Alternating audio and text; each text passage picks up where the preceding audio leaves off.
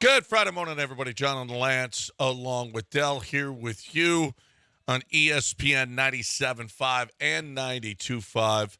Lance still and at the combine. And Lance, you came out a while ago and said Chop Robinson. You had the Texans taking Chop at 23 in your first mock.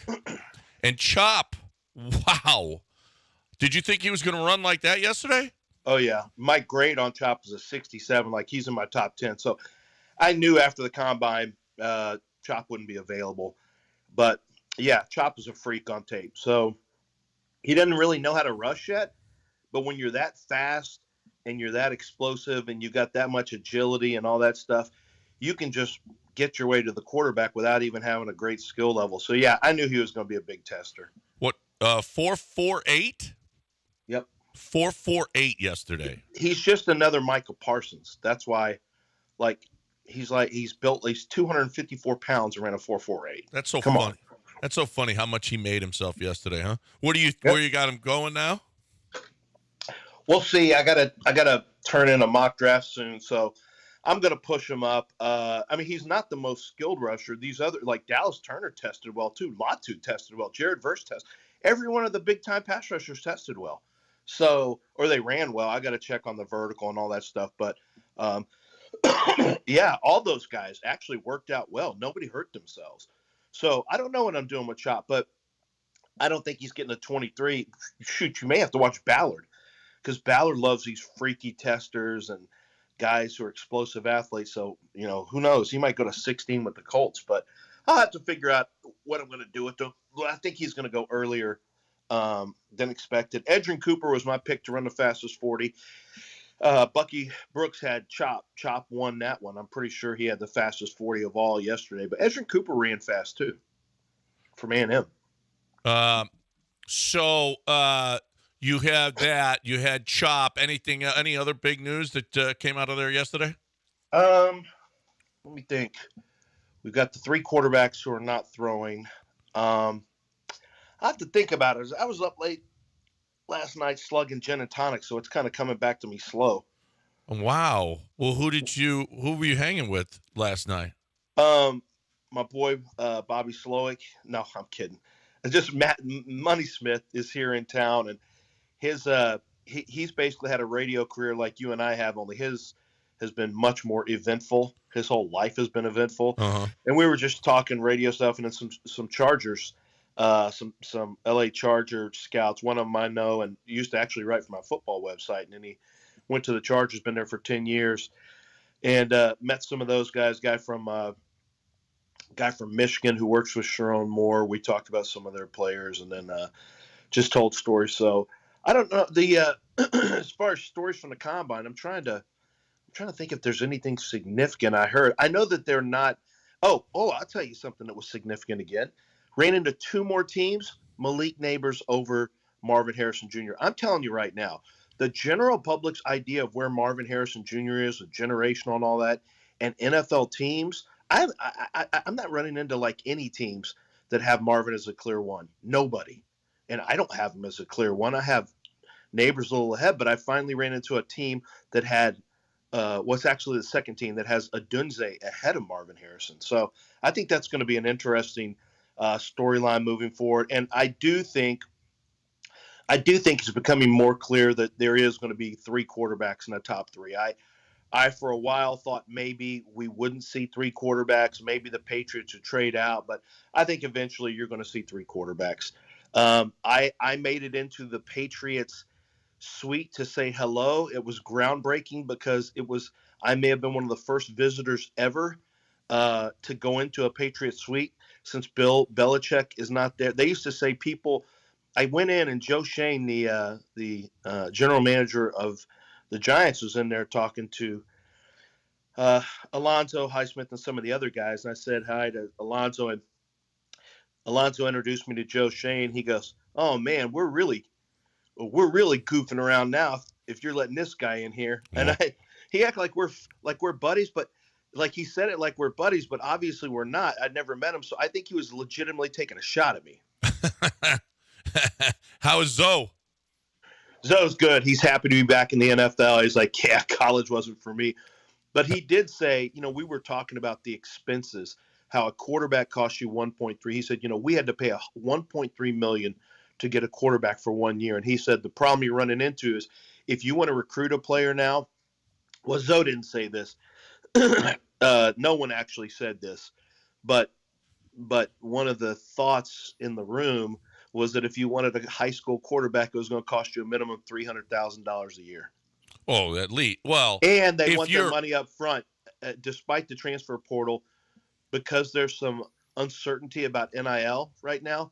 All the players want their money up front, and he's like, this NIL stuff. He just said it's unbelievable. You got players who you think you can coach. That he goes. It used to be some of the players on the roster aren't getting this. Like the starters aren't getting this, and now you're having to pay money to incoming players more than starters are getting, and it creates tremendous dissension in the locker room. Yeah, I could imagine that. But if you're a big time program, it's more. They're not getting any 300,000. It's going to be way more than that. Coaches have said it's a million now. Oh no, he said starting. Well, yeah, that's the starting point. Yeah, that's the starting point, and they want it all up front because they're not sure how NIL is going to go. And he's like, all up front. The transfer, why would you? How do you claw back that money from a kid who's probably just going to spend it right away? Like it's insane. So I think there's a growing discussion now that more and more college coaches and college personnel people are just going to. It used to be, hey, this is cool. Let's go to college instead of the pros. Get out of the rat race. Now it's like college is not. It's just not acceptable anymore. These guys just can't deal with it. So they'll be all young coaches, like guys who grew up with this is the way the NIL works. Anybody that's an established guy that's used to the older ways, they're going to have to. A lot of them are going to have to get out of college. But new guys will, that's just the way that it works. So they're not going to think any different of it. So I'm looking at this morning. I'm looking at the 10 best quarterbacks coming into college football next year, and one of them is Miller Moss. And he played one game, right, against Louisville and threw 6 touchdowns in the bowl game for USC. Yeah. And that's why I'm thinking, are we sure about Caleb Williams?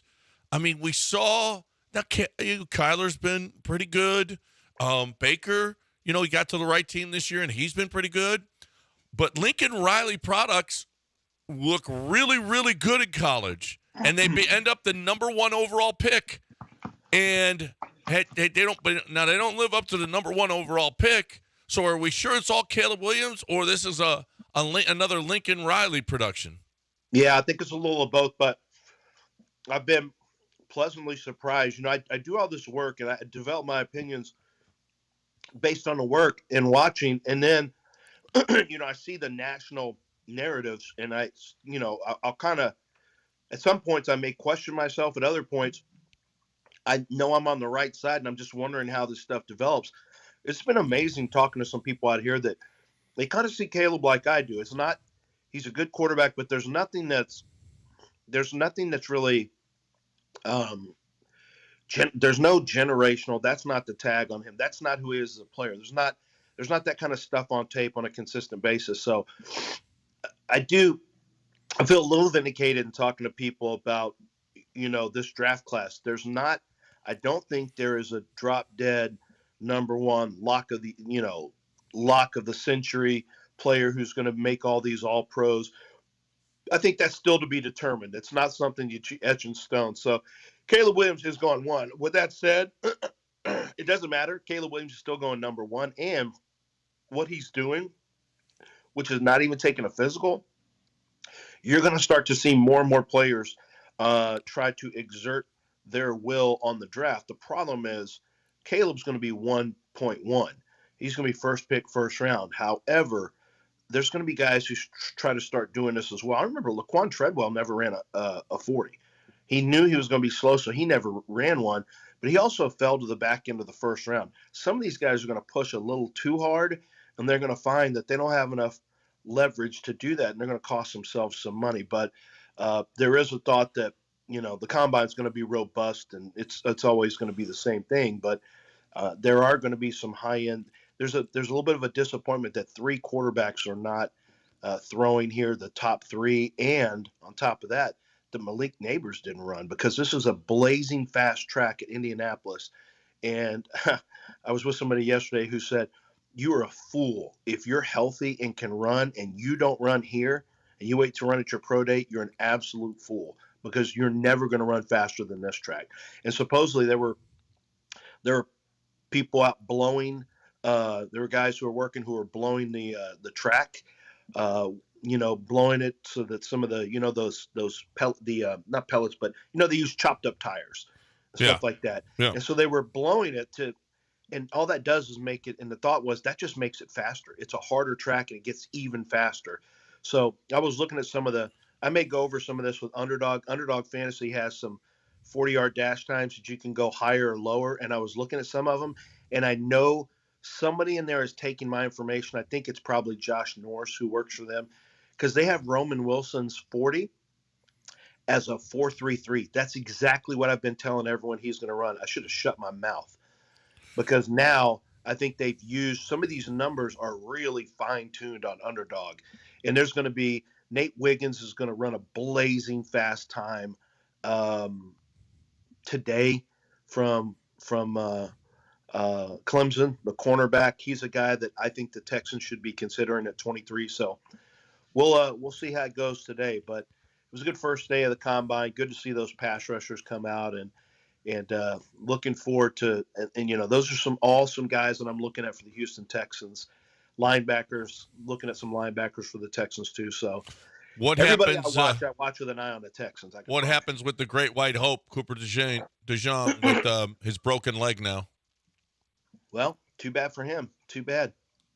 What do you mean? Isn't it We're too going to bad move for to safety now? too bad for all of you guys, because you two have been trumpeting his NFL prospects as, I guess, as opposed as a shot at me, because there's a thought that I don't like white football players or something. Yeah. So how do you guys react now that he's fragile? Oh, name your favorite white cornerbacks over the last 10 years, Jason Del. Sehorn.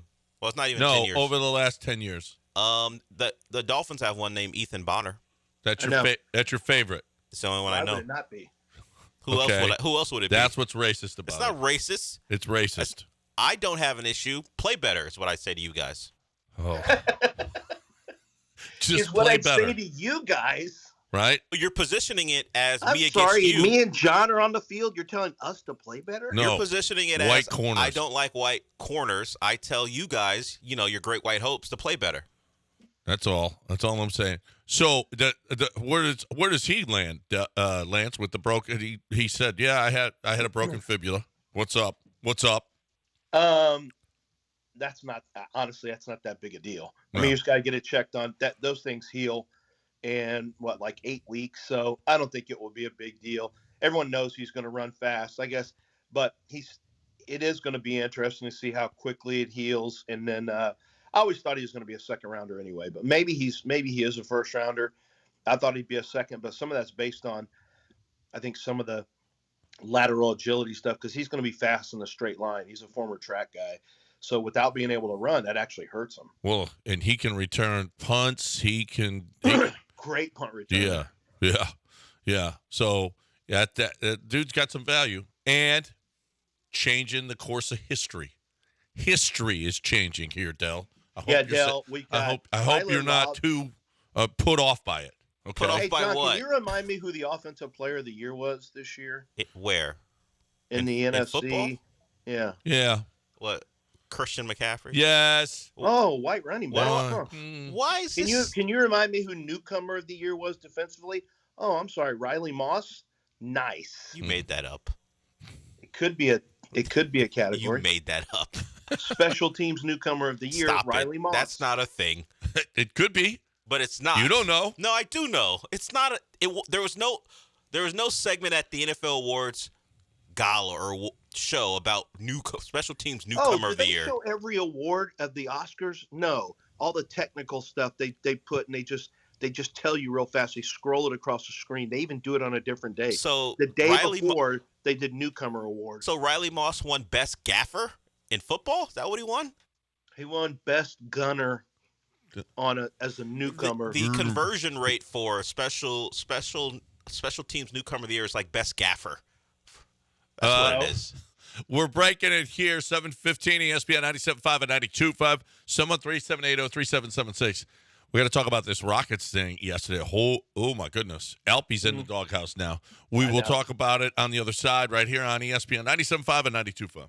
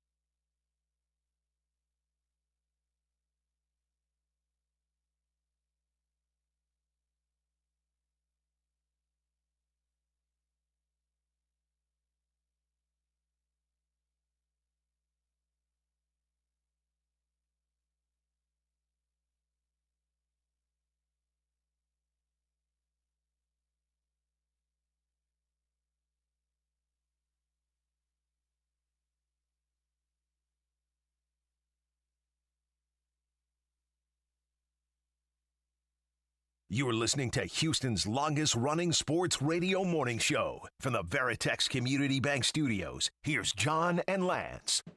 Welcome back here on ESPN 97.5 and 92.5. John and Lance along with Dell. And Abigail is here today, Lance. Dell, did you know that? Abigail was here today? Yeah, she's young Abigail.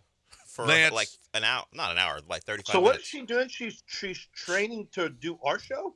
She's training because she will be the producer for the Charlie Up Show that's now moving over to 97.5 exclusively. Oh, nice. It'll be in that studio, so she has to learn how to do the camera stuff, get the stream going. And actually, yes, at some point, I don't know if you know, but we're kind of short on bodies around here. So at some point, she may have to produce this show if I'm out or whatever. So we need more people who know how to do it. Yep. I heard her say that she thought you should blow your nose today, but that's all. I don't know. I'm a little bit stuffed up, a little bit. Because you were out drinking all night. Well, and it's also 20 degrees outside. I just want you to know you're not me, okay? I know. I can't do that. Right? So I was looking at the clock. Money goes, let's have another one. And I was like, I really just want to go see Griselda. I need to see how episode 4 finishes. Of Griselda. Oh, you're still on. You episode. couldn't understand that because he's still got mucus we're in his done nose. with that. How far into Shogun are you? Well, I'm not watching the show. Oh, who, Dell? I've watched the first 2 episodes that are out. I've watched, and then Is the it next one any comes out next week. I don't know if I want to watch Shogun. It is good. Great reviews. You watch Warrior, but you won't watch Shogun? Dope. Racist. No, Warrior's super dope. Why? Because he likes Chinese over Japanese? Yeah. Okay. Yeah. No, I like Japanese just fine. Yeah, Shohei ain't having none of this. Married Shohei. Okay, so is it like, does it have some Warrior features to it? You mean nudity and violence? Yes. Yes, it has both of those. Yeah. I'll watch it. Yeah. The book is it as good as Banshee? I mean, is it as aggressive as Banshee? Banshee has unnecessary, egregious violence and nudity. Just gratuitous. Yeah, it's not leading to the story. The nudity in this one is about the story. You weren't cast on Banshee unless you're ready to get down. Yeah. You're either going to get murdered or something else. Banshee was a Cinemax show. That speaks to Banshee. Yeah. This is Hulu, and it's prestige television, exclusively on Hulu, I think, unless they have an edited version on FX, because I don't think they can even get away with the stuff. Shot, fully produced. Well, there are, if you like boobs, there are boobs there. If you like a decapitation, you'll see that. I already told you with the guy who gets boiled alive, and you see his skin sloughing off. Giving away everything. Okay. It's the first episode. You'll be fine. Decapitation, sex, and boiled alive is giving away everything? He's giving away everything. I didn't give anything of the story. There's going to be sex, nudity, boilings, decapitations. That's only the first episode. I don't even have to watch it now. That's only the first episode, John. There'll be more. Boilings. Anyway, 713-780-3776. More. There's what is the talk there about Saquon? There is, it's story after story after story about Saquon wanting to be a Texan. Nothing. There's no talk about it. That's just people keeping it alive. There's no talk about it. If there's something going on, it's behind the scenes. You can want all you want, but right now I think the big problem is teams can't figure out what value on running back is going to be. They keep wanting to push the floor higher, and no one likes that McCaffrey contract. So if that's the aiming point, you couldn't get it from your own team. I don't think you're going to get it from the Texans either. So I don't really know. The fans are going to push hard, but we'll see what the Texans do. Alexander Madison is going to be cut from the Vikings. Yep. He's a guy that played in the outside zone scheme under Gary Kubiak.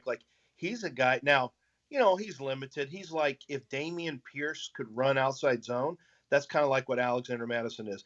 He's a really good backup. If you wanted to go instead of Motor, if you wanted to go with Alexander Madison, he can play all 3 downs, and he might be a guy that you look at. And he's a cap casualty. Once again, he'll check in at about $3 million.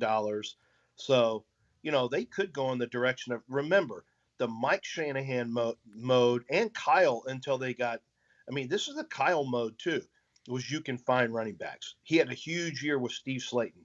That's what Slayton had the big year, John, under Kyle Shanahan. He went to San Francisco. Elijah Mitchell was having big years. Jeff Wilson. This is the first time that I've ever seen this style, this scheme of running game go target a big-time player. This was the first time going with the trade for McCaffrey. Aaron Jones, outside zone scheme guy. He was like a day 3 running back for Green Bay. It's just you don't usually spend high draft capital or a ton of money on the running back position in this kind of running game. And I know Bobby Sloak wants to get to a more traditional outside zone, get the linebackers flowing. And if that's the case, you need to find a zone back. I'm telling you, Saquon's a great running back. He's not a perfect outside zone back because he doesn't really see it. He's too hesitant, but it may not matter. They may go after Barkley, but I have not heard one thing linking Barkley to the Texans right now. And this is where deals are being made right now. Yeah. So, that said, Elijah Mitchell and Jeff Wilson, and they went out and got Christian McCaffrey, the best running back in the game. So, I could see the Texans making a bit of a – but you know what? Like you said, nobody knows what the market is. They might be able to establish – I don't want any 3-year – $36 million. Oh, don't do that. Please don't do that. But I think I could see Nick Caserio do it. I think they're going to make a splash with a kind of a big name because – I just call it the Christian Kirksey syndrome that Caserio has had. Just guys. This year he turned it around with the Dalton Schultz, with he went a few San Francisco guys with Jimmy Ward and Hassan Ridgeway, and but he actually got some free agents with some meat, as opposed to just guys that he did the first few years that he was bringing in free agents. I think he goes and gets a kind of a name this year. Well, and I don't think he's targeting name. I think he may be targeting best players that happen to have names. It just kind of coincides. So, yeah, I do think with the amount of money they have and where they actually stand right now, where they look like they're ahead of schedule, I kind of agree with you. We'll see who's left after all the tags are done, but I do think that you may see the Texans bring in one and maybe two guys with kind of a Dalton Schultz or above Dalton Schultz type name value, probably even higher than a Dalton Schultz. All right. So last night the Rockets was the oh my God! We were talking about the Cougs and how they can't shoot. 33.3% from the field last night, 24.4 from three. 11 of 45 and 33 of 39 for the game. That is awful. Awful. You know who caught it last night? The other night it was Jalen. Sit down. Come sit over here in the fourth quarter. Last night, Alpy.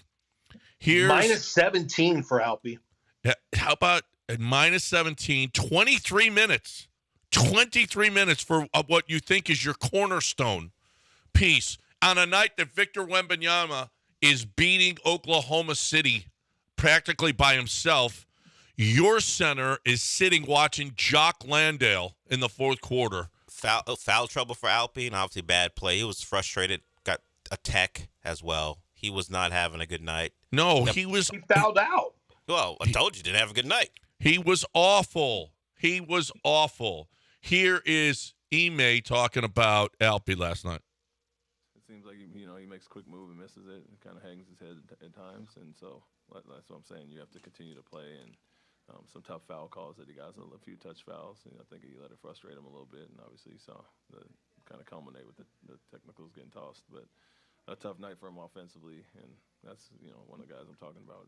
It's not your night every night. You still can impact the game, and I think we had it to 6, 3-4 times in the fourth quarter, and went the other way, and we're that close. And my message to him is continue to play, still play defense, still rebound, still do the things, and we've all seen how it can flip, in a quarter or so. And so, got to stay focused as far as that.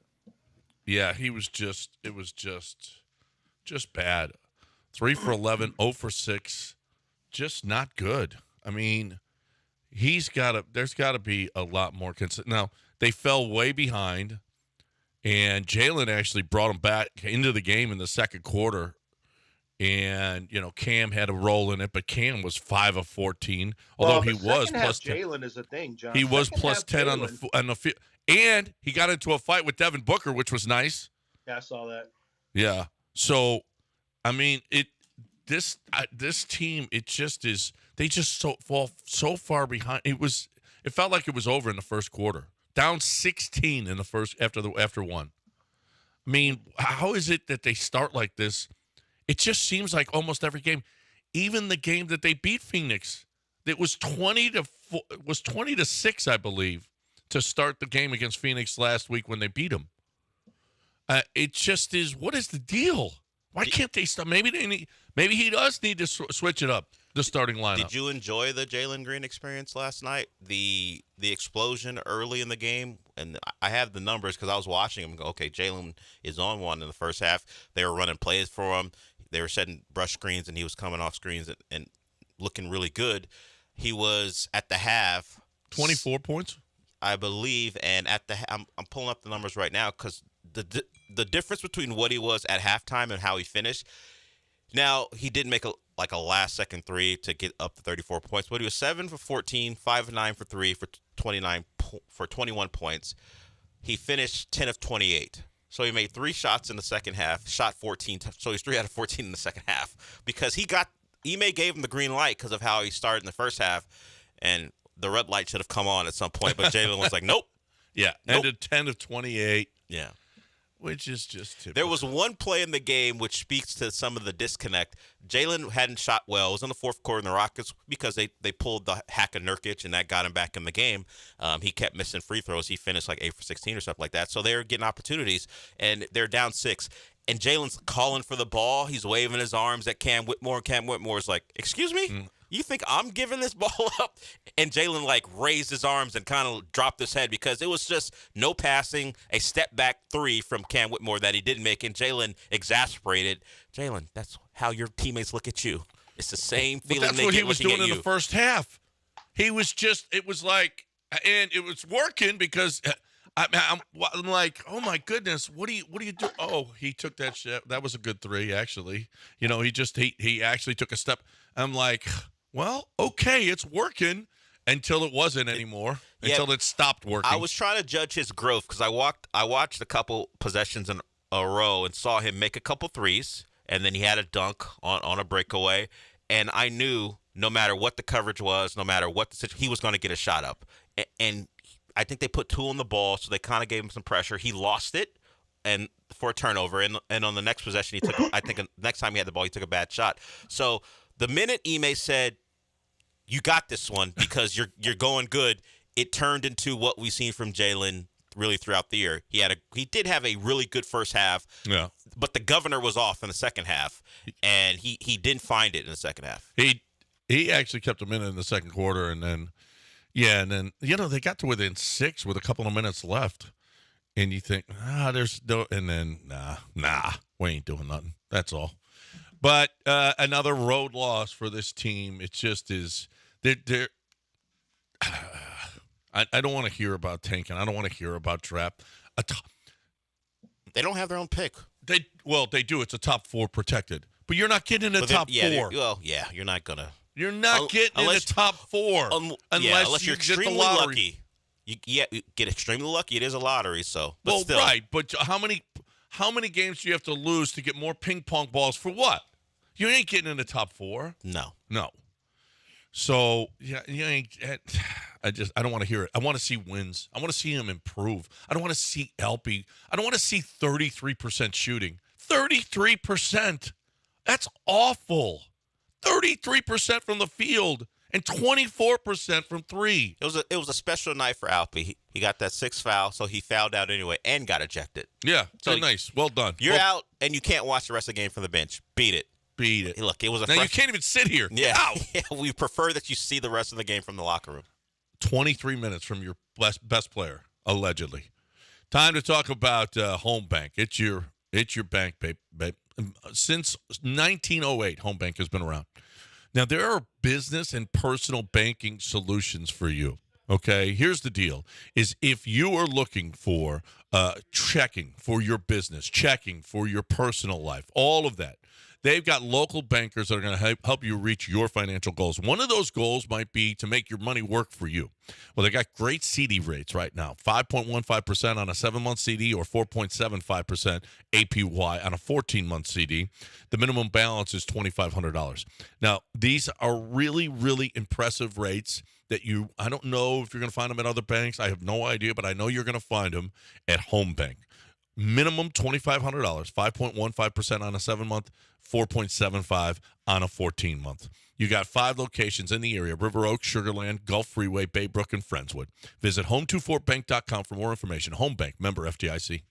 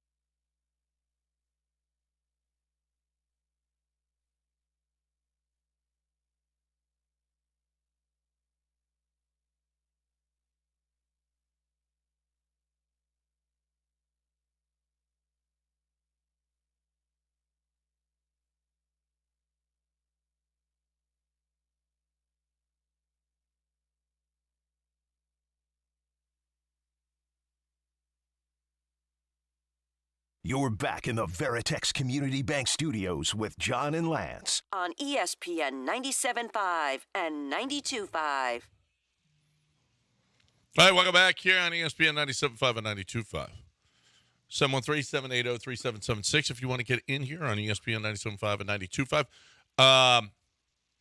Nationally, I mentioned Wembanyama. I don't like that guy. He doesn't like us. Screw Victor Wembanyama.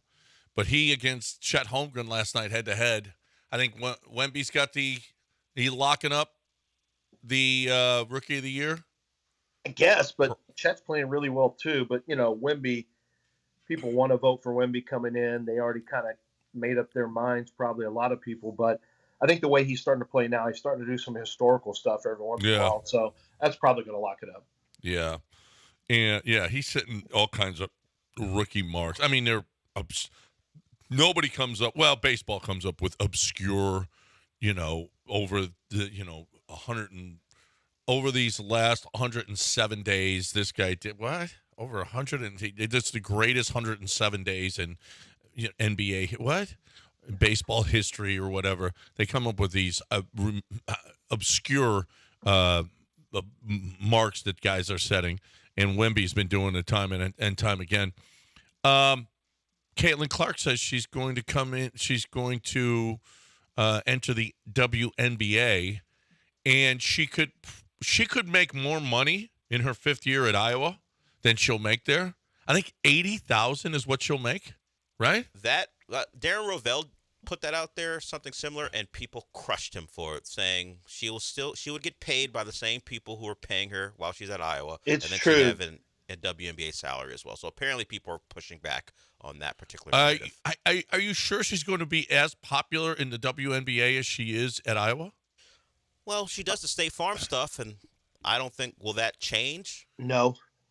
Yeah, but she's going to just make what would Iowa pay? What would they pay her to keep her there? Well, as much as she fills that arena. I mean, other than South Carolina and Connecticut and LSU when they're good, really good. I don't think it's the same money. Like, I don't think it's crazy. We're not talking about a college football quarterback. There's not the same revenue generation. They're good. I mean, they sell out with Caitlin Clark, but still, that's not the same as what we're talking about because of TV money. And no, I thought about this too, and I was on the side earlier of, hey, she could make more. But when you think about it, she kind of transcends women's basketball to an extent right now. I mean, as much as you can. And I do think she's going to keep getting State Farm and lots of other stuff because everyone's looking for a really good female, endorser, something to hit a different segment, a different market on different products. And she's going to be it. She's going to be one of the best ones. Angel Reese made a ton of money doing that this last year. Caitlin's going to keep doing it. It's probably true. She can make her salary and she'll get a special exemption salary. So her salary is going to be a lot higher in the WNBA than the average salary, and then she's going to keep having endorsement money come in. I don't think it's going to change. I don't know. I think that she is going. I don't know. I think that she would make more in college. I think she's going to be more popular. Look at how many. I mean, honestly, you almost get lost in the WNBA. Well, does Nike pay her now? Because whatever shoe deal she gets, yep, that'll just be a shoe deal. It won't be an NIL deal. It'll just, hey, Caitlin Clark's our star athlete. We're just going to give her whatever. Yeah, well, she can have a shoe deal. It's the same thing. I don't know that she has one now. That's what I'm saying. No, but if she doesn't, then Nike's stupid. Well, maybe this is the point. laid the groundwork, but now that maybe they decided they don't give shoe deals to college women's players. I'm not sure, but I haven't seen her on commercials for Nike. I don't know. I don't see. Well, they weren't allowed to before, but now they are. Well, I don't see Angel Reese doing stuff for Nike as far as being in the commercials. Anyone. I don't see. So maybe Nike has a deal when she gets to the league of the WNBA. She'll probably get her own shoe. That'll be an endorsement deal. She didn't have one now. Yeah, they're gonna fight for her. Look, I get what you're saying, John. I think the popularity, in a weird way, is probably more with women's college basketball than maybe WNBA. And I think you do get lost in the shuffle. But I think that like she now will be in a professional market. Which team is she going to? Indianapolis, Indiana. Yeah. I still. I mean, it's not exactly the big time, but either is Iowa. And I just think that all the advertisers, if you think about it, she's already built her brand. So everyone wants to be a part of Caitlin Clark, whether she's at Iowa or wherever. She's going to be on all these commercials. I'd love to see her play college basketball another year. I do think she's going to get more lost in the WNBA, but I mean, it is what it is.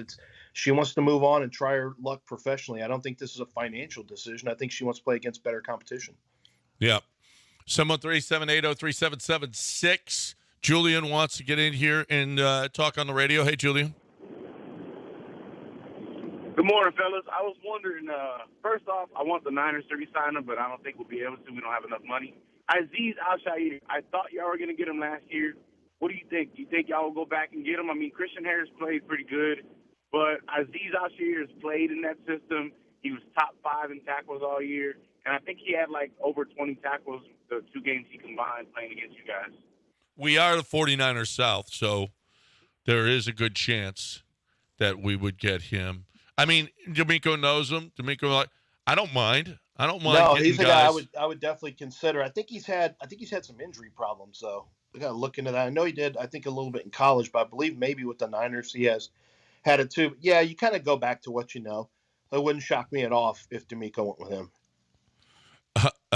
When we come back, we've got a sponsor who is none too pleased with us because we have not addressed the Texas Tech kid who doesn't believe that there's an outer space. So we will do that on the other side. He says, I'm pulling my sponsorship if y'all don't. If y'all can't even address this and set the record straight about Texas Tech. We'll do that on the other side, right here on ESPN 97.5 and 92.5.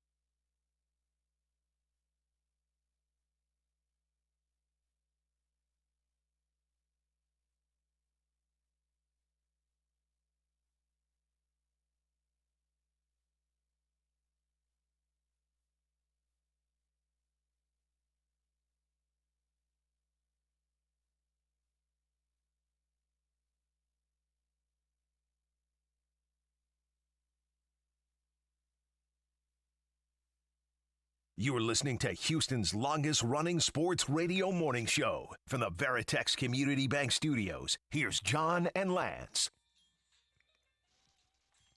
All right, it's 7:40 on ESPN 97.5 and 92.5.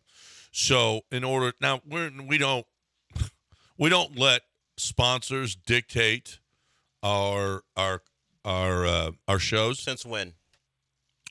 Well, I guess we do. We pretty much do. We let them tell us what to do all the time, I guess. As long as they pay us money, we don't care, right? You guys want a whole segment on the show? Yeah, I don't Let care. us know as long as you pay. Talk about Billy Brown plunging toilets. We'll do that. I had a conversation with Billy Brown a couple of days ago. Did you? Yeah. What'd you two talk about? I'm gonna His golf game? How you're No. a terrible friend. I'm a what? You're a bad friend. I'm a great friend. Yeah, I'm going to be speaking for Billy coming up here soon at maybe next week.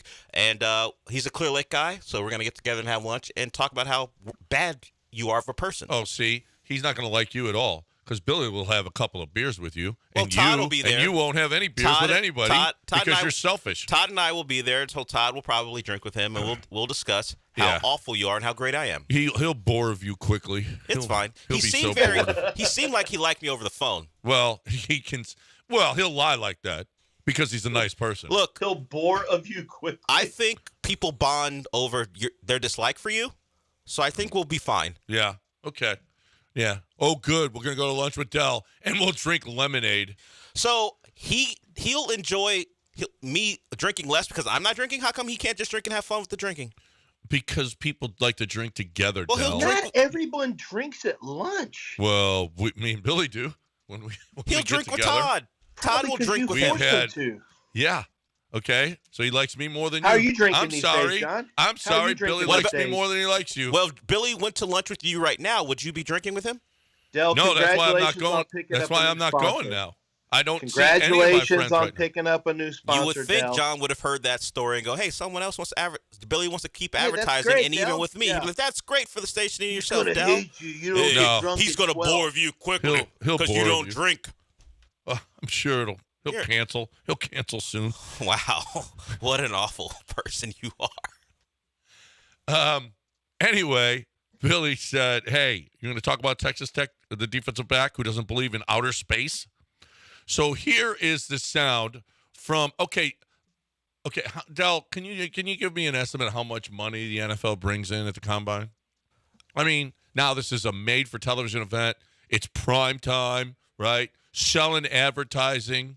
Let's hear the sound from Tyler Owens. Well, I get it. You want to blame the NFL, but to add some actual context, it's just some guy pointing his phone at the kid in a media situation. There's a word we call this, but they're innocent ears in the room next to me, so I won't say it. You know that word we use, the GB. What, in the gangbang? Well, thankfully my mic was on. She couldn't hear you. But yes, that. So I can't blame the NFL completely. I stand with Lance in his league here. Yeah, that's right. Yeah, me and Lance. Cheap-ass NFL. Let's hear it. That you don't believe in. Nah, I don't believe in space. I'm like, I'm real religious, so I think like we're in the wrong right now. I don't believe in like The entire clip is this. What led you to that point to believe that? Cheap-ass Lance. Like, I really. So Nice if you job, missed it Lance. very early in the clip after you hear the reporter pretty clearly, he goes, "Nah, I don't believe in space." And the I'm guy religious. asked, what led you to this? And Lance told you. He said he's religious. I'm real religious, so I think we're alone right now. I don't think there's other planets and other stuff like that. But that And doesn't at mean the end, space wait, doesn't. One thing you would have picked up if you kept the clip going is at the end he starts talking about seeing flat Earth videos, and it really opened up some No. interesting thoughts for him. Yeah. I used to believe in the heliocentric thing where we used to revolve around the sun and stuff. But then I started seeing flat Earth stuff, and I was like, this is kind of interesting. They started bringing up valid points. So, I mean, I don't know. Could be real. Couldn't be. Is this what they're teaching at Texas Tech now? Cody Stutes, how do you feel about this? Okay. Cody Stutes. Red Raider Kev, what are we doing here? Dez, I know you're listening. Isn't she a Texas Tech person too? How embarrassing for Texas Tech. I mean, clean it up, Tech. Get your man's Tech. By the way, Got they're this guy having a bad running around week. flat Earth, and this is Like, I thought we finished with flat Earth with like Kanye and Kyrie. I thought we were done with flat Earth stuff. What happened at Tech with University of Texas basketball? Like, they were throwing stuff on the floor, right? When one of their players got a foul call or got thrown out. Well, 6-year senior Brock Cunningham threw a hip check good enough for a hockey enforcer on one of their players. He got a flagrant 2 and ejected, and they started throwing stuff. So the coach, Grant McCaslin, I think is his name, had to come on the microphone and tell everyone to knock it off because they received a technical. The team received a technical for the fans throwing stuff on the floor. So, is it possible to throw stuff on a flat Earth? I guess that's possible. Stuff will fall because. Oh, John, don't get into this. You're gonna start looking as stupid as Tyler Owens. Yeah. Is it possible to throw stuff on a flat Earth? Yes, that's what I'm questioning right now. It's flat, John. Yeah. Well, apparently, pretty sure Owens picked up a lot of his space knowledge in his first few years in Austin. That's a possibility. Ooh, he's a transfer from Texas? Yeah. Yes. Oh, my gosh. This is what we're learning. Well, look who's on the phone. Kids. Oh, Longhorn Scott. Longhorn, what up? Speaking of which. You know how they say things have a way of working themselves out sometimes? You know, like, say, hypothetically, a guy starts off in Austin, but then eventually winds up in Lubbock, and then reveals themselves to be a complete moron. And then you think to yourself, well, things just seem like they're where they need to be. I mean, and never mind that kid. Let's say even if this kid was like a Tech legacy or not. Let's just back up a little bit, guys, right? And nothing from nothing, not from nothing, right, John? Everything in this earth exists for a reason. Every kind of job exists for a reason, and so too does every university exist for a reason, right? But not everyone can get into Texas, right? So let's say you can't get into Texas, and you can't even get into A&M. And then you're left to look around and say, well, what are my options? I would argue that the guy who says, you know what, I can go to Cougar High, which is right down the road in a great town with a great nightlife, lots of women, lots of fun. Or, you know what, I can grab all my stuff and drive like 9 hours to Lubbock, middle of nowhere, a town who's most known for smelling like a feedlot, and where the penicillin drug reps are crushing it. Yeah, that's where I'm going. I got to say, to me, that makes you really stop and say, does a guy that decides that's the destiny that they need to achieve, what does that say about him? And so a guy like Tyler Owens, yeah, it's just things level setting, man. He's where he needs to be, where he belongs, man. That's all.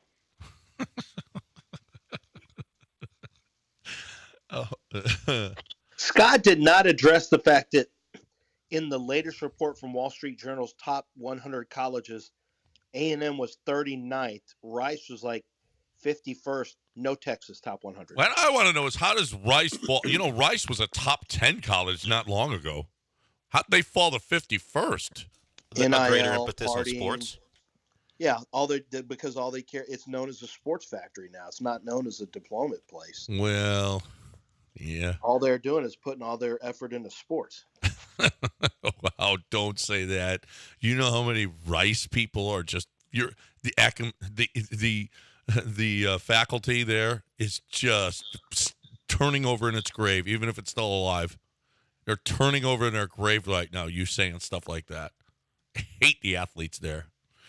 You know how when a player comes from a school and they're very proud and like there'll be, hey, this player came from here. Do Rice educational people tell their athletes who become famous, like Jack, what's his name, the guy who kicks for the Lions? Jack Fox. And then you have Anthony Rendon. Hey, don't mention you played for us because it's not something we're looking for. Like, everyone else is like, yeah, that guy played. Does Rice go like, talk about your high school. Don't mention you played. Well, in the football program, they loved that they had 2 tight ends in the league. Of course. Luke Wilson with a couple of L's. He had to be different, or a couple S's, whichever one it was. They had another. I forget the other one. The other one that they had. Like for Rice, are they going to ask McCaffrey not to claim them if he makes the league? Like, could you talk about something else when you No, talk about? I think he'll be proud of his. Well, the football people will, but like the academics, yeah. don't mention Please that you don't say that you came to the school. Please don't say you came here. 757 ESPN 97.5 and 92.5. We had to have Longhorn Scott chime in. Well, on Lubbock. Well, he heard about. Well, of course. Where did Lubbock finish ahead of UT, Lance, in that survey? I didn't see. No, I think they may not have actually. Tech didn't finish ahead of them? I wish, for the sake of argument's sake, that we could say yes, but I didn't see Tech in the top 200. Okay. All right. Well, I don't know. I saw how far Texas had fallen. It's embarrassing, Scott. It's embarrassing. Your degree is worth less now. How would you tell the people how Texas has gone down? How they went like this. Straight down. Why don't you do why are you not doing a thumb? You're doing horns. Well, that's how you say you're going straight down. Usually people go fingers, thumb, but you're doing horns. Well, I'm doing 4 fingers. That means you're sliding even further, not just one thumb. The double horns down is aggressive. Double horns down. You see that when someone really hates Texas. I love Texas. Time to take a break. 713-780-3776. You want to get in here. Come on, hang with us.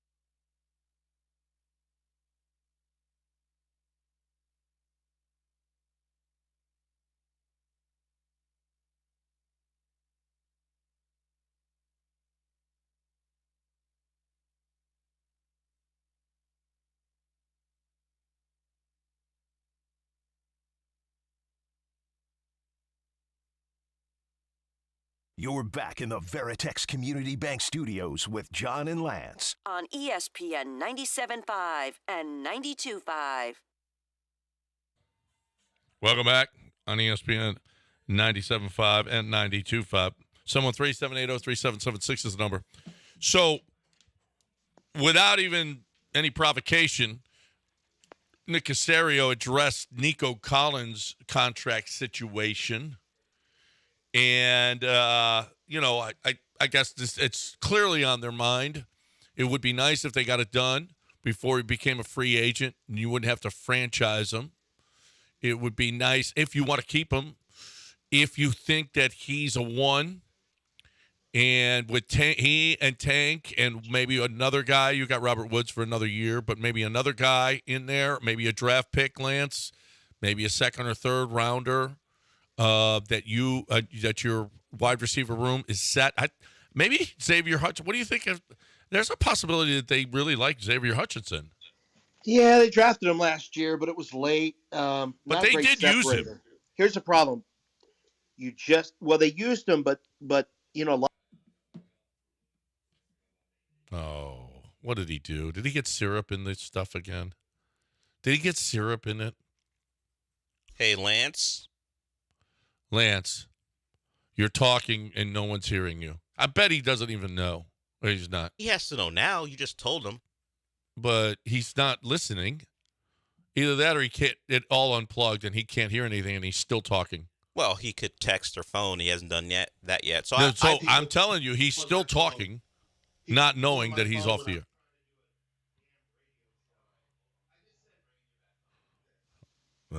All right, people call on my phone when I'm trying to do a radio show. Okay, so like I said, wait a minute. So it knocks you off when people call you? Well, I took it off airplane mode. Yeah, I'm getting texts. Snacks wants to go to something after school. I'm like, so Snacks is knocking us off the air. Well, my wife's calling because she probably wants to know if I can let Snacks go. I'm like, are you getting your business done at school? Because a grounding is a grounding. You don't just get off for happy feelings. Wait a minute. So now instead of knocking us off the air, what we're doing is we are disciplining our children on the radio show. No, I've been disciplining my child, and I'm not giving in. Unless his grades have completely turned around, you ain't going to this thing. No, you can't. So there's your answer, Nicole, and Snacks. Yeah. In case you need anything, you just got in trouble again the other day with your mom, so no. I wish I could send you there, but you got to learn and you got to get your stuff done. You can't get off of the grounding until you're not getting those issues. This is you tough know what love. I'm talking about. Del, did you get this kind of tough love when you were a kid? He'd get shipped out. He knew to keep his mouth shut. No, I couldn't have gotten shipped out because I had a American mother. My brother didn't have one, so my dad could just send him back where he wanted to. I had tough love. I didn't get to watch TV during the week, and that was a standard operating procedure. Where does Snacks want to go? Stream so much now. Where does Snacks want to go? I don't know. He wants to go somewhere. He said there's going to be food and culture, and he was trying to really jazz it up a little map. bit. Is he going to put on a dashiki? What do you mean culture? I don't know. It wouldn't be his first dashiki. Snacks has worn a dashiki before. A kufi? Have Snacks call me, and I'll see if I can. I've got a picture of Snacks wearing not a dashiki, but just the the band. I'll show you. It's kind of dashiki-ish. He wore it because they needed more representation at the school, so he got picked for some reason. Well, okay. But what I was saying was D'Amico told you. Believe D'Amico. He told you the number one thing he wants from wide receivers is what? Is what? Do you remember? No. He was asked at Combine, what's the number one thing you have to have from a wide receiver? Separator, he said, right? Separation, right. That's not Xavier Hutchinson's big issue is separating. He's a contested catch winner. So if you want separation, it ain't going to be him probably. Yeah. So, I mean, I think he'll be a backup. But I think they'll look at another wide receiver at some point. I just don't know if it's going to be draft or free agency. I mean, you can go draft or free agency at defensive tackle. You can go draft it.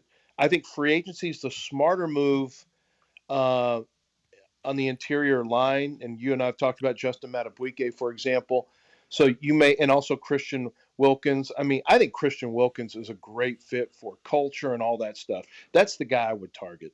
And I need him to, is he from, I don't think he's from here, But I need him to give us some type of little discount so we can pursue other people. Like if you can talk him into doing maybe doing something with food, like gift certificates or something, maybe free golf. You maybe want him to get a free golf NIL deal? You want him to get him some golf. Maybe Martin can get him some shoes from his shoe place. Yeah. Just something to sweeten the deal so it doesn't hit our cap so hard. Shoes. Yep. Maybe we can get him a laptop. I mean, Dale, you get sometimes, when people try to sweeten a deal, they say, hey, I'll give you $100 gift certificate to a restaurant. Maybe we could do that. And it doesn't count as a likely to be earned incentive. Maybe Christian Wilkins will take a little less and we get him some food deals and maybe some golf deals. And he comes over here, gives us a little break. And guess what? Now we're buying a wide receiver. So maybe get that guy to take a break. Now we're buying a corner. So you think the way that the company doles out instead of bonuses, like gift cards to Macy's, it works for John. Is how if you give John some free maybe stuff, Dell, you can run downstairs to the new conservatory and get him a $100 gift card or something. But that'll last for 2 meals. I want him to stay on my team. Why would I do that? Yeah, that's true. That is true. I'm not going to help. I'll go get him cause. Burger Chat. I'm sorry. Do you like hamburgers, Christian? He'll say, yeah, of course. Yeah. We got Burger Chan downstairs. How would you like for us to get you? Let me ask you something, because Christian Wilkins is a bit of a heckler. Do you mind if your new defensive tackle is known as a guy who will grab a crotch? Excuse me? Huh? Yeah. Josh Allen has said this guy does this to me. Do you mind if that's what he does? Do you remember the... Boy, if I'm Josh, it's in my head now, though. Yeah. I will say this. Guys grabbing your crotch during the game is going to be in your head. I bet you it lasts with you for more than a play. Yes. No, if he continues to do it, every time he's around, you're like, hey, I'm thinking about that instead of I'm looking downfield. So every time that Anthony Richardson reacts suddenly and you guys, what's going on? Yeah. It's going to be because Christian Wilkins grabbed him there, just so you know. Well, I don't know how I feel about that. I mean, it would help our team. I don't condone it, but, yeah, I still want Christian Wilkins. That's fine. Just don't do that when you are playing 1v1. See a serial crotch grabber? When you're going best on best, do not do that to CJ. I mean, I don't know how many Dolphins. He's got a red jersey on. He doesn't do that to the quarterback of his own team.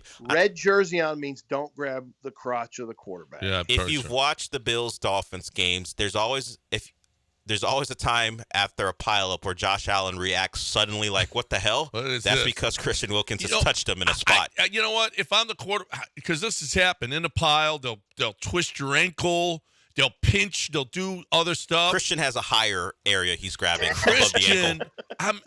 I don't know that I like this in the pile. Truth be told, I would rather have it grabbed than pinched and twisted, like you said. I don't know if he's not doing that too. They'll they'll give you a knuckle in your calf while you're under there, or they'll twist your ankle. I think I'd rather have that. Well, I want to know the truth. I don't need Christian Wilkins. Sorry, Christian Wilkins has the target is higher for him as far as twisting things. So I'd rather have him on my team then. This is what I'm saying. I'm just letting you know. Yeah. That's a bit of a reputation. Okay, so like I was saying, I still want Christian Wilkins. Yeah. Well, like I was saying, Nico Collins was the subject, a subject that Nick Caserio brought up by himself. Here's Nico Collins talking about a possible contract extension. I haven't really even talked to my agent about it. I mean, I kind of know that like it's my end of my third. You know what I'm saying? I'm up for a free agency, but in my head, man, I'm locked into where I feel like I need another year to prove to everybody what I can do, because I feel like really the first 2 years I had was due to injuries. I feel like that wasn't my best me, you know what I'm saying? So I feel like after this year, kind of like, all right, just show them a little bit, boom. And I feel like this year, I feel like it's going to be a little better year, man, just mentally, physically. I know what to expect. I'm learning, getting better, growing throughout the year. Just learning the game better, and but if it come early, it come early, But I feel like my mindset is just go ball and just let it play out how it play out. I'm not chasing it. I want to get paid. Everybody want to get paid. It's a business. Hell yeah, everybody want to get paid, man. But I feel like you just gotta let it come to you. I like the attitude where it doesn't seem like that's the bag, and then we'll worry about the football, but I don't know how I would handle that, honestly. I don't know what I would do about having a guy who, like, in my head, I'd like to see him approach it like the Astros and get a deal done early. But at the same time, maybe you want to maximize all your free agency money this year and worry about next year. So, is there a chance if, let's say, they don't use Tank at guard this year, and Tank is healthy all season long? Is there a chance? Will Nico be better with Tank in a full season, or would he thrive more without Tank on the field? Well, like he did. I mean, you're only looking at this statistically. I think thriving means helping your team win. Like it doesn't, if that were the case, then you only want one wide receiver. Jerry Rice had John Taylor. And Taylor was fantastic, but it didn't diminish the greatness of him. You've had Wes Welker was with Randy Moss, and Moss was outstanding. Well, which one is which, though? Well, no, I think Nico is the more heralded target. He's a height weight speed guy. Yeah, he's a height weight speed guy. Look, I love Tank. Tank's never going to not be in the 160s unless he's in 150s. No, I understand. It doesn't matter what he weighs. When he was playing, CJ was looking for and found him. He separated like D'Amico loves, and he was open a lot. Nico's actually faster. Believe it or not, Nico's actually faster. He's bigger. He's stronger. He can make contested catches. Like Nico's what you want outside, like, in the X doing, being able to win in a variety of ways. Tank is a separator. That's what he is. Yeah. And his hands are just average. I think Nico's hands are better. Tank's got great awareness near the sideline, but no, Tank is not going to make as much money as Nico. Tank is kind of a specialist, and I love Tank, but 160-pound guys, Tank is trying to be the first guy because Hollywood Brown, it hadn't worked. Everyone was hyped on Hollywood Brown. Tank is going to, just so you know, Tank is going to be the first guy. Tank is going to be. Tank is going to be a star. Himself out catching a football. Tank is going to be a star in this league. Well, he's got to prove he can stay healthy. And you heard it here first. You heard it here first. We got a break. Breaking news: Tank will be a star. Yes. You weren't. Listen, CJ and Tank went to the game at Iowa State, the Cougs game, the basketball game against Iowa State here at Fertitta. They showed both of them, and the place went crazy. I think they were going crazy for Tank, if you want to know. You mean the former Coug? Yes, the former Coug. That's right. In the city of Houston. Go to an Ohio State football game and let's see who gets the loudest. Well, of course he will. Of course he will. But here, Tank owns this town. Tank owns this town, huh? Yeah. And Tank's what I said. John Dassman, by the way, you're about to see a bunch of billboards of Tank. Well, see, there you go. He owns this town. I can't wait. You know who owns your roof? Brinkman. Listen, if you're going to put in a new, if I have to put in a new roof, I don't have to put one in. Thank goodness. And it's a lot. But to pay for itself, there is no way that I wouldn't do these solar shingles. It's not the windows anymore that you see on, solar panels. Those things, they look like, and they don't look great, right? How about shingles that are solar energy roofs? Here's the deal. They are awesome. They literally pay for themselves. If you have to have a new roof, you do this because your electricity bill will be so you pay a little bit more now. It is a little bit more, but you get all your money back in the long run. And if you want to sell your house, what a selling point for it as well. Brinkman has the latest in technology on these solar roofs. Now, you want to do a regular roof, you can do that as well. You want to do a tin roof, whatever you want to do with your roof. But if you have to replace your roof, if you have any damage whatsoever, or if you don't know you have damage and you haven't inspected your roof in a while, Brinkman, 50 years they've been around. Someone will knock on your door. They're going to inspect your roof. They're going to do something to your roof. Brinkman's going to have to come and fix it because that's what they do. They have so many jobs because of people who have screwed up roofs. And that's what Brinkman has been here forever. You know what? It's in their name, quality. BrinkmanQuality.com. BrinkmanMann. Brinkman, BrinkMann, quality.com. 281-480-ROOF.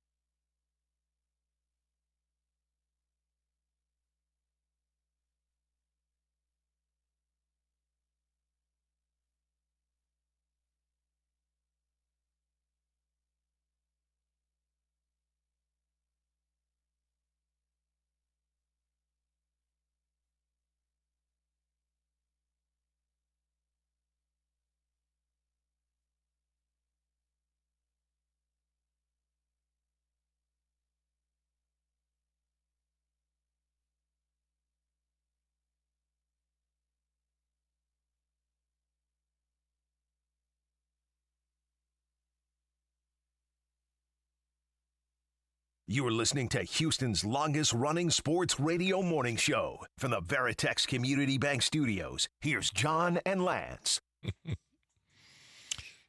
Devontae Smith weighs 167 pounds. He's doing okay. Stop hating, one agent tells you. He said, and I don't even represent him, okay? No, I love Tank. You know how No, high you I am hate on him. Tank. You hate him. No, I'm super high. I was the first one to really say he's not guardable. I said all that. The fact is he had a concussion, and then he broke his leg doing a simple blocking chore near the line of scrimmage with all the big bodies. Concussion has nothing to do with how heavy you are. John, you keep on going to his weight, and then he has a concussion. Has nothing to do with how heavy you are. Doesn't matter. Then you could be injury prone. I'm just telling you. He's never had an injury, and he never missed a snap in college. I don't care. He's already missed multiple games in Well, pros. he broke a leg and because they put him at against guard. A lot bigger players than you at UCF. Do you agree with the way that they used him at the goal line? No, I'm not a fan. Thank you. Although it just was kind of a freak accident that he got that close to the action because he went under a defender instead of over the top. Well, because he couldn't move the safety out. That's why. I wouldn't have tried if I were Tank. I'll just be honest. I wouldn't have given it a good effort. Right. You know what? Be more like George from the Steelers. Pickens. You know what? For who? Chase for what? Claypool, George Pickens. For who? For what? But he stayed healthy. You know why? He wasn't blocking for no running back near the goal line. I ain't about that life. George Pickens is just – Pittsburgh's just full of serial divas at wide receiver. Poor Omar Khan and Mike. Next time, Tank, be a diva. Don't block. don't Listen, go underneath on the goal line. I just want to prove that you can catch a football and not give yourself a concussion when you just go to the ground. That's all. Stop. He had a concussion. I'm sorry. Did it happen or not? Yeah, it happened. It could happen to anybody. How many concussions have you seen with somebody falling forward, catching a ball down near their waist, and no one even hits them? That's the first time I've ever seen that. But that doesn't have. And again, you keep going to his. Oh, it doesn't work. It had nothing to do with his weight. It was a concussion. I know, but it's an injury. There's two injuries. I'm telling you, he's got to stay healthy. Historically, John, I'm just telling you, historically, this is a real problem. And yeah, Devontae Smith is another guy who's trying to, we're trying to see what happens here. And Xavier Worthy's going to be another skinny guy that's going to have to prove it. But NFL teams are really fearful because these guys typically don't last because they just, the rigors of the game against much heavier, faster, stronger players is a lot to overcome. Tank is phenomenal to me. He's a touchdown maker.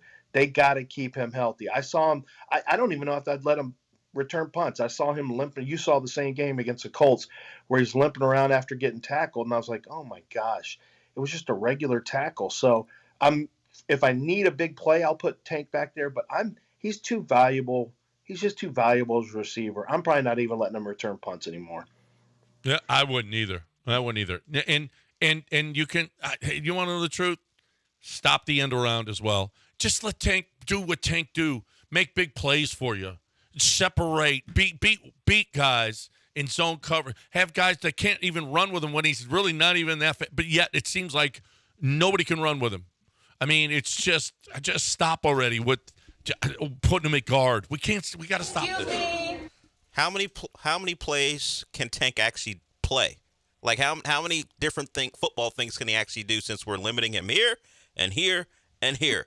I'm letting him get some end around stuff because he can run free in space, but that is a chance for you to get hit. Like after the catch, he can get down anytime he wants. When he's a running back on a jet sweep, your job is to get up the field and get some yards. So you're probably going to take some hits. So I'm kind of with John. I don't know. You can't limit him. Like if you're limiting him that much, then you've already lost because of his size. You're already too afraid of the size. But because why would you not want the ball in his hands with the jet sweep or a wide receiver screen? You know what I mean? Like that's part of what makes him special is his wiggle with the ball in his hands. So it's either you let him play football. Now I'm not doing punt returns, but you either let him play football and you don't worry about his size, or you bubble wrap him and then you limit him to just playing wide receiver outside and out of the slot. Which one is it going to be? Let's get Coach Reese in here. Let's talk about Texans wide receivers. Hey, Coach. Hey, maybe I missed it. What John mentioned, is he just not a factor in Texas plans in the upcoming season? Because I feel like, I guess last year could have really been his rookie year. But I feel like he, another year in the system, he should be a little bit more productive, huh? Yeah, I just think he's just kind of a guy, unfortunately.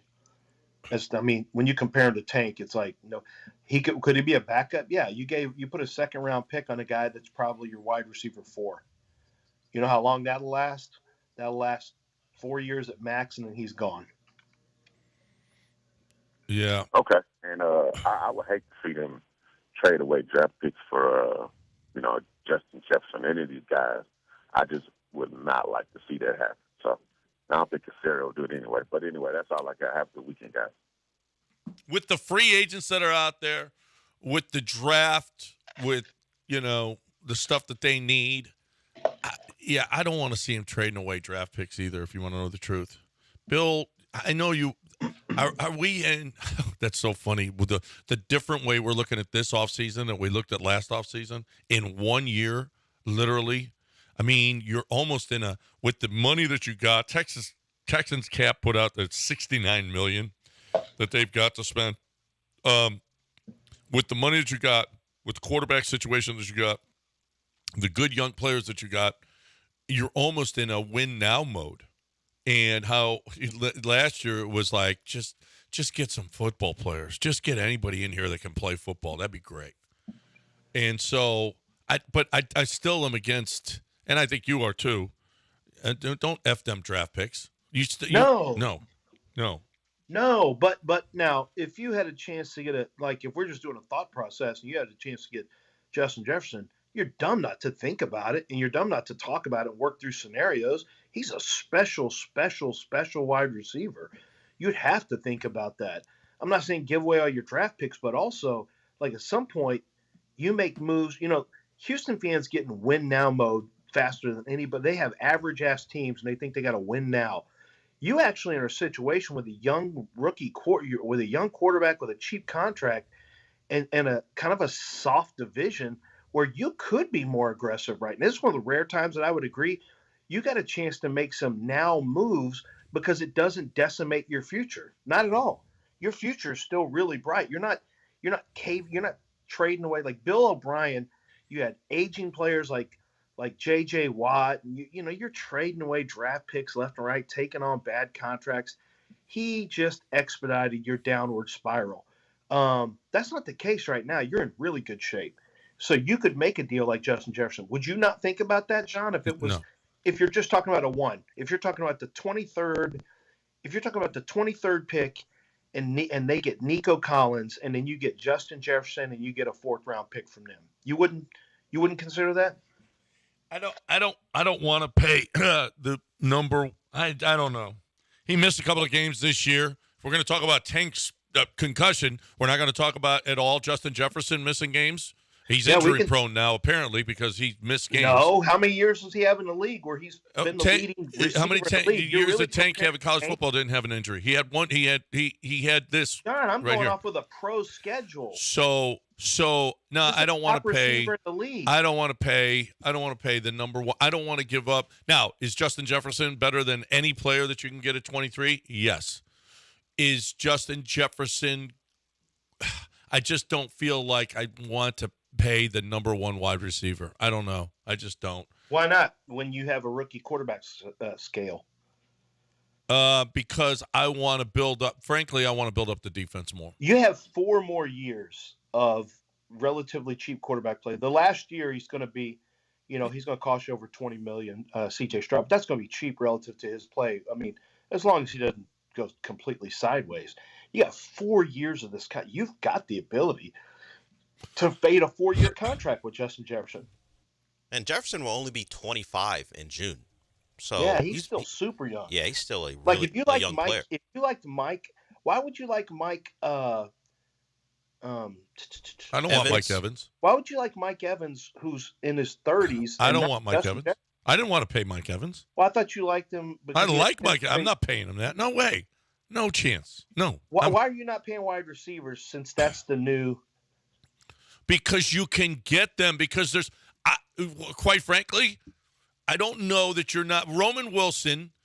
I don't know that you're getting the difference in the money that you would spend for Justin Jefferson and the production that you would get from Tank or Nico on rookie contracts. I don't think I really believe that there's no way that Justin Jefferson is worth that much more and would give that much more production than you're getting from guys in their rookie contracts. Well, the question also is, at a certain point, when you need a huge game, when you need a huge drive, when you need a big catch, Justin Jefferson's that guy. He's proven it a ton. He can get his stuff. Like, he doesn't have to be part of a scheme. He's special. He transcends scheme. He's a great player. And I think Nico's a really good player, but this is a great scheme for what Nico is, which is a build-up speed guy who's not going to run a bunch of stop routes or dig routes. He has to keep the legs rolling. Justin Jefferson can work on all three levels and can play any brand of can run any kind of route tree you need. I just think there's a difference between a guy who has the high-impact plays and a guy who has great stats. And Nico has great stats, but, I mean, and you're still going to have Tank. I mean, we're not talking about giving away Tank. But in this scenario, you know, a 25-year-old that you basically are going to pair with the top young quarterback in the league for the next minimum 4 years, I don't know. To me, that's a conversation I'm having because you can afford it. If you fundamentally don't want to get in the business of playing wide receivers that much, I get it. I don't know, but that's how you have to, like, what are we going to Jim Crane this and say, well, I don't want to do this? Well, then you're going to lose everybody because that's the way the game's played. And Nico Collins is going to turn 25 in March. So a guy you want to pay or not to pay, you're going to pay a wide receiver. So if Justin Jefferson comes available, would you give the money to Justin Jefferson? I know it's going to be less for Nico, but you're still going to have to pay some wide receiver big money. And if it's Justin Jefferson, I'm taking him over Nico, even the difference in money and the compensation for a trade. They're going to be the same age, and we know which one's better. All right, breaking it here. Daspit is what we're talking about right now, right here. Well, I can't say John Daspit's not doing a deal with Justin Jefferson. He's doing a deal with Tank Dell. And he's going to be on billboards talking about Houston. John loves to support local, and that includes University of Houston and now Texan Tank Dell. And he's got Bun B as the voice of his commercials on some of the other radio stations here. I, of course, speak for John Daspit. He's the top personal injury lawyer in the city of Houston and really the state of Texas. He's got a large firm of lawyers, and the reason's simple. Some of these firms are smaller, and their entire thing is to sign up as many people as possible, get their settlements done quickly, turn and burn, move on to the next one. They treat you like a table at a restaurant.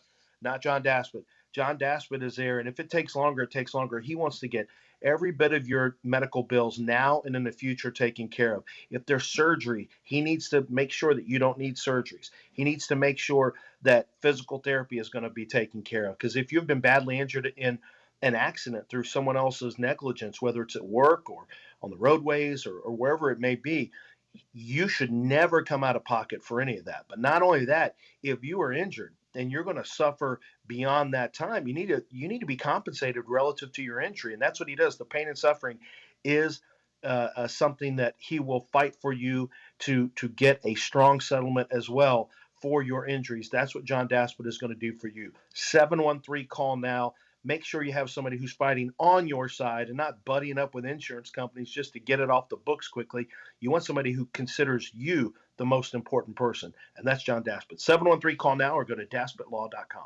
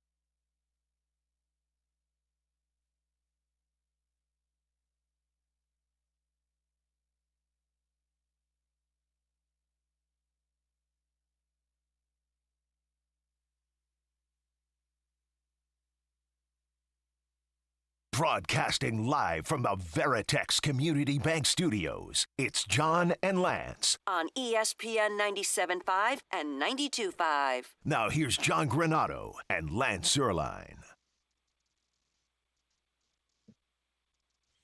All right, we're late here. Mike Mamula? Mike Mamula, like the Mike, is that the actor, or was that the number 4 overall pick? Jason Momoa, I think you're thinking of. Jason Momoa. This is Mike Mamula, the Jets pick? The Eagles pick. The Eagles pick. That was a huge bust. He was out of Boston College, if I remember correctly. He's the first one to really game the combine. He figured out to train for the combine. Well, he's calling right now, and we're talking behind his back while he's listening. No. It's Mike Mamula on a mobile? Whoa. Huge bust? Number 4 overall pick? Yeah. That's a huge bust.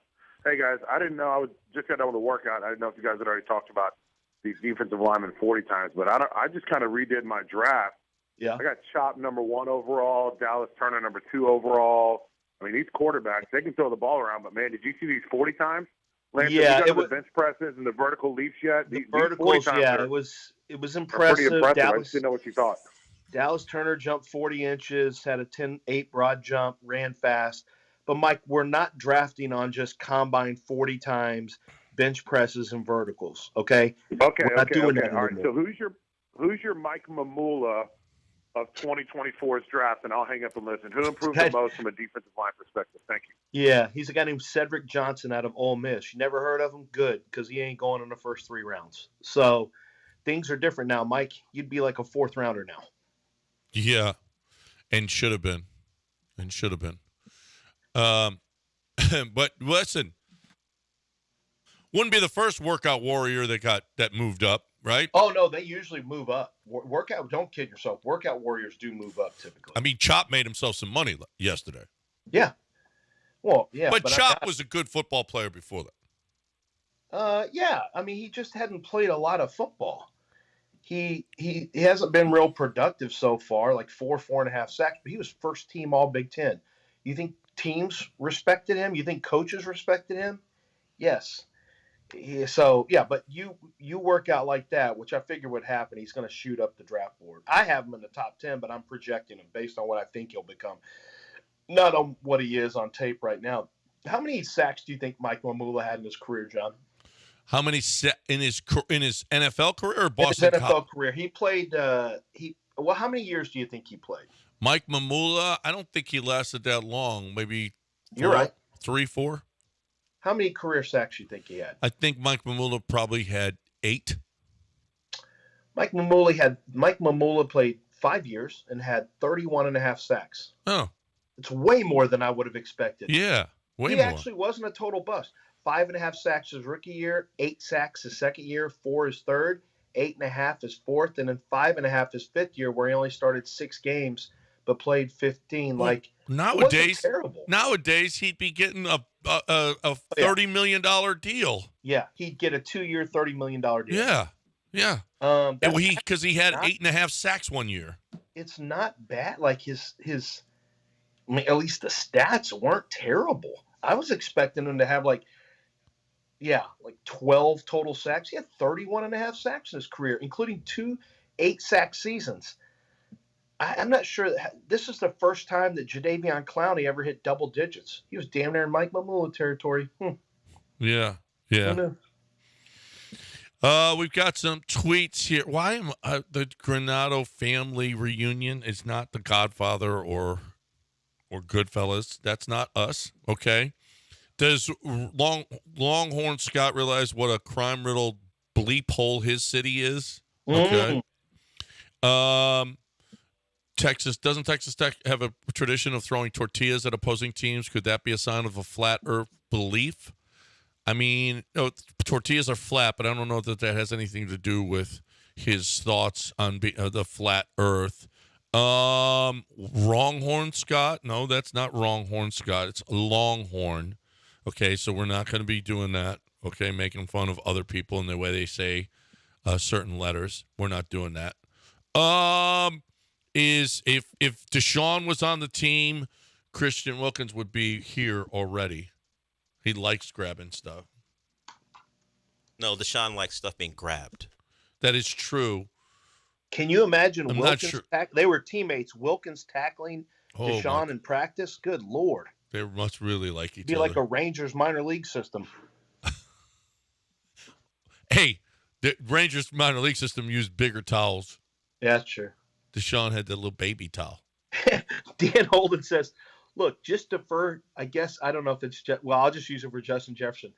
Just defer Jefferson's payments so you can afford more wide receivers. Signed the Dodgers. We don't do that in our league, okay? You don't pay everybody. And by the way, did you see that Dave Roberts said he was surprised that he said he was surprised to learn that Shohei Ohtani was married? Immediately, you hear the fear, you hear the nervousness, like, Shohei's married? Married? What? Oh, no.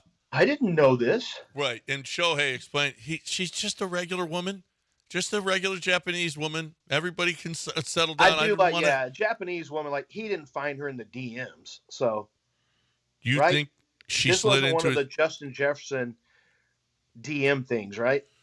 I don't know that she slid into I his. hope that Shohei's not finding his bride in the DMs. That's not a good thing.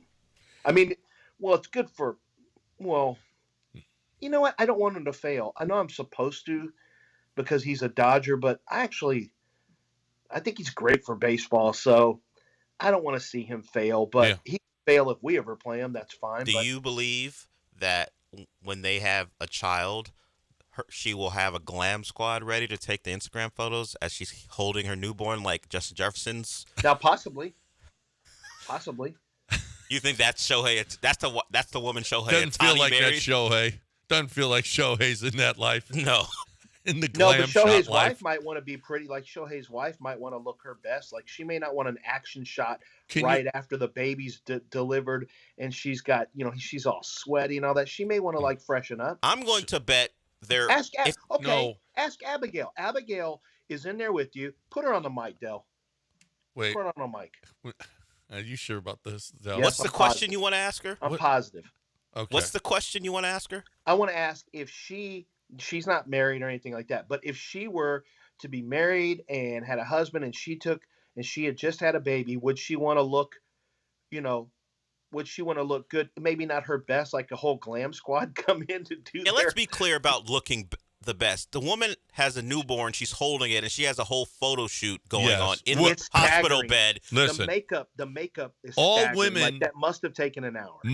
I've done this with my wife. My daughter did it as well. When she had her baby, they want a picture the first time that they hold the baby. Yeah. They don't normally look like Justin Jefferson's baby mama. No, they never do. But Never this do. And I would say Steffi's not your typical well, she's not thirst trap for sure, but Stephanie's not your typical like Instagram person. No, where she Stephanie's has- not an Insta no, Insta so model. young. No. But okay, younger, you wanted to ask Abigail. well, because she's younger. Yes. Let's be clear about the question. Abigail, when you have a child, whenever that occurs, Yeah. are you going to have a glam squad to No, that's not what my happened. question. That's Yeah. what That's not happened. my question. That's what Abigail, happened. are you going to have an Insta glam squad? Answer No, the that's question. not the question. And what's the question? question? The question is she going to freshen up? Like, does she want to get the makeup? Like, is she going to want to look her best, relatively speaking, for the picture? But that's not what happened in this photo. No, she had makeup artists and I'm not going Justin Jefferson's baby mama. Well, that's I'm the just reference going- point. Well, that's the point. So answer the question. Okay, Abigail, are you Were going to freshen tighten up? Yeah, go ahead. I mean, I kind of want to look my best, but not we go. to an extent. I don't want a glam squad. Like, No, what the- right. No. That's But kind she of does dramatic. want to look her best. And actually, after that ordeal, Do you even want to take after that pictures? ordeal, you don't care. Well, after wait. you're just like, give me my baby. I just want to hold. Quit mansplaining what's going to happen to Abigail. Okay. Okay. Well, you're Okay. mansplaining her Yeah. future No. child like you don't know No, she even I'm wants asking- one. Right. See, you guys don't have any idea because you're not sensitive to women's needs. I'm asking Abigail if she would want to like Mr. freshen up a Sensitive. little bit for the picture, or do you want to be? I've got a after better the 2 I got a hours better of question for combat? Abigail. Abigail, Do you ever want to produce this show and have the awkward questions that will be aimed at you? That's not an awkward question. No, It's kind of that's awkward. it's exactly the point. Abigail, is this something that you would like in your future producing? I mean, I feel like I'm used to it now. Y'all always brought me on whenever I was an intern, so. I'm pretty sure you're used to being our awkwardness. Lance, every time an issue with a woman comes up, hey Abigail, what do you think? Yeah. That's going to occur. What do you think Justin Jefferson's baby mama is thinking here? How would I know that? I'm not his baby mama. I'm not like her in any way. That's not what I asked. Yes. If she'd like to have be out of full 2 hours of combat trying to deliver a baby and just immediately have the photo snapped, or is the generation now want to hey, I need to freshen this up for the picture because I don't want to look bad for all of eternity, because now it's going to be shared. Or how about not just in your role? How about you wait until you're home to take pictures with the baby as opposed to immediately after That's you have not how it works. Why did you let this happen when you said we're having a short segment here? Well, you let it happen because you went to him. No, he. Okay, let me talk to Abigail. You could have shut him down. We got a break. We got to talk about. I'm a chaos agent. I'm not a chaos agent. We got a break right now. You are. You've got syrup all over your face. You're a chaos agent. Inspector Chaos. You're a hateful little piece of turd. Whoa!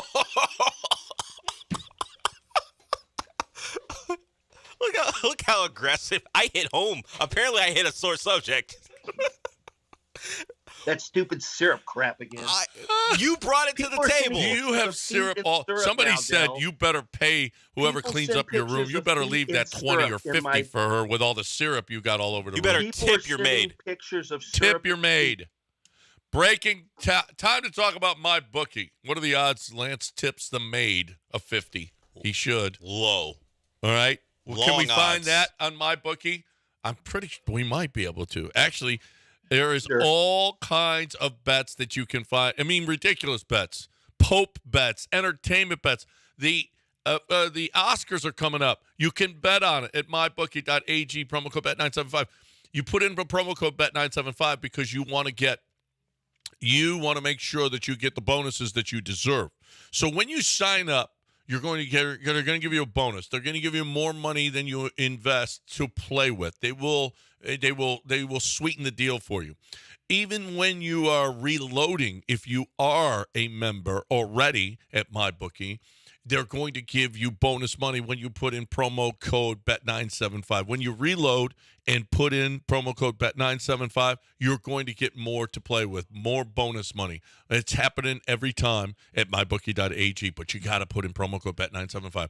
There's all kinds of stuff to play. It's still great. Even though football season is over, there's still great stuff to play, including a live casino dealers, which I love. If you're looking for the best place to win, get paid, play, bet anything, anytime, anywhere, put in promo code Bet975 at mybookie.ag.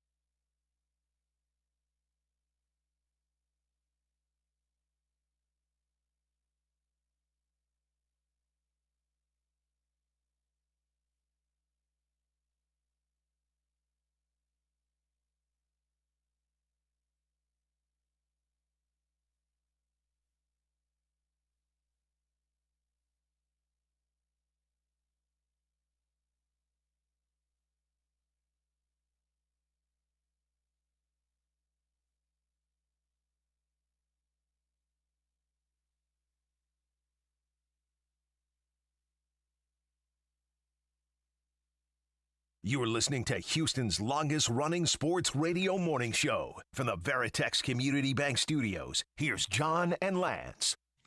All right, this will be a quick segment. Let's talk about this 14-team college football playoff. I heard you talking about it on your little radio show there yesterday, Dale. A little disrespectful once again.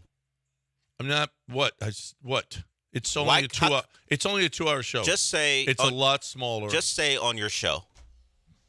I heard you talking about it on your show. I did say that. Little radio show. But I said show. I did say your show. So, listen, it will happen. The 14-team playoff will happen. It is in direct response of the rumors that the SEC and Big Ten are going to have their own championship. That they're not, that they're like, forget everybody else. These are the best conferences. And you know what the true national champion is going to be? The SEC and the Big Ten. We don't care what everybody else is doing. We're going to take it over. So you know what the college football playoff's going to do? They're saying, well, we'll give you, we promise 3 teams. We'll promise you 3 teams, Big Ten. We'll promise you 3 teams, SEC. Please don't go away from us. But the country won't acknowledge them as the Yes, true they national will. champion. No, they'll just say it's like, you won the European championship. No. No one considers that the World Cup. Because if Clemson has a great team, which is possible, or others have a great team, they need to play each other. No, you know what it's going to be back like? It'll be back like the 1970s, where now there's a vote. Who is the best, really is the best Well, the team. AP will come back into play, apparently. Yes, it will. Yes, it would. If the Big Ten and SEC secede from the college football playoff, then it'll be like, well, now we have to judge who really is the national champion. Will the pushback be that the teams in the ACC and around the country will say we're not going to play you guys? Now the lower teams will do it for paychecks. They'll play the SEC. Yes, they absolutely will. And you know what? The SEC and the Big Ten will go, so don't play us then. And you know what, though? The Big 12 will go, we'll play you. We'll play you. The Mountain West will play you. The Mountain West, certainly. I wonder if the Big 12, the Big 12 and the ACC already have come to agreements on some things. I wonder if it happened, they'd say, yes, we're not going to play you guys, and we split the country in half, and then we'll have a vote on the title. But I'm going to tell you this, though, because everybody will consider, you know what, then? They're biting off their nose to spite their face. Well, we're not going to play you anymore, SEC or Big Ten. And they're going to go, well, you're really a step below those two.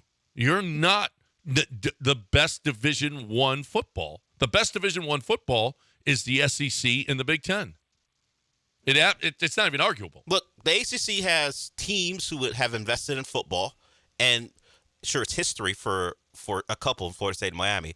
But if they had Clemson, Florida State, and Miami off the top of the game, and they were playing each other, I think that would come into question. But those 3 would have to be really, really great because those are the only ones who people would consider serious contenders. Oh, listen, if Florida State was in the SEC and they were unbeaten, even though they lost their quarterback, they would have been in the playoff. There is a lack of respect for those. They don't get the same respect that the SEC teams because the ACC has been bad. That's what I'm saying. They need but those Florida 3. State was unbeaten. And Clemson was down. The ACC was down. So it's years of being bad in football that made people disrespect Florida State. And by the way, Florida State had been bad up until that point, so they didn't have a long runway of being good where they would get the benefit. If that was Clemson who had lost their starting quarterback, Clemson would have been in the playoff because there's a bit of respect for Clemson that Florida State didn't have it's the only up until team this that year. has a bit of respect in the ACC. So that's what I'm saying. The only team. It would have to change.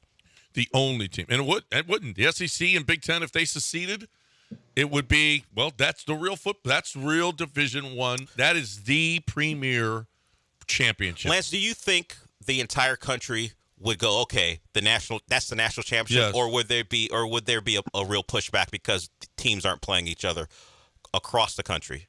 Yeah, there'd be a pushback. Same way there's been a pushback that like John, you've pushed back that you couldn't, like every conference wasn't automatically represented conference champ in the national championship. Why would that change? Of course you'd have people pissed off about that. Well, you'd have people pissed off, but it's not even arguable what the best conferences are in the ranking of the conference. Yeah, but I mean, Clemson's won a national championship. Yeah, and Clemson has fallen off drastically since. Yeah, but I mean, it's to act like sports is always the same forever. I mean, Florida State was a huge powerhouse. Then they fell off for a long time. Now the SEC has reigned for a long, and it ain't going anywhere. You're taking a whole conference though, but let's see what happens with Alabama now. with Nick Saban gone. I'm really Yeah, curious but to then see what you know happens. what? Now it's Georgia.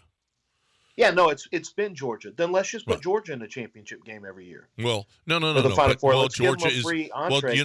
you know what? With this new format, Georgia is going to be in it every year. No, you got to with I would say with more than ever with NIL and with transfer portals, teams it can happen anywhere. Anybody could end up being able to collect enough talent to compete for a national championship. Washington was just in a national championship. Yeah. I mean, they wouldn't be included. Well, I guess in the Big Ten. And now, supposedly. It was such a big deal for them. They lost their head coach. But you're gonna get a lot. Like he just said, "Yeah, we were just in the national championship. Let's keep this thing." Sorry, I'm out of here. Well, you know why? Because they went to the Big Ten. No, he went to the SEC. Yeah, no, but the Washington went to the Big Ten. Oh.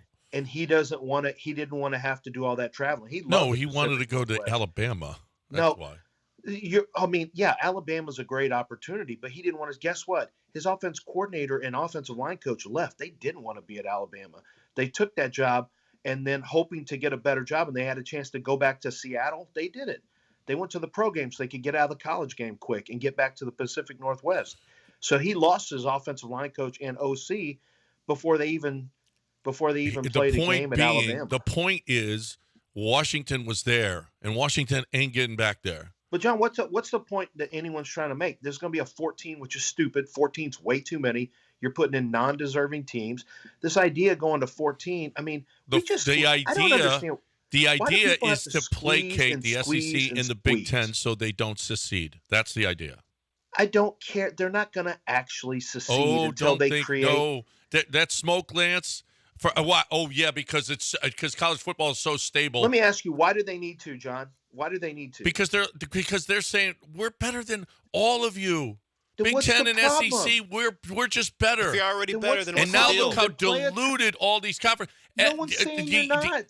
The ACC just let SMU in. You just get an opportunity to have even more teams in the playoffs. What's the problem exactly? Well, they want. The poor SEC doesn't get enough. The favors SEC wants it how they want it. Period. Oh, then what? Then say what you want to say about the SEC. What? They're what? They're spoiled brats that want their ball and they're going to go home if they don't get it. That's what? That's the SEC. Yes, that's the SEC. Thank you, or at least how you're positioning them. Yeah. All right. 713-780-3776. We got to break it here. I didn't say that SEC. We got to break it. I got to talk right now about 1.9% financing for 72 months at Chastang Ford. 1.9% financing. This is a big deal, people. You know the interest. I was dealing right now with mortgages right now. And Buddy Kent Jones, who's a mortgage guy, is telling me about the interest rates and inflation. And I'm learning all this stuff with one of our new advertisers that's coming on next week. Well, 1.9% financing. Dude, this is crazy low. And you're not getting this. Your money is working for you over 6 years when you're getting 1.9% financing for 72 months. A brand new 2023. Great vehicles, F-150s. I got a call from a buddy after I did the spot yesterday, and he said, "Oh, you put me in contact with your sales guy over at Chastang Ford." But it doesn't matter who you talk to over there. You're going to get the best deal. You're going to be part of the Chastang family. They're going to do the best for you. They're going to work that deal for you. They are going to not mark up, not add on, get you the best deal, get you all the rebates, get you all the discounts, and get you that 1.9% financing. Truck month, it's in March now. I don't know if it's still going on. Hurry, because truck month was in February, and you got to go there and get all these discounts at ChastangFord.com on 610 at Homestead, not Hempstead, 5 minutes from downtown Chastang Ford.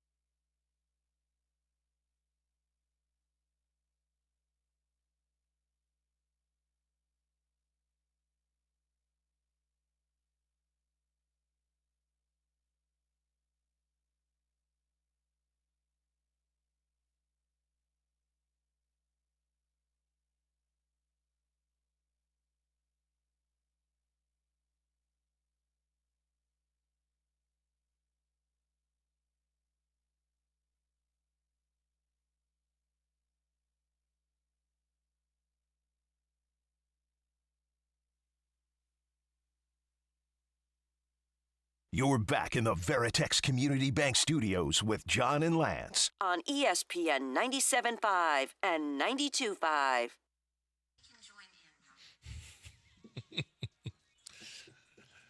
Welcome back. Just watching a scene from Step Brothers. I'm working my ass off here during the breaks. Okay? Dale, whatever. Actually, the son's name is Dale. But that's not my name. What kind of is? Just because you say kinda doesn't mean it's true. Kind of is. Kinda isn't. I think it is. Apparently, okay, a couple of things. Justin Verlander feels good, right? He said he felt great after throwing a bullpen. Is there a sound or just the story on this one? Well, he talked about what led to him shutting it down and the timeline's going to be tight. And sure, we do have that. Verlander spoke maybe not extensively, but about a couple of things. And we'll start with why he's a couple weeks behind and how he's trying to be careful. I'm a little bit behind schedule right now. I had a little hiccup early on that's resolved itself, but I have to be really cautious with how I'm building up.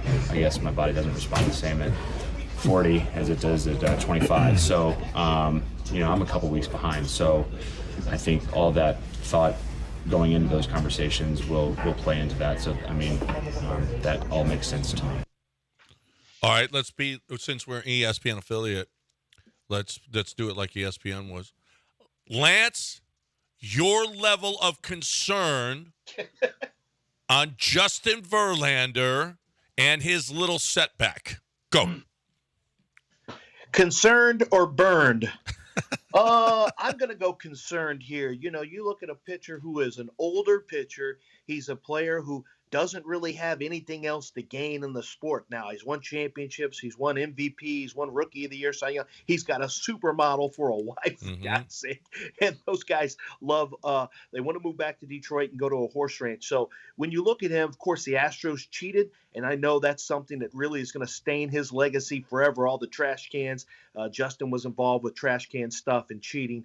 So I think what is there for him to rush back? I would be very concerned about his level of wanting to play. I wouldn't be surprised if he's pushing himself out the door in order to get to the Dodgers at some point. So, yeah, I would be concerned. I'd be concerned if I were the Astros for the stain that they put on Major League Baseball, for one, and I'd be concerned with an older pitcher with an arm issue unless he gets to L.A. And in that case, or the Yankees, and in that case, I expect to see his best effort. Okay. Now let's play another game. Trash or smash? Okay. Okay. Michelle Keegan. Smash.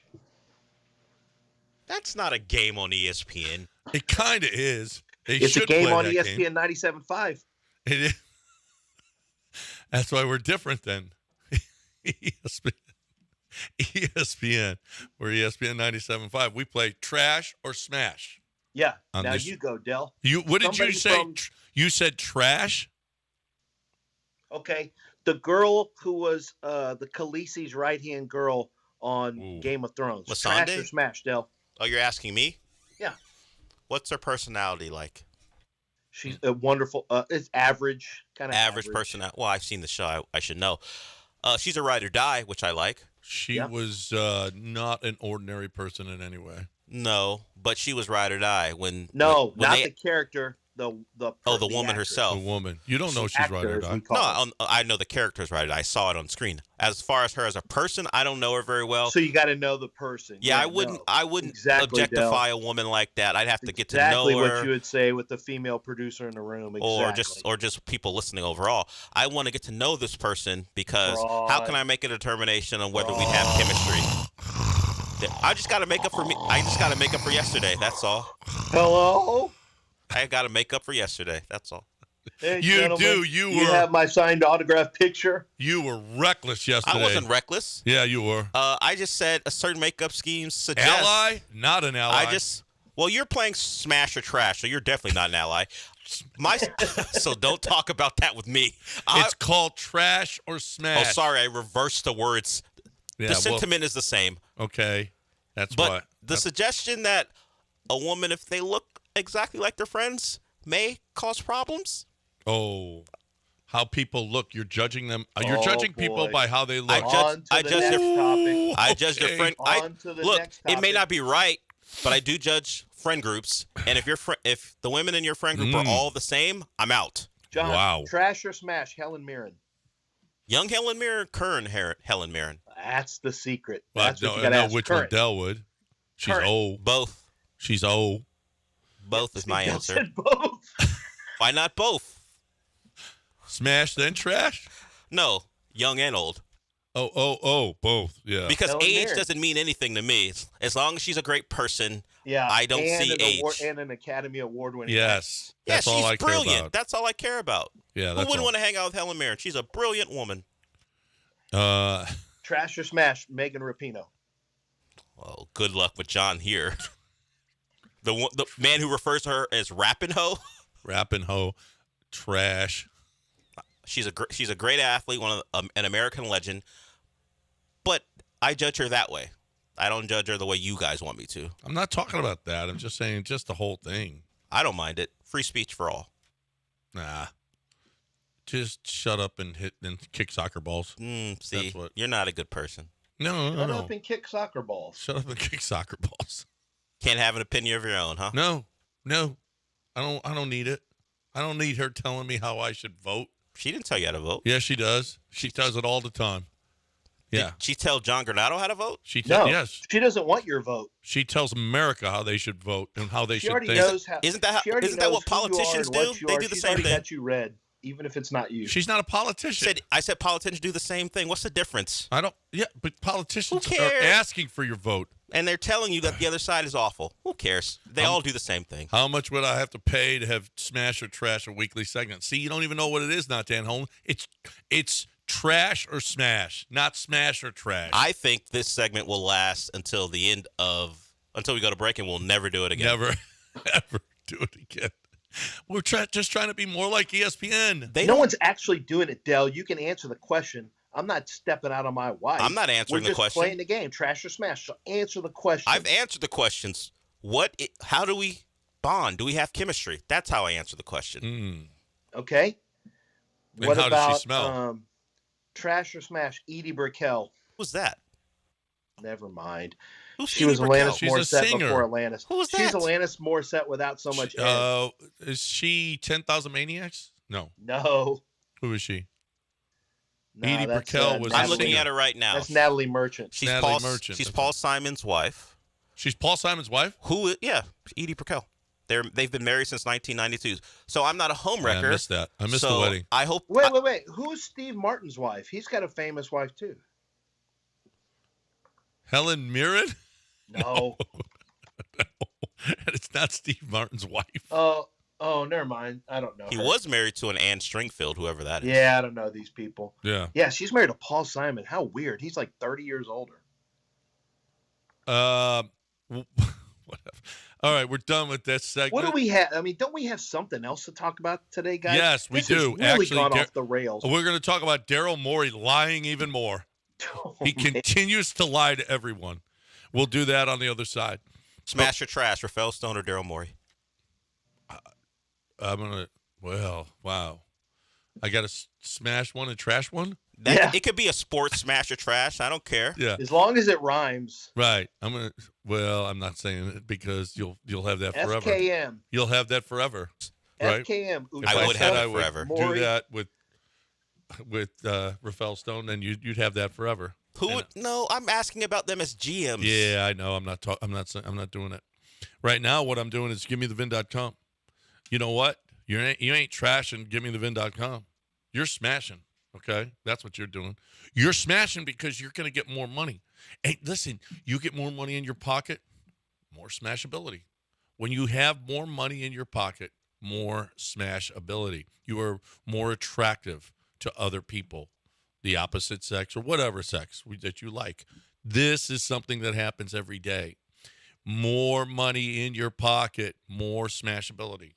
That's what happens with GiveMeTheVin.com, because you have more money in your pocket, because John Clay Wolf pays you more for your vehicle. Why would you take less for your vehicle? Do you want to be uglier? No. To the opposite sex? No. You want to be attractive to the opposite sex. And you'll be attractive to the opposite sex with more money in your pocket. I'm sorry, that's just the way it is. Female, male, whatever it is, you're more attractive when you have more money in your pocket. So go to GiveMeTheVin.com and get more money in your pocket. I'm not sure this is the way John Clay Wolf thought this spot would go. You think he minds this particular No, subject? he probably likes this one. You know what? You're right. Your smashability rating, it goes way up with GiveMeTheVin.com. That's GiveMeTheVin.com.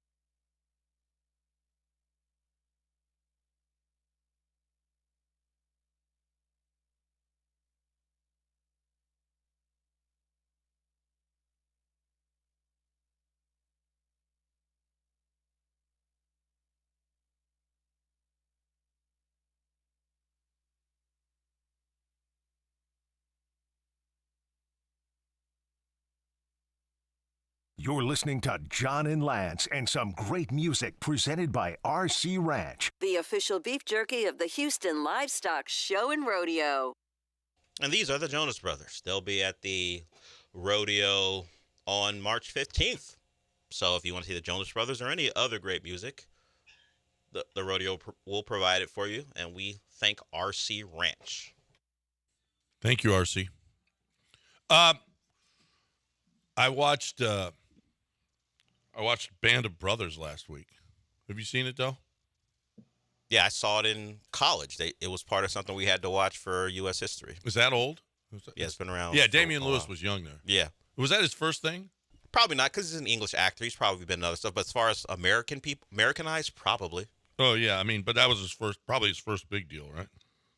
Certainly over here, I'm sure maybe he did something overseas. But, yeah, that's where we found him. And Ron Livingston was in Office Space, but that was kind of a cult classic, so it was probably his biggest thing as well. Did you watch The Pacific? Yeah, I've watched all those. I'm watching Masters of Air right now. I love all that stuff. Yeah, the true Band of Brothers and Pacific are true stories told by the guys, right? Yes, I believe Masters of Air is 2. Tom Hanks is behind that production. So the stuff where you get maybe a dramatized view of things, but real-life events, I always watch that stuff. Yeah. Yeah, I'm looking forward to that. I'm going to start that today. But while Lance is watching Teenage Mutant Ninja Turtles or something. Hey, that was a great animated movie. No.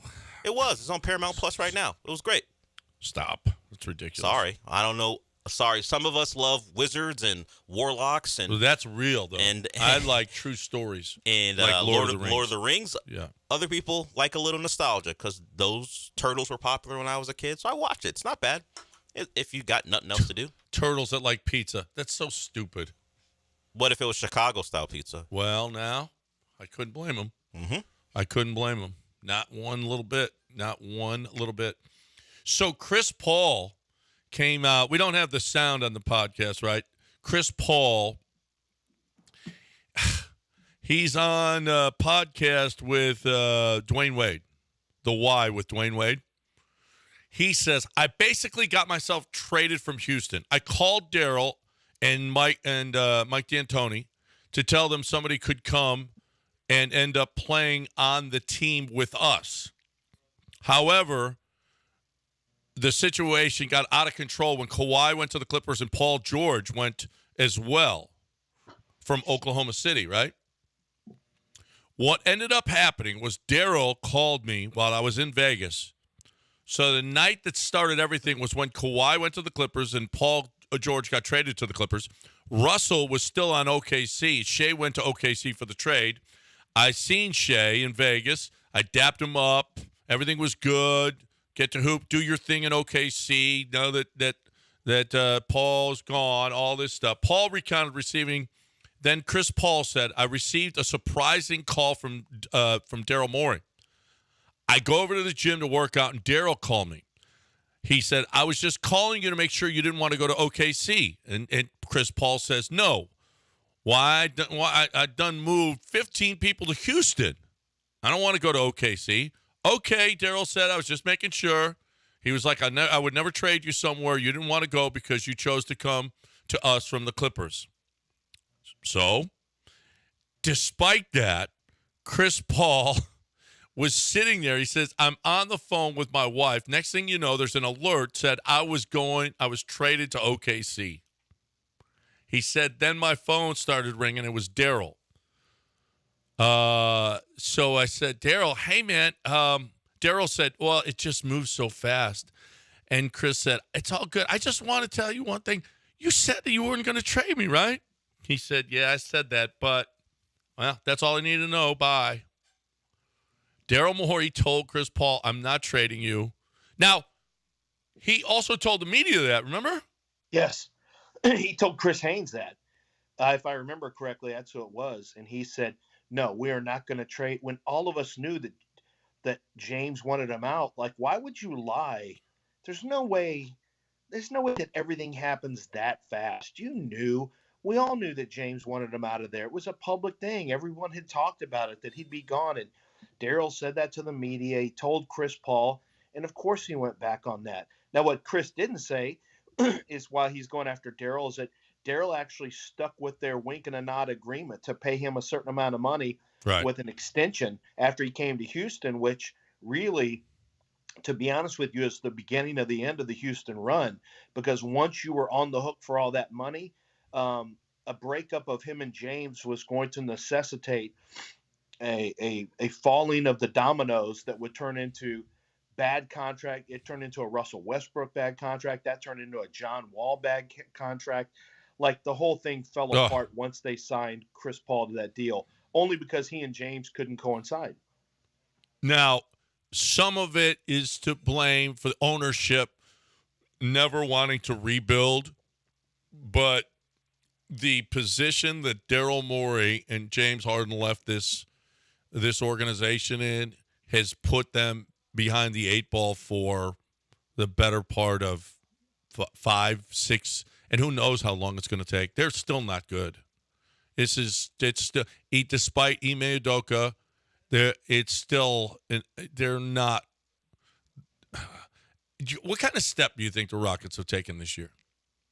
I think they've taken a step forward, but, I thought they might take 2 steps forward, and now I just think it's more of like a step, not even a step and a half. I'll say, I think they've taken a step to not only respectability, but understanding what it takes to play at a high level. I think the tough lesson that you had, yes, he was in foul trouble, but I think that what Ime Udoka has done with some of these players by holding them accountable. We wanted accountability, right? Well, some of that means you're not playing in the fourth quarter.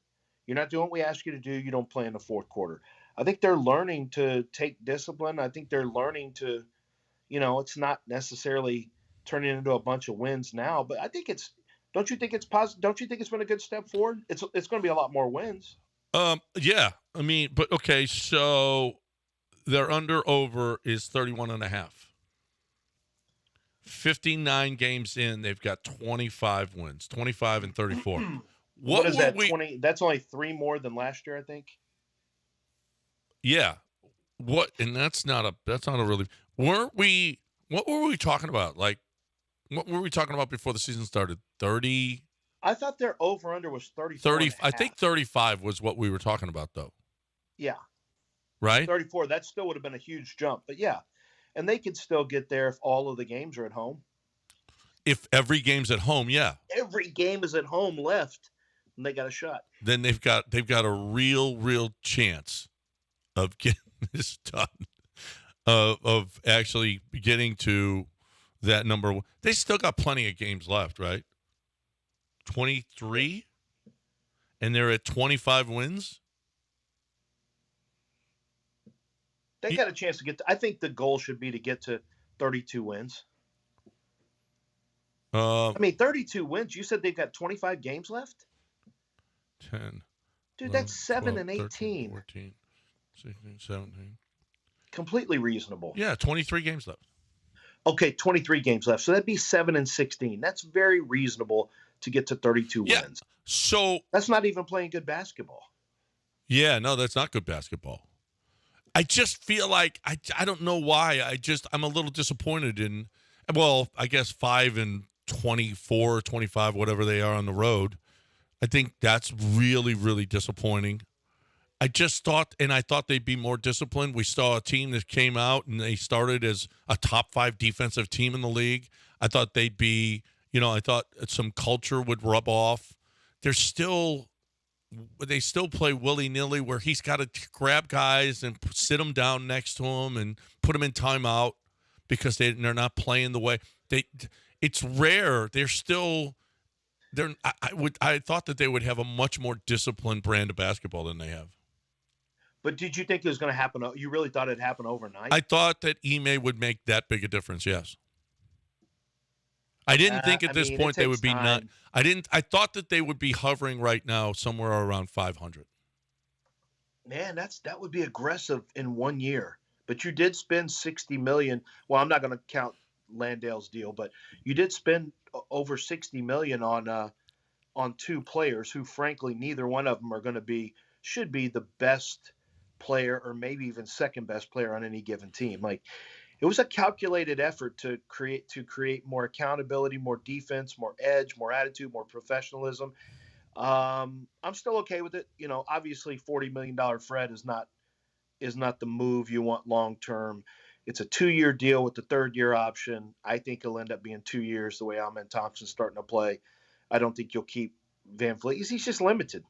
He's just limited on what he's going to be able to do. And Dylan Brooks, frankly, has been good for the team. I don't have any problem with Dylan Brooks, but when it's all said and done, I want Tari Eason on the court, but I also want Tari Eason on the court right now, and that's not happening either. So, I don't know. I'm okay with the step forward. It was honestly 500 was probably a little bit of a pipe dream relative to where they came from.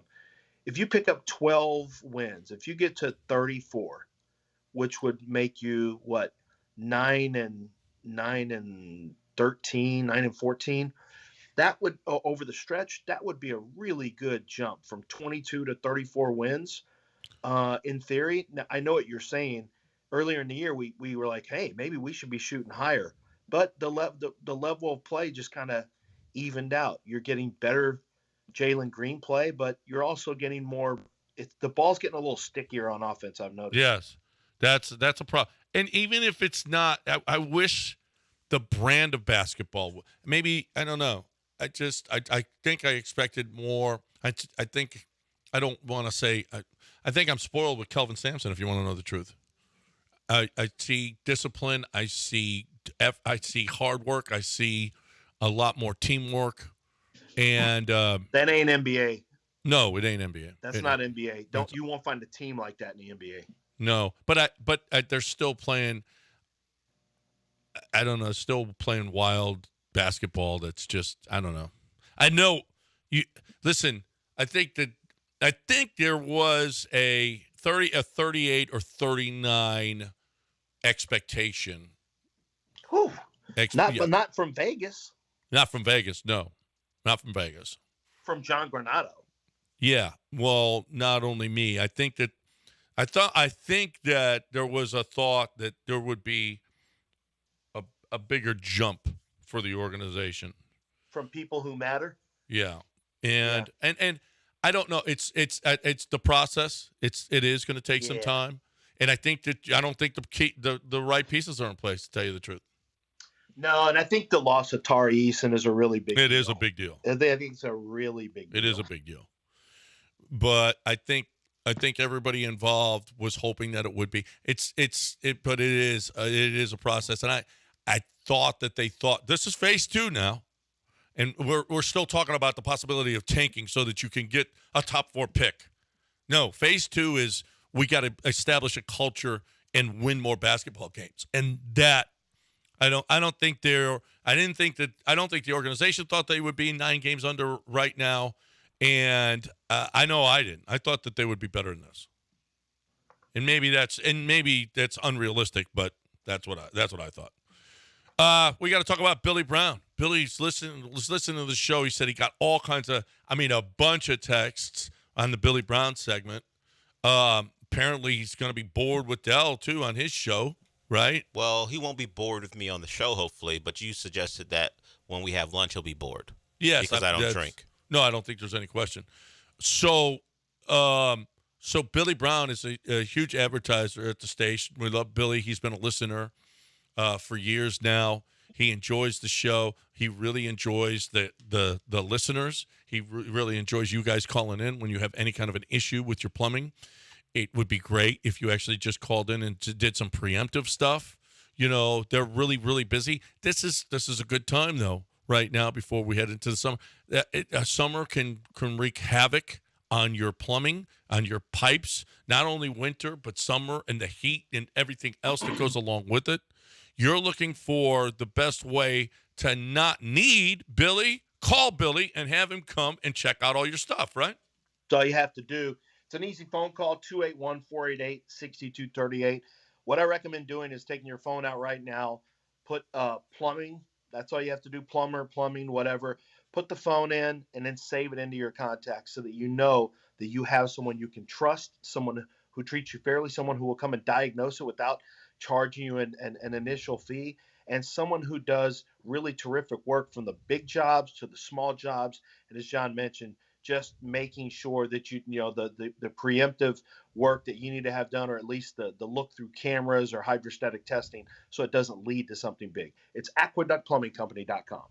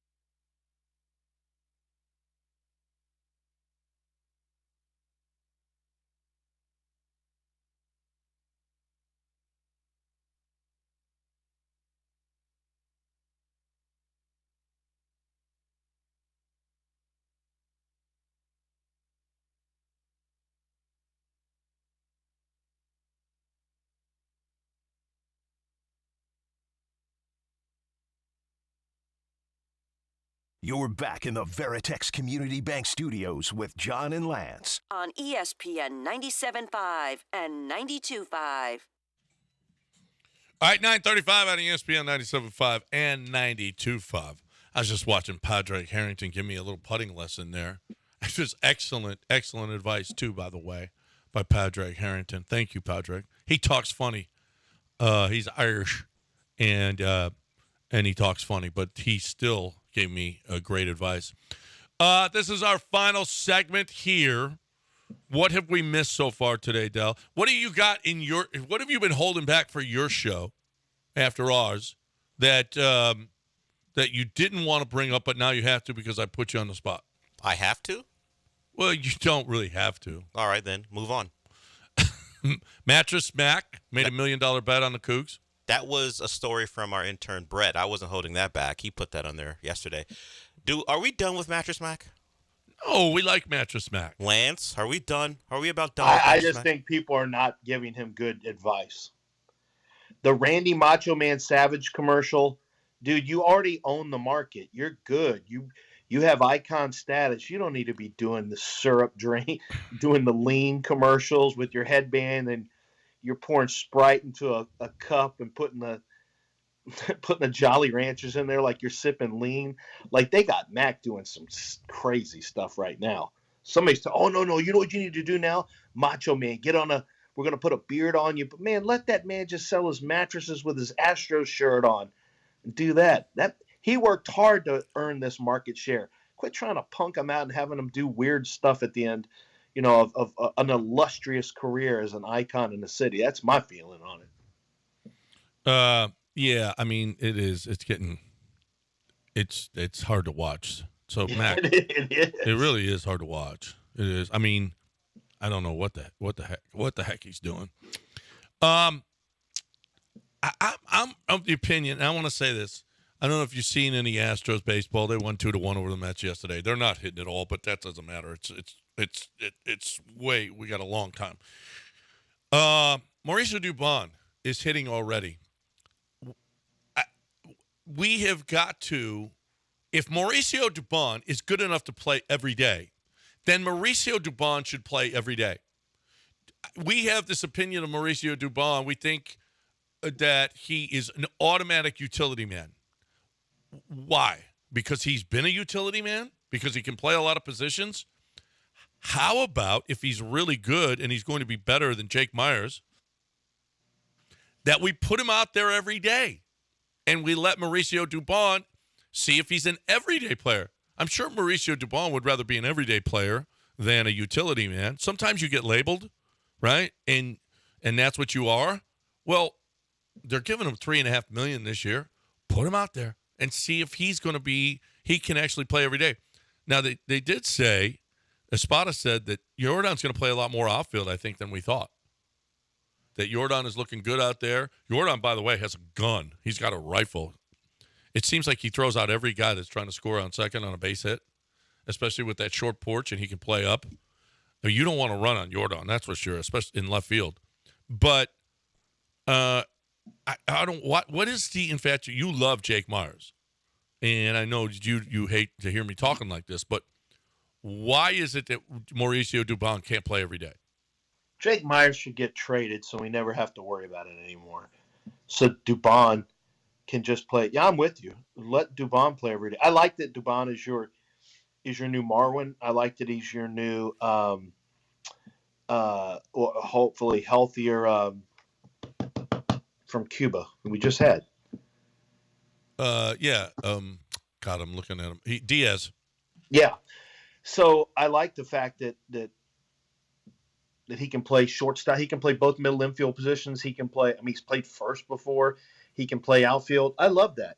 But I also kind of like his bat in the lineup a lot more. So maybe he does get a variety of starts, just at different positions, Sean. Maybe he's a part-time starter at center field, and then he's the guy that gives Altuve. Altuve's not going to be playing more than 140 games a year, I don't think. I think they're going to get him his rest. So he'll be playing for Altuve at second. He'll get some starts for Pena at short.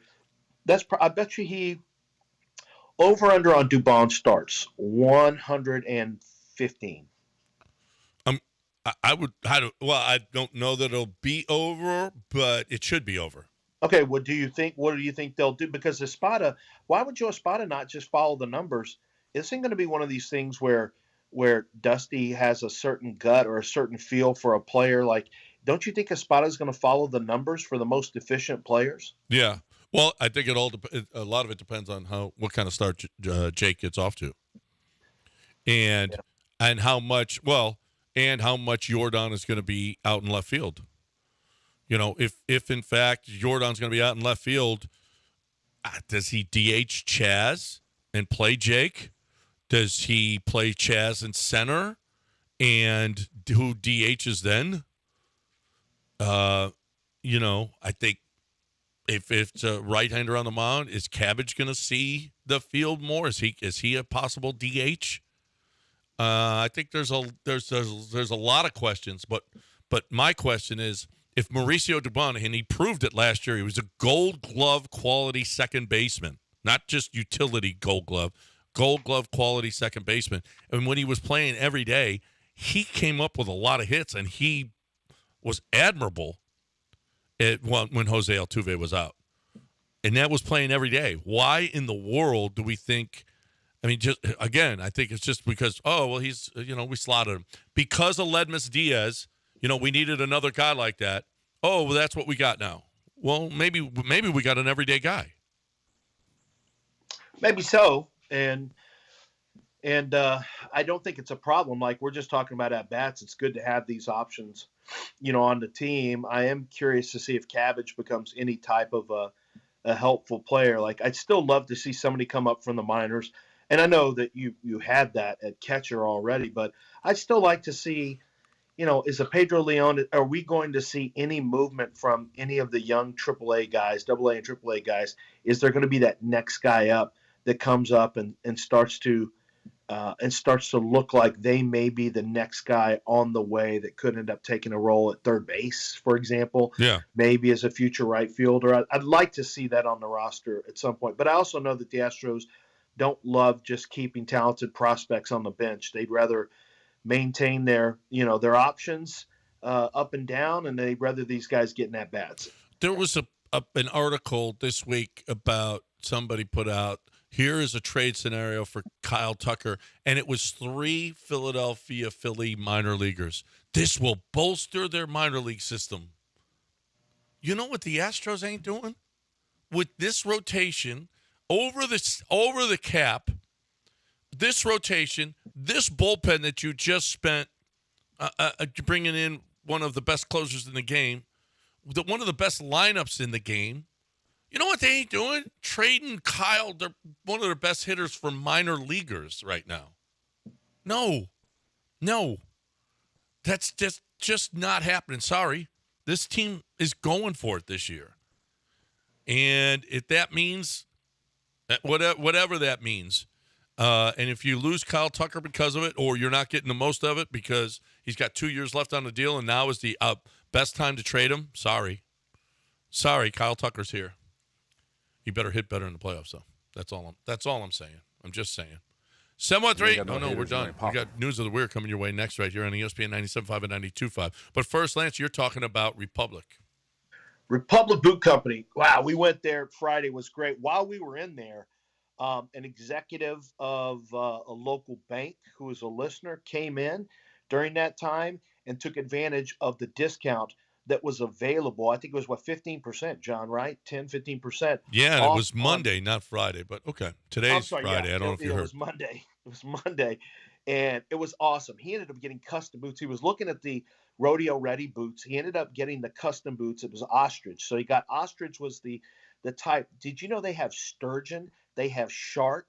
They have rhinoceros skin. They have so many different things to choose from. It's absolutely incredible. And that's in cut if you're going to have a custom made boot. But if you want rodeo ready right now, you want to get to the rodeo, these are boots that are going to last you a lifetime. Any type of repairs or anything that needs to be done, they will do it for you right there in shop. It's part of their guarantee. But these are incredible boots that they will make alterations to them to fit your feet perfectly. They're the 1836 line. You can only find it at Republic Boot Company, but they've got hat shaping. They've got shirts that look beautiful. They've got their own suit guy who can make custom suits, and they have jackets right off the rack that are ready for you as well. But you have so much in terms of Texas history that's available in there. My wife I told her how cool it was. She came and my daughter came, and they loved it because there's so much history in the store. You can find everything you need and every accoutrement for your rodeo trip at a rodeo ready shop just like Republic Boot Company, because they're there in the Heights. Do not miss out on republicbootcompany.com.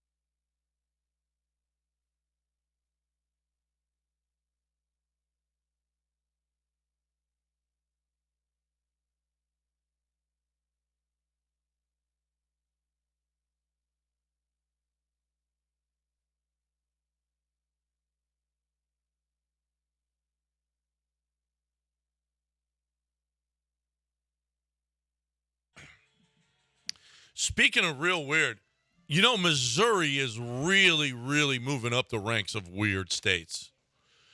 We talked about how a senator last week, or it was this week, they want to bring back dueling, right, between senators to solve any issues that they might have.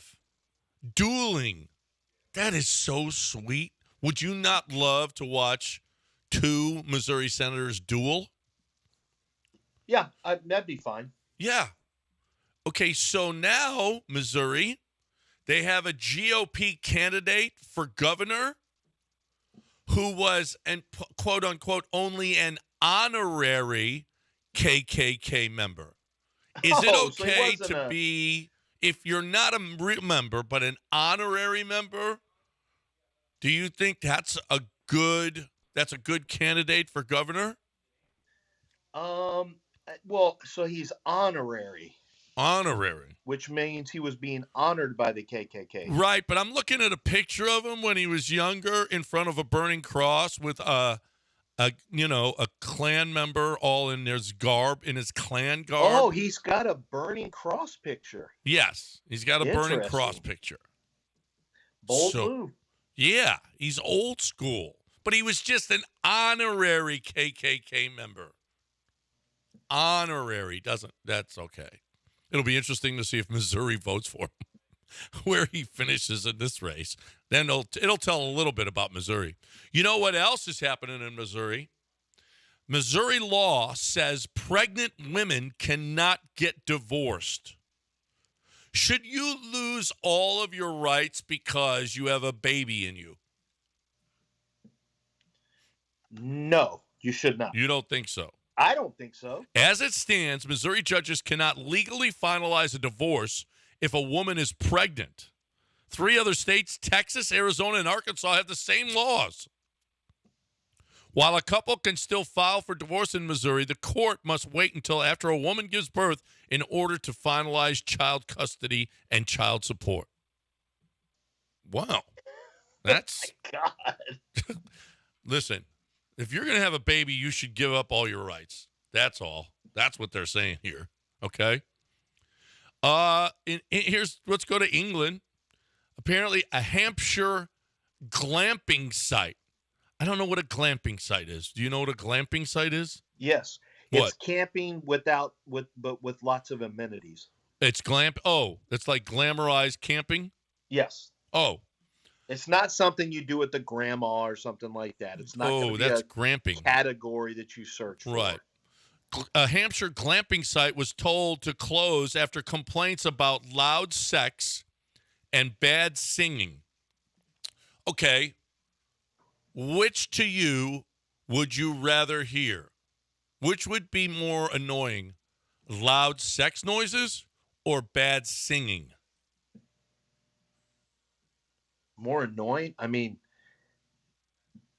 bad singing can go on for a long I know time. bad singing. I think I'm gonna. I think I maybe would do that too. The bad singing is just like, oh, that's no good. Yeah, I would. I think I'd rather hear people doing stuff. I knew you would. Yeah. Well, that'd be more fun too, wouldn't it? I mean, I don't want to hear bad singing. I could just, I mean, I could watch one of these shows on TV. I don't need that. Japan's Naked Man Festival ends after more than 1,000 years. Are you sad that the Naked Man Festival is coming to an end after nearly 1,000 years? Don't care. Well, Don't it's the live in Naked Japan. Man Don't care. Wouldn't have Festival. gone. It's actually, they all have those little sumo things on. Yeah. Those little sumo diapers. And they all run around. It's a lot false of guys. advertising? It's a sausage party, I can tell you that. There's a lot of guys running around with just Well, it's in the title. It's in the title. It's the Naked Man. Wait, I'm not seeing. So if I went, I wouldn't actually see naked men? No, No, you see sorry, them in Del. their sumo little gear. Oh, hell. Well, I'm out. Right. But according to apparently, because of the declining population, I don't know. It seems to me it'd be better with fewer men there if you want to know the truth. That's just me, though. I don't need a lot of guys at the Naked Man. I'd like one Festival. less. I like one less man to be here. Well, you got Lance gone already. I was one less than that. You'd like both of us to be gone? Out of here. You want both of us to be gone? I mean, you can still do your jobs, but You see how this show's gotten to his head? I prefer for you not to be in the building. He's already trying to take over our show, No, you can still do the show from home. but just not here. Yeah, I don't want to look at you. You'd rather That's fine. not look at us. Yeah, stay home. That'd be fine. Speaking of duels, a New Mexico teacher had students duel with swords in class. How do you think that ended for the teacher? Lost their job? Loss of job. Apparently, Loss a of 16-year-old job. girl suffered a Okay, were large, these deep actual laceration. weapons? Wait, so high school kids with weapons? With one of them damaged the other one? He gave them swords to duel. Are you sure it wasn't like wiffle bats or something like we used to do? When we were No. kids? How do you confuse wiffle bats and swords? Nope. Because this is- maybe they're using sword very loosely. No. And she had a gash. She was struck across her right forearm, wrist, and hand with the katana-style sword. Katana? Yeah. Okay, A, how do you have a katana? A, how do you have more than one katana sword? That's like what you'd see in the movie you are watching Sumo or the show. How Shogun. do you have two Shogun. katana swords? Not and who got hit in sumo. the arm? Yeah, they had katana-style swords. Yeah, Shogun. Yeah, Shogun. Yeah. Or sumo, whatevs. And finally, how about this? Are you going to see the Bob Marley movie? I thought about it. I'm not sure. I've already seen a real documentary. I don't love biopics where it's like a movie, so I'm not. Well, apparently marijuana smokers got kicked out of the Bob Marley movie by police. Isn't that what it's for? That's why you got to watch at home. It's like saying, I can't bring a glove to the game like Cal does. It's like saying, I shouldn't stand up for the T-shirt firing thing in the crowds. Bob Marley, weed is just part of the show, right? I mean, you would yeah, imagine. But you're going to have to watch that at home. It's still not probably legal to light up in the theater ever, whether it's legal or not. Weed is legal or not. You can't just light up in theaters with cigarettes or anything. Well, but weed at a Bob Marley show, it just seems like, how can you go there without it? You better find a way, or you'll get arrested. Yeah. I mean, that's terrible. Or go with an edible. What kind of? If you go with an edible, how would they know? Yeah. Yeah, that's true. That is true. That's what Dell does. That's right. Yes, that's what Dell does. Thanks for that. Maybe you should have one before your Billy Brown lunch. You'll be more interesting. You appear to be very jealous. You're a jealous man. That's what I'm hearing. No, I'm not. Yeah, you're afraid that Billy and I will be great friends, and then Billy will realize, like everyone else has, that you're awful and I'm better than you. You don't have great friends. Okay. If they pay me, they'll be great friends. Billy and I will be great friends. Great friends, because he's paying you. That's right. All right. Produnk.com, okay? They are paying me to tell you about their goal. But I would do this. I would do it even if they didn't pay me. I did it with all my neighbors. No, you got to get this goal. You got to get this goal. It's the best goal. My neighbors could see it for themselves, though, when I had it. And then when we moved, actually, Produnk came to the house, picked it up, and moved it over to a neighbor's house who had small children then, and they were playing, and the boy Hudson was playing on the goal and loved it. And it still looks like it's brand new today, because that's what the Produnk goal does. It doesn't rust. It won't break. It's an unbreakable rim. It is the tempered glass backboard. It's going to last forever. Everything is perfect. Everything is going to be. So you're going to sell your house, and you're going to say, well, this goal, if you had one of those backboards with the white and the rim, and you're going to have to take it down, okay, because you can't sell your house with that out front. Produnk, it's perfect. The whoever's moving in wants that, okay, because it's the perfect goal. You're looking for the best goal in the market, not even arguable. Tell Keith Tate you heard it right here. Produnk.com. That's Produnk.com.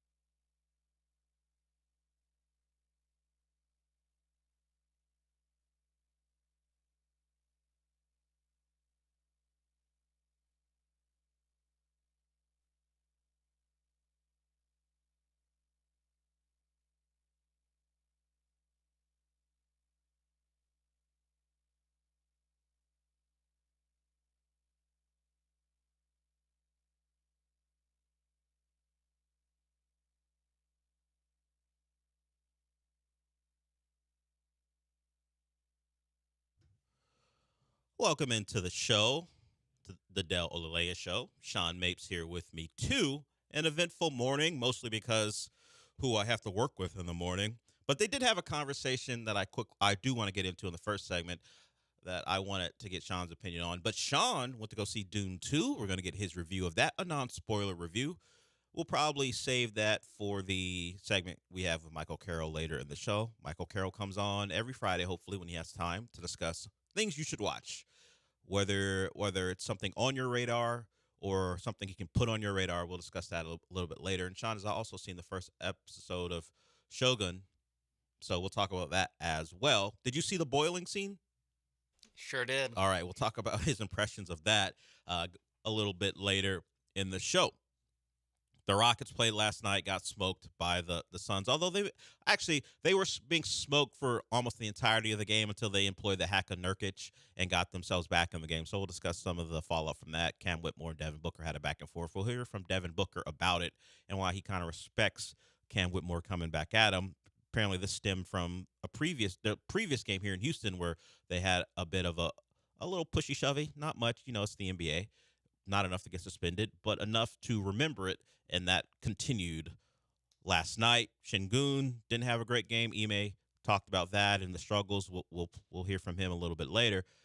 But I did want to talk about the Texans because their luminaries are in Indianapolis. Lance isn't one of their luminaries, but he's in Indianapolis as well. So discussions are being had about prospects. Chop Robinson, a guy that Lance mocked to the Texans earlier in the process, probably put up numbers that will put him beyond the Texans' reach in the first round if those speed numbers are believed to be translatable to the NFL. And we'll see how Chop Robinson, the Penn State prospect, does at his pro day. Now being compared to a former Penn State player in Micah Parsons. Hopefully that only is about what he does on the field, not what he does to teammates in his own locker room. Just look up Micah Parsons' teammate stuff at Penn State. It's a little egregious, but when you're really good at football, people seem to forget it. Now Micah Parsons has his own podcast, and it's all hunky-dory. He talks to everyone. He's a content creator, and no one really remembers that Penn State got sued for some of the things he allegedly did to his teammates. But he can sack the quarterback. We don't care about all that other stuff. He's productive. And speaking of another guy who is very productive, so we try not to care about the other stuff because he makes highlights. Tyreek Hill has responded, at least his lawyer has, to the story about him allegedly breaking an influencer's leg in football drills in his backyard. His lawyer has responded. We'll get into that and the alleged baseless accusations, according to the lawyer. Tyreek Hill has had a very eventful offseason. Really, it started while he was still playing for the Dolphins late in the year. But I mentioned the team building aspect. So the discussion earlier on the station was about the possibility of a receiver like Justin Jefferson becoming available. Justin Jefferson also has had a messy last couple of days too. It's messy for NFL wide receivers. But contract, maybe not issues, but a new contract is going to come up for the Vikings. And the question is whether Justin Jefferson will be completely happy getting it from the Vikings, or will he look and hope to have an opportunity to go play someplace else. You would think normally a player of his talent level wouldn't be available, but we've seen that's not the case, particularly at the wide receiver position. Tyreek, A.J. Brown, Devontae Adams, those guys get traded. Some of it has to do with the team and their spot and where they think they are in a build. The Chiefs notwithstanding, they decided they could do without because they wanted to place their resources in other positions. And oddly enough, because they have Patrick Mahomes and Andy Reid, despite how cheap their owner is and how much the players don't like them, they can go on and win 2 Super Bowls without Tyreek Hill. We know the Titans in the AFC South traded away A.J. Brown on draft night, and then they drafted a wide receiver in Treylon Burks, who has not come close to being A.J. Brown. A.J. Brown now is a member of the Eagles, and he has changed the trajectory of Jalen Hurts. That team is now a perennial contender, and of course they drafted a young wide receiver in Devontae Smith as well. So receivers get traded even at the top and peak of their powers all the time. So who's to say Justin Jefferson can't be next? The Texans have their own wide receiver, Nico Collins, who we'll play sound from a little bit later in the segment because he was on a podcast with TJ Houshmandzadeh. The discussion, as you might imagine, turned to his contract extension potentially, and he kind of had a whatever comes may come type of type of attitude towards it, which may make you feel pretty good that he's focused on football, not getting a new deal. And of course, he said, you'll listen because he said something pretty funny, and TJ Houshmandzadeh agreed with him about it as he was talking about not really caring that much. But I asked the question of you, Sean, because it came up earlier. If you had the option, let's say, because there was differing opinions on the previous show, if you had the option of acquiring Justin Jefferson because he became available, and it took a new deal, as it will, a first, this year's first, let's say, and a third-day pick, let's say a fourth-rounder, considering who you have in your roster right now, and Tank Dell and Nico Collins, would you make the trade? So first and a third. Well, maybe it takes a first and a fourth, and maybe and a fifth next year because the Tyreek Hill deal took a lot. Let's say it takes 3 picks, first, a fourth, and a third next year, or a fourth next year, whatever you can negotiate. And that is a good deal, or that is something where you feel like, I mean, you're giving up first and some draft, one first and draft depth for one of the best receivers in the league. I think I would do it. I'm not someone who's been banging the table for the Texans to get a wide receiver. This, like, one of these main headline wide receiver, like the Mike Evans, who's been constantly linked with the team, or Jefferson, or any of the headliners. Just because I think with Nico Collins, they're not necessarily desperate at that position. Nico Collins and Tank Dell, they're not really desperate at that position for game changers. They just kind of need more depth there that are better than like Robert Woods and John Mechie, Xavier Hutchinson. So I normally am not Mr. Make this splashy, get the good splashy wide receiver, but that deal is a very good deal for someone who is 26, 27 years old. He'll be 25 in the summer. 25. So he will be. Nico Collins is actually older. Nico will turn 25 in March. Justin Jefferson will do it in the summer. Yeah, then. And I put the deal at that point. He's the kind of guy that you're okay paying $35 million. And I put the deal there because the Tyreek deal costs the Dolphins more, and Justin Jefferson at the time of his trade compared to Tyreek's trade will be younger. So it'll probably cost you more draft compensation. So I'm going to give you the draft picks that were given in exchange for Tyreek Hill, and then ask you if you still do it. So Tyreek Hill went for a first of that year, a second of that year, a fourth of that year, of the trade year, and then a fourth and a sixth. So you're talking, and I think the Dolphins might have got a pick back to make them feel a little bit better. So they gave up 5 picks, including a first and a second, and 2 fourths and a sixth for Tyreek Hill, who was considered the best wide receiver, well, one of the best wide receivers in the game. He has since become, at least as far as the numbers are concerned, a better wide receiver. But Justin Jefferson is right there with him. Yeah. So now I've got you at first, second, 2 fourths, and a sixth. Are we still making the deal? No, then we're not making the deal. We're not making the deal. Yes. Okay. Just because, I mean, essentially because you have to pay market value. And again, the need is not so desperate for the Texans that they need to pay market value for Justin Jefferson. However, if they could have gotten the first deal, which is less, if you get a discount, then it becomes worth it. Okay. And we have to take into account the guy we're going to hear from coming up next. Nico Collins is going to get money, particularly if he plays at the level he played this season or this past season. Will he get Justin Jefferson money? Unlikely. Justin Jefferson has a track record, all-pro, all the things that go into making you the highest paid receiver in football. But if Nico Collins stacks another, let's say 8 to 10 touchdowns, 1,300 yards, whatever it might be through a full season in the system, second year in the system, he's going to want $20+ million. If you don't get an extension done now, the numbers will, maybe the Texans say, hey, we'll let you prove that you're worth that, or they might want to get in early because they think he'll have another big year. Here's Nico Collins on a potential contract extension from the Texans. I haven't really even talked to my agent about it. I mean, I kind of know that, like, it's my end of my third. You know what I'm saying? I'm up for, a free agency. But in my head, man, I'm locked in to where I feel like I need another year to prove to everybody what I can do, because I feel like really the first 2 years I had was due to injuries. I feel like that wasn't my best me. You know what I'm saying? So I feel like after this year, kind of like, all right, just show them a little bit, boom. And I feel like this year, So I feel like it's gonna be a little better year, man. Just mentally, physically, I know what to expect. I'm learning, getting better, growing throughout the year. Just learning the game better. And but if it come early, it come early. But I feel like my mindset is just go ball and just let it play out. How it play out. I'm not chasing the year. I want to get paid. Everybody want to get paid. It's a business. Hell yeah, everybody. Everybody want to get paid, man. But I feel like you just gotta let it come to you. That was Nico Collins talking to TJ Hushmanzada. So Nico Collins, nearly 1,300 yards, 80 catches, 8 TDs, first year in the system with a really good quarterback. So you would expect, at least he's going to expect his numbers, if they don't get better than that, will certainly maintain. And sure, Tank Dell will take some of the targets away if he stays healthy throughout the year. But you'll have chemistry. You'll have a second year in the system. So you expect those numbers to be comparable, if not better.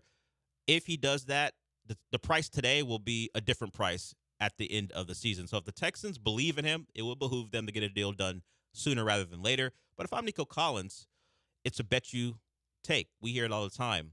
Bet on yourself. And if I'm him and I believe in who's throwing me the football, I'm going to bet on myself and say I can be a guy who makes the Texans come all the way out of their pocket starting next offseason, as opposed to let's get you on a deal where you've only done it one season. Exactly. If you're the Texans, you want to sign him to a deal where he's only had one good year. It's the most recent one. It's the only one he's had with a quarterback. But you're still signing a guy who's not thought of at that, top 10 level.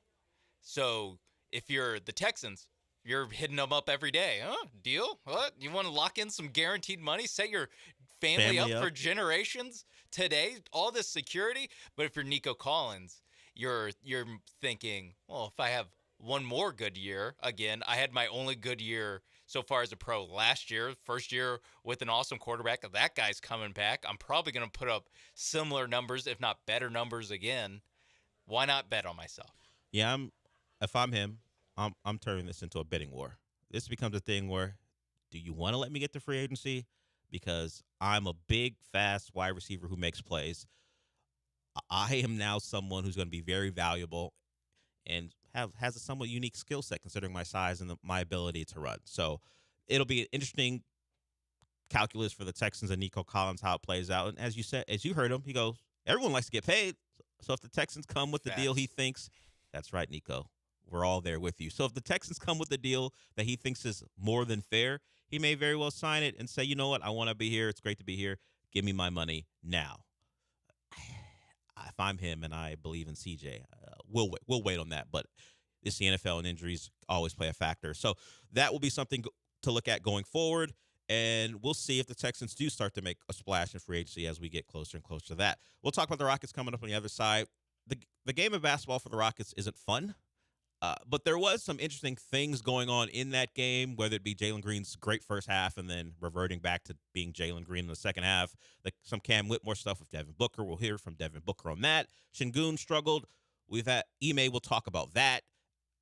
The prize of this Rocket team, Şengün, is seeing some rough moments. He got frustrated, was ejected after he fouled out. He fouled out and said, you know what?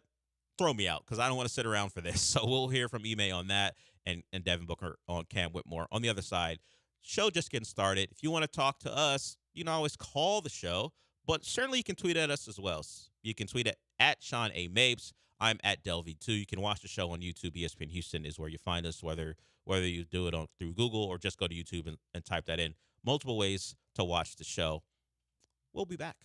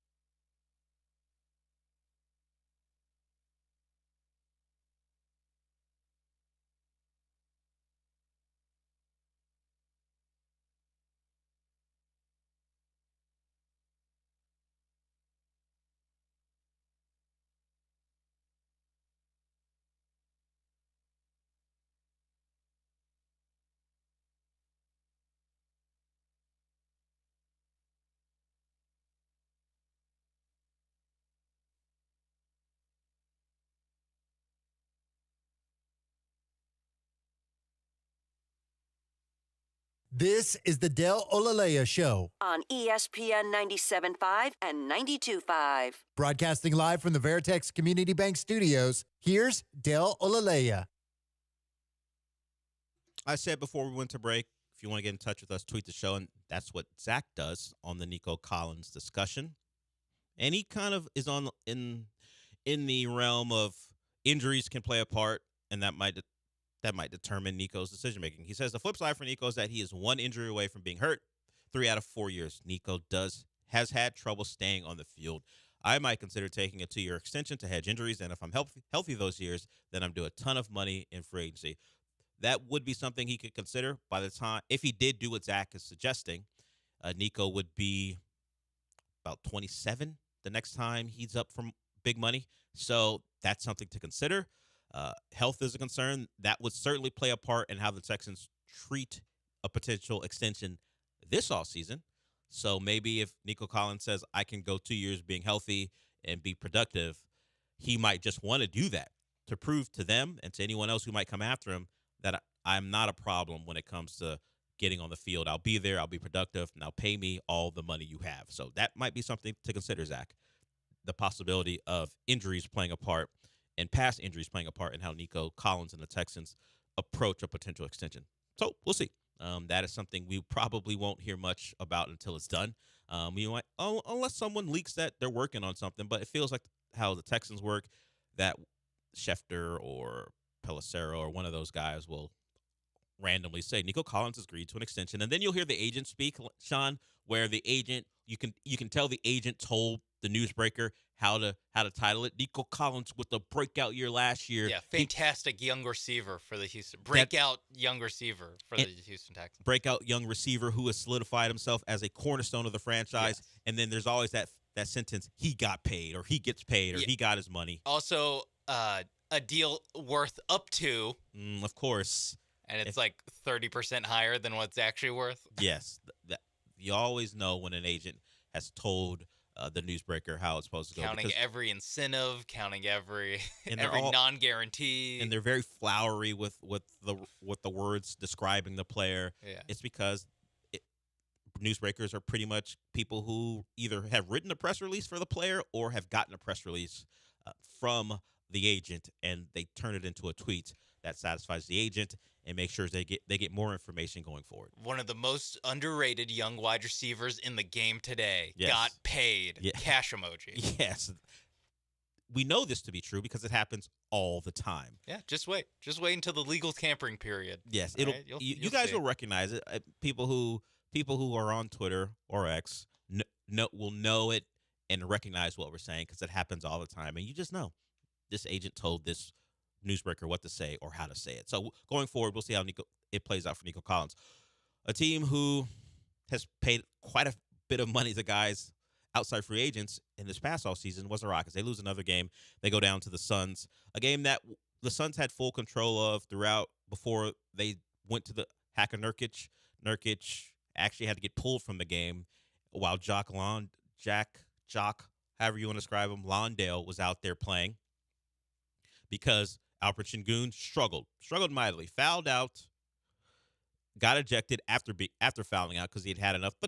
The sixth foul was questionable. But Sengun had picked up a couple dumb ones earlier in the game that set him up for this. He was over-aggressive on Nurkic, and then he got called for bumping a driver, and that stuff happens as a big man. So Jock Landale, we saw quite a bit of him as the Rockets wanted to stay big, and particularly when we got Nurkic out of the game, they wanted to stay big, and that helped them get some rebounds and try to get back in it. My favorite play from the game, Sean, was late in the game. Oh, by the way, Jalen Green had a great first half. He, I think, was 5 of 9 from 3, 7 of 14 overall in that first half. I think he had 21 points, and then he reverted to being Jalen Green. The numbers late, at least in the second half, were ugly, but my favorite play from that game was now that Jalen Green was really good in the first half, he had the green light the entire half. The second half, I mean, Ime was running plays for him, having him coming off brush screens, turning him into a movement shooter, catching and shooting, all the things you would hope that Jalen Green could do at an efficient level to become a star. They were giving him those opportunities because of how well he shot the basketball in the first half. It was 106-100. The Rockets were trying to make a push. I think Jalen Green had missed the jumper because he missed a lot of them in the second half. So I wouldn't be out of school saying it. But Cam Whitmore had the basketball. And we know Cam Whitmore. That guy is a black hole. If he gets the basketball and someone doesn't punch him to make sure he passes it, he's probably going to take a shot. So he's in the front court. He's matched up on a bigger player, or maybe he might think a guy who wasn't as good of a defender, he can get by him. So Jalen Green, because of the shots he had made throughout the game, is waving at Cam Whitmore, calling for the basketball. He's demonstrative. Ball, ball, ball. Cam Whitmore looks at him and goes, nah, I'm not passing you the basketball. I'm going to take a step-back jumper that would have made it a one-score game. Predictably, he misses it, and Jalen Green, bends over at the waist, exasperated. I'm telling you, watching those two coexist is the best part of Rockets basketball if you're in the Schadenfreude. If you actually want them to win, you're probably going to be very frustrated by them. But watching those two try to coexist and find their way as young players is pretty entertaining. You got Jalen Green. There were comments yesterday about how frustrated he is about his role. He goes out and has a big first half, so some people would say he responded to the noise with a great first half, and as I mentioned, the second half kind of got away from him. But watching those two try to find their way is awesome, unless you like winning basketball. I don't know if you want to watch it on what's the network again? Space City. Actually, they didn't have it. They had it. It wasn't the TNT game. Network. Space City Home Network. I don't know if the replay has already been shown. It probably has. They probably showed it at midnight or whenever, right after the game ended. But if you can find it, if you have the game recorded, go to the fourth quarter and watch that sequence. I think it was 6-point game. It might have been. It wasn't 106-100. It might have been. I don't remember how it exactly played out, but it was a 6-point game. And watch Jalen Green call for the basketball, not get it, and bend over at the waist, arms out, going, I can't believe it, and pass me the basketball. And I would say, did you see your second half? I can believe it. And do you know who Cam Whitmore is? Of course he didn't pass you the basketball. That's not his bag. No. Cam Whitmore is one of the least, there's some stat in college where he had the highest usage with the lowest assist rate of all time. Yeah, that's not his thing. And he had watched you. It was 106-100. The final score was 110-105. Jalen Green put up a meaningless three at the end to get him to 34 points. I was like, he's going to take this shot. He took it and made it. So it didn't hurt his percentage, thankfully. I think he finished 7 of 17 from three. But he takes a bad step-back jumper. It's an awful shot. Everyone knows it's coming because he's trying to take a hero shot to get it into one score. And I understand it, but Cam Whitmore's great getting to the bucket. The jumper can be hit or miss, particularly when he's creating for himself.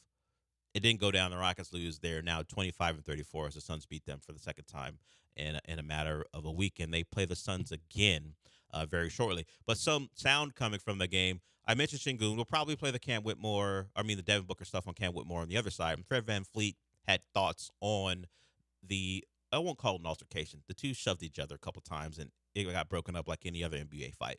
Fred VanVleet was asked about it. He talked about it. But here's Ime discussing the struggles of Alperen Şengün and what led to the foul out and being thrown out. It seems like he makes a quick move and misses it and kind of hangs his head at times. And so that's what I'm saying. You have to continue to play, and some tough foul calls that he got, a few touch fouls. I think he let it frustrate him a little bit, and obviously you saw the kind of culminate with the technicals getting tossed. But a tough night for him offensively, and that's one of the guys I'm talking about. It's not your night every night. You still can impact the game, and I think we had it to 6, 3-4 times in the fourth quarter, and went the other way, and we're that close. And my message to him is continue to play, still play defense, still rebound, still do the things, and we've all seen how it can flip, in a quarter or so. And so you got to stay focused as far as that. Yeah, he only played 23 minutes. Foul trouble certainly assisted that. Was the worst player as far as plus-minus was concerned, minus 17. And Ime talked about the rebounding. Only 3 rebounds for Şengün. So the foul trouble, the frustration certainly took him out of his game. And Nurkic, as we know, when he was dealing with Draymond Green a couple weeks ago, can be a guy who can be a bit of an agitator. As I said, he baited Şengün a couple times, and Şengün didn't respond all that well to it. So the Rockets go down. They play the Suns tomorrow in what the NBA recently has decided to limit travel, so you'll play a team back to back, and sometimes now 3 times within a week and a half just to get the games out of the way. So they'll stay in Phoenix and play the Suns tomorrow. Tomorrow. So you can see if the Rockets bounce back. We'll see how Şengün bounces back after being frustrated. I mentioned the Cam Whitmore, Devin Booker stuff. Devin Booker is unbothered by that stuff. He mentions he was that guy when he was young, so we'll hear from him on the other side. We'll hear from Fred VanVleet as we close out the Rocket stuff. We'll also hear, this is a story I think Sean will like very much. It's part of, I have a couple things on the rundown, local stuff, and then there's national stuff / nonsense. This firmly is in the nonsense category. When you hear about the type of relationship Elizabeth Hurley, the famous actress model, has with her son. And when I say has with her son, it isn't that awful, but it's pretty creepy because of a certain movie she's in and the son's involvement in the movie. We'll talk about that at some point. We'll get into Bradley Cooper, who was probably a little too honest about being a dad. Sometimes when you have the reputation he does of being Bradley Cooper, everyone likes him. Maybe don't tell people what you said. It might change how people view you, or maybe people will laud you for your honesty. I'm like, I get it, man, but maybe you keep that one to yourself. We got plenty of things to discuss. We'll also have our What Should You Watch segment at 11:30 with Michael Carroll, who is the host of Comicast. So we'll get to that. We'll get to Tyreek Hill and his lawyer's response to being sued one more time. Plenty of stuff to get to here on the show. We'll be back.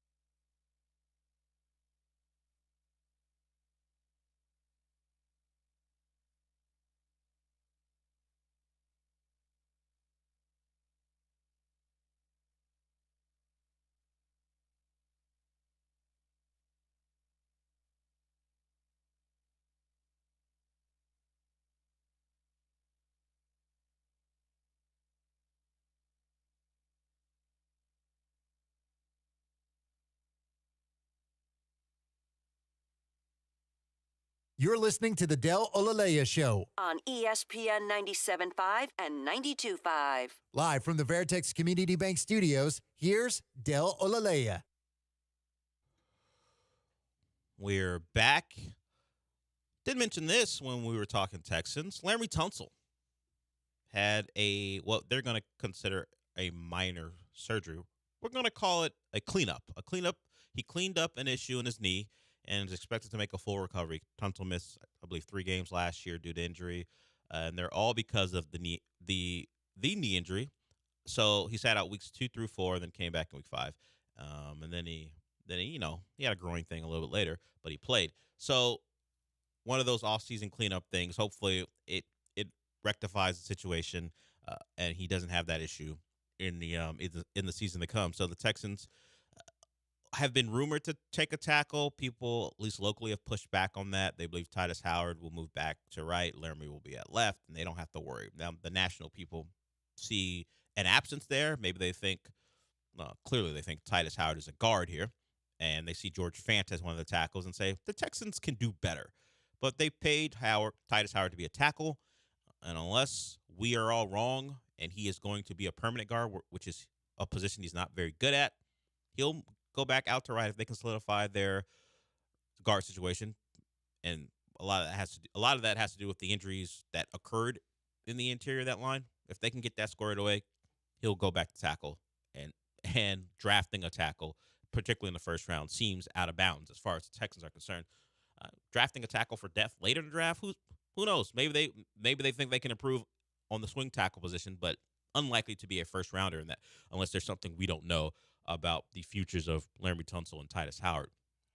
I did mention some of the sound coming out of the Rockets game. If you didn't see it, Cam Whitmore and Devin Booker had a shoving match. This continues from what happened in their last game here in Houston when they, the thing where players after a timeout when each guy is walking back to their bench and they bump shoulders, they gave each other a bit of a look, and it kind of stopped there. Yusuf Nurkic, a big talker, referenced some of the things that Cam Whitmore did. Wasn't very complimentary of Cam Whitmore. But here's Devin Booker talking about the last 2 games they've played against each other and the pushing and shoving. Started last game, same thing. Just compete, being extra physical. And I like it. I've been in these situations plenty of times before, so I was that same young player doing that same thing. I remember doing the Jimmy Butler my rookie year and going post game after talking about me. Plenty of people, so you never want to back down, and I respect going at a top player, and you just gotta be ready for it. Lurs never can back down, and he was talking about his thing with Jimmy Butler as a top player. So, yeah, it's a thing with growing up as a player, and I don't think we ever believed that Cam Whitmore was a guy who's going to back down. I mean, if we go by how he treats offensive basketball, he's not the type who's going to turn down anything. So turning down, getting in a little pushy-shovey with Devin Booker wasn't going to be in the cards. Now, a veteran of the Rockets, a guy who was brought in to kind of shepherd these guys through this season, and I don't think Fred VanVleet is fallen below expectations. He is what he is as a shooter. There are going to be nights where he looks like a guy who can't make an open shot, and other times where he's going to knock down several. He's a streaky guy and, a career 40% shooter for the most part, and about that when it comes to 3 over the last couple of years. He was a fan of not backing down. Here's Fred VanVleet talking about the back and forth and how they're not going to be punked. Composed. I like the fight. I like the intensity. We're a young team. We got to use that energy to our advantage, and we're not getting punked by anybody. So that's definitely not going to happen. And just we stay together. We stick together. Hopefully, you keep it in between the lines. You keep it clean. But things go how they go sometimes. But we're always together as a unit on that end, and continue to grow and just learn. Time and score. But we bring that fight.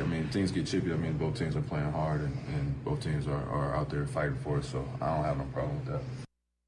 Yeah, I'll credit the Rockets for one thing. They didn't quit last night. There are opportunities too. Now the Suns are wholly unserious. We watch them play. They're turning the ball over, lackadaisical passing, bad shots. Grayson Allen pulled up. He got an inbounds pass, and I think he pulled up from about 37 feet. Grayson Allen is taking logo threes. It's a little disrespectful. There are certain guys you allow that and go, okay, that's his game. Like Trae Young will do it, and we know Dame will do it. Devin Booker wants to do it. Kevin Durant wants to do it. The 2 guys on that team, and if Bradley Beal was actually playing, he could do it. But I'm not gonna accept Grayson Allen thinking this is a summer league game. Oh, you wouldn't play in the summer league, but a summer run in the offseason where he's going to take a logo jumper and just see how it goes. He bricked it awfully. Frank Vogel throughout that game looked completely frustrated with his team's play because you're playing a bad team. They're trying to gain momentum because the Suns want to stay out of the play-in, and they kept the Rockets in it because, as I said, the Suns completely unserious. Highlighted by one Grayson Allen. Grayson Allen's a pretty good player, but I just thought to myself, nah. If he's doing that to my team, I'd be furious because he's not taking the game that seriously if he's going to take logo jumpers for no reason other than he can. Because I guess they didn't consider the Rockets a threat, and the Rockets weren't really a threat until deep into the fourth quarter. Grayson Allen. Is it just like especially Grayson Allen? Yeah, there are some players. Like if it was the Grayson Allen of a different team, but it wasn't actually Grayson Allen, you'd be like, I'm trying to think if JJ Redick back in the day. JJ Redick probably wouldn't do it. He was a very serious player. Yeah. But Grayson Allen inbound pass strolled up and decided, you know what, whatever. I'm just going to take. Yes, I think it's specifically because it's Grayson Allen. Yeah, like if Eric Gordon would do that. He has changed his game to take threes unless they're corner threes like 5 feet behind the line. Yeah. Because it's harder to guard and people don't get out there as quickly. And he's not a great shooter. He's a willing shooter. We've seen that. Yeah, Eric Gordon wouldn't bother me. But the play bothered me. Like if Grayson Allen took a logo jumper in the flow of an offense and he was open, but to just stroll up after getting the inbounds and do it said to me, they're not taking the Rockets seriously. And they played like it. That was an AAU, like, this will look sick on my highlight reel if I... Unfortunately for him, it hit the backboard first and then hit the rim. Well, you got to try it, though. Not in an NBA game, unless you're playing the Rockets, I guess. So the Rockets do lose. As I said, they'll play the Suns one more time tomorrow as they try to split the, I guess now people are kind of calling them baseball series, a 2-game series, because they played the Suns in Phoenix last night. They'll play them in Phoenix tomorrow night as well. On the other side, we're going to talk about the response of a lawyer for Tyreek Hill. We talked about this story. I like when we get a beginning and an end, at least to the legal back and forth. Well, it's not even the beginning and the end because it'll likely go to a settlement. I doubt that Tyreek Hill wants this case in court, but I do appreciate in the matter of a week we get the lawsuit from the plaintiff and a response from the potential defendant. Tyreek Hill's lawyer has responded to the allegations that he broke an influencer's leg in a football drill in his backyard. Sean and I talked about some of the ridiculousness of how that came out, but we are not thinking that it didn't happen as far as the actual injury, because Tyreek Hill has a history of being in dumb lawsuits, and this one would really be up there. We'll talk about that and more.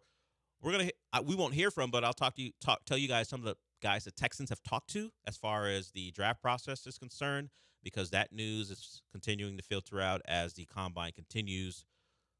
We will get to that Elizabeth Hurley story because it is an insane one. Other stuff to get to as well. 11:30, Michael Carroll will join us. We'll be back.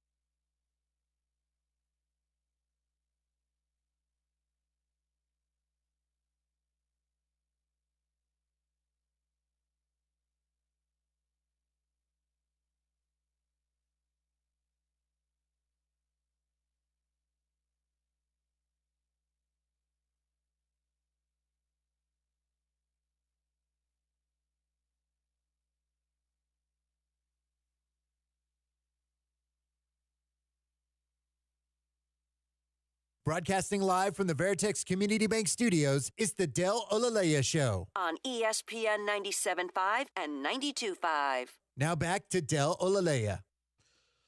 I'll get to the Tyreek Hill thing in this segment. We're a little late, so it'll be a quick one. But, Sean, how quickly do you want your current coach to disassociate himself from his ex-team? Because D'Amico Ryans at the Combine, this is from earlier in the week, but the story broke yesterday for whatever reason.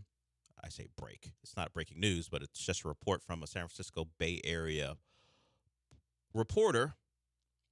D'Amico tells Jennifer Lee Chan of NBCSportsBayArea.com, I literally fell on the floor when the Chiefs scored that touchdown at the end of the game. I was in it. I felt, of course, like I was still there, a part of it. I understand.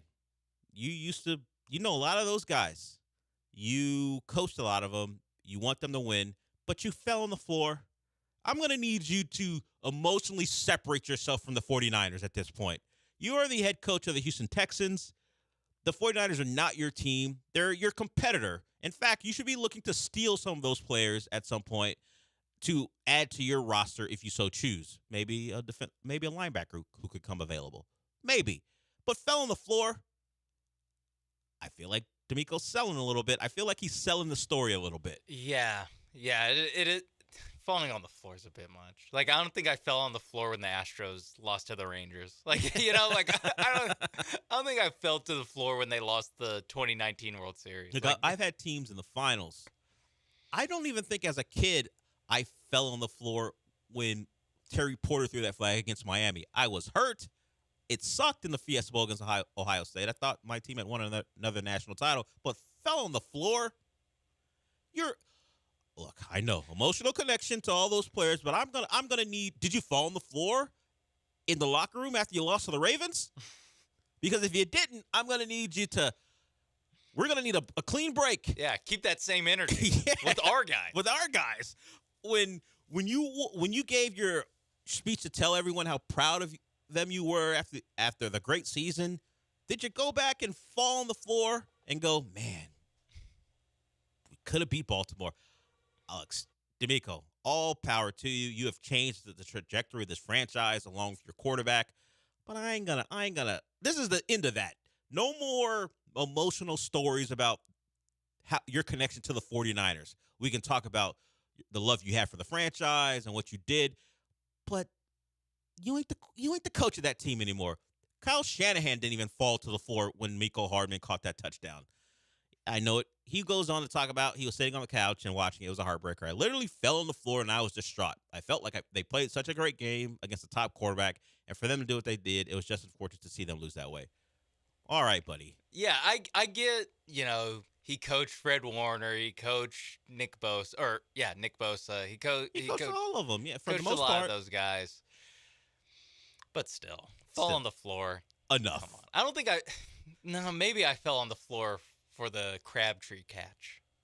Maybe. You were a high schooler or in college? No, I was a high schooler, right? 12. Before that, even younger than that. You're 12. You can fall on the floor when that happens. Your I team also cried. Fine. Your team is on the soft ass, Sean. It was the last time I ever cried as a man. It broke me. It broke me. No more tears for me. You're 12. Your favorite team is on the path to a national title. You lose to Texas Tech like that when Blake Gideon dropped a sure interception. I think I might have fallen on the floor with that one, too. Yeah, I get when you're 12 and that happens, but it's all right. It sucked for those guys, but you don't fall on the floor. You go, you get them next time, guys, or not because you want to be in that position. Start sending some texts. Keep your head up, Fred. Keep your head up. Whatever. Lenore, keep your head up. Dre Greenlaw, you tore your Achilles. Lord keep your head carry up. you now. Yeah. Send a prayer emoji. Just because Mecole Hardman caught a touchdown, you ain't got to get that emotional. Not even your team anymore. Phil wants to talk about the Texans. What's up, Phil? What's going on, Dale? Go Texans! But I wanted to ask you a question. Since Granado and Zerk Snitchell don't have the cojones to do it, can you bring back Throw Shade Thursday on your show? Just wondering. That was a creation of one Raheel Ramzanali. I'm always hesitant to do that, mostly because it's not mine. Now, we had conversations about it, what it should sound like, but it's not mine. And I'm not a person who's a bit stealer. Raheel has wanted to come on, and we might do that at some point. And if he wants to do Throw Shade Friday or whatever day it might be, we could do it. But I don't even think even any of the sound stuff, which made it kind of hit, is in there anymore. So that will be a question too. It may be just something you hold in your heart, much like D'Amico holds the 49ers in your heart. And when you're hopefully you don't fall on the floor knowing that you might not do it again. Yeah. Well, if you don't want to steal it, could we honor it? Like the Raheel Ramzanali Memorial Throw Shade Thursday. Yeah, or sample it. We're not stealing it. We're sampling the segment. Am I gonna get clearance for him so I don't have to pay him royalties for it? Yes. Yeah. Just give him a blank. We're gonna Kanye West this thing. Yeah. This is the only time where we're gonna follow the Kanye path. Yeah, this is the only time we're going to reference Kanye and say we're going to do something like he does. I appreciate it. That bit somehow, some way, it stood the test of time. It was very popular when we did it. It's like a couple of program directors ago at this point. So it is. I'm thinking about it. It is so long. It was when I was in college listening to the show. That is how much that segment meant to people. I appreciate it. I was a part of it. John and I were doing it along with Raheel. But once again, I feel like to honor Raheel, he'd have to be here for it. And I don't even. Yeah. And I have to think. I believe all the brand or all the imaging for it no longer exists. So that it would make it tough. Yeah. Sorry. But we appreciate that. And Raheel, if he was listening, probably would too. And then he would be phony about listening to his podcast. He would try to get you to listen to his podcast, which it is a CityCast. It is a podcast that talks about the city of Houston and all things great in it, maybe some things not so great as they highlight certain things. Raheel Ramzanali is the host of that. Is that enough, Raheel? So maybe we don't have to have you on the show because I did that. Wasn't Phil a plant? You never know. That's we're giving Raheel a lot of love this segment. That is who Raheel is. Phil very well could be someone who Raheel prompted to call in. You just never know. Talked to Raheel, not talk because why would I do that? But we tweeted because he tweeted congratulations to the show being on, and then I was a little skeptical. What's this about? What are you looking for? Just engagement? Are you looking for an angle? So we'll see. Maybe Raheel does come on at some point, and we do Throw Shade Thursday. I would just have to see if I can find all that imaging for it. Maybe Michael Carroll still has it. Yeah, or maybe I have it in an email someplace when we were initially planning it. It might, or he might as well. So it's always on the table because I like having friends on the show. And Raheel's not a friend; he was more like a work acquaintance, but not a bad one. Michael Carroll I like, so Michael Carroll could certainly put something together if we could find the stuff and give it to him. Michael Carroll will join us a little bit later. Oh yeah, the Tyreek Hill thing. Let's close out the segment with that. Sean, if I gave you one guess or maybe 5 guesses on what the lawyer for Tyreek Hill is claiming was the actual reason for the injury, do you think you could get it? Well, that prompt makes me think I can't. I'll give you 2. So if you don't know the story, Tyreek Hill, according to an influencer, slid into her DMs because he knew her through the fact that I believe her son was in one of his football camps, and maybe they had a conversation. And she said she sent, or at least the lawyer through the lawsuit said Tyreek Hill sent her flirty DMs. Now we can look aside that we can push aside that maybe Tyreek was married or maybe he was engaged. I don't know the timeline of exactly when this altercation or whatever you want to call it happened, but it started with flirty DMs, and then she wound up at his home. He was working out. She says she humiliated him in football drills. He tried to move her, or she tried to move him, and he couldn't, and she could. In some of the context is she's like 6'1", and she outweighs Tyreek by 20-plus pounds. She is what you would call a plus-size influencer. Her name is Sophie Hall. Tyreek Hill is a compact dude, 5'8", 5'9", about 180 pounds, whatever. She is in the maybe 200 range, whatever the case may be. She's heavier than Tyreek Hill. And some people believe that led to her not being able to be moved by him and him being moved by her. And then, because Tyreek Hill was so humiliated, he ran at her with full force. She fell and broke her leg. That is the context of it, and there's a lawsuit pending. Now, Sean, what is the response by the lawyer in regards to how she got injured? Because now the lawyer is not saying she wasn't there, Not saying there wasn't an injury, but is saying the injury happened in a different way. Just an accident, like slip and fall, unrelated to the football drills. Not bad. The lawyer, Julius B. Collins, told ESPN, beyond the fact that the lawsuit is baseless and was filed to generate bad publicity for Mr. Hill in an attempt to scare him into personally covering the cost of Mrs. Hall's medical bills, the attorney claims that Hall injured her leg tripping over a dog.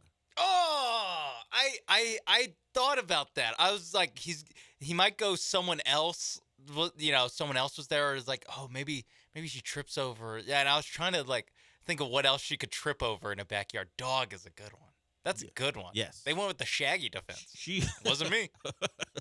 It happened. It wasn't me. Wasn't me. That's the defense maybe Tyreek used when someone accused him of impregnating a woman that wasn't his wife. I'm sure he might have said that too until the DNA test came out and he said, "Okay, it was me. It was me." So they got Mari out there. Wow. I don't know.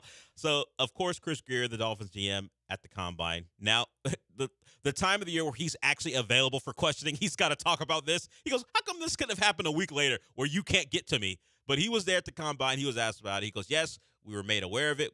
We are in communication with NFL security." That's always their response. So I really can't comment on anything of that until we get all information to find out what happened. He went on to go, "Tyreek has been a good addition for us. But in terms of all the off-the-field stuff, we have to get all the information before we can really comment on it." The lawsuit by Sophie Hall, she seeks compensation between $50,000 and $1 and $75,000. I'm sure that's some legalese why it has to be $50,000 and $1. Yeah, it's like a tax bracket. Yeah, I'm sure. But so she's not looking to clean him out, but she's looking, I guess, to cover medical bills. If it's Tyreek Hill's dog, is he still responsible for it? Like if the dog tripped her? Yeah. It's on his property and it's your dog. Yeah, that's not a good lawyer. Yeah, You think Tyreek Hill is like top of the line lawyers? Well, he apparently needs the people within his sphere filed for divorce when they didn't want him to. So maybe he doesn't have top of the line people. Yeah. Who knows? But I forgot about what a last like couple months for Tyreek Hill. Yeah, it's been quite amazing. So man, Chris Greer has to be like, God, can this guy chill out? Yeah. Look. It had been some time since your last incident, so we could trade for you and not feel bad about it. And last year was great. All you did was catch touchdowns, nothing happened, and we were great. And now it's been a 4 or 5 month time frame of embarrassing story, and now either your dog hurt a person, an influencer model, or you did. And either way, I've got to answer a question at the combine when all I'm trying to do is convince people I should give Tua an extension. Now I got to deal with this. So the Tyreek Hill saga continues, and maybe a dog is responsible for all of this. We will see. That's the first hour of the show done and dusted. On the other side, I'm going to give you, let's say, a far creepier story as we get into some of the nonsense. Sean hasn't seen it, but I've given you guys kind of a preview of it. And this one, look, I know Hollywood people, you're artists. It's what you do. It's all about the art. But this art, I would say, nah, I'm good. We're not doing this. We'll talk about that and a lot of other things on the other side. On the other side, in the second hour, we'll be back.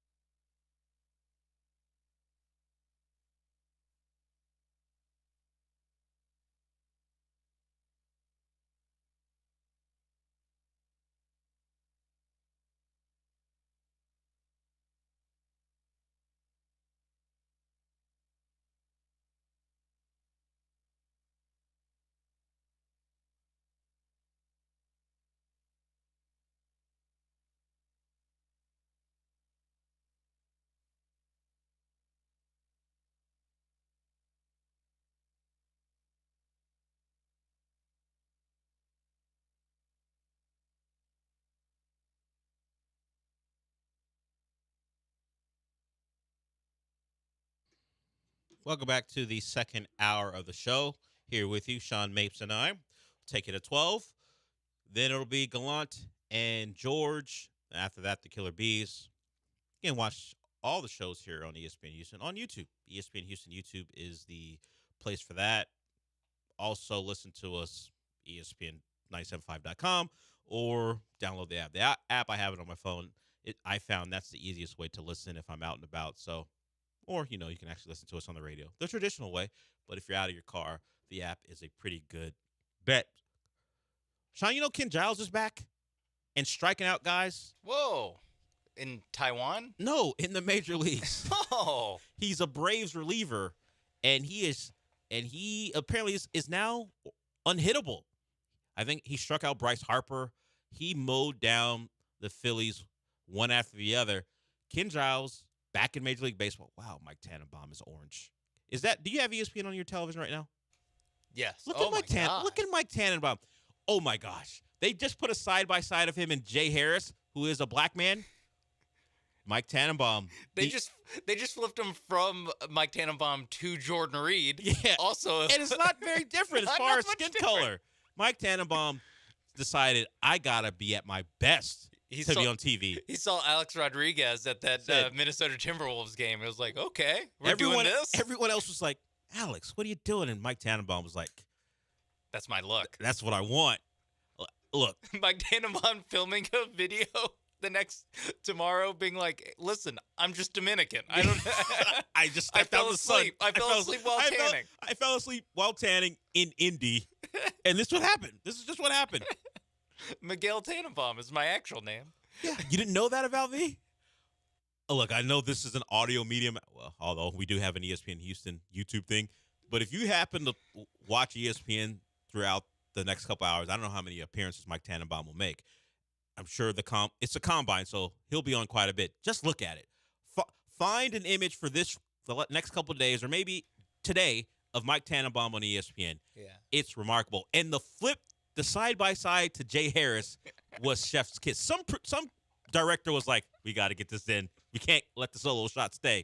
Let's compare him to let's put him next to Jay Harris. That's an aside. Sorry. That's a little Lance ADD for me, watching that happen. But I was talking about Ken Giles. He made his first appearance for the Braves yesterday and struck out the Philly Stars. So Ken Giles, the beard remains. Looks a little thinner than I remember.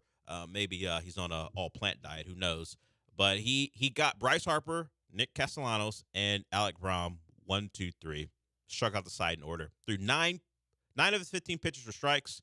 And apparently, according to Jason Stark, who's now of The Athletic, longtime ESPN reporter, unhittable sliders. So I don't know if I say good for Ken Giles, because I don't care one way or the other. Ken Giles is having a successful after Astros career. Surprising part that he's on a team that has aspirations. Yeah, he's on an awesome team. Yeah. And it's like they might, this is one inning against. It was some of the Phillies' best. Yeah. But it's, spring training. That was on leap day is when it happened. Did it even really happen? Yeah, exactly. It happened yesterday. But yeah, wow. That is crazy that Ken Giles is back. How old is Ken Giles? He has to be like 30 by now, right? At least. I felt like he was 30 his entire time. He's always 33. So I thought he might be older than that, but only 33. So relievers can pitch quite a bit. And if Ken Giles is back, congratulations. Yeah. And unhittable sliders is what Jason Stark said. I'm sure it's out there on Twitter, but I'm not watching Phillies, Braves, spring training baseball. Even if it is Ken Giles and a player I recognize, I'm not doing all that. But shout out to Ken Giles, making news.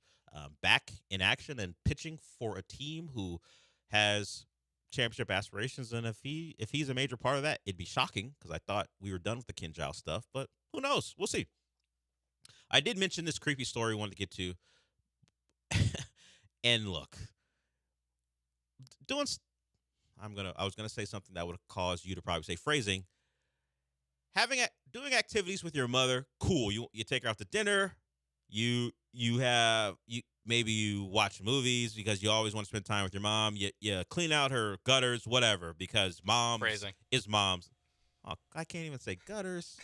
You can't say you clean out our gutters. What? When I know what the story's about. Go clean out the gutters. Okay. Fine, clean out the gutters on her house. At her house, yes. Or of on her house. Fine, I get it. You want to cut her?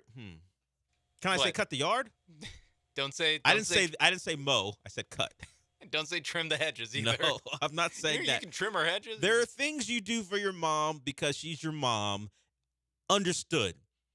But do you write a movie, direct it, and have her star in it where she's in sex scenes when you're the 21-year-old son? Do you put your mom in a movie you wrote that has a woman? Look, I don't care about the same gender stuff.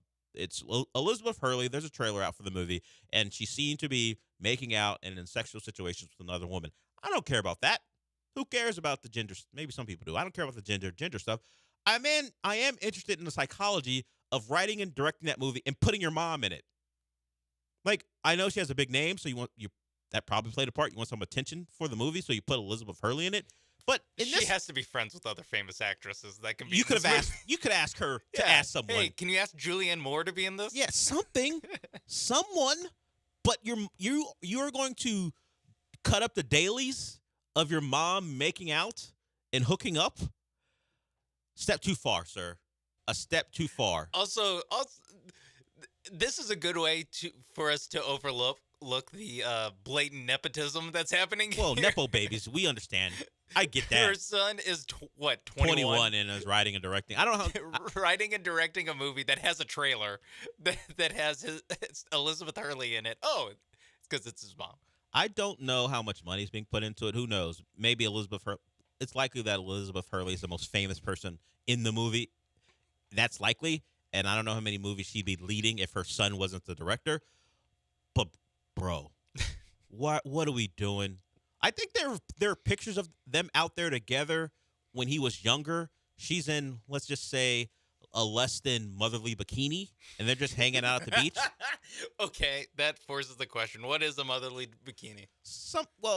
Elizabeth Hurley is unique because she is a former model. I guess you can still call her a model. So a woman of her age, I think she might have been like in her early 50s at the time, maybe mid-50s, is going to be wearing stuff that because of, decades and decades of being in a position where you have to look your best, that another woman of her age wouldn't wear or couldn't wear and wouldn't look good in it. But the bikini was one where, are we really wearing that around your son? It's one of those things where you're like, you should be at Saint-Tropez and you're on some rich guy's yacht. But now, so the relationship, I forgot about it, but the relationship could always have been called into question if you thought about it in a certain way. But you can't write a movie, direct it, and put your mom in a situation where she's making out in sex scenes, and you are the one who is editing the film and saying, "Hey, let's another take." Mom, can you moan in a different way? What are we doing? What are we doing? This. What do we do? This is what I'm saying. If you want to put her in a comedy, a raucous comedy where she's making jokes, fine. But a multiple sex scenes that appears, at least one at least according to the teaser, the movie is called Strictly Confidential. It sounds like something that came on when I was a kid on Cinemax at 12 a.m. That's what it sounds like. It's a different kind of movie. Yeah. But it appears the way they're marketing it and the name of the movie like it's as they would say, a softcore movie. Oh yeah. No, it's not actually. It's not actually that. Okay. But if you think about the marketing and the name, it appears to be something that came, like I said, on Cinemax. And the director is the kid. I mean, the picture that is on page 6, it's pretty steamy. Yeah. But Elizabeth Hurley, I can say that because Elizabeth Hurley isn't my mom. Exactly. You are allowed to say, much like I have said a lot, I can say this. This is not my mother in a movie. I mean, art is art, I guess, but I don't know how you get to the point other than I can't get this movie made unless my mom's in it. But you made a good point. Hire someone else. Yeah. Get your mom to get someone else so you don't have to have. There's more than one way to use your nepotism to call in favors. It doesn't have to be literally your mom. There's got to be a therapist would have a field day with this. I'm having a field day, and I'm not medically licensed. Yeah, licensed. We're having a field day. We're not even trying to really dive deep. Or dive deep or come up with solutions. We're mostly going, whoa, look at this freak. Exactly. What has gone on in this relationship where he and she are so comfortable to be in this situation? Well, shout out to hopefully Strictly Confidential does well. At the minimum, it'll get some attention based on the teaser. I don't think it should go well. You don't think this? I don't want to encourage this behavior. No. I don't want this to become industry standard in Hollywood. We're Christopher Nolan's filming the. Well, with his mom's in a movie. Well, we have seen. Wow. If Christopher Nolan is doing it in the Florence Pugh role of Oppenheimer. Yeah, we just aged up that role because he really wanted his mom in the movie. That would take some explaining. At least this is Oppenheimer was a real person. This is an original story. Yeah. You know what? He came up with the story, and he was like, you know what? You know who I was thinking of for this character? My mom. Wolf. This character I made. Look up Elizabeth Hurley Strictly Confidential, and you will be as weirded out by it as we are, because the page 6 pictures of this trailer suggest this kid needs to talk to somebody. Not me, because I don't want to hear the ins and outs of what's going on in his mind. But hey, whatever it takes to get some notoriety, accept this. This is a step too far. You know what? I don't know how Sean said what I have to do next, and I was going into how do I transition from this story into talking about my bookie. I don't think they have over-unders on how much money this movie is going to make, or how many times Elizabeth Hurley is going to kiss another woman because her son wrote about it. But my bookie does have other things. We talked about the Rockets last night. If you took Şengün and number fouls in the over, you probably would have won. If you took the points as far as over, you would have lost. Kids, Alperen did not have a good night along with the rest of the Rockets. But you can have a good night with my bookie. You don't have to focus on the Rockets. You can focus on maybe good basketball if that's what you're interested in. They provide you options to do that, or you can just use their casino games, because that's another way to have fun at MyBookie. You go to mybookie.ag for that. You can take those casino games everywhere, whether it be baccarat, roulette, poker. They have in the flesh dealers that you can see as well. All that at MyBookie. It's an experience unlike any other. I know a lot of people think casinos you got to travel. You don't have to do that with MyBookie. You can use Bet975 as their promo code to get bonus cash. You also can, recommend a friend as well.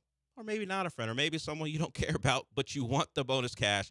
MyBookie doesn't really care. Get someone involved in MyBookie, and you get bonus cash. And just remember, use the promo code BET975. You can play anywhere and everywhere you want. Click on bonuses to see all the great ways to turn your deposit into bonus cash, whether you're new to MyBookie or you want to reload I'm having trouble saying existing. This is not great. Existing customer. Turn your space into your casino with mybookie.ag. Use promo code BET975. Bet anything, anytime, anywhere, only with MyBookie.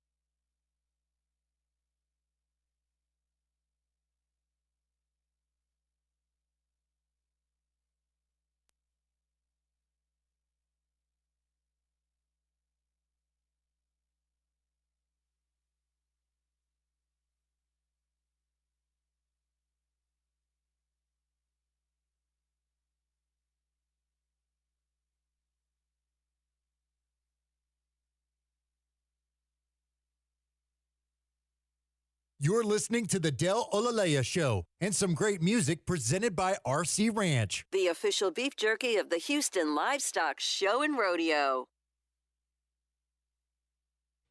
50 Cent here. Patiently waiting. As you heard, the rodeo's in town. They're gonna have great artists throughout the time here, and 50 Cent will be here later in the.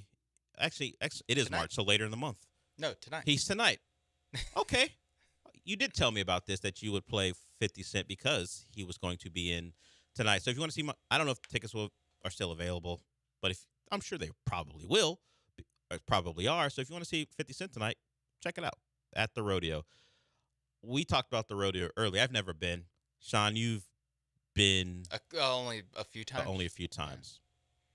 Yeah. I was talking to someone about it earlier, maybe earlier in the week, and they love the food, and I think that would be my draw. I'm trying to think what would be the best option if someone who's never been, but understands rodeos and fair food. We know the funnel cakes, we know the hot Cheeto stuff. What's the best thing at the rodeo to eat? Like actual, but beyond the bar, like, you have special tents and stuff. But if you're just going for fair food, the stuff that you might be able to get everywhere, but the rodeo does something a little different with it, what do you think? I would target a fried, some fried food variants. I would go, odd things that are fried that are only fried at rodeos. So stuff like fried Oreos. Do they have fried pizza there?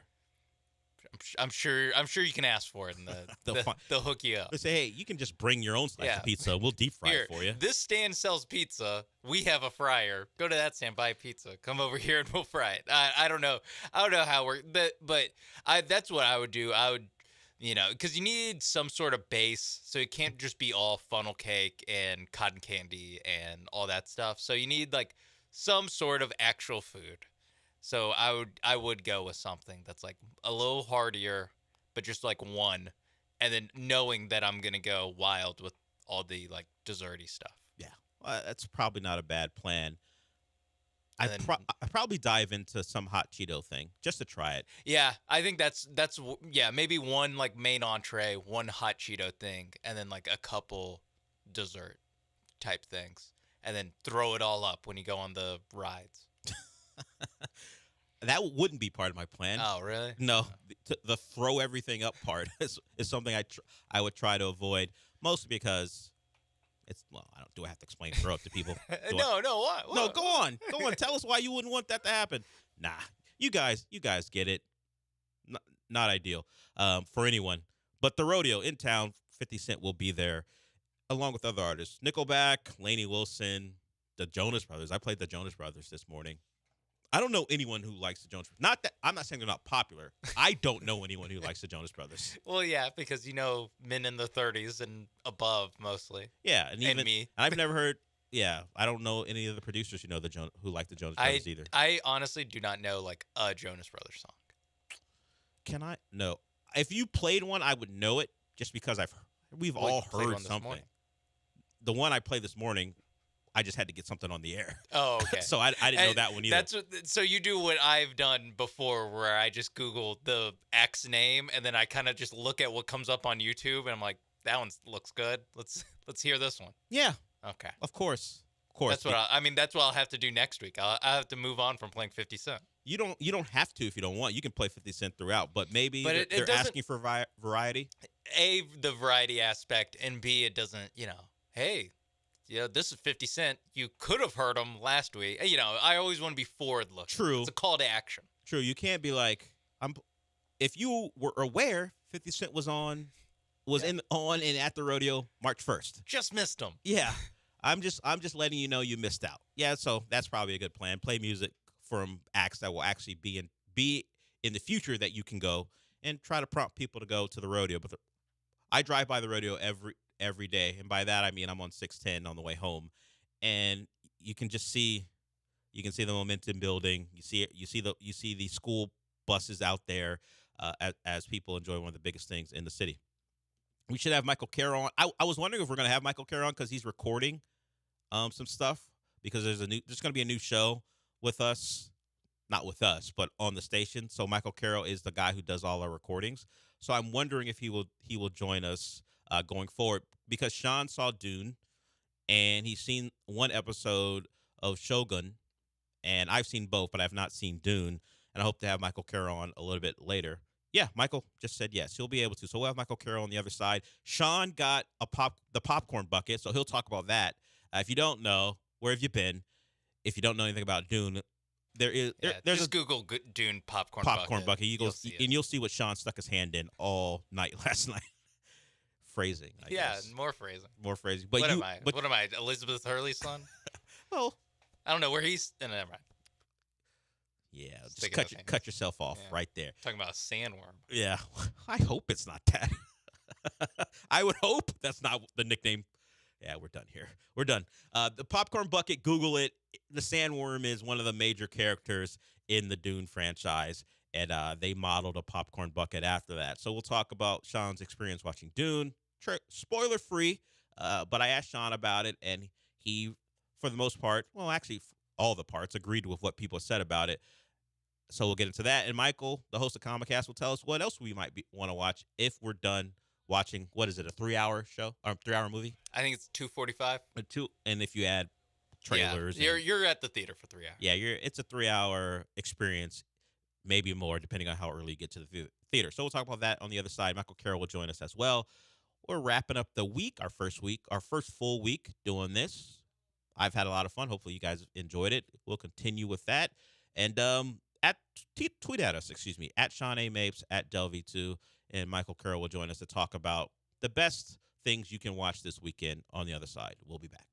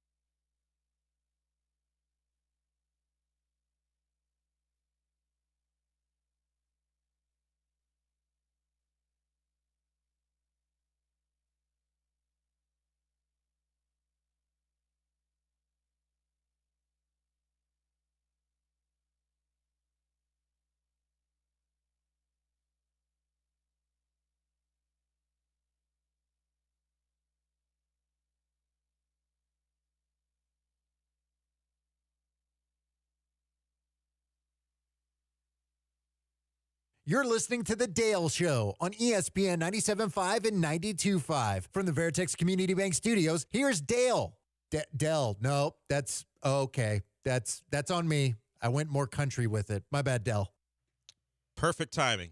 So we can have a discussion. I'm sorry.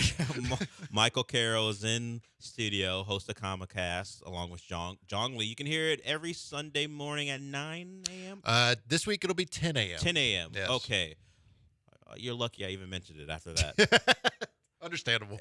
It's perfect timing for that particular rejoin to happen with Michael in the building. We'll have a different rejoin next week. We'll have an official one to intro Michael. He'll have to intro himself, so we'll see how he handles it. We'll see if he mispronounces his own name. I should. When he talks about Michael Carell. Yeah. I get that a lot. That just makes him the brother of a famous person. Yeah. Nepo baby. Yeah, Nepo baby. That's I get that a lot. Yeah. So it's been really a subject throughout because you mentioned it the last time you were here. Mhm. The series Shogun on FX and Hulu. Is it even broadcast? It's too. I think isn't it too graphic? They have like FX and Hulu have a thing, but is this actually being broadcast on FX? I think it might be. I'm not 100% sure. So the head lopping, the nudity, the boiling alive, that stuff is the that's images. That's fine. That's fine. But even FX doesn't mind nudity, huh? I thought there was a level. I mean, FX has done some graphic stuff with like shows like Sons of Anarchy and The Shield and different things like that. So it's not out of the Snowfall. They did some pretty graphic stuff on that. So Gotcha. it could work. Understood. So I've watched the first 2 episodes. I also have. Sean has watched one. So it came out this week, so we're not going to destroy you with spoilers. But Michael, after watching the first 2, where do you stand? I'm hooked. I'm in. I'm enthralled with it after the first 2 episodes. So like I didn't know that it's based off a book that was made into a limited series back in 1980. And it was 5-episode limited series. And in that version, they only did the Western outlook for the engine, the pilot. Okay. And obviously back then, I don't think subtitles were a thing. So like when somebody would speak Japanese, it would just be like the English people would be like, I don't know what he's saying. Okay. So like to have it to be more centered on all aspects of everyone involved. I think the family drama is interesting. I think just the dynamics that we're showing between the regions and everything is very interesting. Like in episode 2, I don't want to spoil it for Sean or anybody, but there's a map scene. I've never been so enthralled in a map scene. That map scene was awesome. It was so good. The reveal of being unaware of what's going on and Yes. have someone show you how you're potentially being played and the realization coming for the people who thought they knew everything about everything. Mm-hmm. It's one of my favorite things about it is how, because we always get the Western point of view on things. Right. You see some of these shows that are told from the Japanese point of view or the Chinese point of view, and how they consider Westerners. Yeah. Because, from the opposite, it'd be like, oh, these uneducated people from the Far East who don't understand anything. The English speakers or the Portuguese speakers were the ones considered the barbarians. They're not civil. They're barbaric and beasts and whatnot. Yeah, they don't uncultured. Yeah. Did you see? It was a anime on Netflix, The Blue-Eyed Samurai. I haven't watched it yet. I really want to watch it. That's really good. It had the same type of deal where it was one of the Blue-Eyed Samurai, mixed race samurai, because generally you're not going to see a person in Japan with blue eyes, at least. Makes sense. So the Blue-Eyed Samurai was considered the dog. You have the face of a dog. You were unclean pretty much because you didn't look like what you're supposed to look like if you reside in that area. So it's interesting to see how that's flipped on its head here, where all the power is in a place where we don't normally see it as far as storytelling is concerned. And you bringing up that map scene is crazy because I was watching it locked in, and then when that map scene happened and the engine or pilot, as you said, kind of showed what was going on, it was nuts. It was, and what they do that I thought was really well done was, it's being translated in that moment, because the engine, the pilot can only speak English or Portuguese or whatever, and obviously Toranaga is only speaking Japanese, but the way they shoot it and they eliminate the translation part of it at one point to where it looks like they're just talking straight to each other with these up close shots that I thought was really well done, and it made the scene even, not that it wasn't great already, but it just made it more intense, I think. And then the music helped as well. It was fully engaged. And then when you mentioned dog, it made me think of, I think it's in episode 2 where one of the lords basically makes the pilot say, "You're a dog" in Japanese. Yeah. Good dog. Yeah, good dog. And he says it in a way where like like when we see on like videos where you stupid dog. Yeah, and the dog's exactly. Like, It's 100% that in that moment. It was like that. Now, Sean, you were hesitant because you don't like to read subtitles, and a lot of people don't. And now, so it was more. It could have been like homework for you because I called it homework, but it was in the fact that it is something I have to do at home in order to be able to provide chime something in. to the show. Okay. It was not an actual like I'm doing algebra. Yeah, he was watching TV, everyone. He's aware. He's He's not aware. that unaware of things. He's self-aware. So after doing your Episode homework for one episode, half my how do you homework. feel? I feel like it is a very good show. A lot of it is.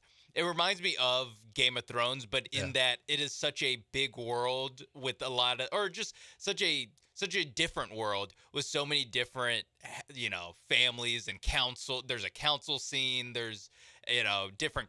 I mean, obviously, there's a different culture that I'm relatively unaware of. That there's a lot getting thrown at you at first, but then after the first 20 or so minutes of the introductions of everyone and kind of putting all the chess pieces in the right spot, then from there it really soars as far as like once you see like the lore that picks up our white protagonist. Like you kind of get a feel for that guy's character, and you get a feel for the main guy Toranaga. Yeah, Toranaga, yeah. and like what he's all about, and just figuring out, all the different political angles that are at play there. There are moments throughout the first 2 episodes which I love, but there's a moment where you have Toranaga's people heading to, I don't know the guy's name, the guy who was treating the engine like a dog. They're heading to his fiefdom, I guess. Mhm. And he pretty much was like, this is my territory, my ship. You can't tell me what to do. Oh, yeah. And then there's one of the leader in that particular moment suddenly puts his hand on his sword, Yeah. and everyone behind him puts his hand on the Everyone sword. goes for the sword in that moment. And then the guy who was protesting, like, okay, I understand. I'm wrong. You're right. Let's keep it moving. What was I saying? Yeah. Of course it's yours. Of course. It wasn't this aggressive thing. It was just like in step. As soon as their leader reached, everyone else did. Yeah. And it was done. The conversation was over. It was a subtle movement that made it go, what did you say? Yeah, we're in a different world here. You better watch it, or you don't live to see the next couple minutes.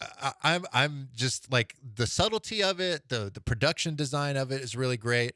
I think when you get to like what Sean was saying, how it's starting to click in, I think the flashback at the beginning of episode 2 really like helps. Like, oh, I see where Toranaga's coming from, and I understand now what the position he's in currently, and that I think that helps seal the deal for me in terms of I'm rooting for Toranaga, I'm rooting for Mariko, I'm rooting for the pilot. Yeah, Mariko.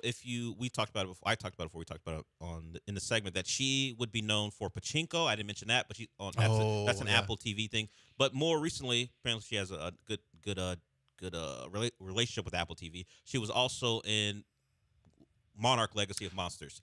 So she's been on Apple TV, and that's probably where you have known her. If you have never seen the show, and then you maybe recognize the face. She's also in Fast and Furious 9, where I know her. I don't remember her from that, but there it is too. There's a character in episode 2. There, you'll appreciate this, Sean. The villain in Fast 5.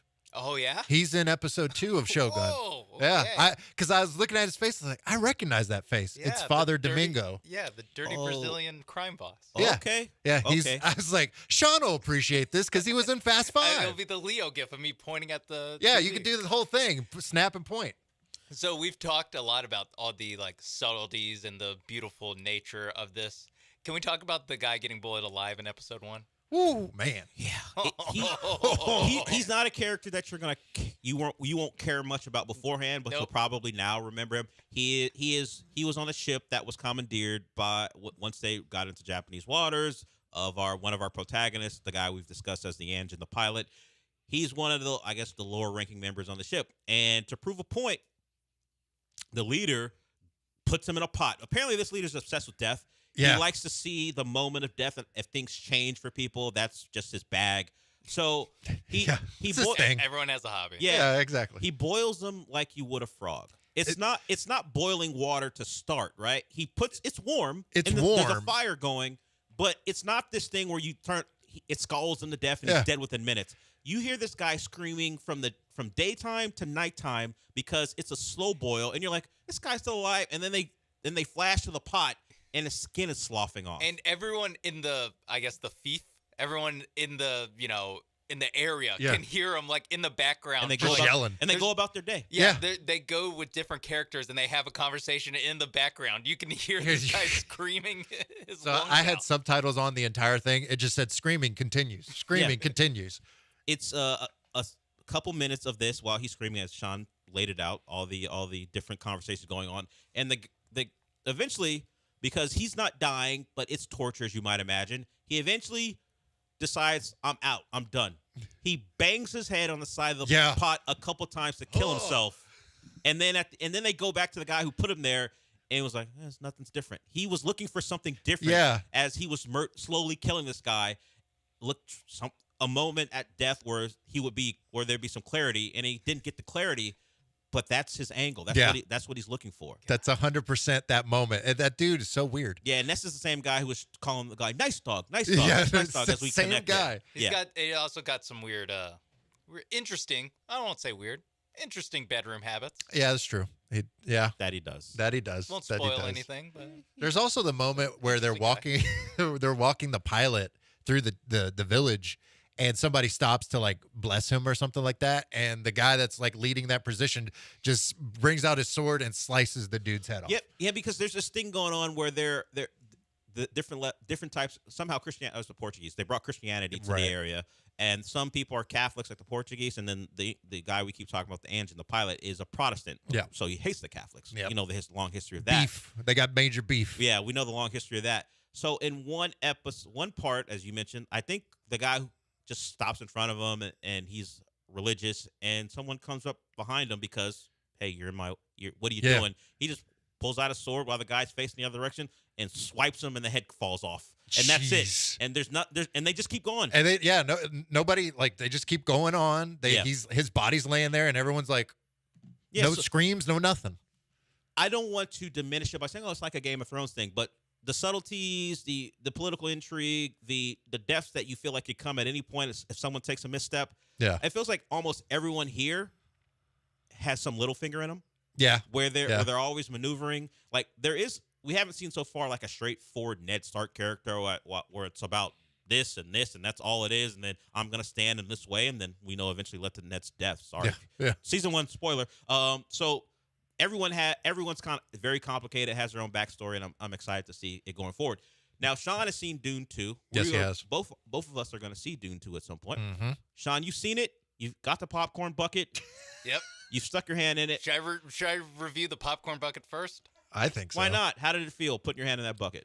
Very, very hard to get popcorn out of the bucket and into your mouth, because the little, I don't know, frills on it, the little like filter thing that the sandworm has that is replicated in the popcorn bucket. You have to stick your hand through that, and then when you pull the popcorn back up, the hole's not big enough for my hand, really, so you kind of have to hold it in a weird way. So you only are grabbing like 5 or 6 popcorn kernels at a time. I know. I've seen. And then Sean's got a hand thing going on right now, and I know I've seen too much in my life, because that hand thing is making me think of something else, particularly with this conversation we're having. But keep going. So the popcorn kernel, as you're pulling it out of the bucket, the like frills on it are knocking them out of your fingers. So it's not really functional. No, you can only have 2. I had it for a couple of the previews, and then when Kong X Godzilla preview was on, I unsnapped the. Okay, so you gave up. You can't take it off. Okay. Yeah, you can take it off. And Can you request a regular popcorn bucket, or do they just give you the? Oh, yeah, I had to pay for it special. Oh, it's an extra. I had to pay $25 for this. Okay, and you couldn't even get through the trailers before you had to get rid of it. But it's an art piece It's more than anything. I love it. Collectible. Yeah, exactly. Certainly. Okay, so the movie itself. Also an art piece. It is incredible. It is very good. I will say, for those out there who have not seen Dune 1, watch Dune 1 before seeing Dune 2, because you will be so lost if you don't watch it. I felt like I would have been lost if I hadn't watched Dune, the first Dune, like the night before, cramming like it's a test. Okay. And I've seen the first Dune a couple times now, but the last time, and then walking into Dune 2, it really sets it all in place for you, because for those of you who have seen Dune, the second one picks up immediately after where the first one ends. Yeah. There's no in-between time that takes place between these movies. So literally the scene that ends the first one, they are walking somewhere else, and Dune 2, it starts with them closer to that place. Like, they're still walking in the deserts of Arrakis. So I'm going to slap a whole bunch of praise on this movie, but if you have not seen Dune 1, do not see Dune 2. No, the length of the movie, I asked you about it. It reminds me of a time way back when Lord of the Rings first came out, the first movie. We went to the theater. There's some people didn't know what it was about, as far as how long it was, or the books that brought it into existence, and how many movies that it would be. So at the end of the movie, the Fellowship is formed, and they're walking away to their next adventure, and someone screams out in the theater, "What the hell? This is how it ends?" Because they had no idea that this 3-hour movie was going to be an epic, like 9-hour tale. Yeah. And it starts kind of right after that moment. It gets to the next moment in Two Towers. So I always remember that with these type of deals, where if you're unaware of things, make sure you don't go into a movie unaware of these type of epic tales, because if you sit in a movie for 3 hours and don't get a conclusion, you probably be a little upset. But yeah, I'm in. I'm going to watch it. I remember Dune 1. I probably saw it a month ago or so. So I don't know if I need a refresher. We'll see. Maybe I'm 15 minutes in the movie. I'm like, damn it, Sean was right. I should have seen it yesterday. I should have seen it yesterday. Rebecca Ferguson's pregnant? Yeah. Yeah. Rebecca Ferguson's had an interesting week. Yeah, she has. She's apparently fun press run. Yeah. Unlike any other I've seen in a while, Rebecca Ferguson, what she's doing, she's been around, and actually, I'm going to play some audio from her on Monday for the bench, not the bench, John and Lance with Ship Talk. She said something that's pretty interesting this week. But Dune 2, we're all in on. Michael, you mentioned Comcast is going to be on 10 a.m. on Sunday. Yes. If people are tuning in, what can they expect? They can expect some Superman Legacy, or should I just say Superman movie talk. We predict about what that could be, also because of like little sneak peeks from the logos and whatnot. We also have some Marvel discussion about them retooling and what they're doing behind the scenes, as well as we're doing reviews on Halo Season 2 that's on Paramount Plus. I'm watching that. We'll be diving into that, and we'll have some review talk for that so far. Halo is interesting to me because I'm not sure what I'm watching at times and where it's going, because I don't have any. I didn't play the game, so I don't have any or watch some. There's been different media. They've had animated stuff, books. Yeah, I walked in pretty clean. All I knew, Master Chief. That's all I really knew from like trailers for video games. So I like it. I like some of the actors that are in it, so that's why I'm watching. I'm in. I'm just seeing where it's going. It clicked for me on episode 5, like what they're trying to do, and that made me appreciate it more, because I was very much in the, what are we doing now? Yeah. Why do they hate the armor? Because he never wears the armor, but whatever. Yeah. I get now where they're going, and I like it. Yeah. So Comcast, 10 a.m. this week, normally 9 a.m. on Sundays, but 10 a.m. this week. You can check Michael with Jong Lee. If people who've been listening to ESPN 975 for a while, you recognize that name. He's the host of that. Enjoy that. If you're in the pop culture, if you're in what's going on in nerd culture, if you want to call it that, that's the comic. That's the podcast for you, but it's also on our air on Sunday mornings. Michael, I appreciate you. We're gonna have different imaging next week. Hopefully, Michael will realize how to pronounce people's names. That'll be great. We got one more segment to go here on the show for the week. We'll be back.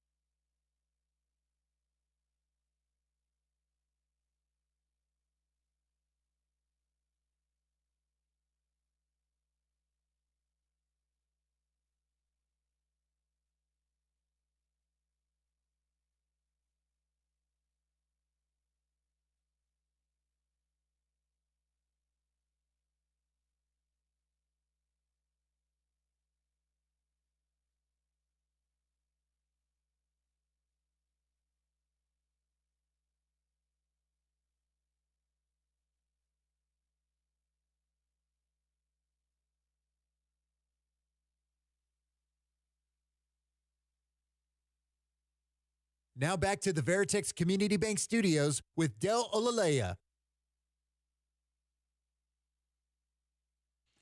Welcome back to the show. Final segment. We went long, so this will be a short one. Gallant and George will be up next. This is Fall Out Boy. The only reason I'm playing it because someone asked if I had seen Jimmy Butler in the new Fall Out Boy video. If we remember from Media Day, for people who are in our space who are always on Twitter and or X and are just seeing things go viral, Jimmy Butler came to Heat Media Day looking like someone who might have been a guitar player for Fall Out Boy. Back when Fall Out Boy was in its heyday, emo was a thing. I mean, some people are still emo, but the emo music was big. Fall Out Boy was one of the bands who pushed it. Just giving a history for people who don't know. And Jimmy Butler came in with straightened hair over his eyes, and he had eyeliner, and also I think he might even had pink nails and a lip ring. And now we know why that look was created. Media Day was in October, and it took till February to see the payoff. Jimmy Butler's in this video with the same look. So yes, I think it was, I'm blanking on the guy who tweeted at us. Yes, I had seen it before, and that's the song and the video that he was in. It's just Jimmy being Jimmy. He's become a bigger troll in Miami than he's ever been. The freedom that, making 2 finals runs gives you is the organization doesn't care what you do as long as you win, and he's taking full advantage of it. So now we know why Jimmy showed up at Heat Media Day looking like that. And the best part about it is because he took those pictures, anytime they do like the side-by-side of coming up next, future, like they do future games, and we'll have the Heat versus the Jazz, it's that picture of Jimmy Butler against whoever they decide to feature for the Jazz. Maybe it's Colin Sexton or Lauri Markkanen. So, yeah, I did see it. I haven't really heard the video, but I knew he was in it.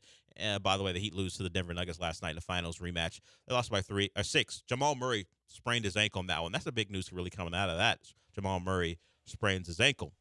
Yeah, maybe spend less time filming music videos. Well, Jimmy Butler didn't sprain his ankle. Jamal Murray did. Oh. So maybe spend more time. He lost. He still lost. Yeah, I'm just playing the result. Yes, he did lose. He did lose the game. Hey, who can I call a fraud for this? This is sports radio. Come on. Jimmy Butler last night. Fraud. He lost with, the Nuggets lost their second best player, and you still lost. Fraud. Yeah, forget about. I know you've made the finals 2 out of the last 4 years, but fraudulent. At least last night you were. The Celtics are frauds for losing to them. The Sixers are frauds for losing to the Celtics. They're all frauds all the way down. The only non-fraud are the Nuggets. Yes. Until they don't win this year. Then they become frauds. Yes, and then whoever wins the championship is not a fraud. And even the Lakers who won a championship are frauds because it happened in the bubble. Yeah, fraud. That is part of the ecosystem when it comes to radio or even just sports talk on television. Someone's got to be a fraud. Someone's got to be him. Do it in the playoffs.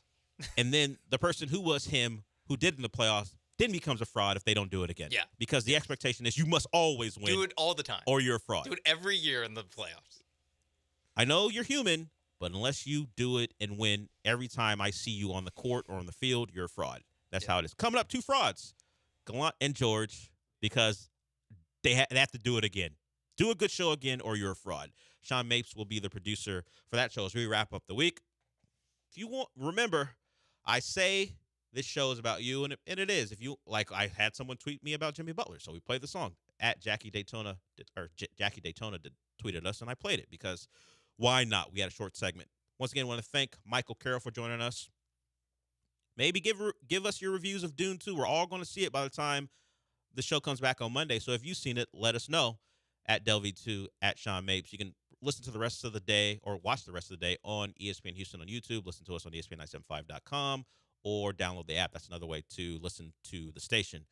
For Sean, I'm Del. Gallant and George up next. The Killer Bees after them. I'll talk to you on Monday.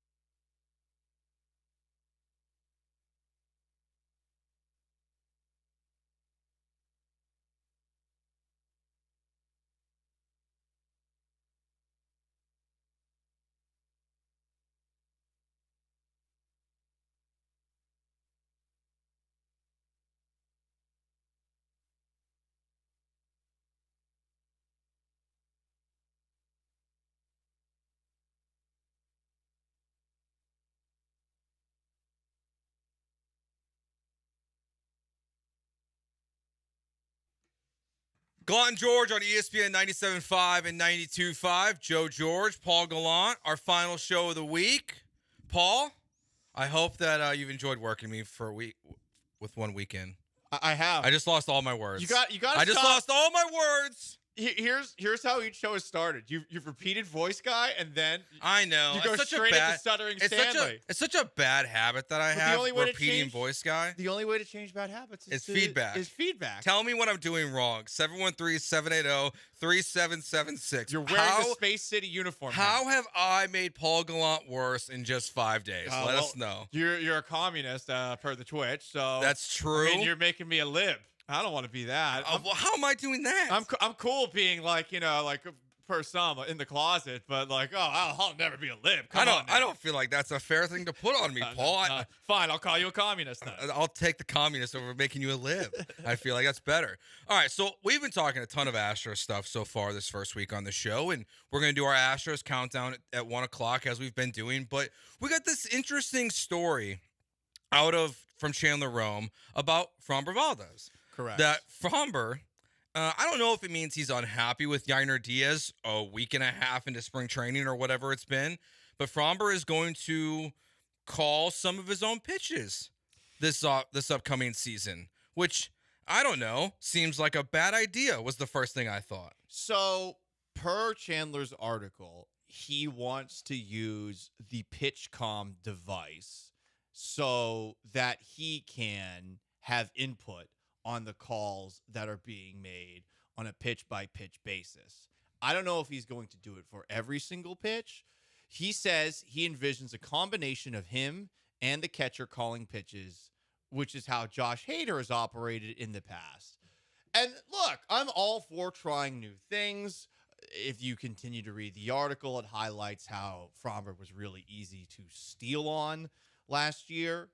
But I mean, we both, I think, Joe, look at Framber Valdez as a guy who is not always all there up there. That's a nice way to put it. Yeah. He's mentally weak.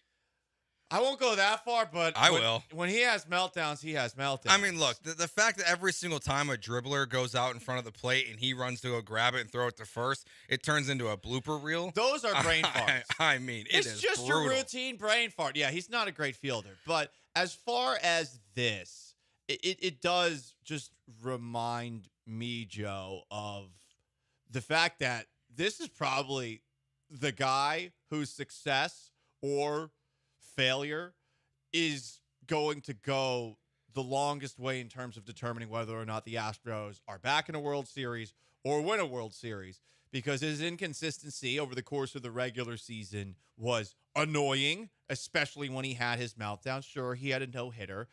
And in the playoffs, he sucked. Yeah, he was not good. And I agree with you. That is Framber Valdez the biggest what if for an Astros World Series run? That's the question. I think so. And I agree with you, because you have to have an ace. The two World Series championships the Astros had, they had an ace pitcher going at both times. Getting to the World Series the other times, they had an ace at all times. I don't think Justin Verlander at this point in his career is going to be that guy. If he has a 3.25, a 3.4 ERA this year and is what he was last year, I'm happy. Christian Javier, he can be great, but is he an ace? I think Javier can be an ace, but last year was a step in the wrong direction. I hope so. Hopefully a year of dealing with the new pitch clock for all of these guys is going to make them a little bit more acclimated to it. I think Javier's got absolutely filthy stuff.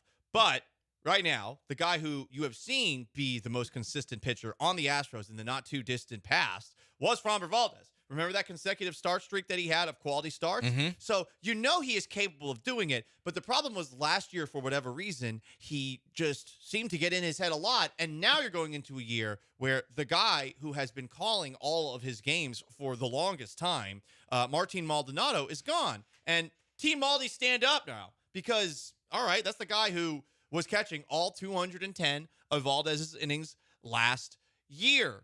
And is this the reason that Framber is deciding all of a sudden he wants to use the pitch clock, or the PitchCom, and to basically go back and forth with the catcher to determine pitches? He says no, but I have a hard time believing that isn't the reason that he's going to do it.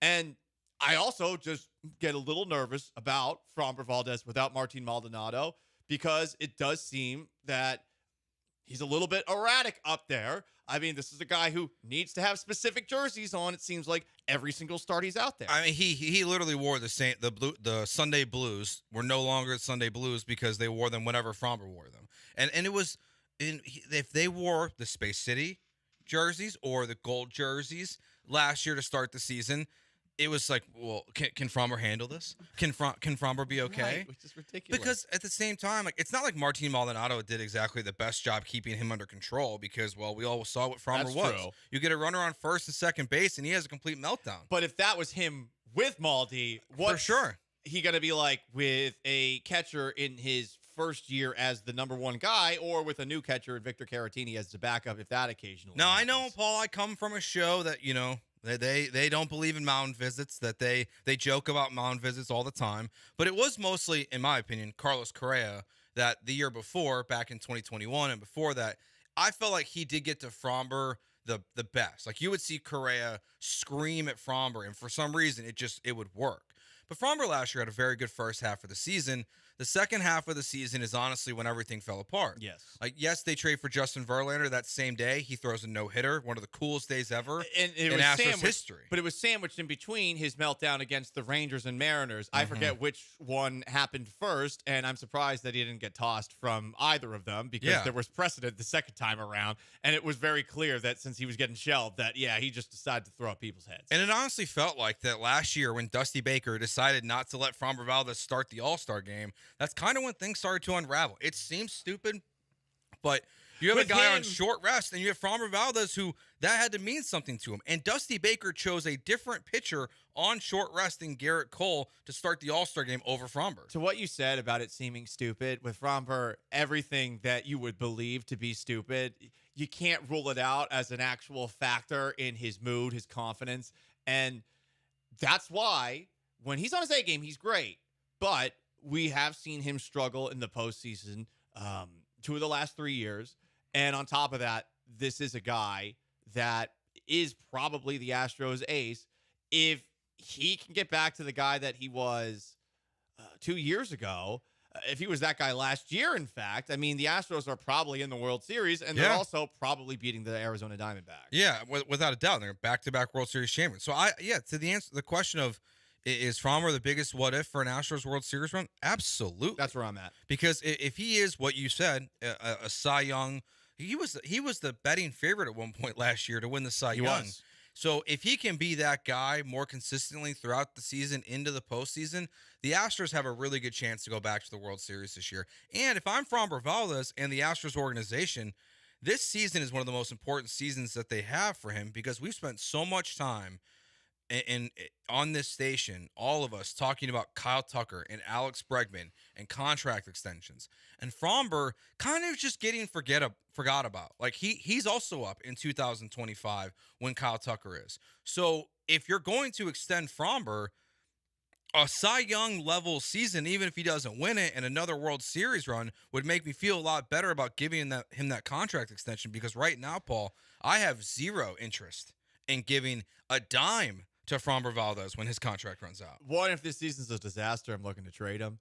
I don't know how much I'd get in return for him. 2, okay, you're saying that about the contract. I don't even feel confident giving him the pitch comm ability. I don't feel confident giving a pitcher the same kind of reign as a Josh Hader, because Josh Hader's the other pitcher who has actually done this before. You're just going to do this on the spot going into this season. How's that going to work? How's that going to work, especially when you talk about a pitch clock where if there's some disagreements between the catcher and pitcher, is that going to lead to a couple extra balls that are unnecessary?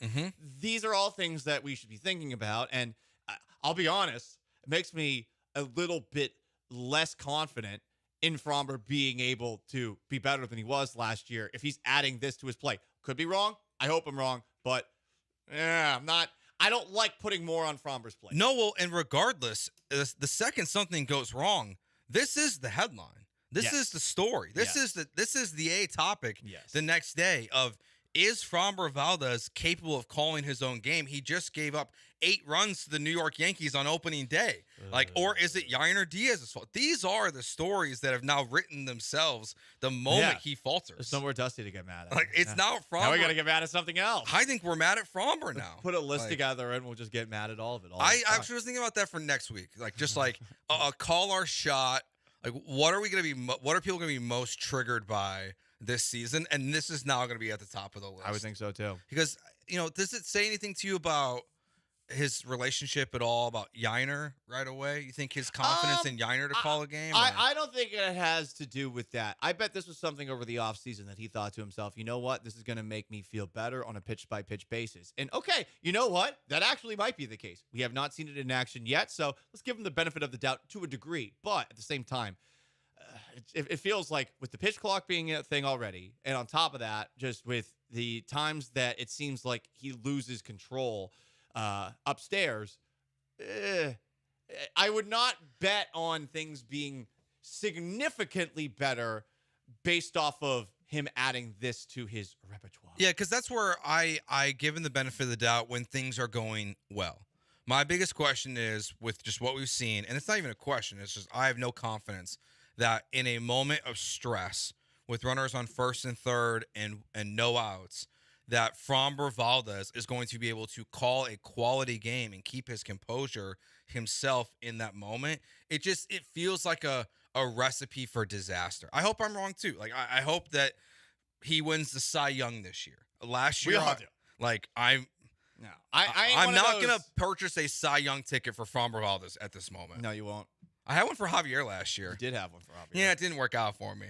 How much you put on it? Not much. I only go like 50 on futures usually. Okay, that's a lot for Yeah, 20 to 50 for futures. I don't go heavy on futures. You can't bet on an Astro to win an award. They're not going to give it to him. Yeah, but they win a lot of awards. Yeah, but they're not going to give him the MVP or the Cy Young again. I know they just gave Verlander the Cy Young, but I feel like those were like, oh my God, he's 30-odd. I mean, he was so good. 1.4 He ERA. came off the Tommy John.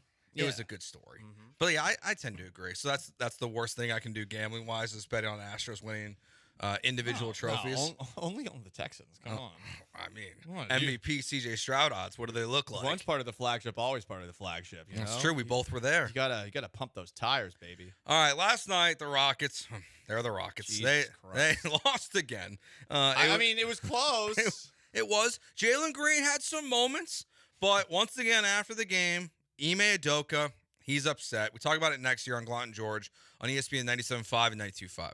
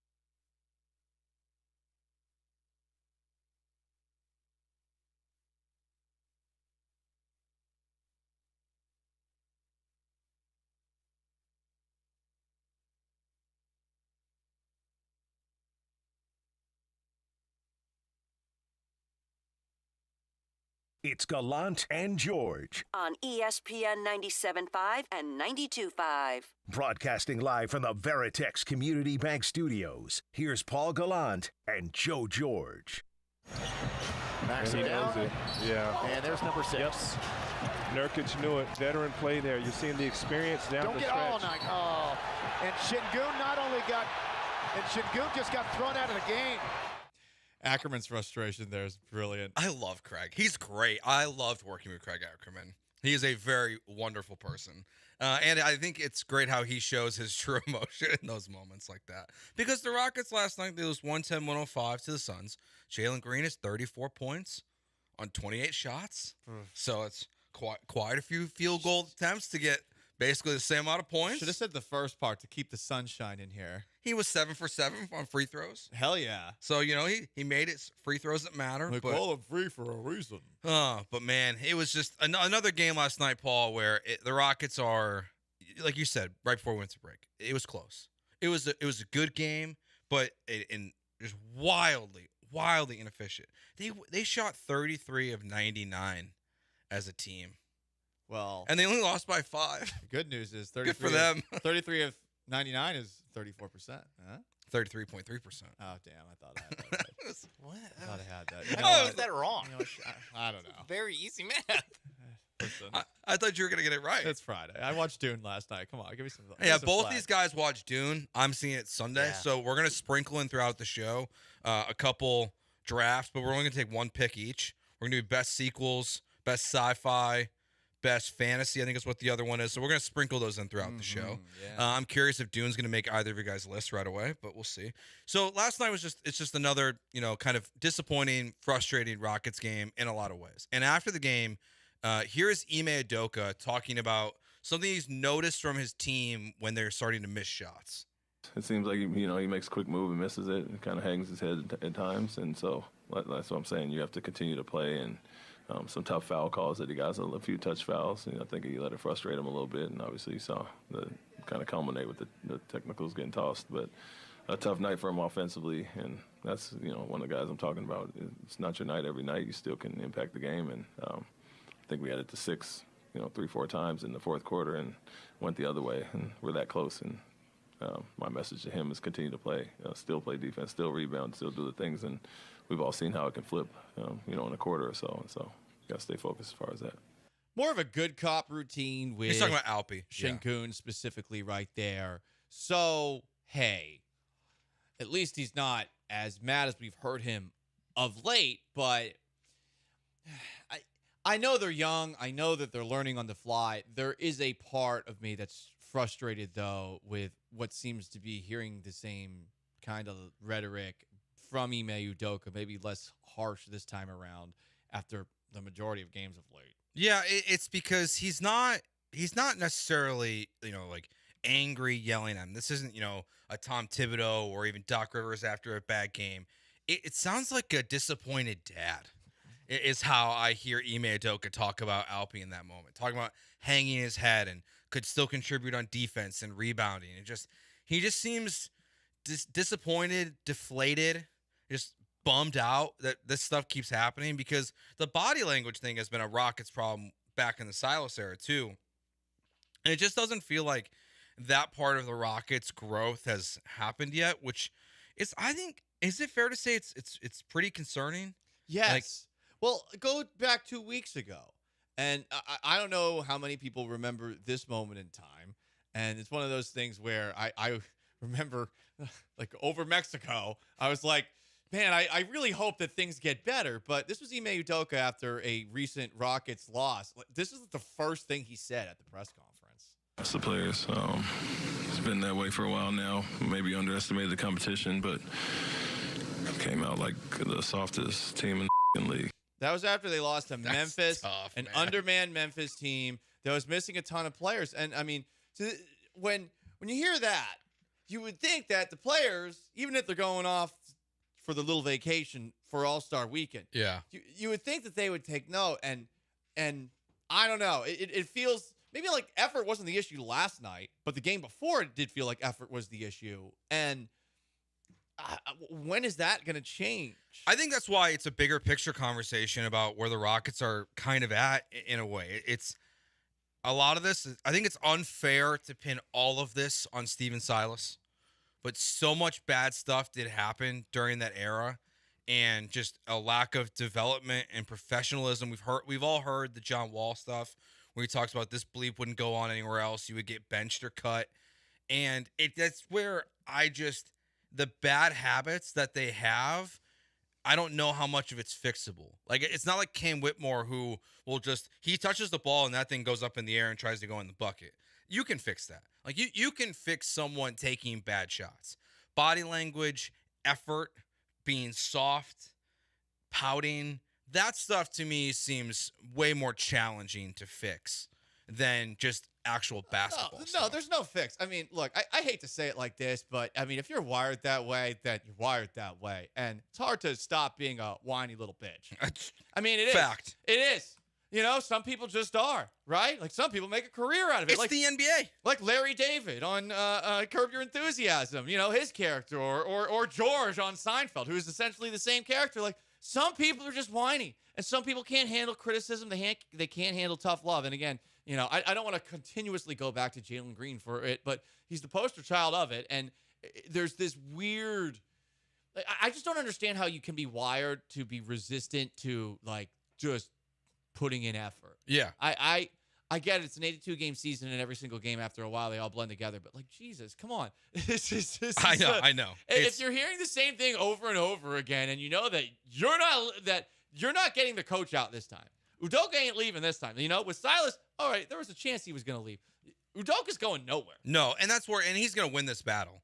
Like, and that's where I long term, the players that don't play hard, and that's why I'm glad they did nothing at the deadline, because they should go into the offseason meetings immediately, and Ime Udoka needs to just say to Stone or Patrick or Tillman Fertitta, like, these guys, they can't play for me. They can't. Yeah. Because they do not fit the kind of players that I want. Here is Ime Udoka. One thing, too, that he's talked about but not actually done in the past, talked about lineup changes. Yeah, it's definitely a concern problem. Maybe I have to look at the rotation and the lineup that I have out there starting and try to get 5 competitors on the court at one time to avoid poor starts like that. But my issue, Paul, is that he doesn't do these things. He's saying needs to get 5 competitors on the court. It's the same starting 5. It's Jalen Green. I know he benched Jalen Green, I think, at the start of the fourth quarter 2 games ago, or I think it was. But his words sound great. I don't like the 0 follow-up. Have you seen Breaking Bad? Yes. Okay. Yes. Sean Mapes, have you seen Breaking Bad Behind the Glass? Yes. Okay. For those who haven't, there's a character named Mike Ehrmantraut who at one point gives Walter White, the main character of the show, advice when it comes to his relationship with Jesse Pinkman, who was being a dumbass. Mm-hmm. It was basically, hey, if you're going to do something, no half measures. And look, this isn't a life or death situation like Walter White was in that spot. True. You know, being dragged down by Jesse, who was on the meth but pissed off about some other things that were going on. This is, though, a moment in time where, okay, Udoka, flex, man. Flex. There's no pushback for this organization. If you're in Boston and you're replacing Brad Stevens and there's established stars there like Jason Tatum or Jaylen Brown, okay, there actually might be a totem pole where conversations need to go north on that go all the way up to ownership before you start benching key players. But here, he has power, complete power, in a way that very few coaches, I would say, have over an entire roster. Flex it, man. You know, if you are not going to send messages now, then when are you going to do it? 100%, because this is when you should be doing it the most. Like you need to, because that's what I feel like people took what Tillman Fertitta said about Phase 2 when he first introduced Udoka, and they focused too much on, you know, getting back to the playoffs. To me, my biggest takeaway was learning how to win again as a franchise. That is, to me, where I would like to see Udoka be a little more harsh on his guys. If there is an effort issue, don't play him the next day. Don't start him the next day. Do something. Find different ways to send the message to try to figure out to work with this group. How do I reach these kids? Because they're children.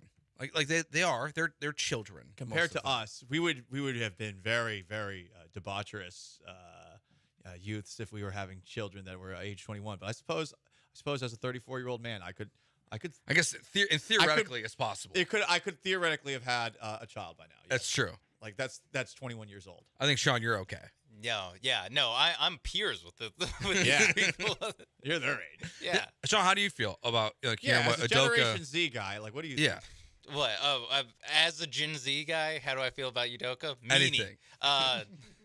Has an aura, but he's mean. No, I think it is, like you mentioned with Phase 2. Like, this is part of Phase 2. You can't go from not playing real basketball for 3 years to going head-to-head and beating the Phoenix Suns, who have Kevin Durant and Devin Booker on their team in Phoenix, especially after you just beat them at your place a week ago. You don't think Phoenix was like, hey, we can't be losing to these kids, the Houston Rockets. So it is, it's a tough part of the schedule. I think overall they do need to find something in the last 6 weeks. It's not even wins and losses so much as we need either Sengun to start playing like he did early in the season, back when he had a pretty legitimate all-star case, or at least you could make the case and then look at who would make the West All-Star team and be like, okay, maybe he doesn't have that great of a case, but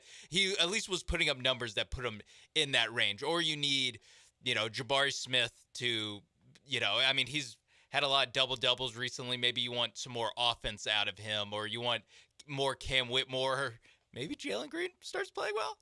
Maybe, that'd be nice. Maybe he he takes what he did in the first half and then builds on that, but instead of just taking bad shots for the second half. But that to me is what they need. They just need another spark. This really does feel like a team that's kind of not run out of gas injury wise, but just run out of gas focus wise. Where this is just it's the longest season that they've had to play real serious games of any of these guys' life. Yeah, and that's where one thing that sometimes the NBA does you a favor, because what Sean's talking about there, and what I think we should all be hoping for now is that tomorrow, when they play the Suns again, that the issues that happened in this last game will be adjusted in some way. Maybe not letting Devin Booker cook you. Now, he's one of the best scorers in the NBA when he's on, but hopefully we see at least it'd be nice to see an immediate fix from Udoka and the roster in this next game, even though they only lost this game by 5. If Udoka can't do it, Dylan Brooks has to do it. You're paying him $20 million a year. Dylan Brooks is not afraid to be a bad guy with guys who aren't on his team. Well, he might need to start being a bad guy in the locker room. It kind of reminds me of what we talked about with Jimmy Butler with the Minnesota situation. It'd be nice if Fred and Dylan would just kick their ass in practice. Fred's won a championship. There are pelts on the wall that they have, even if we think that they're both on contracts that are a little bit more than what they should have gotten. At the same time, okay, Udoka's saying what he needs to say, so maybe these guys need to step up. Otherwise, I feel like we're going to continue to see more of the same. Yeah, and then you need one of your young players. It'd be really nice to have one or two young players follow them very quickly, whether it's Cam and Amen or Jabari and Cam or one of the 2 of the 5 guys.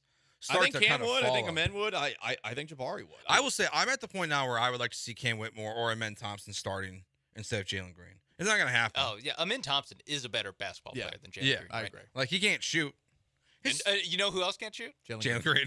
But he shoots 28 times, so it's fine. It shoots a lot, though. At least Cam doesn't shoot that much. That's the thing. That Jalen Green still, and especially when he is hot to start, he carries himself like he's this awesome scorer, where it's no, not really. You're hot right now, but you're not, over the course of the season, you haven't been that good of a scorer. So, yeah, it's a little bit of Amen Thompson kind of knows his role, and that's what makes him better. Should the beat reporters that Jalen gets into beef with, should they just show him, hey, you're a player on this team, and show them where they are in the standings, and then show them the standings from last year, too, and then show them the amount of field goal attempts that he's had and the lack of efficiency? Do you think he would handle that well? No. I don't know. I you know what? Hey. Today, is a new day. Today's the greatest day of all of our lives. If Roosh can't reach him, I don't know. I don't know if Kelly can reach him. I don't know. Maybe Fagan. Maybe Jonathan Fagan can pull him aside. I'm sure buddy Jonathan boy. Fagan is the guy that Jalen Yeah. Green wants to take Yeah. advice. No offense, Jonathan. I like you, but I've seen some things, kids. Sit down. No, I mean, listen. Let me tell you about a man named Akeem Elijah. All right, Cut Watch is on. That's next year on ESPN 97.5 and 92.5.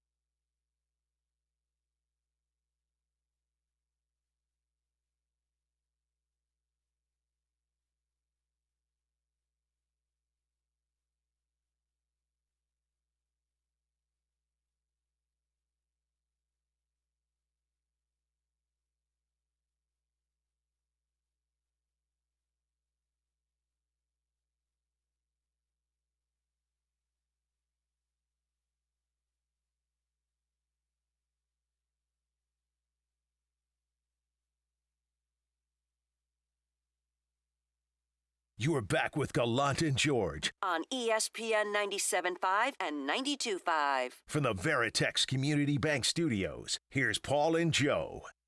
Hey, fun fact, when we started our first segment of the show, when we were talking about Framber Valdez, he was on the mound, Paul.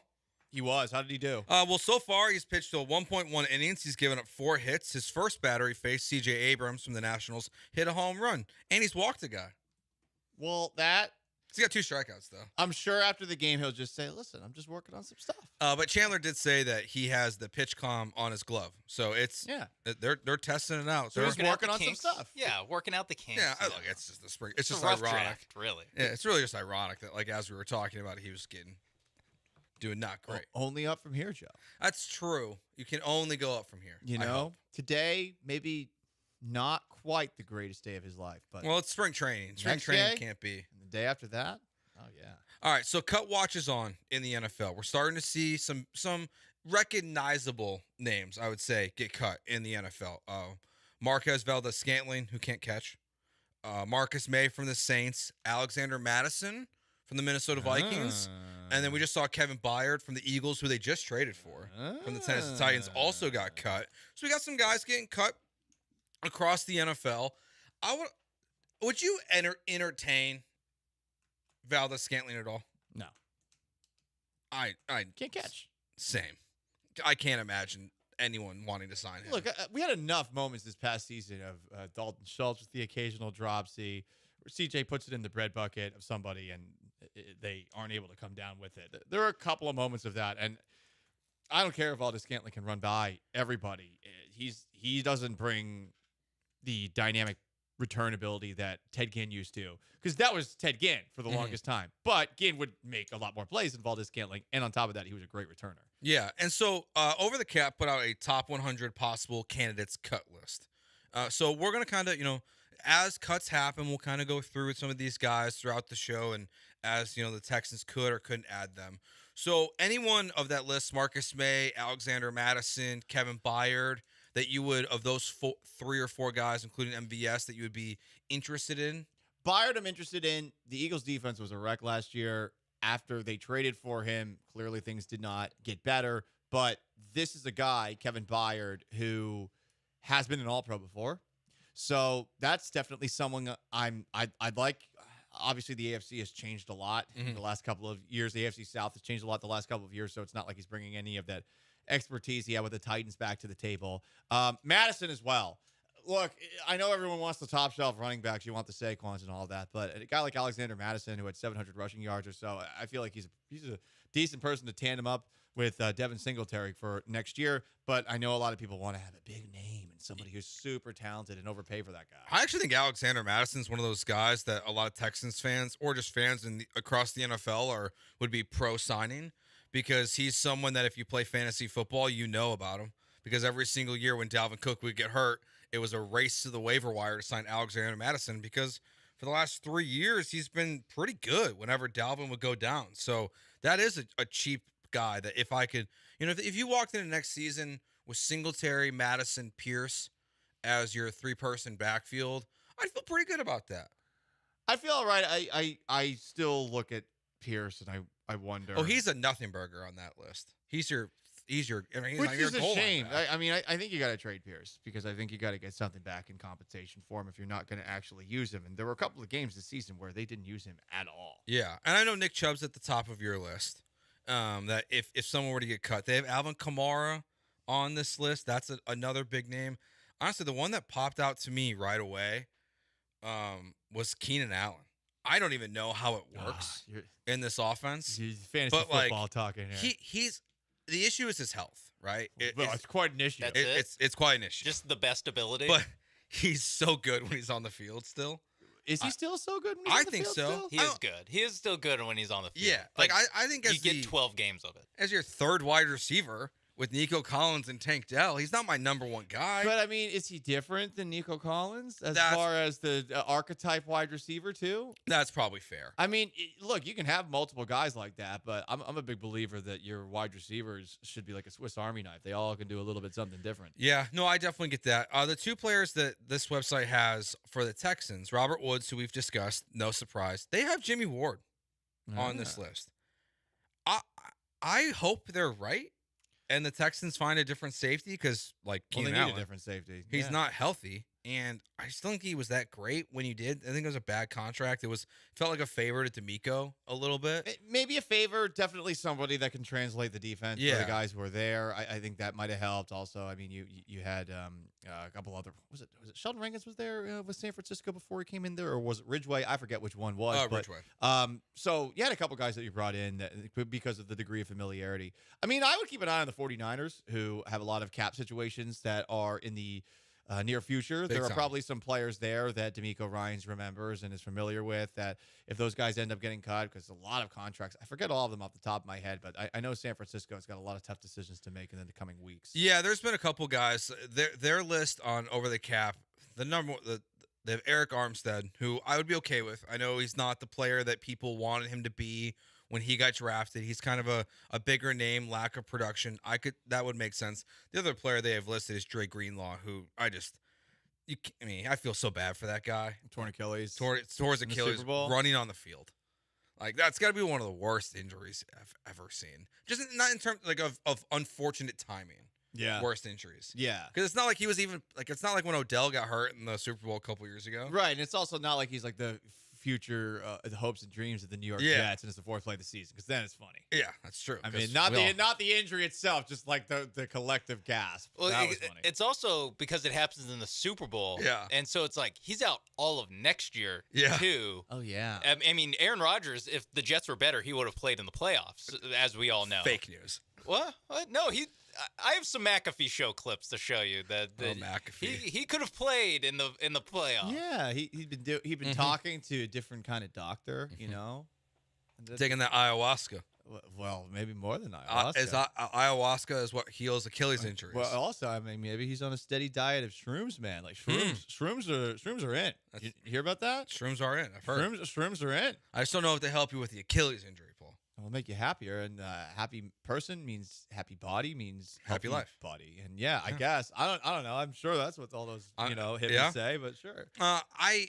It is like the hard part about the guys who get cut is they do get cut for a reason, oftentimes too. Like they do get cut because like they're overpaid for what the actual production is going to be. But there will be guys available this offseason that I would expect the Texans could really look at. Aaron Jones is another one. I like Aaron Jones. That I would be intrigued by. Under thighs. See the quads on that guy? Jesus. That guy's huge. They have this one blows my mind. They have Mark Andrews listed. That's a tight end. Well, I mean, think about this. He came back in the playoffs, and I know that he was still injured, but did you even notice Mark Andrews in the playoffs? Now, not against the Texans because he wasn't back for that game, but in the AFC Championship game, I mean, they had both their tight ends, and I did not notice Andrews at all. You got to wonder if he's going to be the same player going forward. But, hey, if Andrews gets caught, I mean, then that's at the top of the tight end list. You got to go after him. Last one I saw on this list for today that intrigues me just because of the name, the history, DeAndre Hopkins. Would you entertain that at all at this point to if he wanted to come back to Houston and try to, finally win something here actually? Yeah, I would. I think so too because I don't think he's different enough from Nico, and I think there's still something there. Like there was a couple games last year with Levis where it still feels like he's a deep threat for you, and he can do a bunch of different things. I know Bill O'Brien's gone, so all the baby mama issues or whatever that were supposedly going on with Easterby and Hopkins, it still would kind of surprise me if he actually came back here because it felt like there was a lot of bad blood. Yeah, I think it's more between him and the McNairs. And that's why that would be surprising. Right, yeah. It's like it was painted as O'Brien, but the way they've talked about it, it feels like it's more. I mean, go back to 2017 when the Texans played the Seahawks and the inmates running the prison comments came out from Bob McNair and they almost stopped playing. Like DeAndre Hopkins was supposedly the most pissed off about that. And I believe he said some things that, I'm sure Bob didn't like, but I'm sure Cal, his son, hated. So those are tough things to get back from unless some sort of apology was made that I don't know about. Yeah. The NFL is always the greatest reality show in the world, whether it's a Jerry Springer-like moment for Jerry Jones or just Tyreek Hill or Antonio Brown doing something crazy. That's next year on ESPN 97.5 and 92.5.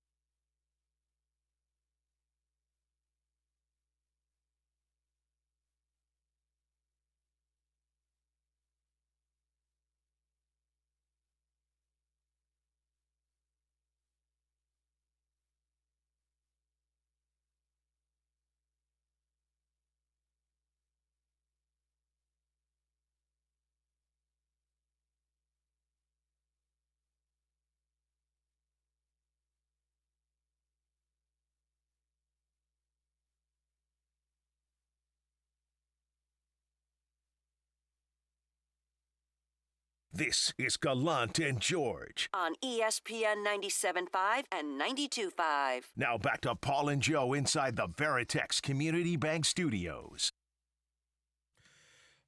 Sean and Paul both have seen Dune 2 already. Saw it last night. Sean yesterday afternoon. I'm seeing it Sunday. Okay. Out of 10. What are you guys giving it? 8.8. Okay. Ooh. I was going to go like 9.5, 9.4. 9.5. Wow. Okay. That's a pretty good movie. It's a really good movie. It's awesome. It is awesome. In honor of Dune 2 coming out, we're going to do a couple little quick drafts throughout the show. We're going to start with best sequels. Paul, I'll give you the floor. You can have first pick. Oh, I get to go first. Now, I'm going back and forth on this one. Terminator 2. Okay. Terminator 2. From start to finish. Terminator 2 is significantly better than Terminator 1. Number Fact. one. Like, it's not even close. 2, the Arnold Schwarzenegger and character who plays Sarah Connor dynamic. It's awesome because Sarah Connor, all of a sudden, from the first movie where she's a damsel in distress to the second one where she's in prison and she's just absolutely like doing yoked. sit-ups on the jail bunk bed. Yeah. And you had the T-1000 played by Robert Patrick with the liquid metal, which was, I mean, I imagine when you first saw that movie in theaters in the early 90s, you're like, what in the hell is this? It was super cool. And yeah, that's my number one, man. The effects like still kind of hold up in that movie. Yeah, I agree. That's the craziest part is that the liquid metal, like when he kills that old lady, like it still holds up. What bums me out the most about that movie is that the Terminator franchise has tried so hard to recapture that. They've had so many sequels and spin-offs, and they've all been so bad. They can't figure it out. Have not, or no, one of them was pretty good. The one with Christian Bale was like pretty good. They basically have not made a good, like a single good movie since. The bar is so high though because of Terminator 2. I do wish that that's one of those movies that I hope like the next time an anniversary comes up, they do a re-release in theater because I never. Oh, I would love because to. they're doing that with Phantom Menace, which Why? like exactly. Oh, you took my best sequel. No, I'm just That's not a sequel. That's the first one. I guess you could call it a sequel. Misa think that's stupid. As Misa, sorry. But like it's 25 years, so they're putting it back in theaters. I'm like, why? Like I saw that one in theaters when it came out, and I was like 8, and I thought it was bad. But I would love for Terminator 2 to be back in theaters. So I guess I'll go next because Sean wants to go last. Well, I don't want to go last. You can go next. Well, I just know, like, listen, because we're only making one pick. We're only making one pick, so that's be the best pick. Yeah, and so I don't want to just do like what you Google is like best sequel, like, and this, there's like 8 of them that all pop up. So I will go with the movie that I love that is criminally underrated, especially on Rotten Tomatoes. Oh, and it is better than the original, like the first movie in this pairing. I'm going to go Bad Boys 2. Okay. Bad Boys 2 is so much better than Bad Boys 1. Isn't there a new one coming out in like a couple weeks? Bad Boys 3 came out in 2020. There's a new one coming out. Yeah, Bad Boys 4. Will Smith needs money because no one's giving him jobs after he bitch slapped Chris Rock. So yes, I understand that there's some that got taken or that will be taken and that will not get taken that are better movies than Bad Boys 2. Man, but you're putting me in a bad. I was hoping you were going to take The Dark Knight Rises because then I could take the other movie I want to, but I'm just but I thought sequels had to be the second one. Yeah. Yeah, The Dark Knight Rises is the second one, Sean. It's the third one. Wait. The Dark Knight Returns. You just mean Dark Knight? The Dark Knight. You sound 75 years old. I'm an idiot. The Dark Knight. The Dark Knight. You know what? You're eliminated from taking it. You can't take it. Fine. I'll take Top Gun Maverick. Because I love Top Gun Maverick. You know what? It's a recent one, too. Here's the thing. Spoiler for Top Gun Maverick. Uh-oh. Well, I thought the movie was great until the ridiculous scene at the end. Because it was actually realistic. Like, Tom Cruise, Maverick, he's getting shot down at the end. Like, it was emotional. And then it's like, he survived.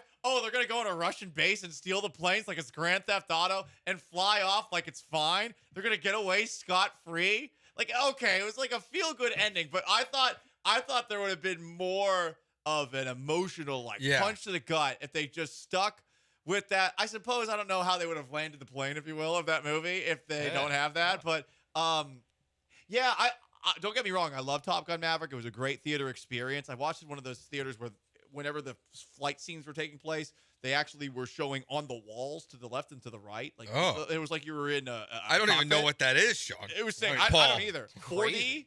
I don't know. It was pretty cool, but the ending of that movie disappointed me. Are you guys? But not quite as much as you not knowing The Dark Knight I saying The Dark Knight Rises. Words came out of my mouth that were wrong. Are you guys gonna go see Project X2 when it comes out? 'Cause apparently they're filming Project X2. Project X was the party movie? Yeah. Okay. They're making a sequel for it. Well, also left on the board, Godfather Part 2. that one drags. Empire Strikes Back. Empire Strikes Back would have been my. That was where I was going back and forth between. Second Lord of the Rings movie. Two Towers is pretty good. Yeah, but I took Bad Boys 2 instead. I don't understand that. I pulled It's up an a awesome list. movie. I've never seen Bad Boys 2, so. Oh, okay. Never? That's why you don't No. understand it then. Oh, it is a very good movie. I thought Bad Boys It's was awesome movie. That's whatever. This I'm list I telling you, Bad found- Boys 2 is better. Okay, fine. I'll watch Bad Boys 2. This list I found has Mad Max Fury Road as the #1 sequel of all time. Now that is technically the fourth movie in the franchise. So Yeah. Yeah, if we're just doing anything that's not the first movie in a Yeah. franchise, like that'd be considered. But I didn't even because I would have gone Fast 5 if we're just going any movie, no matter the number. Fast 5's awesome, but Fast 7 is better. No, they're the two best. But I go 5, 7, and then 1, 2. I can keep rattling them Is off. Fast 5 and Fast 7 are those the best 5th and 7th movies in a franchise of all time? Yes, without a I doubt. mean, what are your other options even? The Star Wars movies. Yeah. Well, yeah. So, and Star Wars got worse. Star Wars would be the only. How many other franchises have 5 or 7 movies in them? Star Trek, I think. Yeah, Star Trek probably does. I guess if you include The Hobbit, you could. I guess. you could, Harry Potter. Oh, yeah. Ooh, Harry Potter. Harry Potter 5. Which one's that? That's the Prisoner of Azkaban. And Harry Potter 6 is Half-Blood Prince, and Harry Potter 7 and 8 is the final one, which his name is eluding me. Half-Blood Prince is my least favorite. Oh, well, what? Why not? I don't know. It just doesn't do it for me. I gotta say, those movies aged very well. The first movie sucked. I hated the first and second one, but I thought the movies got a lot better. So when they're 11 years old, When you're I was not 11, feeling it. but when I was 11 and 12, I was like, this sucks. Does not feel like the book at all. I definitely probably once a year will watch all of them in a row at some point. Like once a year, I'll rewatch all of Harry Potter. In one sitting? No. Yeah, Like, that's a lot. At this point, with a 3-year-old, it's like it probably takes me 3 weeks. You watch 20 minutes of each one. I probably and between that, it's like, all right, he's sleeping for an hour. Instead of watching Bluey, I get to watch Harry Potter. Do you not like? I heard Bluey's good though. It's fine. He just doesn't really like it either, so he makes me change it. Oh.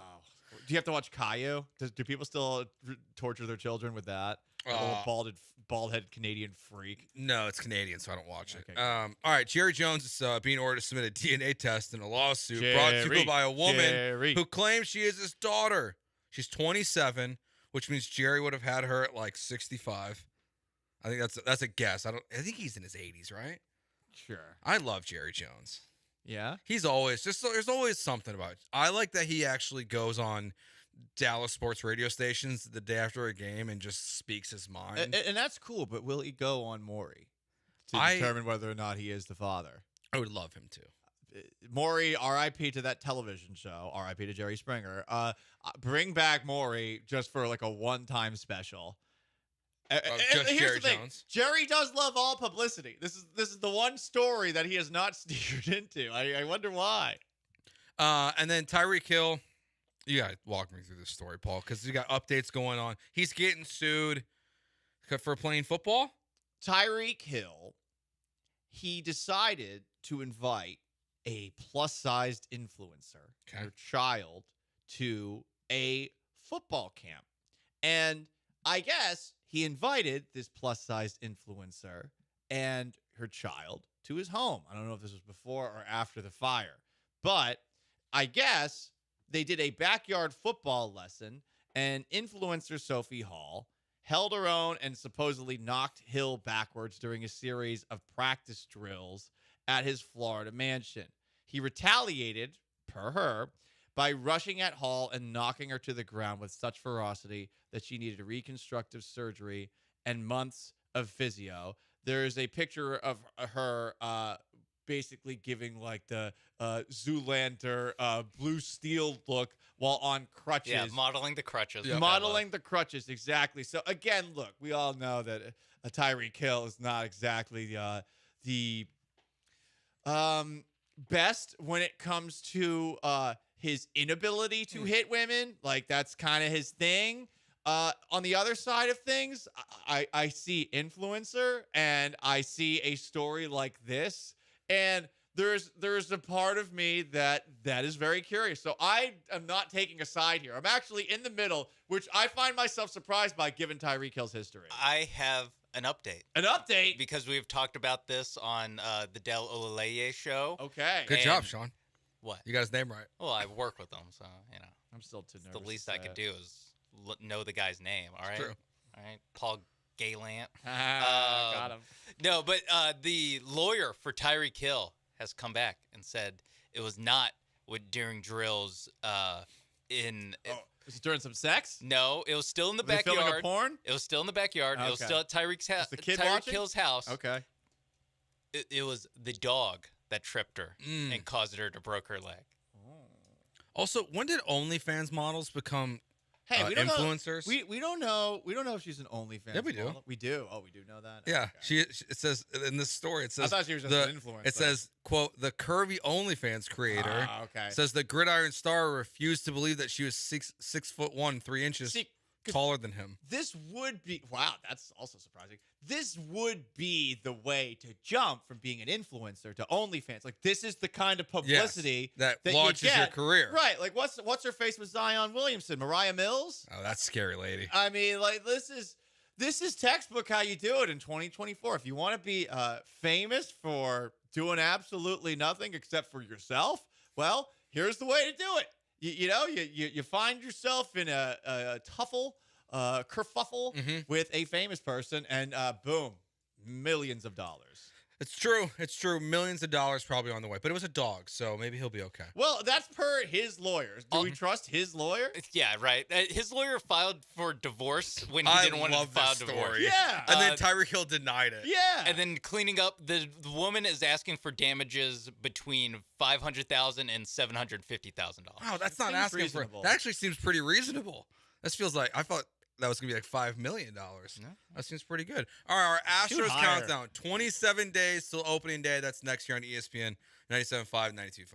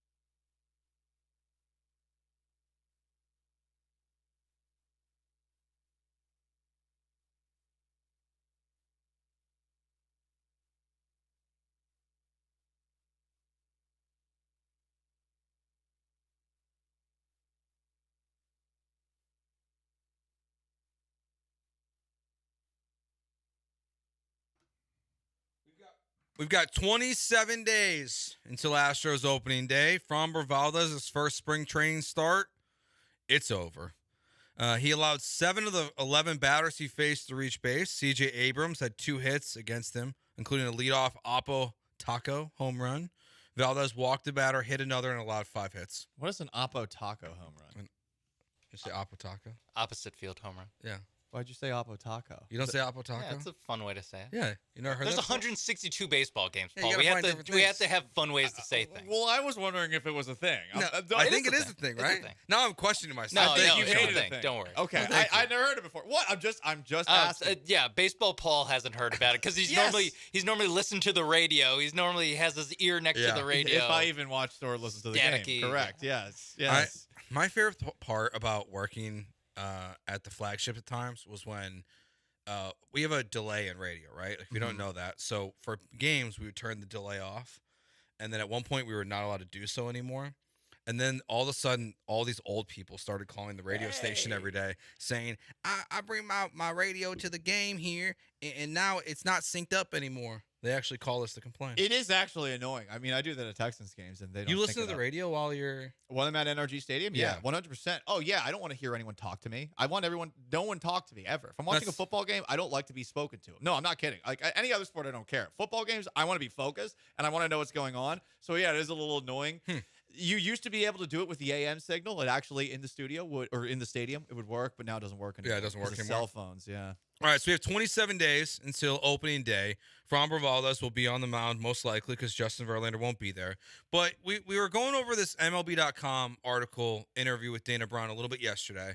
Dana Brown was also asked in the interview what his biggest concern was right now. And he wanted to talk about the middle of the bullpen. He acknowledges the fact that they're very good on the back end with Abreu, Presley, and Josh Hader, but they lost, Hector Neris, Ryan Stanek, and Phil Maton. So Dana Brown's biggest concern is the middle of the bullpen. So our opening day countdown question is, what's your biggest concern right now? With opening day 27 days away, what's numero uno? Well, I don't know if middle of the bullpen's my numero uno, mainly because I just never want to see the middle of the bullpen because that means Rafael New Money Montero. I saw an article, by the way, this week in the Houston Chronicle, and the title was Astros hope reliever Rafael Montero is set up for a rebound. Yikes. And I would just say a rebound to what? The 1 year he was ever good? Because he sucked in Seattle. But whatever, that's fine. Anything can happen. As Kevin Garnett once said, anything is possible. No, I'm going back to what we opened up the show talking about. No, my biggest concern is Framber. My biggest concern is Framber, Valdez, and Christian Javier at the top of the rotation in a world without Martin Maldonado. And look, Maldonado, it was not his best year last year. I will grant you that, especially at the plate, but also behind the plate. I do not know that these guys are going to be the guys that they were the year before. And they need to be if this team's going to win a World Series, because this team won in 2022 because of its pitching. It did not win because of its offense. It had a good offense, don't get me wrong, but they won because of pitching. So those guys need to return to form, and it's going to be perhaps a little bit more difficult with Yainer Diaz calling things, Victor Caratini calling things, and on top of that, now Framber Valdez seemingly experimenting with a pitch clock, and it did not go so well today. Yeah, I think it's obviously a very fair one. I still have enough faith, I would say, in Framber, in JV, and Javier to get you through the regular season. So my biggest concern is the rest of your starting rotation after those three guys. Yeah. Like, what is JP France? What is Jose Urquidy?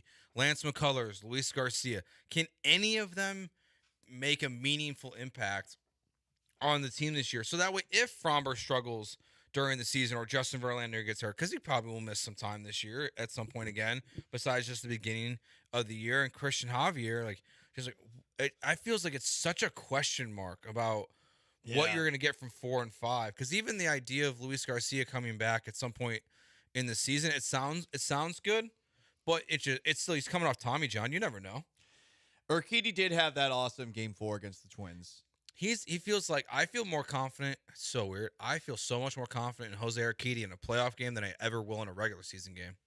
Well, he's been there a lot. I know. Like, he comes through. He comes through all the time in the Jose. postseason. Like, I'm all about that. 8188409 Colin says, my biggest concern is Jake Myers. Wish we'd go get a corner outfielder and play Chaz in center field.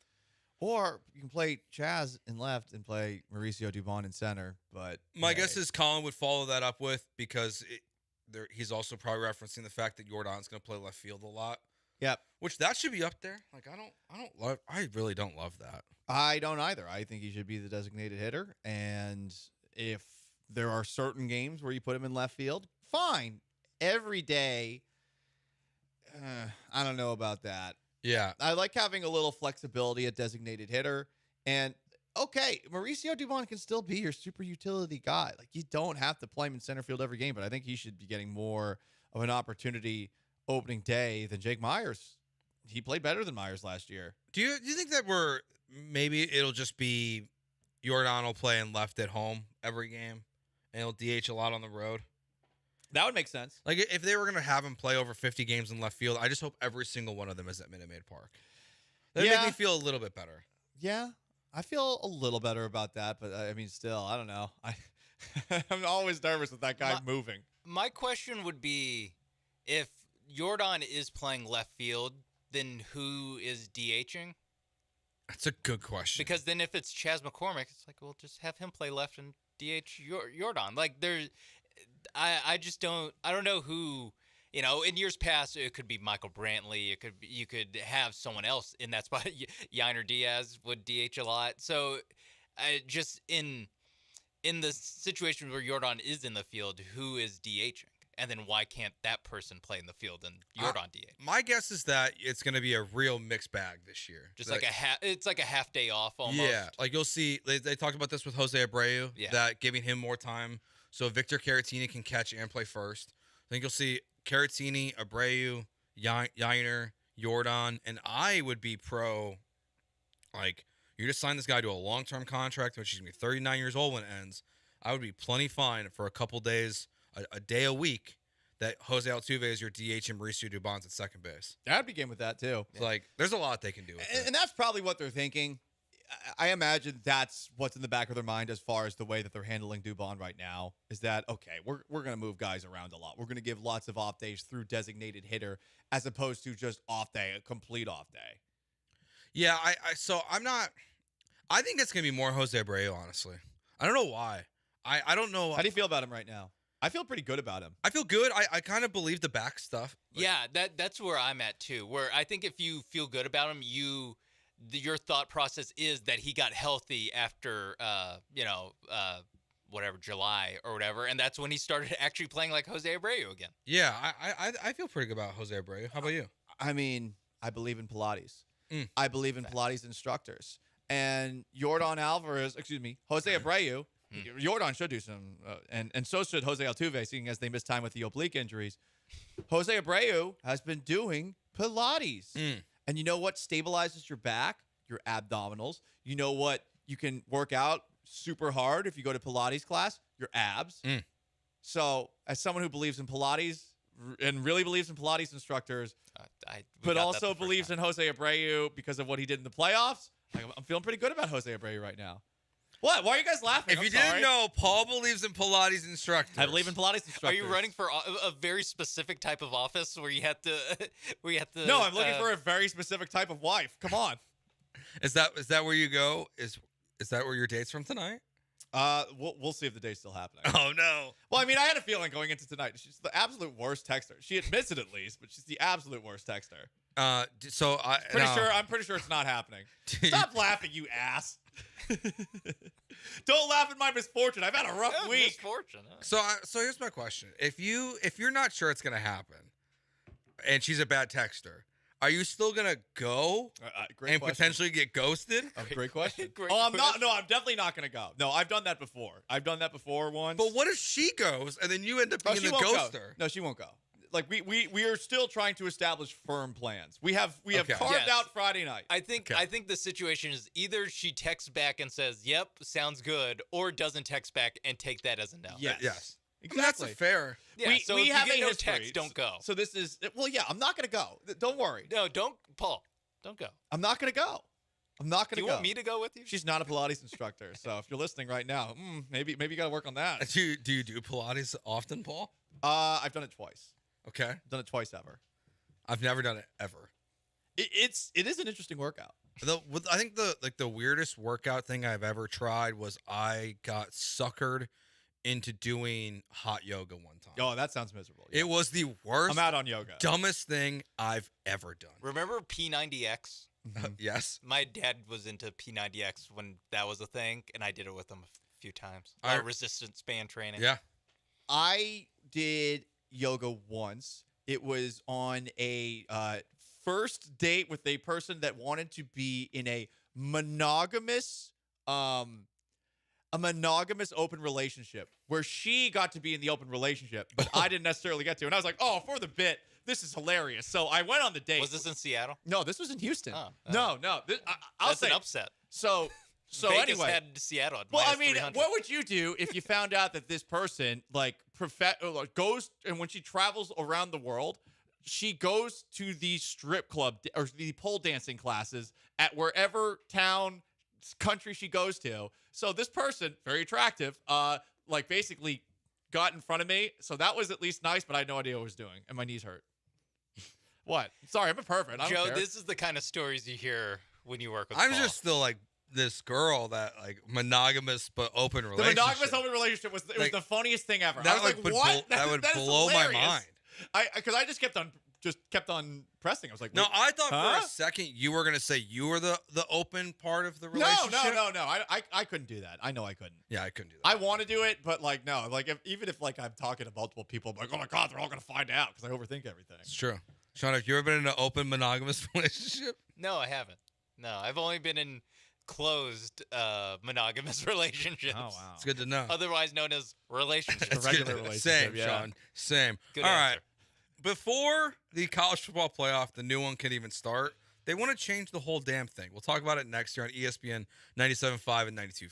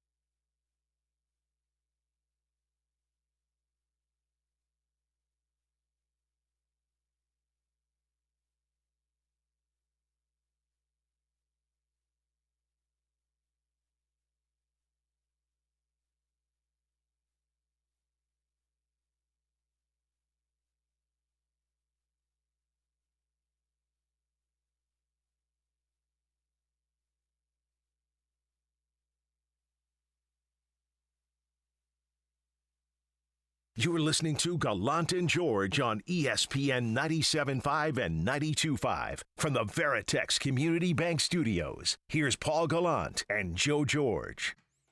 You know, college football and the people who run it oftentimes are stupid. You guys know this. Last year, they decided they were going to try to make the game faster. Yeah. This year, Brett McMurphy make the reported this commercials 2 faster. hours ago. They're going to try to add in 2-minute warnings now.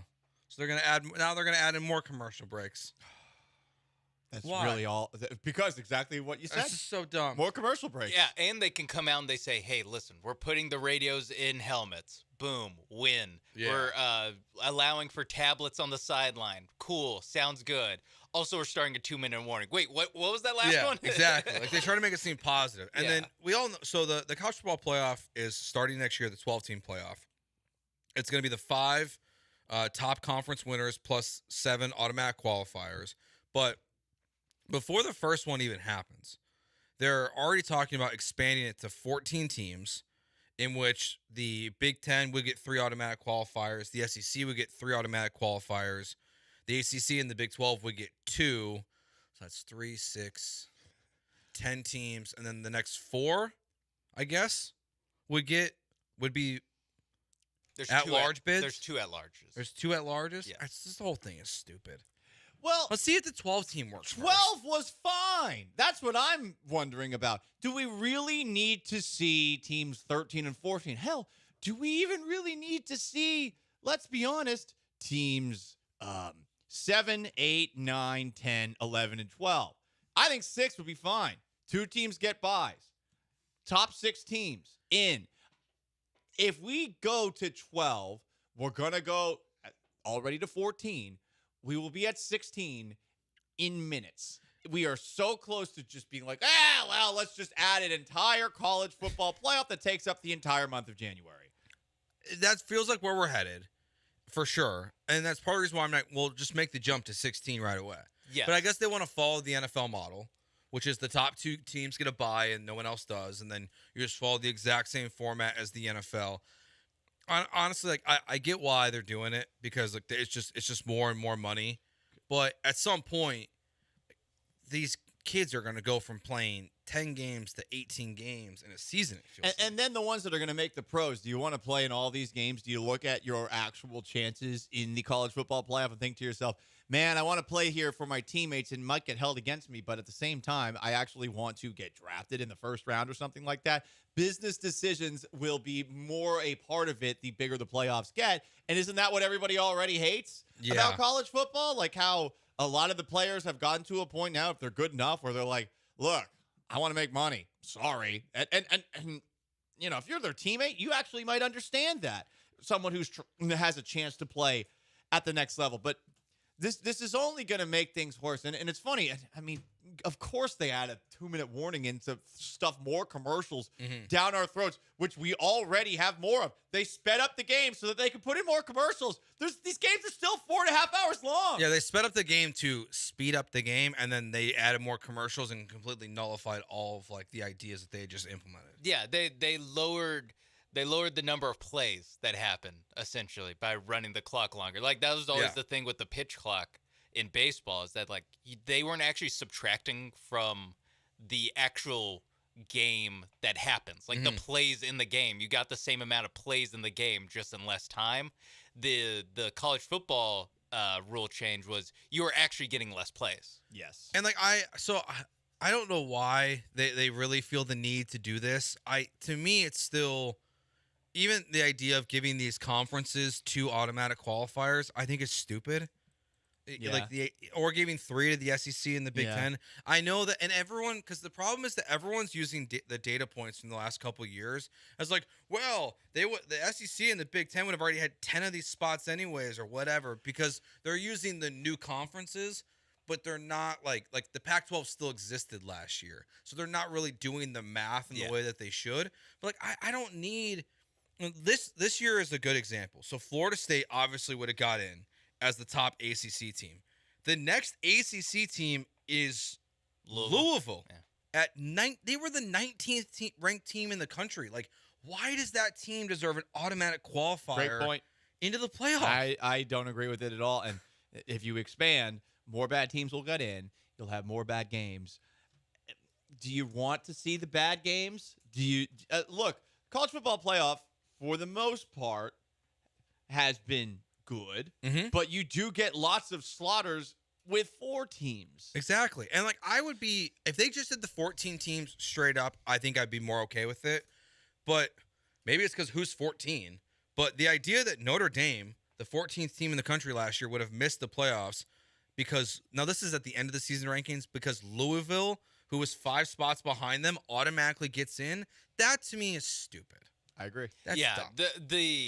The automatic qualifiers, and part of the reason I can't really see this happening other than how mind-numbingly stupid it is, but that has never stopped anyone before, is the fact that it doesn't super benefit the Big Ten and SEC because, like you're saying, the extra team that gets in for the Big 12 would not get in the 12-team format. Exactly. It would get replaced by the 4th best SEC team who would be better than the second place ACC team. I think that's why I hate it already because like they created the 4-team college football playoff and then the Pac-12 was complaining because they always got left out, or the Big 12 was complaining because they got left out. You idiots chose to make a 4-team playoff, and then now, as soon as this happened, you're right. As soon as this happens, the Big Ten's 5th or 6th team is going to get left out of the playoffs for Liberty or the number 22 ranked team in the country. Yeah. Now, look, it's great for the Cougs. Like, all you got to do is be second in the Big 12 and you're in the playoffs. Congratulations. 4-loss NC State is gonna get in. Is gonna get in when you're, and then the entire state of Alabama is gonna be like, "What the hell is so this?" stupid. Is it possible for them to get it right? I mean, the NCAA, obviously, we all think they're not the most competent, but is it possible in a sport where it really does feel like a bunch of warring factions as opposed to one single body like the NFL? Is it possible for everyone to get on the same page and for everybody to be happy? Because I think eventually what we're going to see, Joe, is we're going to see one conference that's ESPN and another conference that is Fox. And it'll be like the AFC and NFC on Fox and CBS, respectively. So I feel like right now it's impossible for them to make everybody happy. And I guess this is their attempt to try and do it, expanding it. But again, it's making the product worse. Well, it's because you mentioned, like, we don't have, like... They don't have a commissioner. Yeah, or just, like, the NCAA doesn't make the rules here. Yeah. The CFP, the College Football Playoff, is not an NCAA award. They don't actually run the tournament. They don't... That's why it's not that piece of wood with an NCAA logo in the middle. They've never given out a college football, like, trophy before. It's the College Football Playoff, which is made up by the leaders or the commissioners of the different conferences and different people around college football like that. So it isn't the reason it seems like there's not one force driving the way, or that like the NCAA isn't being decisive, is because the NCAA is not making decisions. It is actually different commissioners, conference commissioners actually making the rules. Yeah, I think like you're right, Paul. Until it's one conference or 2 big conferences and they have a commissioner and they completely remove themselves from the equation of the NCAA, it's always going to be like this. And I think you're right. It's going to eventually be like 64 teams. The only schools that will participate will be the ones that can pay players, straight up. So that's where, Vanderbilt will leave, Northwestern will leave. I'm fascinated, like if the Cougs would survive something like that. But it'll be what everything the XFL wants to be, this league will become. And they will be run on ESPN, Fox, and even then, like, they won't get it right, but it'll be better. Well, yeah, because you have to, like, this when they make college football players employees, they'll immediately have the weakest union in sports. Seriously. Like, just because of the sheer volume of players. Yeah, and just you're talking about 18 to 20-year-olds. And they'll never have a chance to really get on the same page. It's not like the NFL union where... And the vast majority... I mean, we talked about this with the NCAA football game. The majority of them don't matter, but they're not moving the needle when it comes to, like, the college football playoff. Like, even on Georgia, like, the backup guard They don't care about the backup guard when they're making NIL rules. Yeah. Like, they don't care about that. Yeah, they're thinking about like 3 or 4 guys. To your point, though, very quickly about players potentially not playing, I think if they're intelligent, they will pay these players to play in the college football playoff. That's what I think they should do. But I get what you're saying on that front, but we're talking about rich people. We're talking about greedy sons of bitches who are foisting 2-minute drills on us so they can get more commercial time in. That are speeding up the game so they can get more commercial time in. These fat cat douchebags are not ever going to give the players the money. They never will. They will find ways around it as many times as they possibly can. It's also how much money can they give you when you could be Jalen Smith, the linebacker from Notre Dame, playing in the Cotton Bowl, and you break your leg and go from a first-round pick to a third-round pick. Change it. That's millions of dollars. So would you have to pay every single one of these guys that are first-round picks millions of dollars to play in one extra game? Yeah, and really, it's gonna be like 4 extra games. All right, we will do our next draft of the day. Top action movies, and plus we'll do the 10-minute drill. That's next here on ESPN 97.5 and 92.5.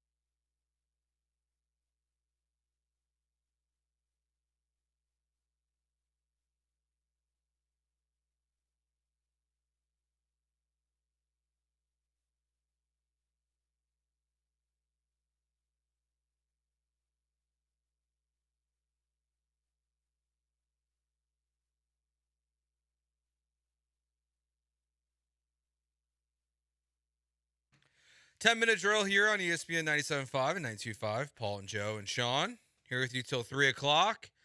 Paul, I know you want to talk about this a little bit today. Caleb Williams. He's he seems like he might be the worst. This is your quarterback, Joe. How dare you say that about your quarterback before he's even played it down for the Chicago Bears? I don't know if I feel good about him, to be honest with you. Here's what Caleb Williams had to say at the NFL Combine in an interview with Tyler Dunn of the Go Long Substack. The headline just reads this, and I don't even want to read anymore. Caleb Williams, quote, "I tend to create history and rewrite history." So, 0 national titles. Mm-hmm. One of the lasting images of him this past season was him crying. Doesn't add up. I don't think you can say that. Yeah. And have the kind of season he had last year where it does seem at the very end fell apart. A lot of USC players, in addition to it falling apart, were glad he was gone. reading between the lines. Like there was a couple Yeah. of quotes about that, like how they, I think the quarterback who stepped in for him in the bowl game said like, yeah, we felt a lot more like a team. Yes, well, I threw like 6 touchdowns too, which a lot of people like made a huge deal.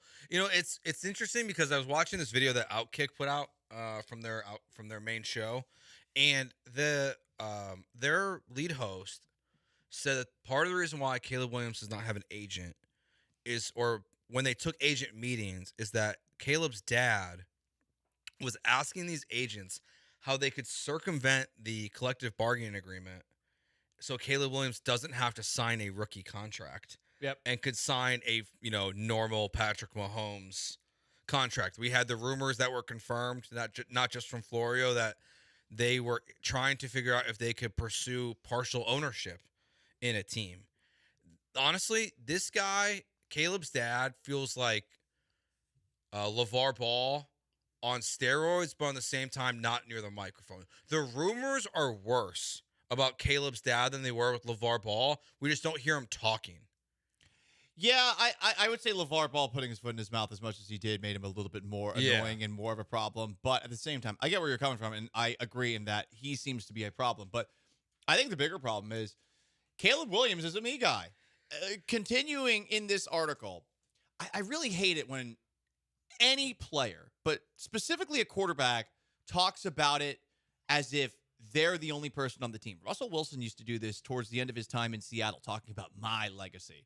Here is another quote in this article with Tyler Dunn from Caleb Williams. This is one of those seasons, unlike any of these other seasons I've had to, where I've been so close to being either neutral or close to having a losing record. And it was so tough for me. Like I said, I'm a competitor. Dude, it's a team game. I get it. You're going on to the pros. You're going on to the show. But you got to have these guys want to play with you. And then he's just... That's part of the success. That's why everyone loved Tom Brady. Mm-hmm. And to quote Tom Brady, who recently said in some sort of like TED Talk, if you're a me guy, F you. I don't want you on my team. I wanted to play against a me guy.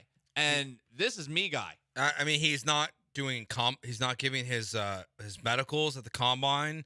It's believed to be the first player ever to not do that.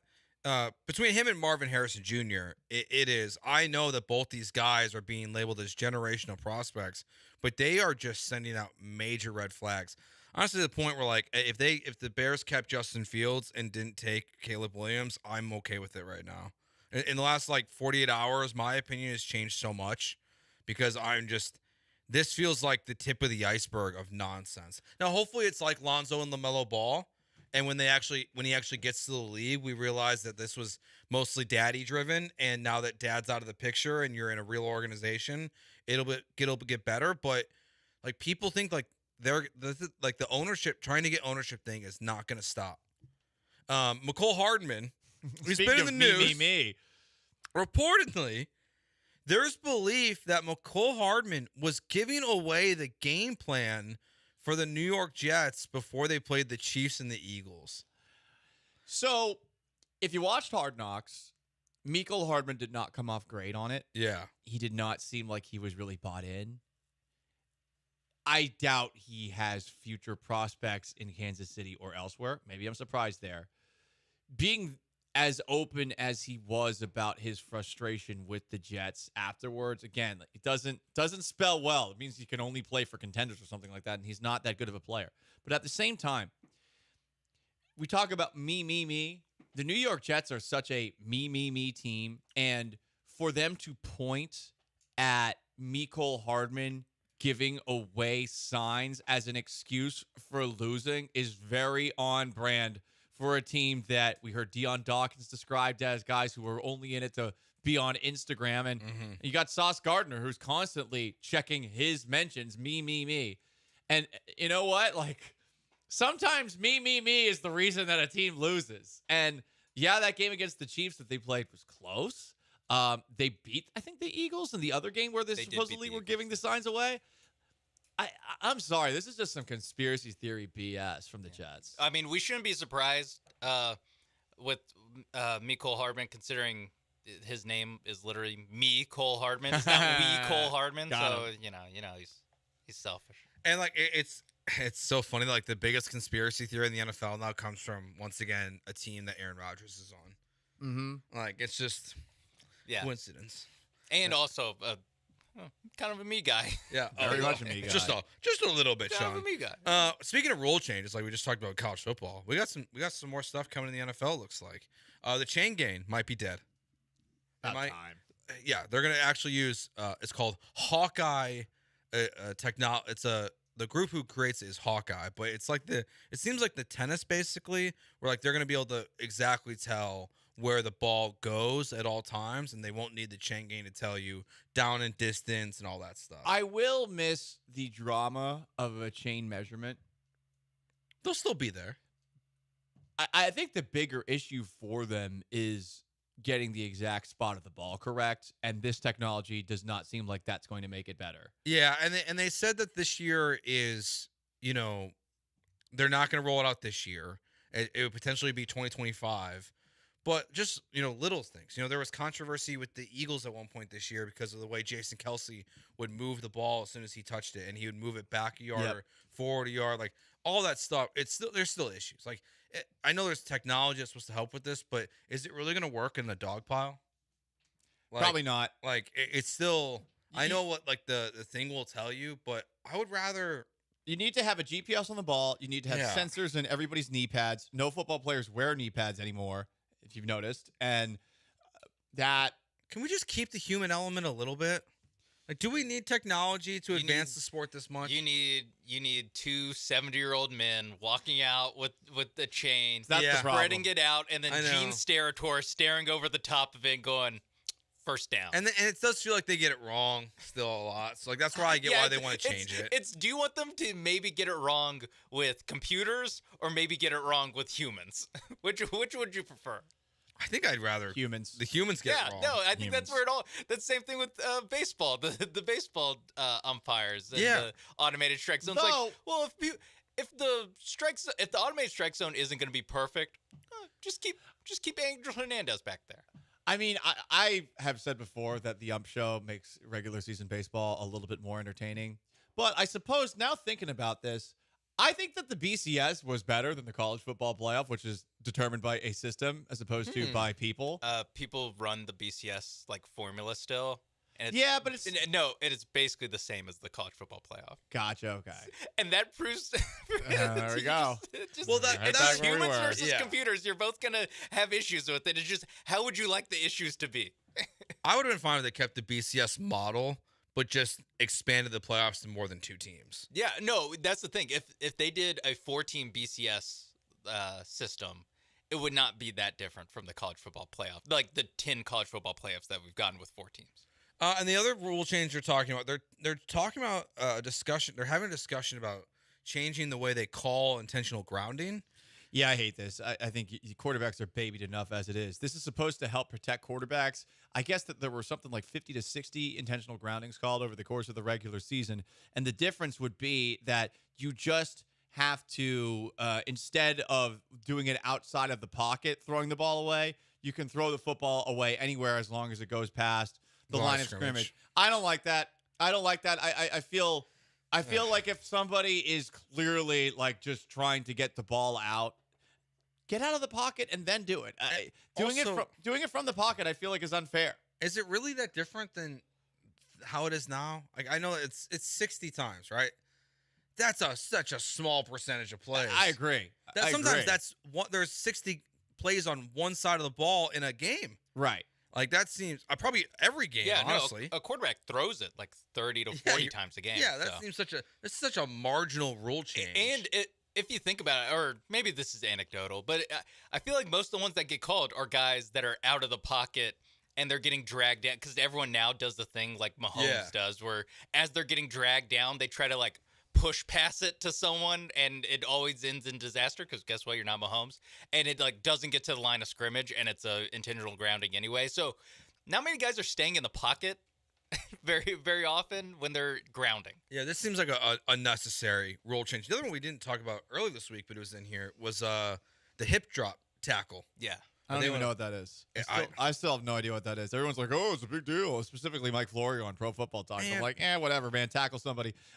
Look, Injuries are going to happen. You can't prevent them all. It's a violent game. And the more random rules that you put in there, you make it more difficult for defenders. And I believe that defenders' lives matter just as much as offensive players. And it's every single year, like tie another hand, arm, leg behind a defender's back. It's BS. At this moment in time, there's so many rules in the favor of the offense. What point are we going to just go to flag football? It's just, what are they supposed to do? Like, you want to prevent concussions. And then it's the conversation. Then it's the hip drop tackle. There was stuff this year about just like going low on guys, like right as they catch the ball. What else are they supposed to do? I don't know. Like, if you have to pick and choose, and the NFL players, they say this on TV all the time, whether it's during a game or ESPN, whatever. Most former wide receivers have always said they would rather get hit in the head than get hit in the knee. And I know that when they're 60 and 70 years old and they have CTE and dementia, like, they probably would feel differently. But at the same time, this is how they make millions of dollars right now. And if you continue to take out their kneecaps, it's going to become a problem. Like, I don't know what the solution is, honestly. They're making the game too hard. I think the worst part, too, is now that Joe, slow motion replay has been added as well, and a lot of people are of the belief that when you're out there, it's like the Matrix. And look, I played at a very low level of high school football in Florida, but I mean, there's a lot of decisions that you make like 2 yards away from a collision or an impact, and you can't control your entire body when you're throwing yourself at somebody else. And it's just like, I just need to get this guy to the ground. Exactly. Sometimes it's your physics. I just need to tackle this guy. How can I tackle this You're a defensive back trying to tackle a tight end. I mean, like, so there's another way where you're not supposed to tackle him? Well, I mean, he's gonna go off to the house, I guess. 100%. And that's where like Josh Allen, like that should be the first thing that they attack this offseason is the garbage that he's pulling, that he's doing the fake slide. That one fake slide. Like, kill him then. Like drop your head, and if he slides, he slides. He'll never do it again. Like, because what are you supposed to do? Like, you can't hit him if he slides, but then he's going to fake it like that? Like, just run him over. Wasn't as egregious as Kenny Pickett. I'm sorry. Jeremy Brandon was right. Like, hit these guys in the head. I was about to reference Jeremy Branham. I'm not going as far as Branham. I do not condone what Branham and George are saying. Just hit him. But I do think that teams overestimate or maybe underestimate the like mental effect that a simple 15-yard penalty in the first quarter will have on the quarterback for the rest of the game. Like, you don't want Josh Allen to fake slide? Okay. Just pop him. The first time he runs. runs. Go Sean Taylor in the Pro Bowl game. Yeah, the first time he runs, just if he slides and it's, or especially like the late slide where they just kind of drop down at the last second, just the first one. Don't worry about it. Just hit him anyway. Oh, they get away with so much nonsense. We did just turn into full Jeremy Brandon. We did, but you know what? I'm on the side. Yeah, when he's right, he's right. He's right. When he's right, he's right. Jeremy Brandon, latest mock draft out on Twitter. Troll. That's all I was saying. I liked it. He's such a troll. I love him. He's such a troll. Yep. Latest on Nico Collins and Saquon Barkley, plus our action movies draft. That's next year on ESPN 97.5 and 92.5. First, let me tell you about my friends at MyBookie and MyBookie.ag. You can bet anything this time of year. You're talking about college basketball. We're talking about the NBA. Baseball right around the corner as well if you want to get some futures bets in there. But MyBookie.ag offers more than just that. You can go to the casino and you don't even have to wear pants. That's right. Get out the laptop or your phone, and with MyBookie.ag, you can play slots, table games, Texas Hold'em with real in-the-flesh dealers on the poker, blackjack, baccarat, roulette tables. It's really awesome. And on top of that, MyBookie.ag has so many bonuses to give you a little extra cash. Click on bonuses to see all the great ways to turn your deposit into bonus cash, whether it's just entering the promo code BET975 or referring a friend. You get a little more. Turn your space into your casino with MyBookie.ag. Use promo code BET975. Bet anything, anytime, anywhere, only with MyBookie.ag.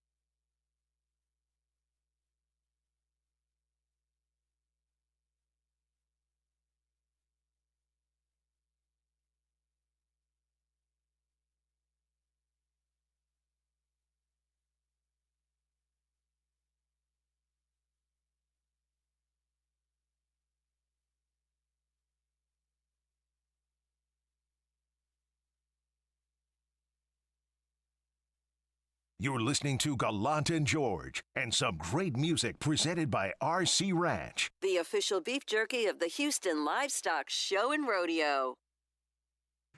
Let's do our best action movies draft. We're just going to take one pick again. We'll kind of just keep in the same order, but we'll move up a spot. So, Sean, you get to kick us off. I'm on the clock? I have the first pick? I feel like I know where this is going. You do? Best action movie? I feel like you just told us. Oh, yeah. It's not a sequel. Oh, yeah. Oh, that's easy. Fast Five. Fast Five. Fast Five, best action movie of all time. I figured that was going to be. Yeah. Was it actually going to be until I said that? Did I just give you a good pick? No, I thought about it, but I was debating like whether I should pick it or not because I'd already mentioned it. I was like, did I step on it a little bit? But yeah, I mean, Fast Five. Come on. I'm gonna go. It has the greatest speech of all time from a president. Oh, this is a good one. I'm gonna take Independence Day. That's a good one. Oh, Paul seems like he does not agree with this. No, Sean. I mean it's too American for Paul. It's too patriotic. You guys are both traitors to the city you live in.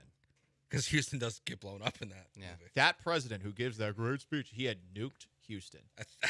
He nuked Houston. That's a fair point. POS. Nope, you're complicit too. You're complicit too. But at least I'm not from here. He is. And honestly, because Houston never gets put in movies, like Houston is the the biggest only city movie in America that no movies take Yeah, place like what in. other movies are in Houston besides when it gets nuked in Independence Yeah, Day? and so that's all it's we like, got. hey, we're Paul. here. So much That's talking. all we've got. Talkie. You both want to nuke Houston. No, we don't. Yeah, you do. No. 'Cause you watch your favorite action Less movie. traffic. Okay.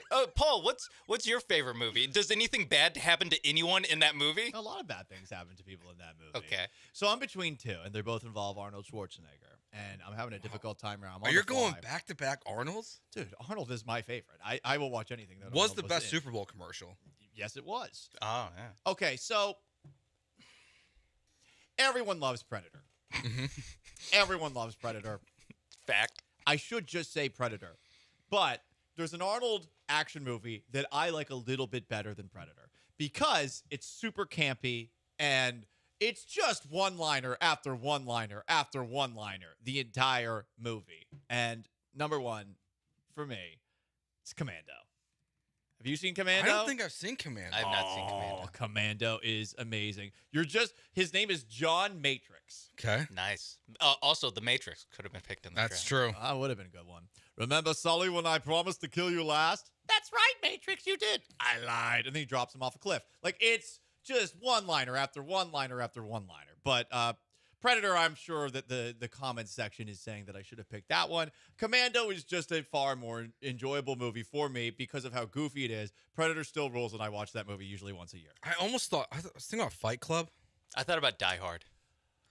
Die Hard's good. Die Hard's a Christmas movie though, so we're not. Oh yeah, wrong list. Sorry. Wrong draft, Sean. Come on, get it together. Okay, so the text line and the Twitchers are educating us on what has been filmed in Houston. Oh, I know. Urban Cowboy. Urban Cowboy. RoboCop 2. RoboCop 2, yeah. Was filmed here. I It takes didn't place know in Detroit. that. Yeah. I've only seen RoboCop 1. But was it based in? But no, was it? no, it takes place in Detroit. But it was Okay, filmed in yeah. Houston. So that's the thing. Like, it's like Batman is in Chicago every single time, but it's really Gotham. Like, you know, the Dark Knight lives. What's like a hybrid Chicago, New York City? Yeah, and honestly, what's the difference? Okay, that's the lamest thing I do whenever I go back home. And like the first time I took my wife to Chicago, like, you know, when they flipped the semi, we walked right by. And I'm like, that's where they flipped the semi, right there. What did she say to that? She's like, okay, Cool. glad I have a son with this guy. yeah, pretty much. Something called Crazy Heart was based on Houston. I've never seen that. Isn't that with Compare these Jeff movies. Daniels? Compare these movies though to the movies that take place in New York, L.A., Chicago. Yeah. like we're talking about Crazy Horse. Like even like it's not even like a Houston versus Dallas thing because like nothing's really based in Dallas either. No. Like, More things are Debbie does Dallas. based in Miami. Miami's a big one. I've never seen it. What's that about? Boston's a big one, way overrepresented. Well, Boston. Seattle has Sleepless in Boston Seattle. because it's like all the crime happens in Boston. You know, Yeah, all it's the a crime terrible infested people are from city. Boston. Yeah, you better put that They're down in dirty, your rearview dirty mirror. people. Yeah. No, that's the Yeah, that's the Irish people supposedly, or the Italians. They got any of those? What's the bank robbing movie with Ben Affleck? Town. The Town. That's that could the have been a good action movie. That's the most authentic Boston movie. Yeah, but there's a couple too many slow parts. Like, can we get rid of the love affair with the bank teller? Get out of here. It's not necessary. It's not necessary at It all. kind of just ruined the vibe of the movie at times. Oh, speaking of bank robbing, Heat's a good one too. Oh, Heat. You know what? We could have done like 5 picks of these. Oh yeah, we could have. We just did one. We could have done an entire show. Yeah, we could. Maybe we should have. Action movie. Forget action sports. movie. Action movie. We're going to do sci-fi. At Best the end. sci-fi movie. This is. See, the problem is that Still can do Predator. This one's. Yeah, see, I feel like once it's picked, it's off the board. Fast 9. They go to space. When does Fast 11 come out? I don't think a date TBD. I don't know if there's a date to it. You gotta. I mean, this is going to be the movie where the dinosaurs show up. That's all we need. That's what we need. Or the cars turn into Transformers. What was the? April 4th, 2025. You know they're doing a Transformers Taking like the day GI off. Joe mix. No. Yeah, Wow. like the last Transformers movies, like at the end, like they introduced the GI Joes to it. Because apparently that was the thing when we were growing up. I forgot about that. There's a GI Joe Transformers. They crossover. they like crossed over at one point. I did not know that. I know the cartoons were on at the same time. Yeah. I'm more familiar with the dubbed PSAs from GI Joe than I am with the actual television series GI Joe. I don't know what you're referencing. I also don't know. All I know, what I know Transformers for is Megan Fox and Shia LaBeouf. Fact. It's the only Transformers I recognize. All right. I pulled up the wrong day rundown for a second here and just was like, that's not what we're talking about next. We asked the question earlier. Is Framber Valdez the biggest question mark, or the guy, the player that stops the Astros from getting back to the World Series in 2024? If your answer isn't Framber, who is it? That's next year on ESPN 97.5 and 92.5.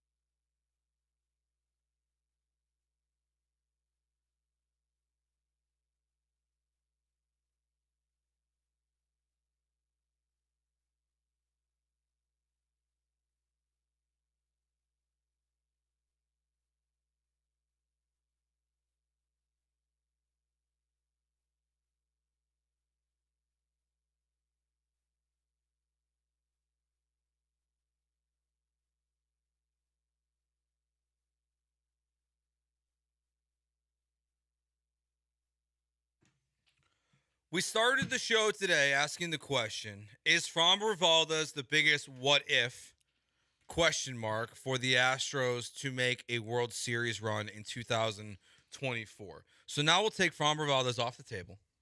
So you can go starting pitcher, relief pitcher, someone in the lineup, Joe Espada himself. Who or what is the biggest what if for the Astros to make a World Series run not named Framber Valdez? Well, the obvious answer is Lance McCullers. Well, the obvious answer is Victor Caratini. Okay.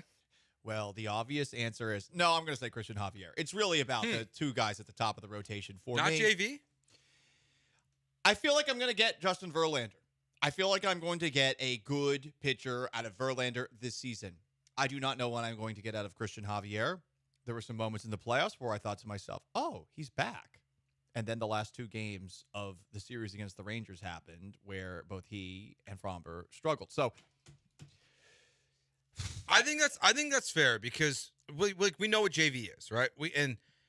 Do you care or how much do you believe in the fact that like he finally got that World Series victory, whatever it was 2 years ago? I don't think it's a big deal. I don't think so either. It doesn't feel like Framber where it was really this huge issue.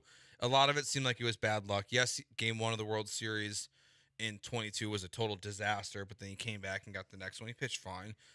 Christian Javier is a good one because what you said earlier is true. When he's got his stuff, he probably is the best pitcher on the staff. Oh yeah, that crazy fastball. It rises. Yeah. It's hard to hit, and I feel like versus Framber, I feel like there's like an extra something. I don't really know what it is. I'm not. Again, I'm more of a baseball casual than most, so Sure. I'll even admit it on that front. But there's something that Christian Javier brings to the table that I think is special. I think it's a steal that they got into that deal. But this past season was very frustrating. And again, like Framber Valdez, Javier is going to be without Martin Maldonado. And yes, some of Maldonado's impact was overstated. But at the same time, they are in uncharted waters right now with a young catcher in Yainer Diaz who is going to be catching most of the games and a guy in Victor Caratini who does not have any familiarity with those two arms specifically. Throw in the pitch clock and also Framber Valdez using the pitch com, which is why we led up the show talking about him because that was a piece in The Athletic today about how Framber wants to actually have basically joint decision-making ability with the catcher. But with Javier, the inconsistency was just as annoying as it was with Framber Valdez, except for it was worse statistically. Yeah, and last year, like I know people have debated this about like how much weight he actually did or did not gain, but he definitely looked chubbier last year than he did in years past. He's lost 15 pounds this going into this season. So hopefully, without the World Baseball Classic, without the World Series run, with the lost weight and everything now, he will be healthier. He will be better. Because like there's a reason why I feel comfortable putting getting a Cy Young ticket on Javier last year, because this is the guy who helped throw a no-hitter in the World Series, who helped throw a no-hitter in Yankee Stadium right after the All-Star break. Like he is absolutely nasty. His fastball just didn't, they say like it vanishes the way it comes at you. So if that can come back, he absolutely can be a huge factor to why. For me, I want to look at the lineup a little bit. I know what I'm going to get from Altuve and Yordan Alvarez and Bregman, even though Bregman, he's steady at all times. To me, the guy that I feel like at times in the playoffs I've needed more from to prove that he's a $300 million player is Kyle Tucker.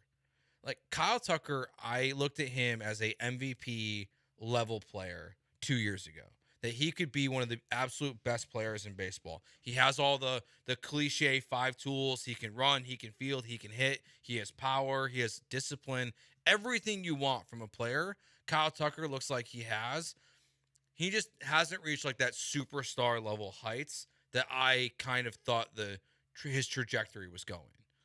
I get what you're saying on that front, but I trust Tucker over 162. It's really right now. Sure. The postseason was so bad. That leaves a bad taste in your mouth. But, I mean, he had another great season. And throughout last year, I think most of us were calling for an extension. So Tucker's not really close to the top as far as what if. I feel like I know what I'm going to get from Tucker. Postseason, I don't know what I'm going to get from Tucker. But I think for the actual marathon, not a sprint element of this, like I really don't know what I'm going to get on a start-to-start basis for either Framber, who's my number one, but our non-Framber is Kyle Tucker. For me, it's Javier. And like the lineup I trust. I trust the lineup 1 through 5 very well, I would say. No, I can't remember. Were you on our side? You were on our side with Abreu too. So 1 through 6, I guess. It's pretty good. I mean, Yeah, Abreu played well in the postseason. Yeah, and I don't think you need to be 1 through 9 deep. Like, I know 2019 was one of the best rosters collectively we've ever seen, top to bottom in baseball. And obviously, they didn't win a World Series that year. But the fact that you're 1 through 6 good, and then you're 7, 8, and 9 are what? Chas McCormick, Jeremy Pena, and I guess whoever your DH is, Victor Caratini of the day or whatever it is, or Dubon. Your lineup is awesome this year. It should be very, very good. The lineup's not the problem. It's legitimately like the starting pitching has Yeah. to be at a better level than it was last year. I mean, this team still won the AL West. I know. Which is hilarious that they did, and it really is an indictment on Seattle, and it's so annoying that Texas won the effing World Series. I just saw someone post a picture of a Dallas radio host who got the box score for Game 5 of the 2023 World Series tattooed on his back. He says it's on the left side below the shoulder blade, about 12 to 13 inches long. Sean Bass, co-host of the Sweet Spot on The Ticket in Dallas. What a name. Can you say that name one more time? It's Sean Bass, right? Yeah, but no, the name of the show. Oh, The Sweet Spot. What? Did we get our name wrong? Should What'd we I have say? named? Are we lame for just being Gallant George No, and not it's being so the, dumb. the, It's so sweet, dumb. the sweet spot? No. The It's- honey hole It's with so effing Paul dumb. George. It's so effing dumb that we had, like, here. I remember specifically just laughing at, like, it's the bitch, it's the blitz, it's the suicide blitz, it's the third, it's the 3-4. It's like, shut up. What are we doing? The sweet spot. Shut up. Shut up. It's I'm the sure corner 3. And look, I'm hating on The Ticket. The Ticket's one of the most successful sports radio stations in the country. So, blah, blah, blah, blah, blah, blah. Whatever. Title of the show sucks. Sucks. It's not good. The outside zone. It also is a very dumb tattoo to get the box score. I mean, it's gonna. You gotta do your radio stunts. As soon as it fades a little bit, it's gonna be impossible to read. I want to know if he's a fatty boom batty and if this thing like actually like if there are there rolls in it. Oh, how deep the box score is going? Yeah, like it's pretty, you know, it's the whole thing. It's the whole thing. It's top to bottom, like through both pitching staffs. It looks like. Wow. I think it's both, or maybe it's just the Rangers pitching staff for the whole day. So every single pitcher that pitched in the game, I saw this photo too, and just first of all, like I hate that gimmicky, like it's so unnecessary. At least, but I give him credit for following through with it. Unlike the people who fake retire, Mel Kiper, Mad Dog, who else is there? Those are the two that stand out to me always because they fake retire. Sean, who is your biggest what if that's not named Framber Valdez? This year my for the Astros? biggest what if is the middle relief of the Houston Astros. Ooh. And obviously when you build a bullpen that ends with Abreu, Presley, Hader, this is maybe champagne problems. Like we were talking about with some of the lineup stuff. It's like, okay, so this lineup's not going to be 1 through 9 great. This bullpen isn't going to have all-stars all the way through it. But just because there's been so much attrition with who was in that bullpen last year and the last couple years with Maton and Neris leaving, is it going to be – it's going to either have to be a new face or it's going to have to be Rafael Montero who steps up and when – you know, if Framber Valdez does get knocked out of the game in the 5th inning, or when Christian Javier's pitch count is super high and he can only go 4 or 5 innings, who takes the game from whenever the starter gives the ball up until you can get the ball in the hands of those last 3 guys, and those 3 guys can't pitch every single game, so one of these guys is going to have to pitch 7th or 8th innings. I think most of the time it's still getting to the 8th inning in a winning situation because you know you play 6 games a week. Let's say I would guess that all 3 are available 2 of those games. Feels like most nights you'll see first game after a day off. Yeah.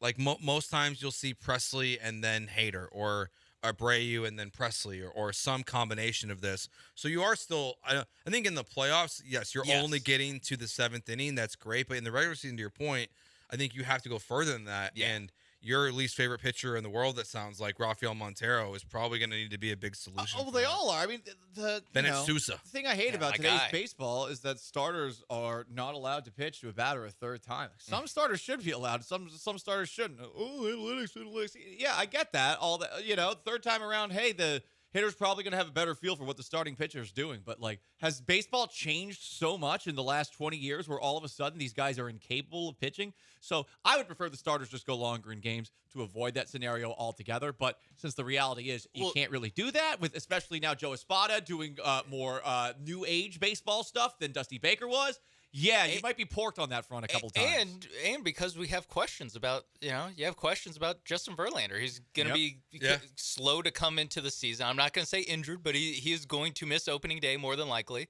You have Framber Valdez, who is the number one question mark on the whole framing of the segment is who's the number two question mark. At least with Framber pitches deep into games. But, yeah, with Christian Javier. When he pitches well. That's true. But there's games where he gives up 7 runs. That's true. And Christian Javier is the same thing. He doesn't go deep in games. Now you're getting into the Francis, the Hunter Browns, the Urquidis, and Garcia coming off Tommy John and Lance McCullers. These are not guys that are exactly workhorses. There's 2 guys that have a history of being workhorses. Yeah, and that's where assuming the current guys in the rotation are healthy, eventually when Garcia and McCullers comes back, at some point, Joe Espada and Dana Brown are going to have to make some tough decisions about which of these guys are going to then move from the rotation into the bullpen. And maybe that's the fix. And that might solve your problem. And like you're saying with the how the back end of the bullpen sets up in playoff games, I do think that this playoff rotation and this playoff bullpen, if with normal amounts of health, will be like insane. Oh yeah. When October actually comes around, like that's when you feel the full force of putting a couple of these starters in the bullpen with those 3 guys on the back end. Now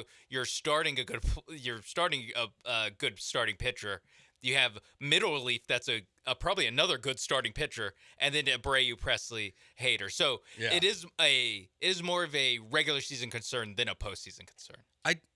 I definitely feel that it's at some point this season we will see JP France move to the bullpen. And I would say Jose Urquidy probably also towards the top of that list. Because I don't think Lance McCullers will be that guy. Or Luis Garcia. Because Urquidy has more experience coming out of the pen. Yeah. And that might just be a comfort thing, an ability to warm up faster without the full, before you start a game, the full routine you can do where it's, hey, you need to get up and be ready for the 5th inning right now. So I would think Urquidy, but it might also just be who's healthy and who's feeling good at that time. I know McCullers is actually, I think on an episode of the Killer Bees where I forget what national writer was on, but they suggested the idea of McCullers as a reliever. Keith Law, right. And I mean, we've seen McCullers before, obviously, against the New York Yankees with all the curveballs he threw in a row. I think McCullers, that might be the better way to use him, given that the long workload actually might be detrimental to his actual health. Obviously, you're paying him a lot of money, so you're hoping that he gives you more innings, but you got to find out a way, if the guy comes back, to actually use him. I suppose it's a sunk cost at this point, though. But yeah, my only counter to that with McCullers is always that, like, it's how much he pitches is a problem. And I can't imagine a world in which a guy with all these injuries, it would work out well to have him start warming up, and then the game gets out of hand, you don't need him, so you sit him back down, and then, or maybe you try to warm him up. Better. I think that's better, though, than like an 100-pitch outing. Yeah, I wouldn't be shocked. I still think however many pitches it wouldn't shock me if Lance McCullers at some point just moves to the bullpen and you make him, especially with Presley leaving after this season, if like you basically replace Ryan Presley with Lance McCullers going into 2025. I don't think it's the worst idea in the world. My biggest thing with him too is I just think it's an ego thing for him. I don't think he'd ever let it happen. I'm not sure it happens just on this team. All right. All week, our first week of shows, we've been doing fun facts. Our final day of fun facts as we get to know each other is next year on ESPN 97.5 and 92.5.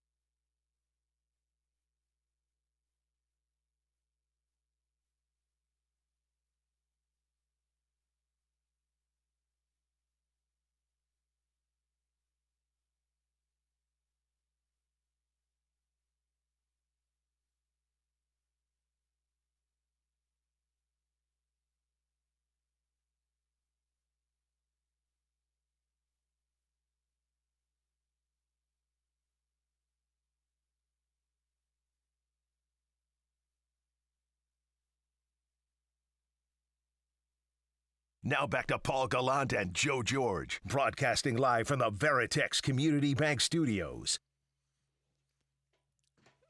Playing some smart's the best part. That's so good.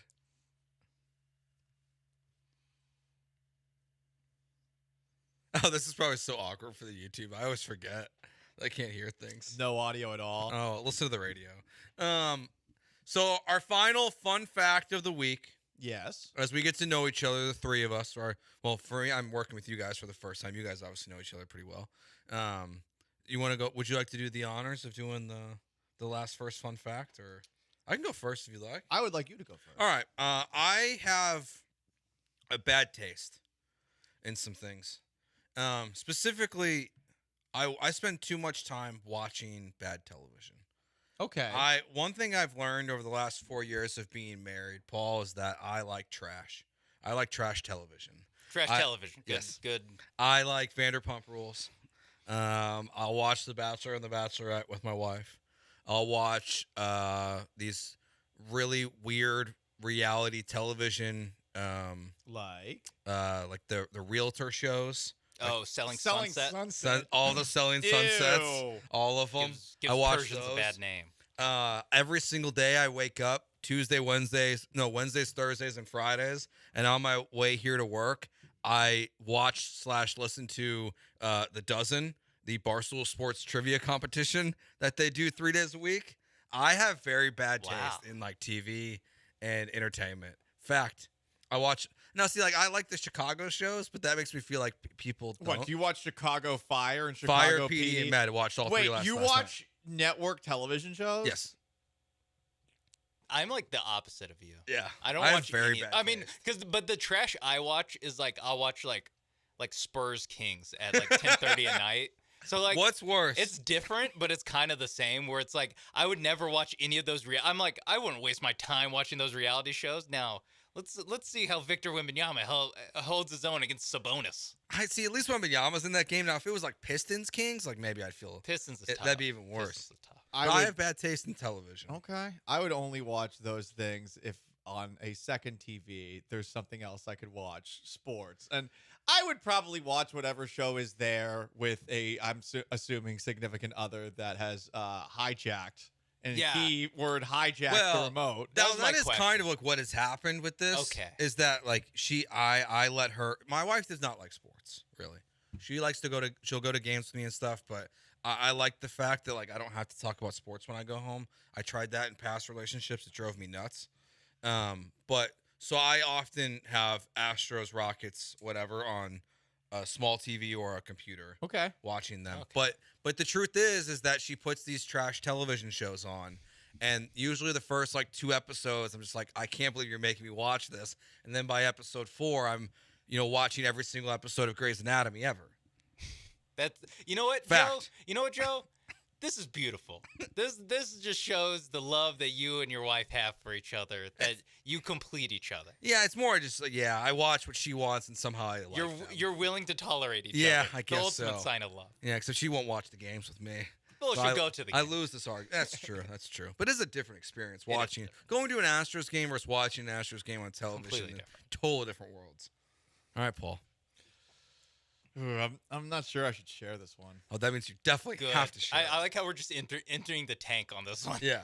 I was telling Sean during the break, I realized I was like, I'm out after today.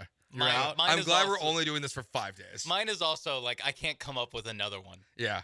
This was 5 days of show. Oh, of- if you guys are calling it quits, then I mean I should mail it in this. No, segment, too. I'm just saying I'm not fun. Oh, mine is not mailed in. It's Yeah. just, Okay. I don't know if I have another thing past this one. Okay.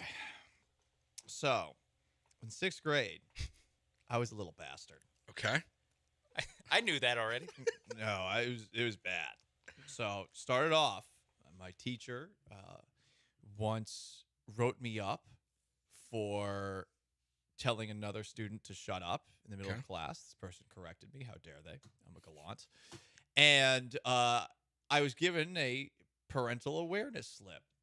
Naturally, I forged the signature of it. And guess what? Got in trouble for it. The person I told shut up one time was screaming down the hallways, running as fast as she could, and may have stuck my leg out and tripped her. Horrible. You are fast. I was horrible in 6th grade. I was like, honestly, like it was problem child. I was not good. A high schooler was asking like, "Hey, why aren't you in the game walking by in the middle of football practice?" So I told him to go F himself. Got a detention for that. And the worst, and this is actually the one where I should have been innocent, but at baseball practice, a person who would grow up to be a DJ and another person who would later be expelled from the school for threatening to rape someone. These two people were playing catch with my bag that had my wallet and all my belongings in it. I happened to have my baseball bat.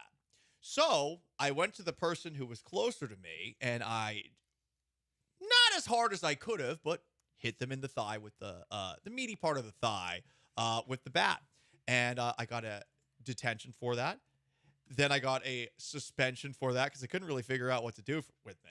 And ultimately, I was going through a lot. My parents were getting divorced, and I did not know how to handle it. This was all in 1 year.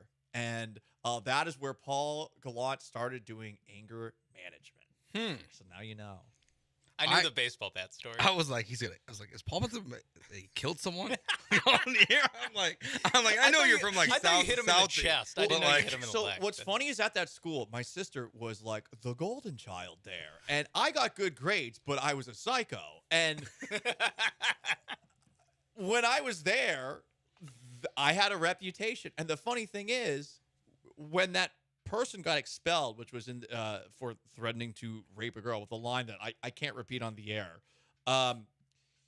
that person, when he was expelled, like after I left the school, then all of a sudden I was like, oh yeah, Paul. I mean, that guy stood up for what he believed in. It's really funny how like your reputation changes. And I mean, You either die a villain or live long enough to become the hero. Exactly. And I was just a complete bastard in 6th grade. And like I still feel horrible about it. So that is my not so fun fact about me. Sean? All right, mine, I kind of have to show you. I don't really know how to describe this. Sean's and standing up. Hopefully it works on the Don't Twitch. show us that. No. Yeah. Don't show us that. No, but we I don't care whether or not it's cut. I do. I do have a talent, and I'll. Oh, what in the Oh, hell Sean's belly is that? rolling right now. You're doing a little bit. Oh! Oh, okay. Well, that is So I can do talent. that. Oh, I hope the Twitch can see That's you. what's active about me. Oh, it's That is so talent. perfectly in the view of the Twitch. Oh, my I'm God. watching it again on the Twitch right now because it's done delay. I can't wait to see the response to this. I am traumatized. Please, someone clip that. And now you know why I can't really do any other fun facts. Like Oh my I've God. resorted to party tricks. Jesus Christ. That was well, hey, listen, that's a good party trick, I guess. Oh, Not that's really. I'm not. double jointed, but like Yeah, some people are double jointed. Some people, Some people get to the have belly roll. talents. Double Rod says he could have just told us instead of showing it. Ah, That's so funny. listen, we that's not Only on that's Twitch fun. and YouTube. we aren't afraid to show skin on the Apparently not. Gallant and George. with We Sean are Mates. changing the game. Kublai says that is Shakira-esque. Thank you, Kublai. Whenever, forever, I have a belly, roll it here. Overrated, Shakira. Whoa. Don't talk about Julian Edelman's alleged girlfriend like that. What? Yeah. Like right now? Yeah. Good for you, Julian. Julian Edelman has a list. Well, of course he does. Is his list better than Jeter's list? Well, yeah, because he's a winner, unlike Jeter. Yeah. I love the Twitch reaction to this right now. Thank you for doing that right in the Twitcher's face. No problem. I really appreciate that. I wish we had the HD camera. I know, but somehow that thing broke. I see a lot of body shaming on the Twitch. Like Yeah. I just puked my lunch. Come on. Oh, that's not necessarily body shaming. I think it is. Someone on the YouTube likes it. What a dynamic. The YouTube, This is an interesting dynamic that we've found out with the two streaming. YouTube is positive and Twitch is negative. Huh. And the text line is somewhere in the middle? Yeah, I would say. The text Twitch line- didn't get to, or the text didn't get to see it. Yeah, that's true. No, but the text line, sometimes they send in these gems that just Oh yeah. surprise In me. general, yeah. Yeah, Yeah. that's how it works. 9243. It's going to start off as one of the meanest things you've ever heard, and then it turns out nice. Paul Gallant is like genital warts. I didn't want him and hated at first, but now he's growing on me. Well, I don't think you ever want genital warts, right? I don't think there's any point in your life where you're like, I'm so happy I have these. You're like, damn it, I would assume, as someone who has never had them, I would assume you don't want them. I do Bonus fun fact. I was just saying, like, are we gonna get a bonus fun fact right now? Awards. Do you guys know anybody who has like the lip herpes deal? You know what I'm talking Like about? canker sores? No, like there's two different kinds of the old H. I believe that there's the downstairs version. Oh, and yeah, there's yeah. the mouth version. I have a friend who gets breakouts with the That's not good. the top version every now and then. Yeah, it looks like he's been in the desert for a couple. Do you like just not hang out with that person when it happens? No, I just try not to say anything. Oh, you're just, Just don't kiss them. you're a nice person then. I'd be like, can't go out tonight, man. I'll see you next week. I don't want to be seen with It's you. it's that time of the month for you. I can't. After having seen on Shogun a person's face after boiled alive, and on top of that someone with leprosy, like I'm okay with my friend with Leprosy when they like really show it on television. Yeah. and TV shows is gnarly. Have you seen Kingdom of Heaven? When Yeah. Edward Norton they take the mask off? Oh my god, brutal. Oof. All right. Let's get back. What into a some- Friday. What a Friday. All right. Jelly rolls and herpy talk. Let's go. Our Texans free agency big board. We're going to start to build it. That's next here on ESPN 97.5 and 92.5.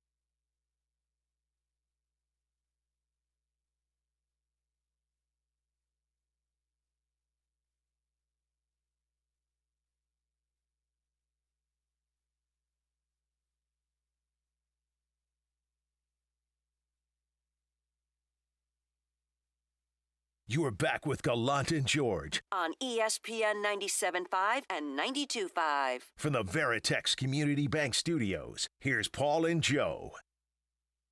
All right, so we're going to start building out a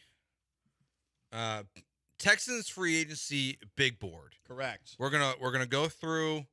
We're gonna kind of do this like every couple days. So I'm gonna try to pitch to you guys a couple guys to add to our list. Now they can all get vetoed. You can give me a cap number of like how much you'll pay for someone, but we're going to just try to figure out who we as a show want to see the Texans add. And we're going to start with the number one for Texans Twitter right now. We're starting with running backs. Cuz I feel like that is like the number one most discussed Twitter topic right now. Yeah, there's a million running backs out there, and I think that fantasy football culture lends itself to constantly talking about what running back you'd want to have on your team. Mm-hmm. When you have a fantasy football team, generally you're trying to get one of the bell cow backs in every single draft. And I think a lot of people out there are of the belief that, yeah, you want to get one of those guys. But the problem is you got to pay one of those guys. And the kind of contract that you want to give them is short-term in nature, and it's going to hurt your ability to sign as many guys as possible. So there's been a lot of guys, Joe, at the top of the list of free agent running backs that have been often talked about as far as potential Texans. Mm-hmm. Saquon Barkley's one of them. I know Derrick Henry's been brought up. I don't know that Josh Jacobs has been brought up as much. Yeah, not really. That still feels like he's going to be a Raider, too. I would agree with you there. I am curious as to why so many people are beating the drums for Saquon Barkley given his injury history. I think that a lot of the injuries, I think that part of it is they feel a little fluky. Like, you know, it doesn't feel like it's not Will Fuller, you know, it was constantly hamstrings and stuff like that. But part of I think that's the name. That's, like you said, fantasy football culture, right? Where people know who Saquon Barkley is. They play Madden, they trade for Saquon, put him with CJ and Nico and Tank, and it's awesome. And you're running, and it's the huge part of it is the name. I think like the Aaron Wilson report now about how there's interest, you know, mutually from Saquon, or at least Saquon's interested in talking to CJ about it, kind of adds to the fuel of the fire there. To where it's like, well, Saquon Barkley has to be a Texan then, and that's why he's on everyone's list. Like, and they don't think about adding all the other players around it. You know, to the Saquon point, he's on my list for sure. I'm not paying him the best deal available, and that's why he really can't be on the list at the same time, because he just doesn't belong there. What about some of the other? What about Austin Eckler and Tony Pollard? Maybe on Pollard, no on Eckler. You think Eckler's washed? The last we've seen of Eckler, It's not been good. Yeah. I mean, look, this is the problem. The fantasy football mindset makes you believe like Eckler is one of the best in the game. And I don't know. I've never really been that big into Austin Eckler. I have been big in the past into Tony Pollard. And I think any Dallas Cowboys fan would say the exact same thing about him on that front. But he wasn't great last year coming off an injury, but he's a guy that if they brought him, Tony Pollard is not my lead back. And that's where it's probably why as a no for the Texans. But like I would be very intrigued by the idea of Tony Pollard coming here with Devin Singletary. Is Devin Singletary still the number one guy on your free agency big board for running backs that like you want the Houston Texans to bring in? No, he's not my number one. I mean, look, I want Nick Chubb, and I'm hoping that the Browns cut Nick Chubb. Now, if they don't, I think you got to look at this position and just stop telling yourself that they must get a big name here. Mm-hmm. They have bigger needs. And I don't know. I don't want to treat everybody who's talking about it like they're 12, but I mean, that's how I feel. Like looking at these conversations, it's just like, yes, I too would like to have a lot of big names on the offensive side of things, but you don't need that to win when you got a CJ Stroud. You just don't. Yeah, I think that's where I think there is a big miss with all this stuff going on. That if you go into next season with the guys we mentioned earlier, Devin Singletary and Alexander Madison, like there's no reason why you can't have some level of success. Because that to me is the biggest issue with the Texans running back room last year, was that it feels like every single team in the NFL, except for the Houston Texans, had at least a second back that was serviceable, that could get some yards. You know, even when Barkley's out, like they have guys that can contribute a little bit. Look at the Colts. Like the Colts have two guys. The Jags had two guys. The Titans had two guys. Like you had Singletary, and that's really all you had.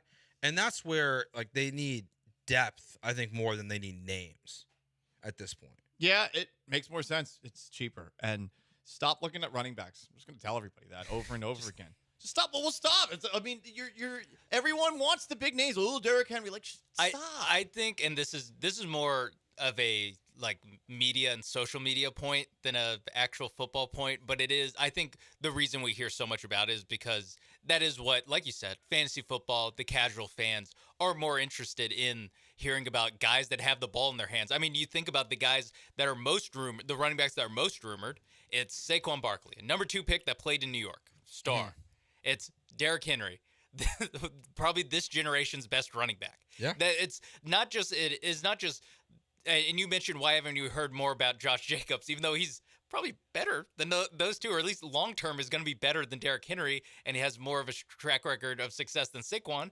Well, it's because he's not as big of a star as those other two. And so I think a lot of it is because we're so early in the free agency process, is that these are just the names that get buzzed, the names that get clicks. That's why so many of the fans, because it's all speculation at this point, are so interested in them. Where, yes, like I 100% agree with you, Joe, where I would prioritize depth over these big splashes. Where, yeah, if you want to bring back Singletary, we talked about him yesterday, Zach Moss or Alexander Madison, and then draft a guy in the 5th or 6th round. And I would feel good with that trio going into, if that also means that they are addressing other spots. And you're probably getting those 3 guys for less than what you're paying just Saquon Barkley. It does feel like that when they don't sign Saquon Barkley, that's probably going to be the most upset we'll see Texans fans, I think, this offseason.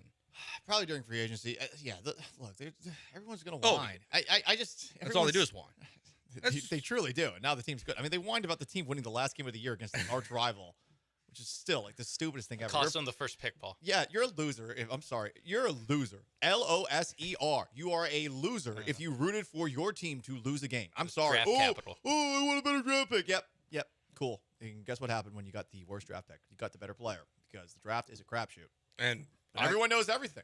And they probably would have taken Bryce Young, honestly. Yeah, they definitely would have. It's definitely a thing. That was going to happen. I do like that the myth maybe this happens year 5 to 10 of the CJ Stroud era, but I can't wait for the Nick Caserio or whoever it is that worked in the Texans front office being like, we actually had him number 1, or we're going to go CJ no matter what. Where it's like, it is funny, where they can start planning the lie, like the Bill Polian had a 1st round grade on Tom Brady, like where you can just start planning the lie of actually we didn't like Bryce Young at all. Enough time passes, and you see like that documentary with the Patriots right now, and I mean, you can make something into a bigger deal or a smaller deal than it actually was, and yeah, you can absolutely change what the narrative was. And they were, to their credit, so damn close-lipped about what they were going to do in the draft that no one really knew if they were even necessarily going to draft a quarterback with that first pick that they had. You said close-lipped. It's Nick Caserio, so you had to say close to the vest. That's the play on word. That's the play on words that you have to make by law. He kept it in the vest. It's free agency is such a fascinating time for the Texans this time, because I'm already over it. You are? I'm ready for them to start signing players. I mean, yeah, like once it actually starts, that'll be good. The problem is right now there's this weird waiting period until the free agency period officially opens. Well, I think people say like July is the worst time of the year when for sports talk. No, I think it's fun because you can talk about not sports. I think this stuff is like when there's sports but there's not sports. Yeah. Is always you're so close to spring training, you're so close to free agency and the draft. Right now we're Rockets are irrelevant. Right now we're at Christmas Eve. Where it's like we're waiting to open up the presents that is March Madness, that is NFL free agency, that is the NBA playoffs, that is opening day. Like right now, it's all right there. Everything that we're looking forward 2 weeks. Yeah. And the problem is, as you just said a moment ago, the Rockets, just like with Christmas, the Rockets are our absentee father.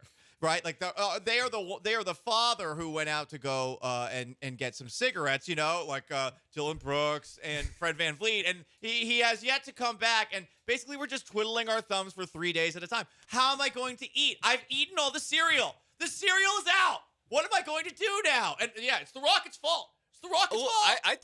I think even like when the Rockets were winning 65 games every year, like with James Harden, we still would be like, well, just start the playoffs. Well, at least we could. like, the bar moves. Yes, we're just like, well, cool. You're beating Charlotte on a Tuesday night. At least we could get mad about MVP conversations then, though, between Russell Westbrook and James Harden, two players ruining basketball. Like, let's get mad about that. At least we had that right now. Oh my God, Jalen Green's in whose DMs? Yeah, exactly. Who's gonna be in the DMs next? I mean, hey, figure out a way to get. I want Jalen. I want you to slide in my DMs. Slide, baby. I would love for Jalen Green to slide in your DMs. I'm gonna use that as a drop. I'm gonna clip that.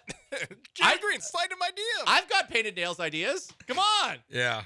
I also just think I think it would be a badge of honor. That means my voice in the city carries Matters. weight. That I agree. If he's like, I mean, no offense you're a to those guys, but their voices still really matter. Jalen Green just gets triggered really easily. It seems that is like. true. All right, our final draft of the day: best sci-fi movies. That's next, and garbage time here on ESPN 97.5 and 92.5.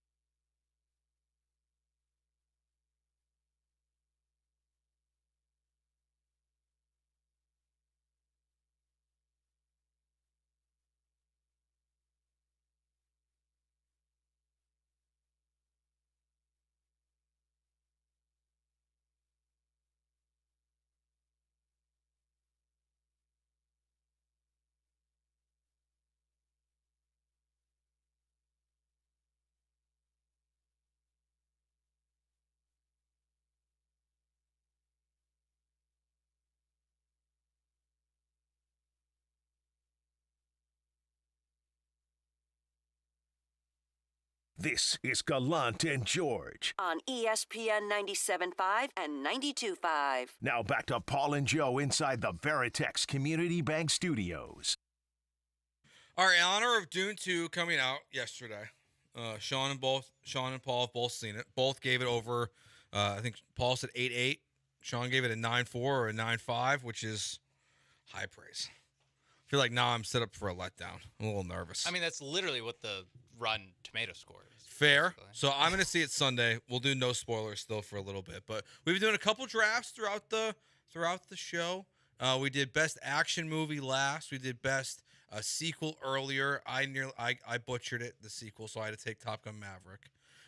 Yeah, Sean you tried took- to say The Dark Knight, and you kept saying The Dark Knight Rises, and then Yeah. you said The Dark Knight something. Returns or something. Yeah. I know. I butchered it. I messed up. I made a mistake, guys.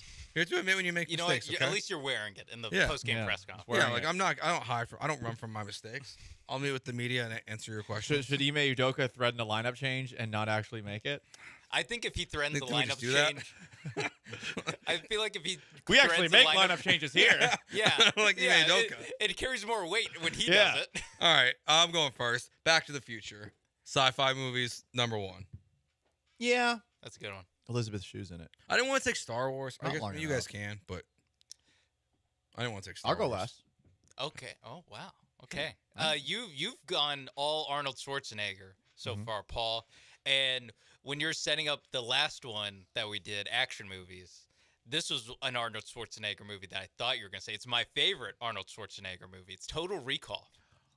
Oh, it's so good. It is legitimately my favorite. And you know Arnold what Schwarzenegger sucks? movie. They remade that movie featuring 1, Colin Farrell, who I like, 2, Jessica Biel, 3, and most importantly, Kate Beckinsale, and it was awful. Yeah. How's that possible? Yeah, they even had a 3-boobed person in it, and it was a much better looking 3rd boob than in the original Total Recall.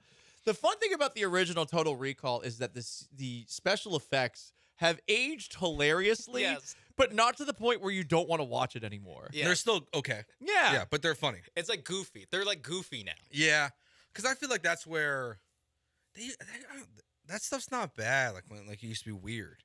Yeah. Like it was so over the top. Like it made no sense what they were doing. But because now I think movie effects now are almost too good sometimes. Yeah. Like the dumbest thing we do in this world is 3D movies now. I don't know. Watch Dune and you will feel differently. Yeah. The 3D? special effects.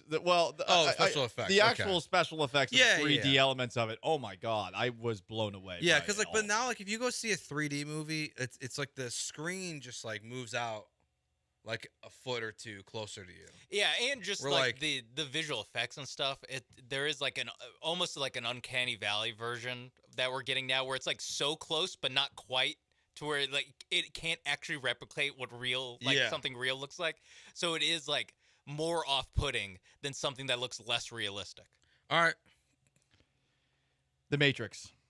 that was I was between the Matrix and Is it fiction? Whoa. Damn. See, the best part about The Matrix is it's an action movie, but you Mhm. can pretend it's a deep philosophical movie at all times. And Hugo Weaving as Agent Smith steals every scene in that movie. Mr. Anderson, saying it like that. And Keanu Reeves, for a change, he still was a little Keanu Reevesy, but in that movie, you actually took him kind of seriously. Oh, how did we not pick John Wick. John Wick? That's or, not sci-fi. Or no, I mean For just for action? any of these. I mean For half- action, it would've half of worked. these Or fit- sequel. Half of these fit for all of them. They kind of do. we've a lot of cross pollination on these Yeah, guys. like besides Terminator and Back to the Future, because they're not sequels. Like they're pretty much Yeah, we could have done a a Keanu majority Reeves of these all fit. Point Break. We all Yeah. could have just picked Keanu Reeves action movie. I almost picked Predator, but Text line says Aliens. Alien. Aliens is the sequel. Very different movies. Yeah, there says I don't know. There says Alien is more sci-fi horror. Yeah. Aliens is more action. Yeah. So if that's one where I actually would have tried to make a distinction if someone picked it in the wrong draft. That's fair. Starship Troopers. That's a fun one. I haven't seen. I'm doing my part. Well, there's a new video game out that's basically based off of it, and it's going. It's all the rage on the internet now. Helldivers 2. I might Oh, try a good playing friend it. of ours has been playing that pretty consistently. Yes, the last... I know. I'm debating getting in myself. I've been back on a Call of Duty kick all of a sudden. Now out that of football nowhere. season's over, and I still have a job. I've been thinking of playing a couple of video games. That and Starfield. In honor of still having a job, you're gonna play video games. Well, I mean, I don't want to play a job when I don't have, or play video games when I don't have a job. Fair. All right, it's time for our final garbage time of the week. Hell yeah.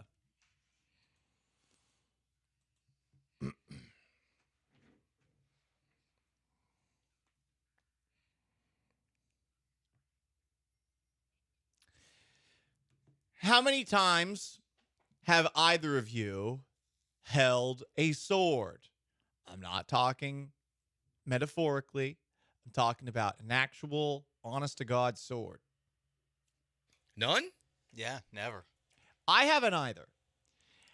And yet, I would still want to do what happened in a New Mexico class where a New Mexico teacher had students duel with swords in class. The problem is one of the people got hit in the wrist by those swords and suffered permanent nerve damage, bleeding profusely. This teacher is now in trouble. All that said, I wish that I had been in this class because I would have loved to try to parry with somebody, you know? You're telling me that in like the Richie Rich areas you grew up in, Paul, that there was no what's the No fencing. Yeah, fencing? There was no fencing. No, well, he's so Richie Rich. He's like, well, sword fighting is something different than fencing. Yeah. Where all the commoners don't know that. That's true. No, fencing is for the bouges. The I want You want a sword fight? I want yeah. Yeah. Oh, Paul definitely wants. I want a sword live fight. action. I love sword fighting. You know, You clip that. Yeah. swords in Jalen my Green, face slide in all my day. DMs, please. Yeah. What Please happened slide on in my Gallant DMs. George this week? Jalen Green and I love sword fight. Hell yeah, dude. No, just give me a katana. I mean, I'm about to go in like full like I've watched too many television shows in Japan mode. Buy a kimono and get a katana. Hell yeah. Yeah, you got Tokyo Tread Vice. carefully. What? Tread carefully. Well, yeah, I guess that is Stolen Valor. Hey, did you see what Bradley Cooper, noted father, had to say? He said in the early months of being a dad, one, he questioned whether or not he loved his kid. Joe George, can you relate to that? No. Okay. Two, he also questioned if he would die if someone threatened he and his family with a gun. Have you ever questioned that? No. Well, as a man with a family, have you ever thought like what would you do?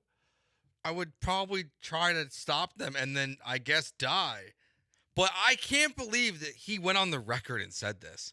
Even if you thought it.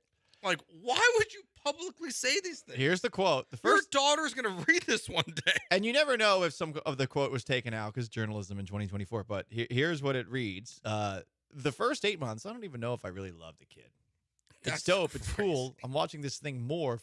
That's my experience. Fascinated by it. Loved taking care of it. Calling his daughter an it. But would I die if someone came in with a gun? All right. Oh, I feel bad for this girl when she grows up. Because she's going to read that story and say, you didn't love me till I was like 9 months old. Yeah, I mean, keep that to yourself, Bob. Yeah, just like, that's just one of those things that you just don't. Don't do it. Yeah. What are you doing? And finally, in a world that is overrun by reboots, The Naked Gun is going to get a reboot starring Liam Neeson. That ought to be interesting. With Seth MacFarlane and from The Lonely Island, Akiva Schaffer running the show. I will watch this. I have seen Liam Neeson, deadpan humor. It's actually very funny. Not Liam. Liam Neeson. Yeah, and, he was in Ted, and he was in another one. I thought I said Leslie Nielsen when I said that. I mean, it's going to be hard to replicate Leslie Nielsen. But the first impression, you're like, really? Like, that's untouchable to me. But I guess nothing's untouchable anymore. Yeah, I mean, at this point, they reboot everything. Yeah. Like, nothing is sacred. They're probably getting to the point where they're going to start rebooting reboots. Yes. Know what they should do? Well, I guess they've already kind of done it. Reboot Star Wars: A New Hope. I mean, I know it's called The Force Awakens, but they just do it again, like shot for shot. Why can't they just, like, if they butcher movies instead of trying to do the next thing, why can't they just say, hey, we're gonna do a redo? Yeah, no, like Game of Thrones. Because they're lazy. The way to do it though is to not reboot old good movies. Is to reboot old bad movies and try to get it right. That's basically what they're doing with Dune. Sorry, I had to slide in a Dune reference, but they made a Dune in like the 80s. It stunk. It took them 40 years, but now they got it right. I didn't know that. Twice. Thank you. Fun fact from Sean to end the show. All right, that does it for us. You can find us on Twitter at Gallant Says, on Twitter at Joe George Radio, at Sean A. Mapes. We'll be back on Monday at 12. The Killer Bees with Joel and Jeremy are up next. Peace. Dylan, I want you to slide in my DMs. Slide, baby.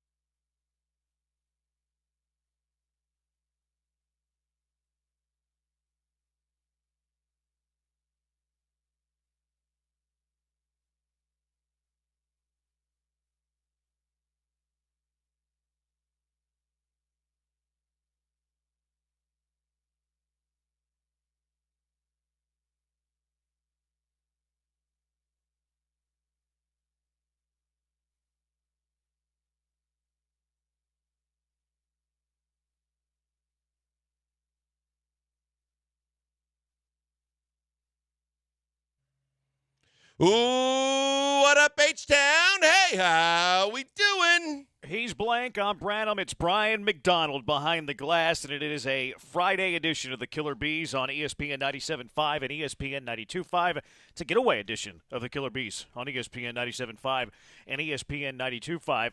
Rockets were trying to get out of that game yesterday. They actually hung in there. Made it a valiant effort there in that second half, even though they shot the ball as poorly as you could.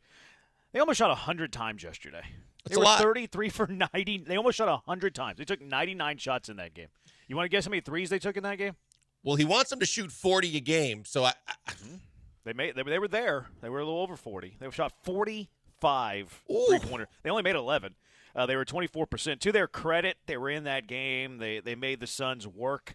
Made them sweat a little bit in the fourth quarter, et cetera, et cetera. A lot of things happened in that game yesterday.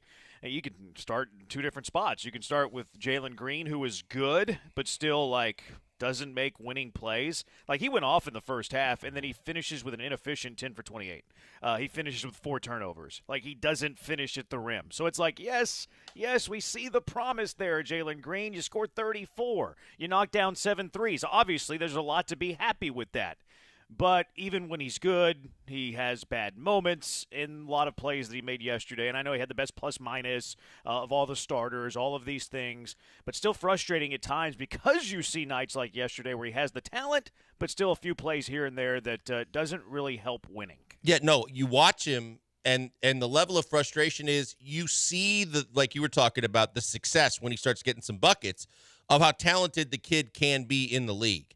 But then you see that almost he self-anoints himself as the guy that has to basically almost shoot it every time down. And then he starts taking bad shots. And that leads to what you're talking about the inefficient shooting percentage. And you see guys looking at him side-eye, and then he looking at other guys side-eye when he doesn't get to shoot it.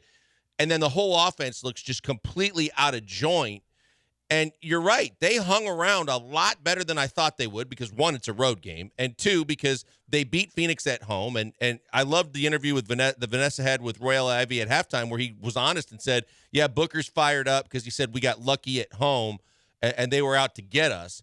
Well, they hung there. And then Booker gave them even more fuel in the fourth quarter where I was like, because Booker got away with murder all game. And I thought, this is going to fire the guys up.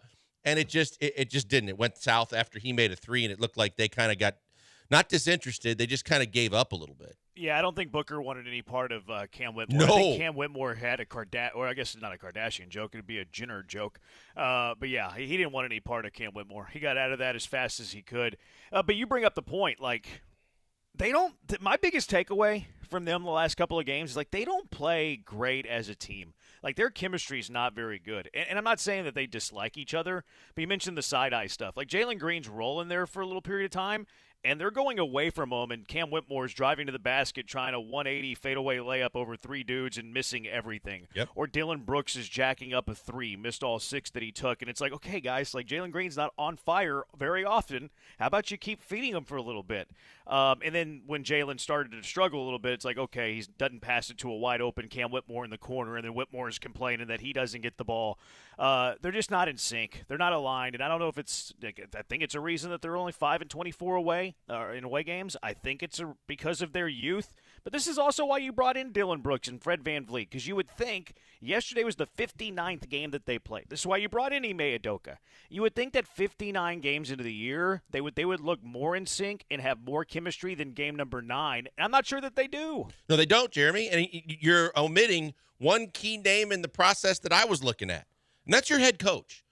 Ime Udoka is supposed to look at Cam Whitmore when he goes and takes those ridiculously useless shots that are just so selfish and sit his ass down and say, you know what? If that's what you're going to do, you're going to sit next to me. The same way he benches guys in the fourth quarter or he gets mad at Alpe defensively and otherwise.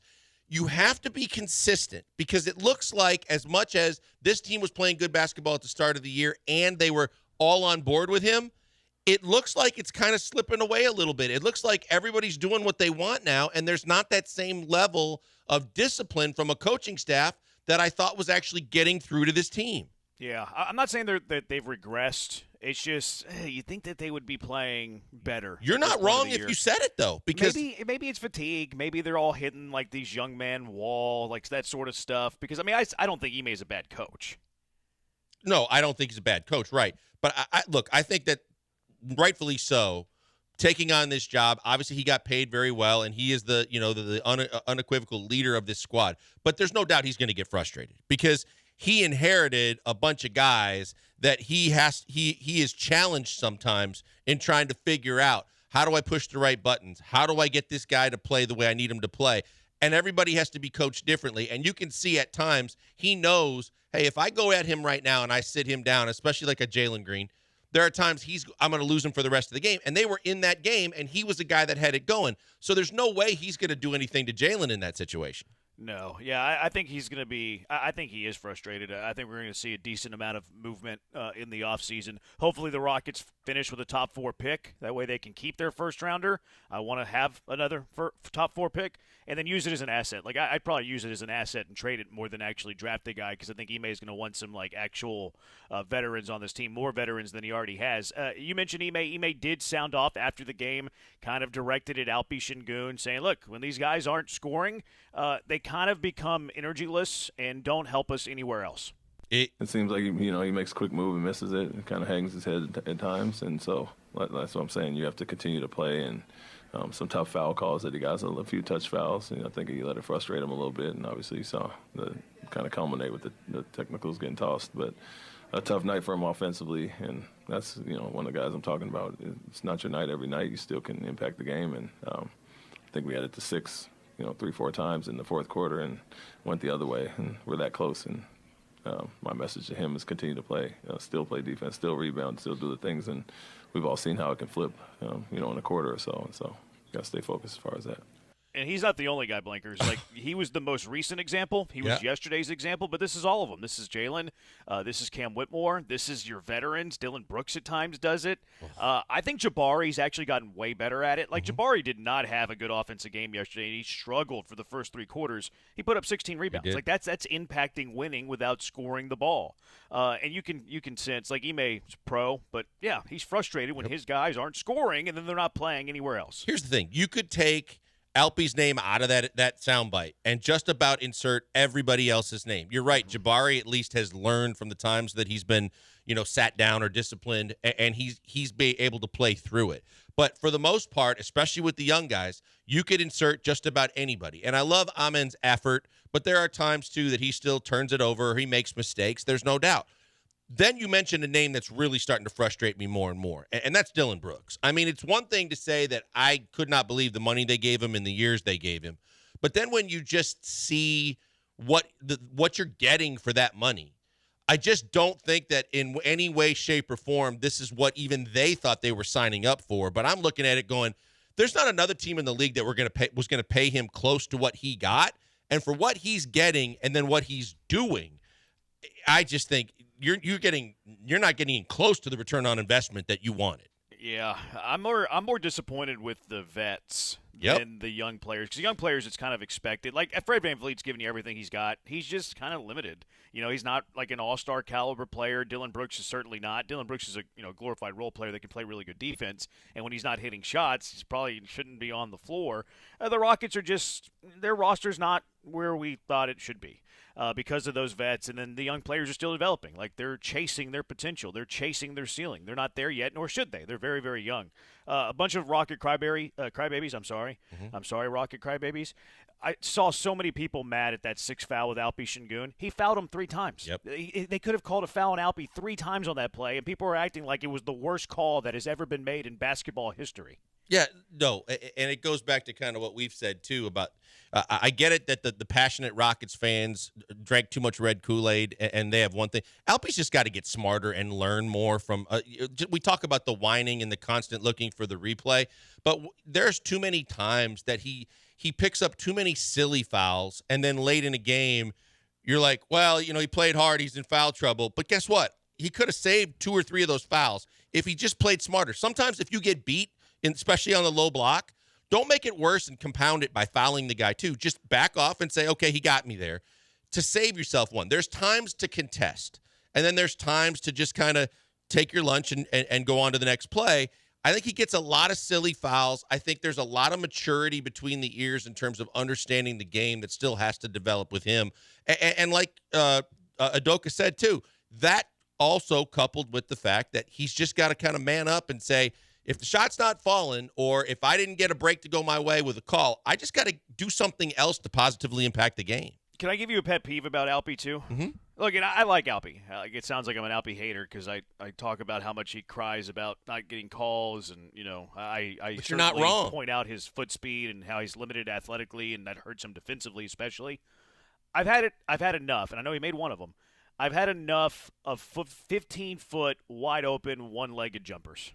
There is no way he's a better shooter from 15 feet off of one leg than two. I'm sick and tired of it. Get off my lawn. Pet peeve. Old curmudgeon. I don't care. There's no way he's a better shooter wide open from 15 foot off of one leg than two.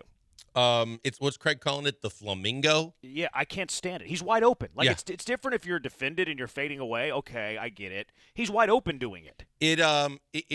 Just when you look at fundamentals from a balance standpoint, you would think, and trying to get the shot on track, there's no way that it says anything other than, I guess, you get into a certain rhythm and you're in your mind, you get used to doing that. That means you've taken too many of those if you're used to doing that, because it looks awkward.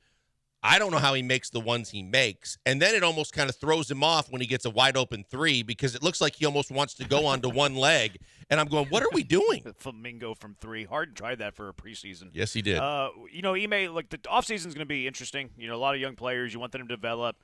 I think that Jalen Green's lost some value. So I'm not sure I want to trade Jalen Green, because I really do want to see an offseason where Jalen Green has had after a year of learning under Ime. This is the first time he's ever learned winning basketball, and it certainly influenced, and affected his confidence. I want an offseason for Jalen with Ime, being coached by Ime for a year, and then see what he looks like early next year. Maybe that's too late. Maybe you can't do that. I certainly understand. Ime's not going anywhere. He's the face that runs the place for the Houston Rockets. What about their general manager? It's a big conversation, Jeremy. I don't know how much time we have for this one, because as long as you want. Yeah, literally, I was thinking about this last night watching the game, the way you and I were breaking down Caserio yesterday. And it's like, when you start looking at Rafael Stone and you start trying to analyze things, and I've talked, obviously, I talked to a lot of people. A lot of people have told me there are really experienced, really good general managers that are extremely interested in being the next general manager of this team. And his deal is coming up. And when you look at it, and, I always go with the whiteboard and the positives and the negatives.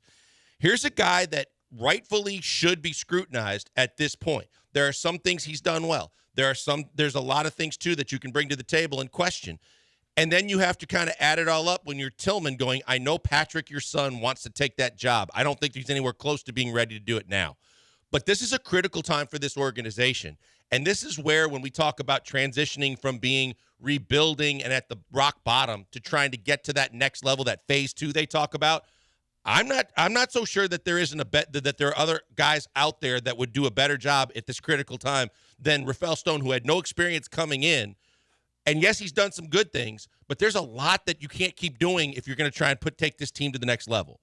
There has to be a lot of interest in this job if it becomes open, because I think you have a good owner and an owner that's willing to spend. Look what he did last year in the coaching carousel. Like, okay, how did he handle that? He went and got the best one in the market. You have Ime, who's already a really good coach, widely considered around the league as a top 10 guy. And then you have pieces. Like, you have, maybe you don't have an all-star right now, but you have a bunch of young pieces that I do think have high potential. You have some veterans that you can maybe throw into a trade, or you can keep around depending on how you want to build your team. I imagine that the job would be very sought after if it did become open. Well, there's no doubt about it. You're right, because you have a ton of youth. You have the veteran contracts that you have aren't going to be long-term handcuffing type deals, and they're deals that are workable because there's ways to get around them if you want, but in the meantime, it's not going to hinder you from taking care of the guys you need. And so everything is set up pretty well from that standpoint. But when you look at the fact that Rafael's given up a whole lot of second-round picks, he's traded away a whole lot of things, he's missed on a whole lot of first-rounders. Some of the top of the line first-rounders we're still trying to evaluate. And look, right or wrong, they fell into his lap because he was picking third and he missed on the other two of a top 3 situation in 2 of the 3 years. But overall, while you're still evaluating all those things, you did things like you re-upped Jayshawn Tate way before you had to, and that wasn't necessary. You force-fed KPJ on a coach that I don't think many people wanted, that you wanted, because he wouldn't push you and try and take leadership from you. But you kept pushing KPJ when both on and off the floor there was mistake after red flag. And then it started to come out that it was becoming an issue that the coaching staff and others wanted to move on, and he wanted him to be the starting point guard. Those are things that you can do and you can try taking swings at when you're rebuilding and you're trying to figure what's going on with your team. You now are at a really critical stage. You got your head coach, as you mentioned. You have a nucleus of young players, some of which you're going to develop and keep, some of which you want to develop to trade or use to get other players. And right now, you can't have guys that are inexperienced and just, experimenting on job training. You have to have guys that know what they're doing. Yeah. 713-780-ESPN HRP listener line. Busy show. It's a Friday. It's a getaway show. It's a holiday show, as Granado would say. Who said it coming up? Can the Killer Bees get revenge against Brian? I highly doubt it. What is D'Amico Ryan's best attribute? Nico Collins talking about an extension, but kind of sounds like he wants to bet on himself for another year. How likely is that?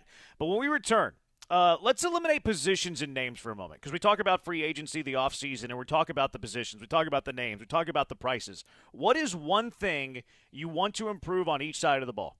Let's limit to that. Take away the names. Take away the positions. What is one area of the game you want to improve on each side of the ball? 713-780-ESPN.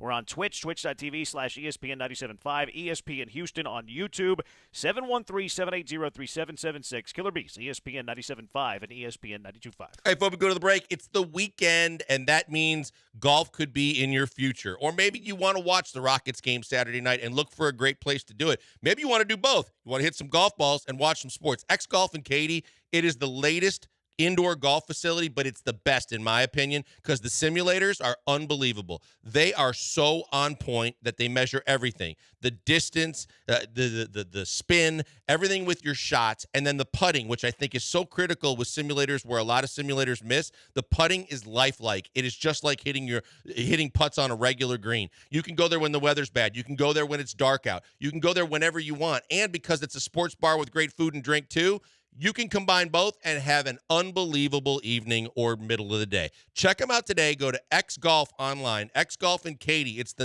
newest, latest, and greatest indoor golf facility in the area. I love it. You will too.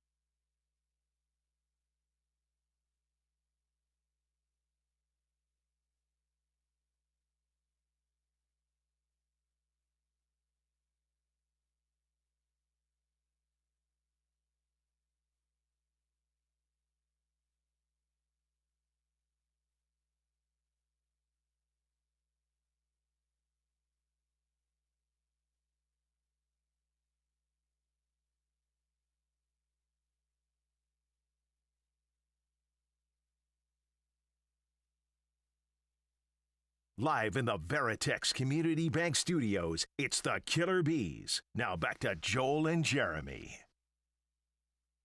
He's Blank. I'm Branham. We are the Killer Bees on ESPN 97.5. 713-780-ESPN, HRP listener line, 713-780-3776. Let's eliminate positions and names for a moment, because I think this is what general managers and coaches do. Like, what did D'Amico Ryan say the day after they were eliminated from the playoffs? We got to get better in this and that. They're not talking names. Okay, so we're going to get better at this and that. And then you say, okay, let's go into the free agency. How can we address this? How can we get better in this? Same thing for the draft. Okay, how do we address this? How can we get better at this? So let's eliminate positions. Let's eliminate names for a moment. What is one thing you want to improve on each side of the ball? 713-780-3776. Blankers, you call it. Offense, defense, I don't care. What do you want to improve on whatever side of the ball you're selecting first? Well, I'll start with the obvious because of names that have been already kicked around, but because it's going to benefit everybody, and that would be improve the consistency of the running game. I think that the more balance that you can create with a more consistent running game, the more opportunities you have to kind of get the defense where you want them to be, and also give CJ enough opportunity to maneuver and to work instead of, highly pass oriented. They're focused more on the pass. You start alienating the run, or it's not successful, and the defenses really have an advantage. That I still believe in the majority of this offensive line, and I think they're going to figure it out at left guard, and I think they already have it figured out at center. I just think that the running game has to be more consistent. You can't experiment with Pierce. A Singletary, he had some good moments, but you need a guy that can basically you can count on to do that almost, every game. Yeah, I'm with running game there too. And if you go back to D'Amico, it's running game. And I think that if you take a straw poll of our listeners and you poll the Hive or just Texans fans in general, I think that would be the most popular answer. The running game, no doubt, the running game. Now, who gives you confidence in left guard? Like, that's the pushback that I have, because I don't have confidence at left guard. No, I think that they have the majority. When I said the majority of the line figured out, I think that whether they draft a left guard in the third or fourth round, or somewhere in the draft, or they figure out that there's a veteran or two that they can bring in, similar to what they did right before the start of the season and during the early parts of the season last year, that you can at least supplement and give yourself an insurance policy if Green ends up not being the guy, and if you truly want Juice as your center, then that's what you're going to do. But you got to have a plan. It can't be a plan on the fly like a year ago. You got to figure it out. I would love to say that Kenyon Green has learned from his while he's been injured and from his mistakes, and he's understood pass blocking more, and he's going to come in and be a different guy. I have no confidence in that. So short, I keep saying that I think where they can really cash in is kind of on the cap casualty list as well. There are some guards out there that you can kick the tires on, and I'd be interested in that as well. But I think one way or another, they've got to either bring in as competition or bring in as a guy that's going to start in their mind because they don't believe in Green. But I just figure they got to figure that out. I like a guy that can start. I don't like the first plans that you had. Like, draft a guy in the third or fourth rounds, more like a project developmental piece. Like, that's not a guy you can count on starting. I know that Jaret Patterson started in a pinch last year, but that was never in their wildest dreams. And then if you're signing, like, some random free agent right before training camp, or even, like, before the year, like they traded for Kendrick Green of the Steelers, he was going to get cut. Like, he's kind of a journeyman, just a guy. He's a warm body. And if we're saying that the most important thing is for the Houston Texans to improve their running game on the offensive side of the ball, that's why I'm okay attacking a left guard. There's not a left guard on this roster that I'm comfortable going into the season and being like, yeah, that's the guy that's going to help our running game. Again, running game's the priority. Running game's the focus to improve, to kind of help C.J. Stroud out a little bit. But we'll talk wide receiver at 23, but we won't talk a stud interior offensive lineman. Doesn't make any sense to me.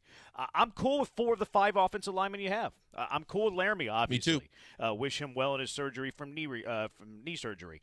I'm cool with Juice Scruggs being a center. Juice Scruggs is a center. He's not a left guard. Juice was okay to pretty good at left guard. He was good for a rookie who was kind of playing out of position and coming off an injury. Relative to the left guards around the entire NFL, he was average to slightly above average. Jaret Patterson was a great story. I think Jarrett Patterson is a backup interior offensive lineman. Maybe can be a starter someday. I'm not comfortable going into next season with him as my starting left guard when my focal point is trying to improve the running game. I'm cool with Shaq, and I'm cool with Titus Howard playing right tackle. Left guards is a concern of mine. And how can it not be? Kenyon Green was not good as a rookie, didn't play a single down last year in the regular season because of an injury. I don't trust Kendrick Green, sorry.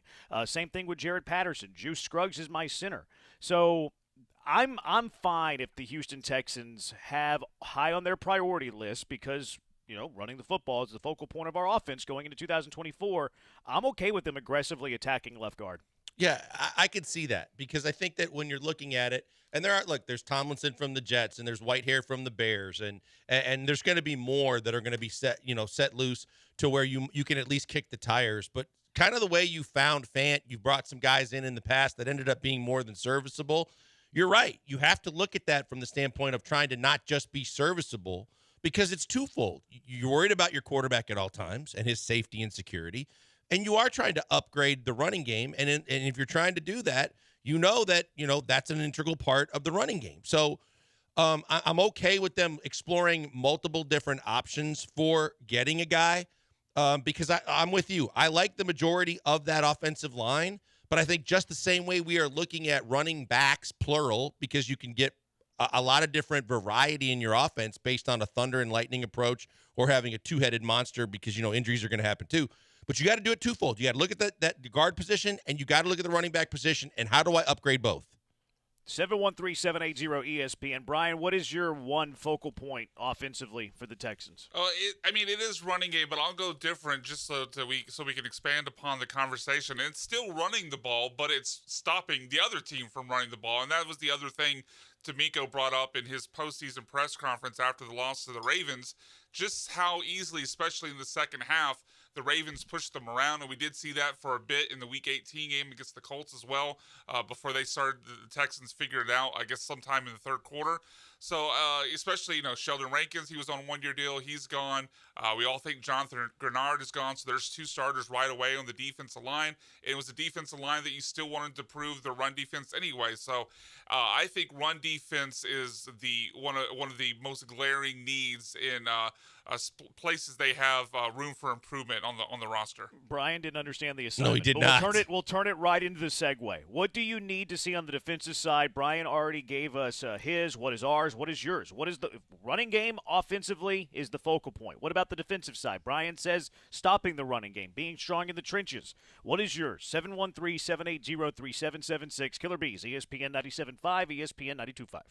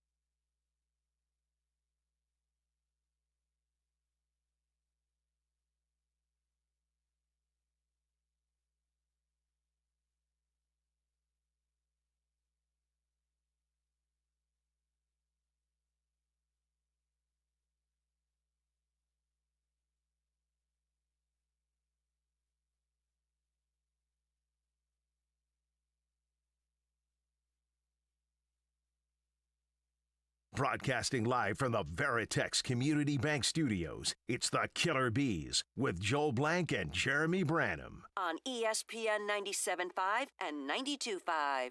This new voice guy says my last name better than the last guy. He's Blank, I'm Branham. Says a lot of other things better than the last guy. We're the Killer Bees on ESPN 97.5. 713-780-ESPN. So what is the focal point to improve on each side of the ball? Couple of people on the Twitter talking about the offense, the run game, O-line depth, tight ends that can block. That's kind of interesting because that would probably eliminate Dalton Schultz from that conversation. Our offensive line was injured all year, so I'm giving them the benefit of the doubt. Okay. But who's your left guard in that scenario? Like, I'm curious for people who don't care about offensive line, like don't care about left guard, like, oh, our offensive line's good enough. We had injuries last year. Okay. All right. I hear you. I got you. You're right. Who's your starting left guard? Like, that's the counter question that I have. If you have confidence in the offensive line, who is your starting left guard? Which, I mean, to your point, like, hey, address it in free agency, find a Shaq Mason. You find a Shaq Mason last year via the trade market who was solid at right guard. Go find Shaq Mason at left guard. Like, that's cool. That's fine. I'm cool with that. And if Kenyon Green beats that guy out, excellent. Yep. That's awesome. No, you're absolutely right. Look, I think that's all about when we start talking about upgrading this team, because Kenyon Green's specialty is supposed to be run blocking.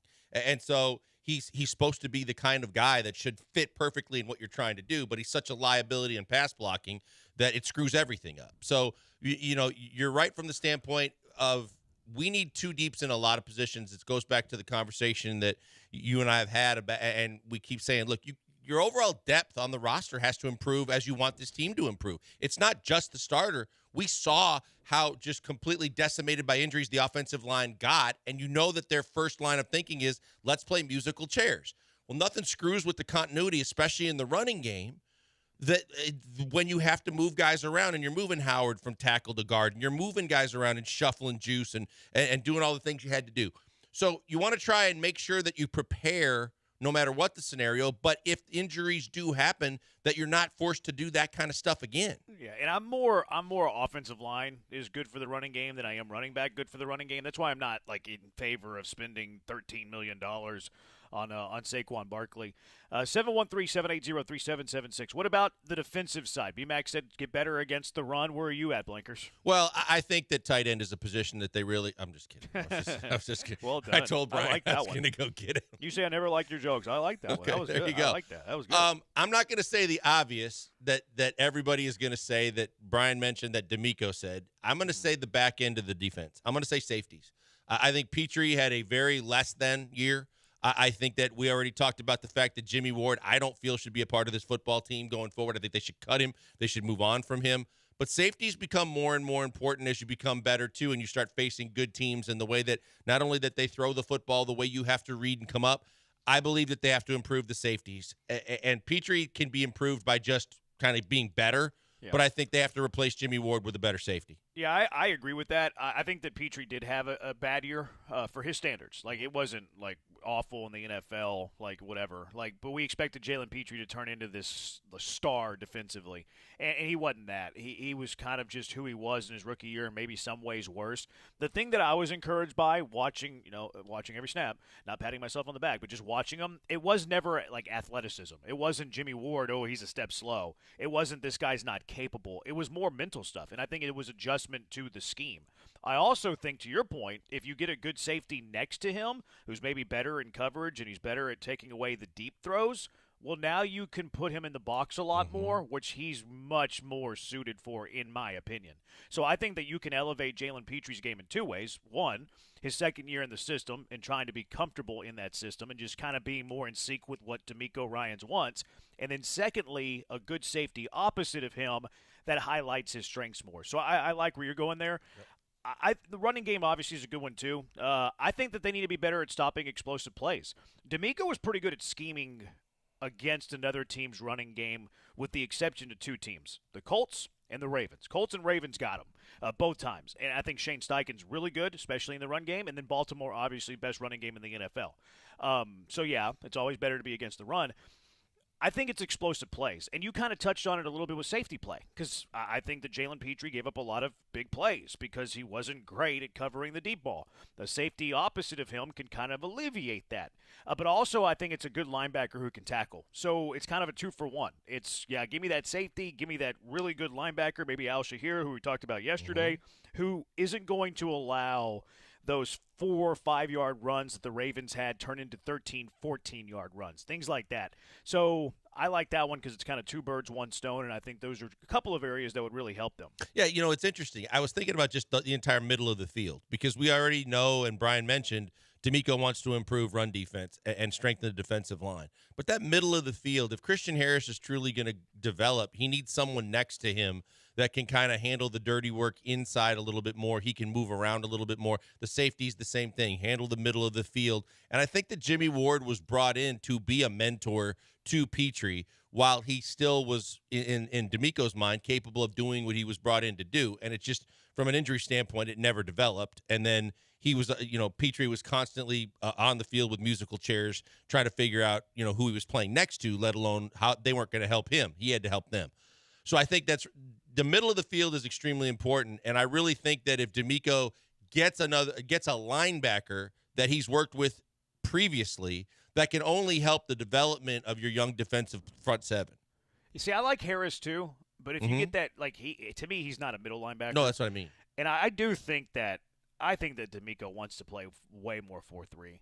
If you go, I don't know the line of demarcation, whenever that was, but when the Texans hit that line of demarcation, 6, 7, 8 games, somewhere in that window of them trying to improve defensively, they played 4-3 about 3% of the time, and I'm not kidding.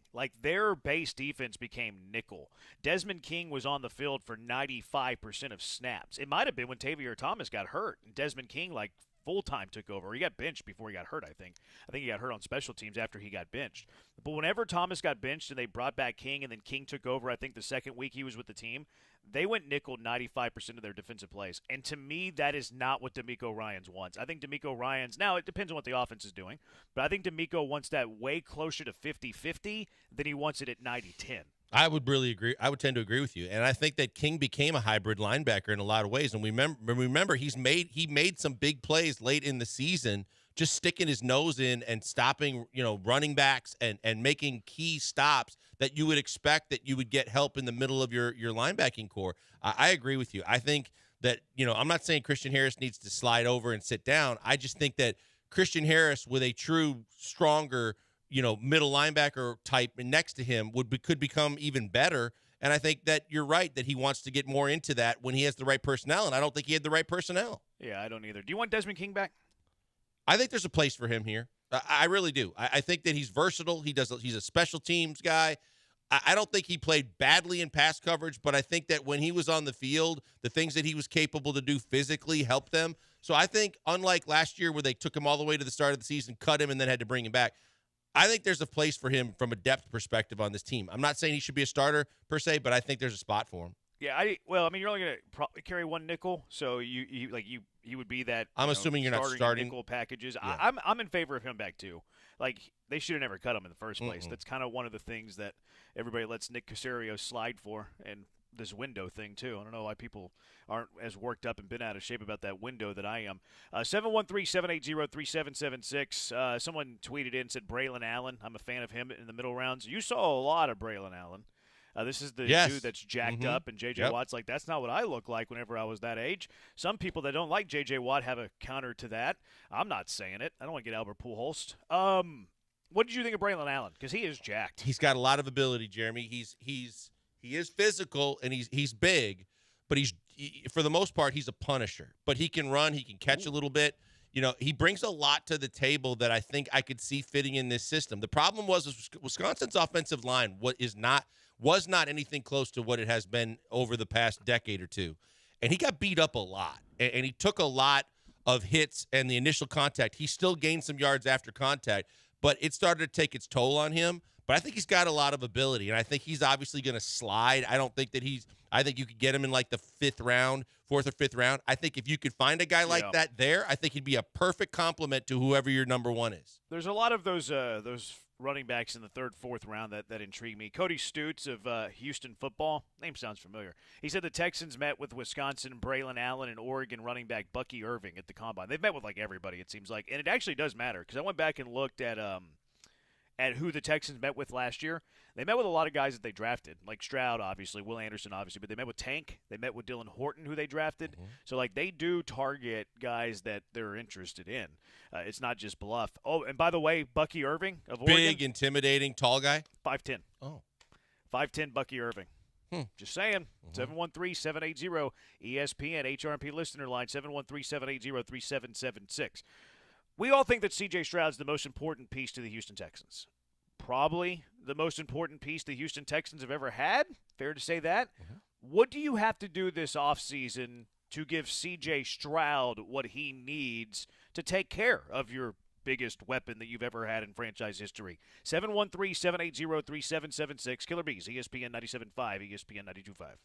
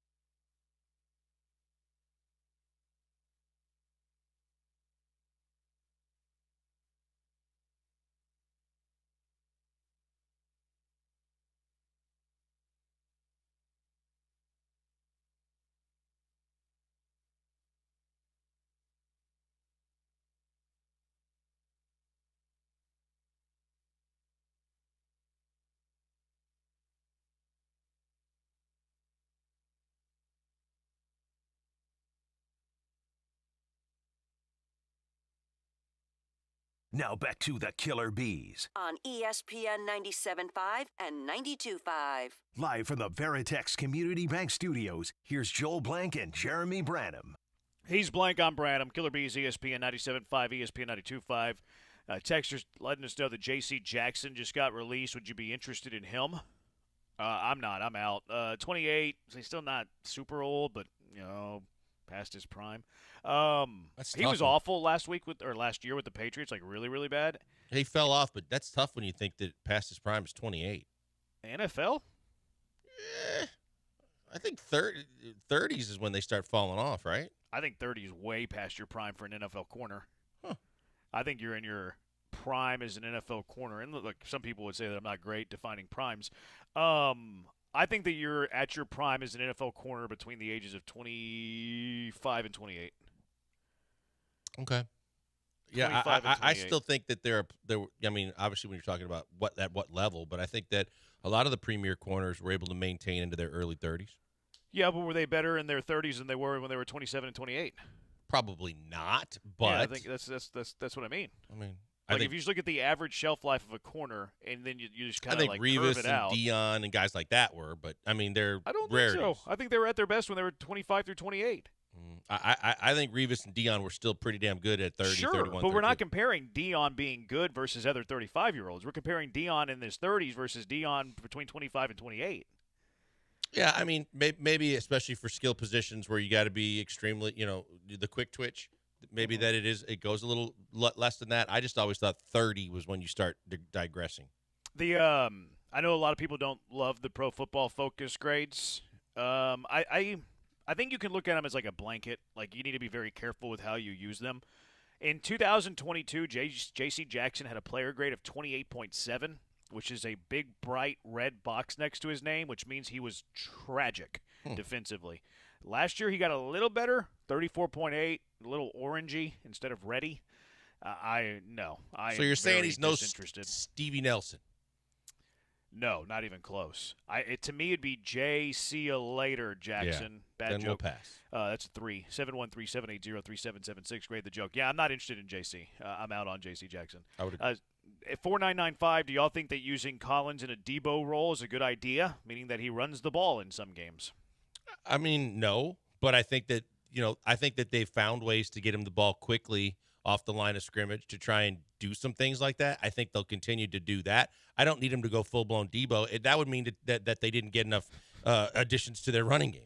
Never go full Debo is what you're saying. That's right. I think they're very different players. Like Nico's good, like running after the catch. Like he's a yak king. Debo obviously very good with the ball in his hands too. Nico's bigger. Like Nico's 6'4", Debo's 6'1", 6'2". I don't think that Nico's as suited for it as Debo. Nor do I really want him to be. Like they gave it to him a few times on end arounds and things like that. But I don't need that to be a big part of Nico's game at all. Think about it with Debo too. What was the biggest problem that happened late in the year for the Niners? He got hurt. And then you don't have him in either facet of the offense the way you want because he's limited because he's in a shoulder harness and he's a percentage of the player that he normally is. Nico's just fine where he's at, and he can, like you said, he can run the ball a few times on a sweep or a quick out. But I don't need him being full blown Debo. Yeah, me either. 1047, more hybrid linebacker, and the 9271 says safety. Let's flip this to the C.J. Stroud part of this, because with any conversation you have about the Texans, you have to have it about C.J. Stroud. We think that C.J. Stroud's the best asset the Houston Texans have ever had. Maybe some people would push back on that. Well, you got a Hall of Famer. You got J.J. Watt, 3-time Defensive Player of the Year, et cetera, et cetera, et cetera. But certainly the most important asset that you have right now. How much of this offseason should be trying to bring the most out of C.J. Stroud, taking care of your biggest asset, maybe with spending some money to bring some assets for C.J. Stroud? How much would you factor him in?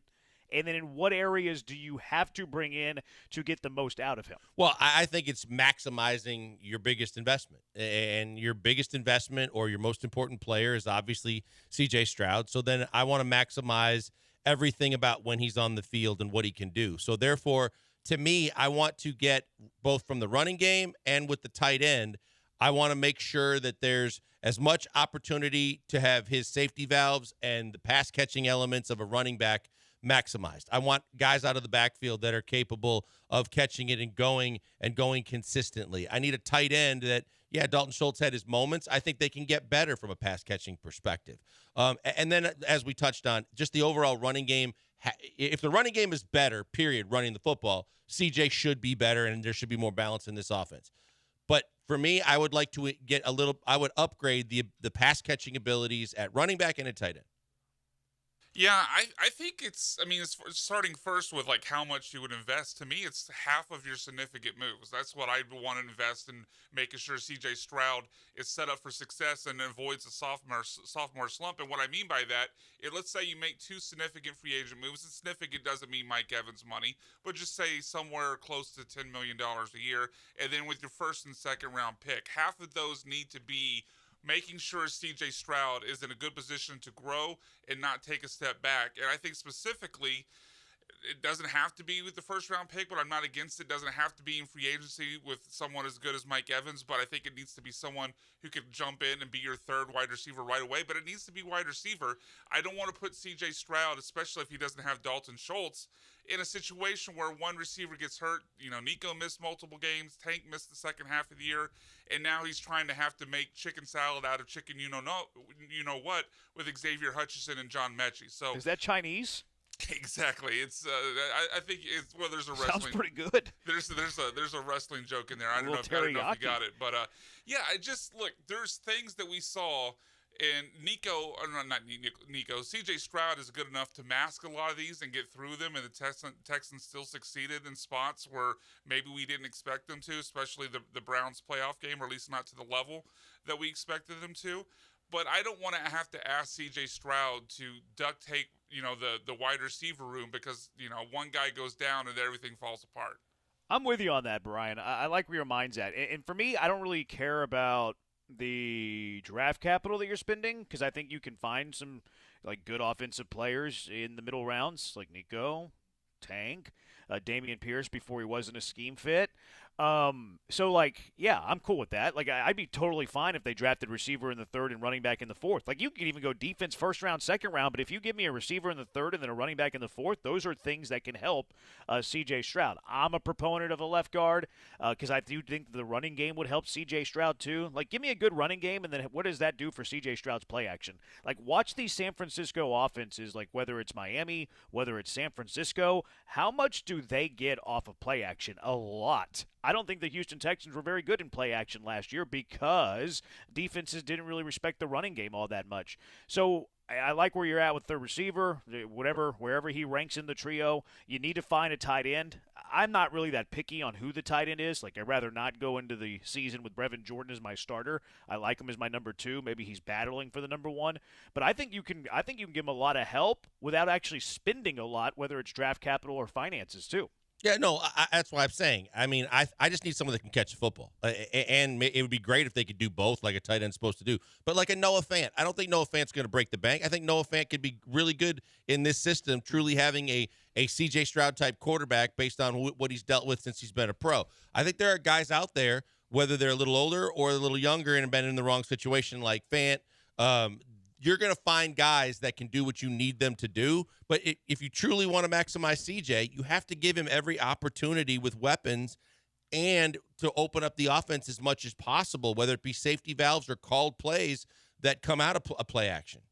Logan Thomas got cut today. I wish it was 3 years ago. I used to be in love with Logan Thomas was my dark horse tight end for 2 to 3 years. Big dude, 6'6", 250, but he's just too old now. He's 33. Who's the other one like that? Hunter Henry? Hunter Henry. I don't think Hunter Henry's as old though, but he's had tons of injuries. Older. But I'm saying, Hunter Henry was the guy that a couple years ago was really, really on his game, Back and now it's he maybe didn't ever lived up to the hype. He was more hype than actual production, but still a really good tight end. Yeah, but whenever he was with the Chargers, the year he was with the Chargers, he was those were his heyday. I do like Joel's suggestion of Noah Fant because he comes from tight end university with Iowa, which it seems like half the good tight ends in the league have come out of Iowa. So and he came out with I believe first round pedigree, and I remember in a game against the Texans, I believe it's his rookie year. He showed some unbelievable athleticism, the same athleticism that we saw in college at Iowa, which really stands out when you're watching Iowa football and someone's athletics. So, you put him in Denver, you put him in Seattle. He hasn't had great quarterback play.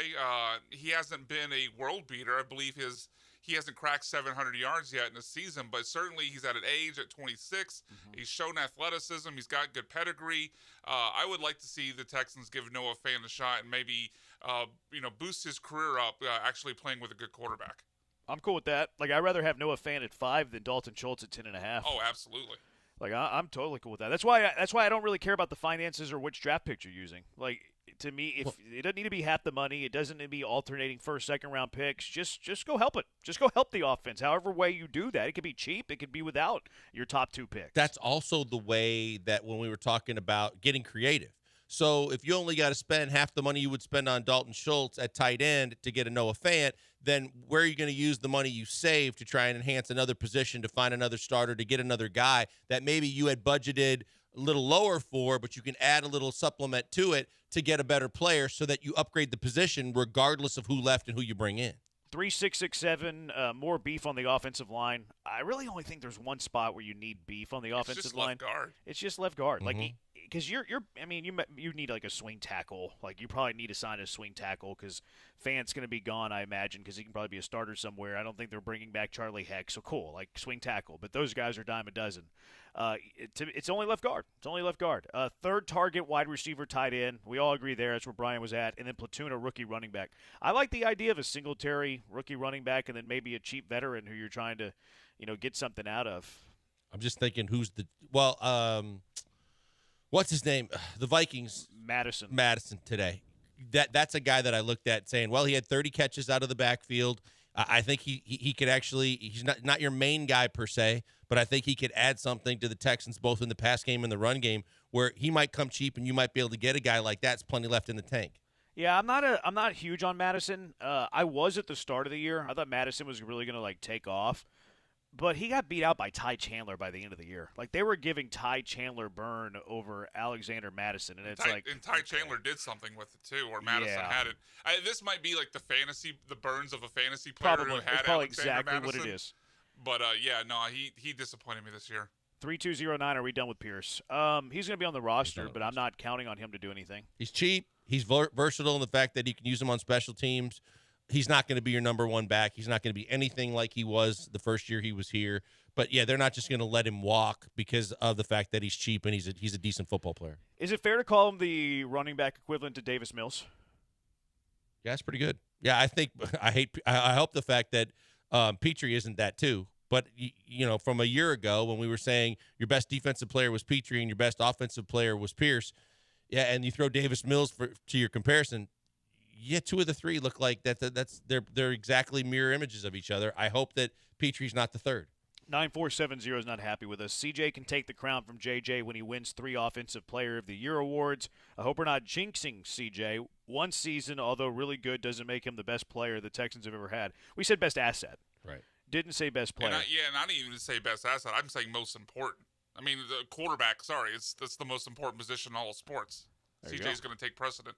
I agree. Ocho says Madison doesn't have any shake and bake to his game. All right, Ricky Bobby. No, you shut your mouth, Ocho. Worry more about scouting college basketball. He says he's basically another Dameon Pierce. Like, who would have thought that 365 days ago that we would be using Dameon Pierce as an insult to other running backs?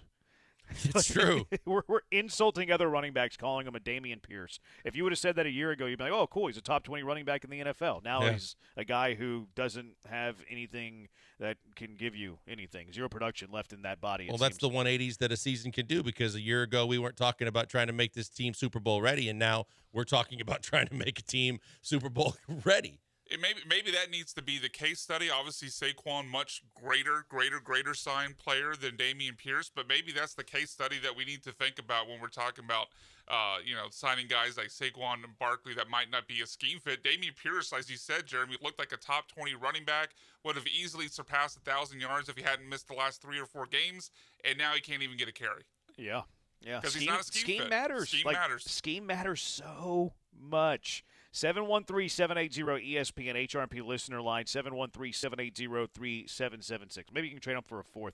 Framber Valdez, oh boy, the spring training outing was not very good. Are you good with Framber calling his own pitches, which apparently he's doing? And how much stock are you putting into his spring training start number 1 earlier today? It's the Killer Bees on ESPN 97.5 and ESPN 92.5.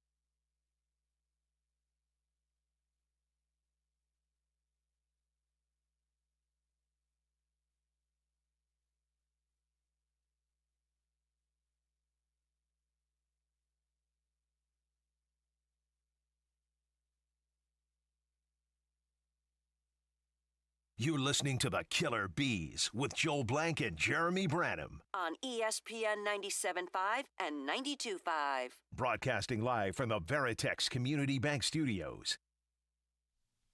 He's Blankers. I'm Branham. We're the Bees on ESPN 97.5, ESPN 92.5. So Chandler Rome dropped a nugget yesterday. Says that Framber Valdez he wants to call his own game. Framber Valdez wants to call his own pitches. Is it because his shrink and Martin Maldonado's gone? Framber said it's not. He's just something that he wanted to experiment with. The pitching coaches are allowing him. Murphy and Miller are allowing him to do this. He'd probably be the last guy I would let do this. But he called his own pitches today. First start in spring training, first appearance for spring training for Framber. He gave up 3 runs on 5 hits in an inning and a third. Walked 1, did strike out 2. How do you feel about Framber calling his own pitches? For now, I'm fine with it. We're still, we're just in the fetal stages of spring training. He's making his first appearance. He's screwing around, messing around, experimenting, I'm sure, with pitches, location, still kind of getting it all ramped up and putting it all together. If this becomes a pattern, I'll be more concerned about it. But for the first start of the spring, I'm not going to lose any sleep over it. It's just that there's a lot going on, and we know that's where things start to go haywire between the ears with him. Mm-hmm. So that would be the biggest concern. Is there's a lot on his plate this year with a new catcher, and obviously now trying to do this and then trying to bounce back. That's a lot on the shoulders and the arm of Framber Valdez. I am not going to overreact to a single start for a pitcher who has the decorations of Framber Valdez, that has his resume. So I'm not going to flip out about the start today. Like, these guys work on stuff. Maybe he was trying to get to the pond and catch some fish before it was too late. Maybe he was trying to head to the ocean and catch high tide. Like, these guys in spring training aren't worried about production. Like, these guys who are locked into their spots in a starting rotation or on a roster, they're working on stuff. Would I rather see Framber face 5 hitters and strike 5 hitters out than have the day he did? Obviously. So his outing today I really don't care about. And he had some thoughts about his outing. Through an interpreter, Framber said, I felt I was 40 to 50% out there. I think the quality of my pitches are good. I was talking more about the intensity. Obviously, first outing of spring, I can't go out there and just go 100%. Cool. I don't care about the outing. I don't like Framber Valdez calling his own game. There's guys in this rotation that I would be fine with them calling their own game. Josh Hader, Josh Hader will call his pitches at times. Reading Chandler Rome's article is where I've learned this information.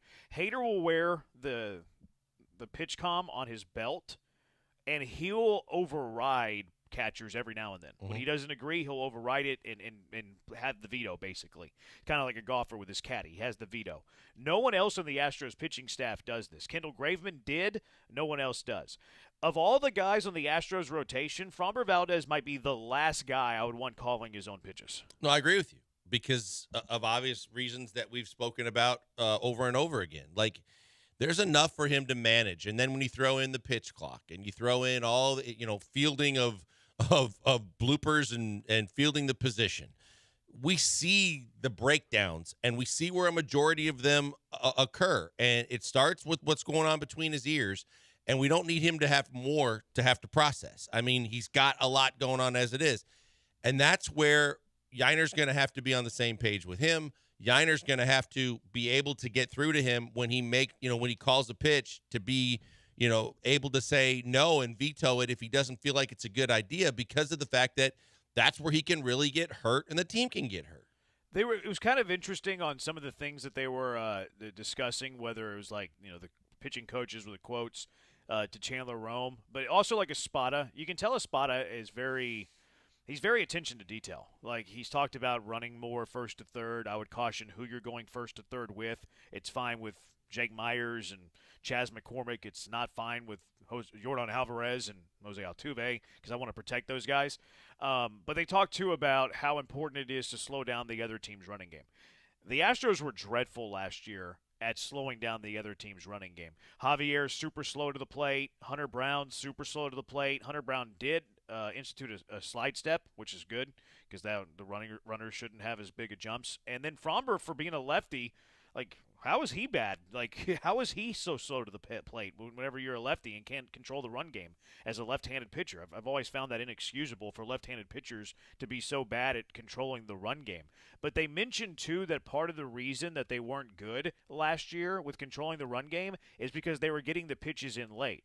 And with the pitch clock getting the pitches in late, now you don't really have as much opportunity to be able to slow down the run game. Because a lot of times pitchers will slow down the run game by just pausing, as you know. Freeze you're a them. pitcher. Yeah, so you just stand still. Like if you get the sign with 5 seconds left, you got to go. Yep. And the runner, too, has, okay, well, I know he has to go. If you get the sign with 10 seconds left, now you have more weapons in your bag. So that's something that Espada was talking about, too, is how he wants his pitchers to get the pitches in as quickly as possible. That way they can try to handle the run game much better. And that works twofold, Jeremy. You keep the hitter off balance, too, because the hitter can see the pitch clock. He knows where they're at timing-wise. So he knows that they got to get up and go if they get it late. But to your point, between the freezing them and then besides the slide step, you can freeze them yet again, not doing, but staring them down and not doing anything, but being able to freeze them with any kind of leg kick at all. As long as the kick is how you do the kick and it doesn't cross the plane with the rubber on the way back, you can freeze a runner even if you don't use a slide step that causes them to pause and therefore gives you an ability to have a better chance if he does decide to run. And you can't do that when you only have 3 or 4 seconds left on the pitch clock trying to get a pitch in. King of Twitch says, don't shackle your number 2 pitcher if you don't trust him. Move him to 3 or 4. Okay. What difference does that make? If you move Fromber to your number 4 starter, you're just moving everybody else up 1 or 2. That doesn't change anything. No. You're still the same guys there, King of Twitch. Ocho's on this big kick where he doesn't like the Astros starters. I'm going to keep hammering my doubts about the starting pitching and why the Astros should have added quality bats to outscore opponents like the Rangers. Ocho doesn't like the pitching staff. And then 60-30, offense looks like Dana Brown didn't do anything this offseason. Oh, wait, he didn't. Guys. They got Cabbage. Yeah, but they got Cabbage. Can we just see a little bit of a sample size before we just – we're just getting going. You can't say this, Blankers. You can't say this. You've been crushing them for having Myers as their everyday center fielder. Well, no, but I'm just saying, before the people that say that the offense is horrible – and crushing them. I will continue to crush Myers, but overall, this offense is above average. No one said they were horrible, though. Like 60-30 said the offense looks like Brown didn't do anything this offseason. And Ocho's saying he wanted more offense because he has doubts about the pitching. I think this offense is going to be fine. I think regardless of what Myers does, there's still 1 through 6, and possibly with Chaz and Yiner, it could go 7. You have a lot of potential with this offense to be right where, right in that ballpark with some of the best offenses in baseball. I'm not worried about that. And you got 8 starting pitchers at a certain point that you might be able to choose from. There's plenty of depth throughout the season as well. And again, we haven't even gotten close to the start of the regular season yet before I start passing judgment on that stuff. Yeah, I wish they would have added another bat. Like I think this bench is bad. Like even if it was I wanted a platoon option with Jake Myers. I wanted a left-handed bat that could play corner outfield, and if Myers isn't playing very well, then this corner bat that you signed, he's going to start against righties, and then Jake Myers starts against lefties. Like this bench is not very good. Dubon's your best bench player by far. You had to sign a backup catcher with Caratini. Like I think Caratini's actually a pretty good backup catcher, but he's a backup catcher. Like you don't want him to be in your starting 9. He's going to play a lot because he's a backup catcher, but he's not one of your best 9 players. After that, you're going to have Gray Kessinger or David Hensley. Ho-hum. Those are a couple of 4A players. And then you're going to have John Singleton or Trey Cabbage. Maybe Corey Julks. Julks is kind of the guy I want to win that job. But that's your bench. It's not a good bench.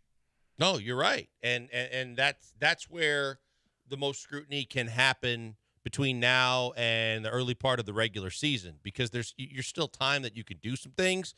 But at the same time, we both were on the same page. We wanted to add at least one more bat. They chose not to do it. I didn't expect them to go as crazy as they did on the Hader deal, but I if they were willing to do that, I was hoping that they even at not the top of the line type guy, but with these guys that are still out there, find a guy in the $6 million range, $6 million a year range that could at least give you a better option, so that you don't have to, and to your point on Myers, so that Dubon isn't in the mix as much because you want him all over the field doing a whole bunch of things as your Swiss Army knife. There's still time to rectify some of this, but yeah, it is a little disappointing. 713-780-ESPN. HRP listener line, 713-780-3776. One more quick one from King of Twitch before we move on. Rare Candy said 25 straight quality starts in all capital letters. He says Fromber has earned the right to try and call his own game. Agree or disagree? I would disagree. I mean, right now he can call his own game. Yeah, I'm cool with it in spring training. Yeah. I don't care in spring training. And see how it goes, and then you're going to have to make a decision based on that, because you don't need experimentation going on when the games count and they matter, because like I said, he's got a whole lot on his plate already that's going on between his ears. Yeah. Dubon is basically all you need on the bench anyway, 58.95. That's fair. I mean, super utility. I love him in that role. One of the great trades that James Click made. He traded Alex Bregman's catcher buddy, who is nothing, for Mauricio Dubon. What a great trade that was. Do you miss James Click? Some days, yes. I think his as much as we've heard about Dana's ability to find young talent, develop them, and then you be a savvy guy to get them signed ahead of time. James Click made some good personnel moves. James Click made some moves. Some were more touted than others. But James Click could do some things to make a baseball team better, no matter what the money you had to spend. And so, I mean, there are days that I absolutely miss him, because, everybody lost their mind when you traded Miles Straw. That turned out pretty good because you got Yiner in that deal, and you got a guy like Maton that helped you out. And at a time when you thought Corey Lee was supposed to be your catcher of the future, Yiner leapfrogged him, but that's why you got rid of Bregman's buddy to get Dubon. So there was a lot of good out of James Click. Yeah, I thought Click was good. I'm surprised he hasn't gotten another job. That actually shocks me. He's in Toronto's organization, right? You mean just like a frontline GM? I'm shocked he hasn't gotten a GM job. That blows my mind. 60-30, 25 quality starts because someone else was calling his pitches. That's a great counterpoint, 60-30. That's well played. Say that again? He said 25 straight quality starts because somebody else was calling his pitches. Oh, yeah. It's a great point. Yep. Fromber didn't have 25 quality starts by himself, calling his own game. True. He had help. 713-780-3776. Let's make mock drafts great again. And how are we making the Texans better? It's the Killer Bees on ESPN 97.5 and ESPN 92.5.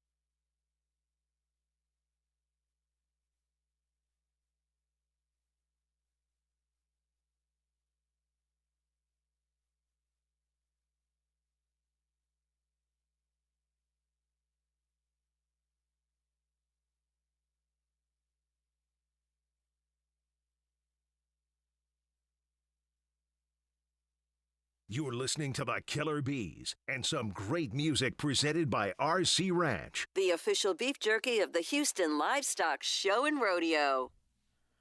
Fitty. He's playing at the rodeo tonight. He's Indeed. headlining. He is the Friday headliner at NRG Stadium. He and Curtis Jackson. Good one. You know what I started watching last night on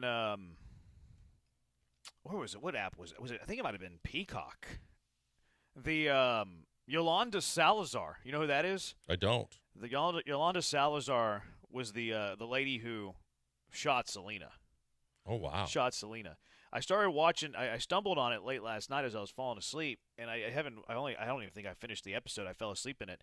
But they have her on camera, like talking about like some secondary theories on like that whole the entire day. Pretty fascinating. Jeez. I'm actually all in. Like I can't wait to watch it again. Watch more of it. Yeah, I couldn't believe that she was actually on camera. She's up for parole. I from think, jail. Yeah, she was in jail. They had her on camera in jail, and she was, her story is that it was an accident, and like there's other things that came into play, but she never got her story out there because she was already judged by the court of public opinion. Pretty fascinating. Like I'm pro Selena, obviously, but pretty fascinating stuff. Can't wait to watch it again. I don't know how I got there talking about 50 Cent, but here we are. Anyway, well, he did 713. take lots of gunshots back in the day. Maybe that's what. Maybe that's Indeed, how I he did. That's true. Maybe that's how I got there. I shouldn't laugh at that, but maybe that's how I got there. I was thinking about a gunshot wound to a gunshot wound. Could have gotten off track the way he throws out first pitches. Yeah, not great. No. Not great. I mean, all-time worst first pitches. He's up there. Carl Lewis had a bad one, right? Or was he? He was the anthem. He was the But anthem I really thought he bad. had a bad first pitch too. Go Cougs. Conor McGregor had the poor one. Yeah. I think Conor McGregor was intentional. You do? Hot take. I think his was intentional. I remember the one someone in Fenway missed so badly they hit one of the still photographers in the groin. Oh, that's not good. Yeah. That's bad. That's bad. Yep. Yesterday we had the options of Byron Murphy, Tyler Guyton, Cooper DeJean, and Brian Thomas. Byron Murphy ran away with it, 71%, and we instituted the Byron Murphy rule because we don't think there's any chance he's realistically going to be there at 23, that we are now going to disqualify him anytime that he's on a mock draft at 23. I don't think we're going to see many more of those, though. So we're not going to have to worry about it. There was, before we get into today's mock, we're working with Garrett Potto. I think that's how you say it. I've never heard of the dude from CBS. Some of the winners and losers from the NFL Combine so far. You had these defensive ends because maybe this will influence who you're picking in our exercise. Byron Murphy was a winner. He ran a 4.88, like ridiculous speed. Chop Robinson. Yes. Chop Robinson ran a 4.48, which might be bad news for the Texans. Like maybe he doesn't get to 23 now. Tavondre Sweat, the massive man from Texas who weighed in at 366 pounds, still ran a 5.27. Oh, he weighed? He weighed. Okay. He weighed. And 366 was like his playing weight, where he finished the year too. So like it was an encouraging weight. That's good. Yeah, I have no 366. idea why he ran the 40 though. Like I'm with you. Who's drafting Tavondre Sweat based on his 40 speed? There's a lot of those things that they're testing on that you're going, what is that? I mean, credit to him for being game, and maybe he made the scouts happy by doing it. But I don't see what the point is for him. Nick Caserio went on with the NFL Insiders that day that he did the media rounds and was acting like a jerk to Jonathan Alexander by pretending he didn't know what windows were when he said what windows were last year and 2 years prior. I believe you called him a scumbag. Yeah, scumbag He was in that moment. He was a scumbag. I lost a little respect for Nick Caserio in that moment. But he was on with the NFL Insiders, which is like behind the NFL.com paywall, which never mind. I'm not going to say what I was about to say. Anyways, he was on with those guys. It was basically a nothing burger, but they were talking about the trench guys running these 40s and how big of a joke it is. And Caserio did bring up a good point. It allows them to get like 10-yard increment times because they measure that within the 40, so you kind of see burst and stuff like that. So, like, yes, it's a nothing burger, but you get a little slice of something out of it. Anyways, I'm moving on now. The corner from Clemson ran a 4.29. And he got hurt. Oh, did he really? He didn't do anything else after that 40 because he felt like something tweak. Wow. Hopefully it was just like something tightened up on it. Hopefully he didn't pull a hamstring or something like that. Dallas Turner ran a 4.46. Like those are the stock up guys. Now here are the stock down guys. Jerzon Newton, Johnny. a stock down guy. Johnny. He has a Jones fracture near his pinky toe.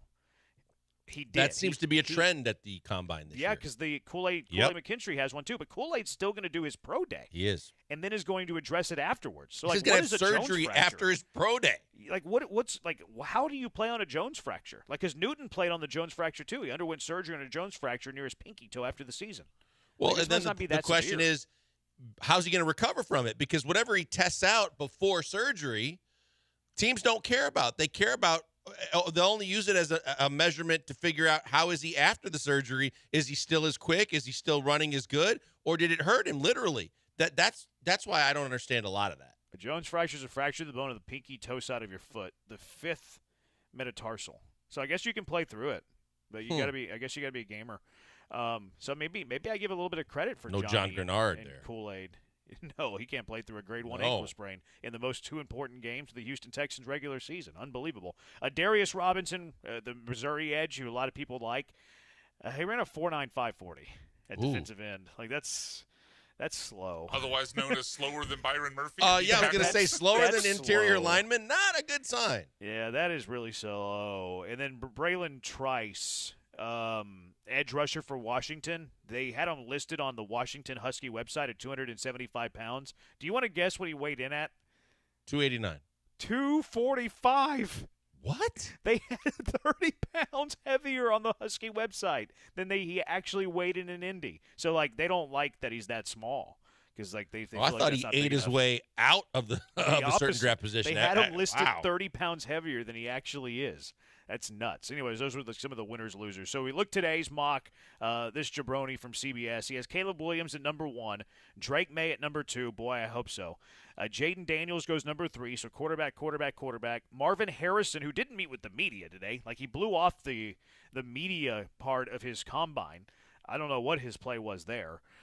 Maybe he just overslept. I don't know. Or maybe he just doesn't. He gets nervous in front of the cameras. Or maybe he just wanted to grab headlines. Like, I have no idea. That's a weird play. Well, all the questioning is going to be why you're not. Why are you not working out? Why are you doing this? Why are you doing that? And he just probably doesn't handle it well. Yeah, I don't think it's a good look. I don't think it's going to matter. I wouldn't care if I was picking, but I just don't think it's a good look. Malik Neighbors 5, Roma Dunze at 6, J.J. McCarthy, they trade down number 8, blah, blah, blah, blah. Let's fast forward to the Houston Texans at number 23, where he has the Texans selecting Cooper DeJean, the corner from Iowa. Yay or nay on Cooper DeJean? I'm going to say nay. I'm going to say for multiple reasons now. One, because there's a lot of talk about is he a corner or is he eventually does he make the transition to safety? And then we find out that he had a broken leg and he's recovering from that, and that at a certain point he's going to actually work out and run and do all the things so that people know he's okay. I don't need a guy we talked about when Caserio had between two players take the guy with the less medicals in most cases, but it's another thing completely entirely to think, hey, here's a guy that's coming off a broken leg, but I expect he's going to be okay. I'm going to take him and think he's going to be part of my plan. I'd rather stay away from that. Yeah, I would still be okay with DeJean at number 23. Now, of our options today, he wouldn't be my first choice, but I'm still fairly okay with DeJean at 23. DeJean at 23, Tyler Guyton goes to Dallas at 24, offensive tackle from Oklahoma. Troy Fortuna, the interior offensive lineman, Washington, goes 25, and then Enos Rakestraw Jr., the corner from Missouri. He goes number 26 to Tampa. So you got your 4 selections here. Which of the 4 you taking, Blankers? I'm going with Rakestraw. I'm going with the healthiest guy that's going to be a true corner in this league, and I'm going with a guy that I feel more confident could be a long-term solution opposite of Stingley.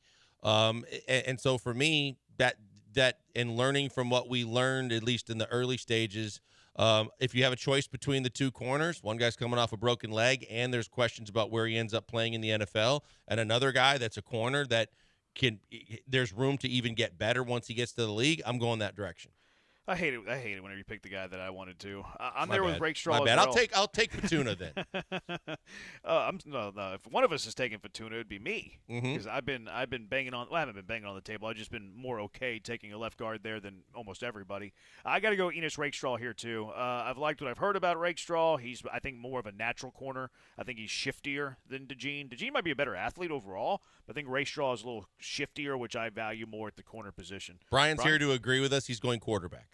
No, I'm going with the interior offensive lineman with Fortuna. Yes. It's mostly because I actually I like the corners here, especially Rakestraw. If neither one had medical concerns, I would go with Rakestraw. But Rakestraw's had a ton of injury history in his career. He's torn an ACL. He missed the Senior Bowl because of a core muscle injury that he had to have surgery on. So I don't want to put all my eggs in that basket with the injury concern. So I'm going to go ahead and right now, one move, you're essentially locking up the offensive line other than adding some depth, but you're locking up the offensive line. That need is taken care of, and you can spend the rest of your draft picks and your free agency, your cap space capital on improving and addressing other needs. Look, if the focal point on offense is running the football, why are we ruling out left guard at number 23? I don't really understand it. And now you better be sure that if you're taking a left guard at 23, and Kenyon Green is in the back of all of our minds, if you're making that pick, he better be the left guard for the next 10 years. If he's not, then we're going to roast you. I'm cool if you do it, but if he's not the left guard for a decade, we're going to crush you. And you're going to get crushed double time because of the one that you took higher, and now you're going to take another lineman, and if you swing and miss and he doesn't end up to be a cornerstone and a pillar, that would be devastating. Yeah. 713-780-3776. The early returns, nearly 100 votes in less than 15 minutes. Cooper DeJean, 62%. He's running away with it. The Great White Hope is running away with it. 62%. On a broken leg. Rakestraw second at 15.5. Man, that DeJean guy. Cooper DeJean, I'm not kidding. Outside of the receivers and the quarterbacks in this draft, I think Cooper DeJean is the most polarizing draft prospect in this year's draft. Yeah, I could see that. I'm I could dead see serious. for some obvious reasons and some other not so obvious, like the fact that to find his true position in the NFL. I could see that. Yeah, he is. You mentioned a Cooper DeJean, you're going to get impressions. 713-780-3776. Not that I know. We all know that. Yep. Who said it? Everybody's favorite game. Brian's going to read to us things that were said by ESPN 97.5 personalities. We got some more options since we have our full lineup this week. Brian crushed us last week. We look for revenge next on ESPN 97.5 and ESPN 92.5. Hey, as we head into the weekend, I want to tell you about Allstate Siding and Windows, because Allstate Siding and Windows are the best in the business when it comes to both. And they know their job and they know their field because they've been in it for almost 50 years. It's fantastic. Mary and Mike and the family owned and operated, dedicated to Houston, and of course sponsoring sports teams and our station. But they're the best because I know from personal experience. I had them come to my house. I had them explain to me how new windows would help. We walked through the entire process. Mike made it extremely easy. Once we made that decision and we started seeing the benefits, we were ecstatic because, let's be honest, first and foremost, the cosmetic look of your house is important, and it upgraded the entire exterior and look of our house. But then when you started getting down to brass tacks with Mike and realizing you could save up to 40% on your energy bills, they are unbelievable at protecting you from both keeping the heat from getting out in the wintertime to keeping the cool inside in the summertime and the protection during hurricane season. It became even more of a no-brainer, and we were even more grateful that we went with the good people at Allstate. Simply put, they have deals for you as well, but the main thing is they're experts in their field, and they're going to steer you in the right direction. Right now, you get 30% off on all windows, 24 months interest-free. They're always going to take care of senior citizens, first responders, and military. But the best thing is they're going to come to your house, tell you how they can help, and you are going to reap the benefits, and it's not going to cost you anything. 832-204-1936. Give them a call. 832-204-1936, or check out the website, allstatewindowsandsiding.com.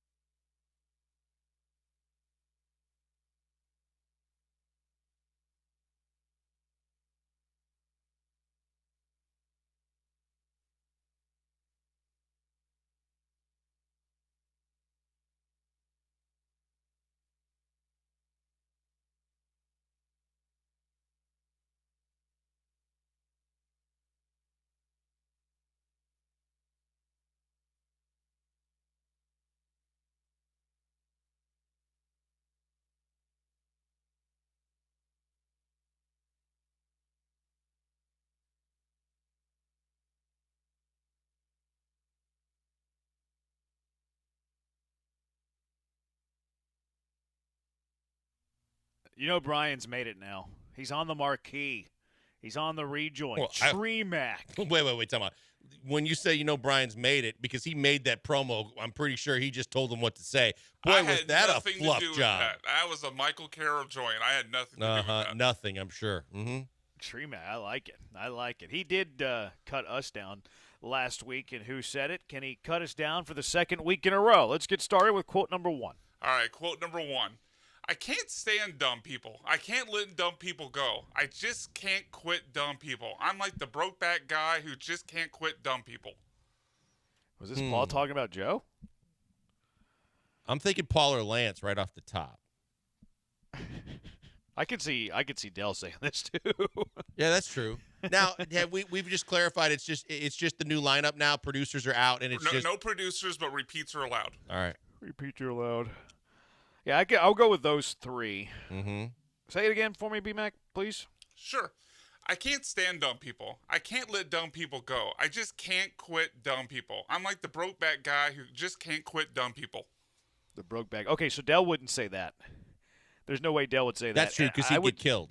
Yeah, and I would say that sounded like Joe until that last part. I don't think that Joe sounds Pauly has the range to go Brokeback. But I think Brian's leading us. I could see Lance, though. I could see Lance or Paul. Lance has that range. Yep. And maybe even Granado. Like, it could easily be Granado. I see Granado. Is this Granado's cadence, though? No, I think it's Lance's cadence that's the first thing that kind of – obviously you can't tell tone, but it just seemed like the way it was presented seems like and felt like it was more – Lance than John. Okay, you want to go Lance? Yeah, we can go Lance. Lance Zerline. I can't stand dumb people. I can't let dumb people go. Yeah, just let them go. I just can't quit dumb people. Just let them go. Stop already. I'm like the therapist. I'm like the brokeback guy who just can't quit dumb people. Oh, so that was the very end, wasn't it? Because that was. I really thought right after he said that, John and/or Lance would have been like, "Oh, no, you got it right. Yeah, it was Lance. That was Lance. I know, but I'm saying that they would have reacted like, "Save that soundbite." Oh, no. Do you know what dumb people he was talking about? It was actually, it was people responding to some of his draft takes. Like, he can't stand when someone quotes like, "Well, Matt Miller said this instead." Yeah, I heard him also say. Drives Lance crazy. I heard him also say, "Okay, look, as a prerequisite, if you want to just question me on why I rated a guy, that's one thing. But when you start name calling and getting stupid, he killed some guy for their questions at the combine today on Twitter too." Good. It really, the guy did deserve it too. Yeah, it is weird to me how people get so insulted by somebody's opinion of a player that they cuss out your mother. It's like, what's your problem, man? You got to reevaluate some things in your life. I mean, if you're their mom or their dad, you can be offended, but other than that, Let's get to quote 2. All right, quote 2. If Justin Jefferson is traded to another team, it would be a tragedy if it's not to the Houston Texans. It's a bit extreme. This sounds like a Joe take. It kind of does. Like Joe has hot takes. They're usually poor. Bad. But he'll definitely stand on the table for his bad takes, which is something I admire about Joe. Can you say it again? If Justin Jefferson is traded to another team, it would be a tragedy if it's not to the Houston Texans. See, that little part there is something that Joe would say too. If Justin Jefferson is traded to another team, yeah, that's usually what happens in a trade. It's to another team. that part, like, I mean, when you break it down like that's that, something, like that's like a little itty bitty 3-word line there that is very Joey to me. If you get it right, I'm glad that would be the reason. That's amazing. Traded to another team. He admitted today that that he's known for his bad takes. Anybody else that you could throw into the equation? I'm dead set. And plus, I want to be right let's now. go. Like, this is like my crossover dribble. Like, and you have to take the shot, and then you hope you make it. Let's go with it. If Justin Jefferson Yes! is traded to another Good call. team, it would be a tragedy if it's not the Houston Texans. Brian, can you play that again? Because I was celebrating. I didn't hear the little 3-word cadence there that I really wanted to hear. If Justin Jefferson is traded to another team, it would be a tragedy if it's not the Houston Texans. To another team. Yeah, Joe. That's how trades work. You don't stay on the team that you're currently on when you get traded. I love that that's how you locked it in. That's amazing. I'm actually glad you got that one right. I didn't even interpret it like that. Once you said it, I was like, oh, my God, if he's right. That was my sick crossover, and then I buried the jumper. Quote 3. All right, quote 3. I guess that people were skinnier before they started to try to tell people cigarettes were terrible for you. Granado could say that. See, I think there's 4 people who would body shame on our station. John, Lance, Dell. Maybe not Dell. Maybe not Dell. Paul. John, Lance, Paul. Yeah, initially, because I bet I could see this being a conversation where Granado either was a smoker and talked about it, or talked about like his relatives in Chicago being smokers. See, that's the thing. It's just smoking outdate Paul. No, maybe it would increase his amount of disdain for smokers. Maybe. Can you read it again, Brian? Sure. I guess that people were skinnier before they started to try to tell people cigarettes were terrible for you. I guess people were skinnier before. I honestly could see Dell saying that. Really? Yeah. I don't think so. Okay. I think this is a Paul take. You do? I want to. It's either Paul or John to me. Yeah. Paul or John. One more time, Brian, please. Sorry. I guess that people were skinnier before they started to try to tell people cigarettes were terrible for you. See, Brian, the way Brian's reading it completely throws me off. Yeah, because it does sound like Paul. Because if it was Granado, Granado's like, what is it? Like your crescendo? Is that what it's called? The crescendo? Crescendo? Like the crescendo. Gallant's crescendo is a lot different. Or he gets a little high I'm in with John. sometimes. I'm in Granado. Granado's crescendo is a lot different. All right, which way you want to go? Either one of those two. You call it. No, you were pretty adamant on Paul. All right, let's go Paul then. All right, let's go Paul. I guess that people were skinnier before they started to try to tell that people one cigarettes are stuns terrible me. Who's that? That was Joe. Was it really? Yeah, it was Joe. It wasn't a segment where Paul was fat shaming people, so you were on the right track. But it was a Joe comment. Okay. I'm surprised Joe said that. That's not very Joey. They were talking about ways for Joe to lose weight and cigarettes and doing meth. Oh, and were they different talking things about like that. Manziel? Sorry, say that. Oh yeah, yeah. They were talking How did you lose about 30 Johnny pounds? Manziel A and strict the cocaine. diet of meth. Yep, exactly. Exactly. That's such a great line. All right, quote 4. Quote 4. The running back that I'm looking for is not at the front of the store. It's the one in the DVD bin at Walmart. Nick Chubb. If he's available, I want him. Oh, I think I heard this. I don't think that's Dell. Didn't we talk about this? Yeah, we did, but it wouldn't be us. No, but I'm saying so Joe would get it from us and then, like he likes to do, regurgitate I don't think quality he's information. Joe 3 times, though. Okay. That's I don't true. think he would use them 3 times. I think 2 is probably the most he would use them. So next week he's definitely going to use somebody 3 times. He's slimy. You never put it past him. I don't think he would do it today, though. So I don't know where these other guys are on running backs. I don't think I'm it's crossing the out morning. Joe for the rest of it. I'm going to Paul. I don't think Paul would say that last. Say that again, Brian. The running back that I'm looking for is not at the front of the store. It's the one in the DVD bin at Walmart. Nick Chubb. If he's available, I want him. DVD bin at Walmart. I think this is how we get the answer is from that sequence of words. Like, I don't think Paulie loves Walmart. No, he doesn't. Yes, he does. Paul, I don't think he does. He's talked about it. Yeah, he's talked about it. And I think he said he was disgusted that he walked in. I think you're right. You might have said he likes going, but he does wear a hoodie over his head, I think. Yeah, he said like he's ashamed of Walmart. I don't think that would be. I don't think it's Paul. I don't think Dell would say something that cheesy. I think it's Lance. Because I think you have But to kind Lance of would be. know better. I don't think Lance is. What do you mean, no better? I like Nick Chubb. Right, but Nick Chubb's better than the DVD section at Walmart. But I think he. Well, I mean, the analogy's not fantastic, but I think he means more like people that y'all aren't thinking of. I think he's more likely to have that pool than anybody else. I'm just going to tell you this. We can go that way and try it. Brian comes across as a guy that's going to be just as shady as Joe. Okay. At the end of the day. So I feel like it could be Joe and it could definitely be Paul because Paul does mention Walmart a lot. All right. Which and then one? I mean he doesn't. And here, and Paul? to your point, he doesn't talk about Walmart like in a great way here. He's saying like bargain bin shopping, right. DVD. Yeah. All right, let's go with Paul then. The running back that I'm looking Yeah. for. Yeah. The front of the store. Brian, the one in suck the, it! the DVD bin at Walmart. Nick Chubb.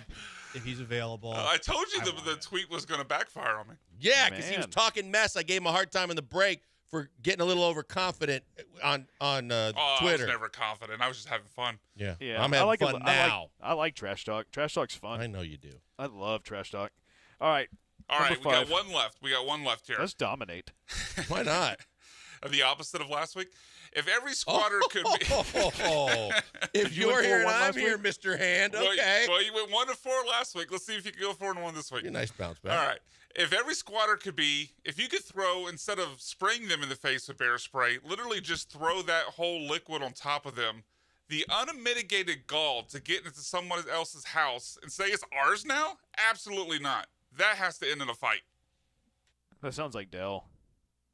Yeah, because I don't know if anybody else is fighting except for Paul. That's also Paul would fight, but Paul's not going to talk about how he's going to fight. I don't think. And Dell's not really saying Dell's going to encourage fight. others saying to it fight, has but to he's not going to fight. Yeah. And this is not so much that he was going to do it. That to me sounds like a string of sentences that belongs to Dell, to me. Yeah. Now let me ask you a question, Brian. Can Dell's comments come from being the producer of the morning show or only on his show? Only Okay. on his own show. Okay, because I was going to say that could be news of the weirdy. Can you say it one more time just for fun? Yeah. Yeah, sure. If every squatter could be, if you could throw, instead of spraying them in the face with bear spray, literally just throw that whole liquid on top of them.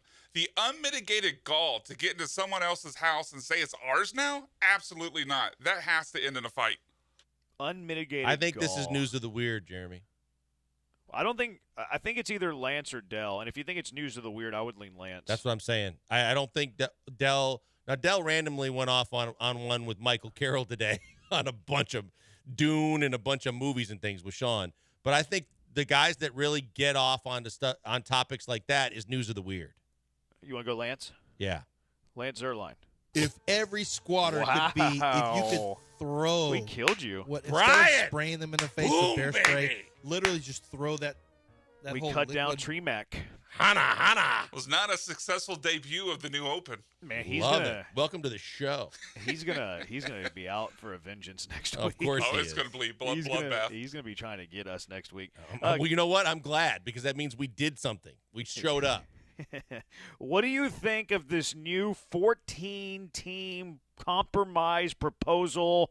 SEC, Big Ten getting what they want. Is it the compromise you like? How do you feel about this new 14-team proposal that is being thrown around? 713-780-3776. Killer Bees, ESPN 97.5, ESPN 92.5.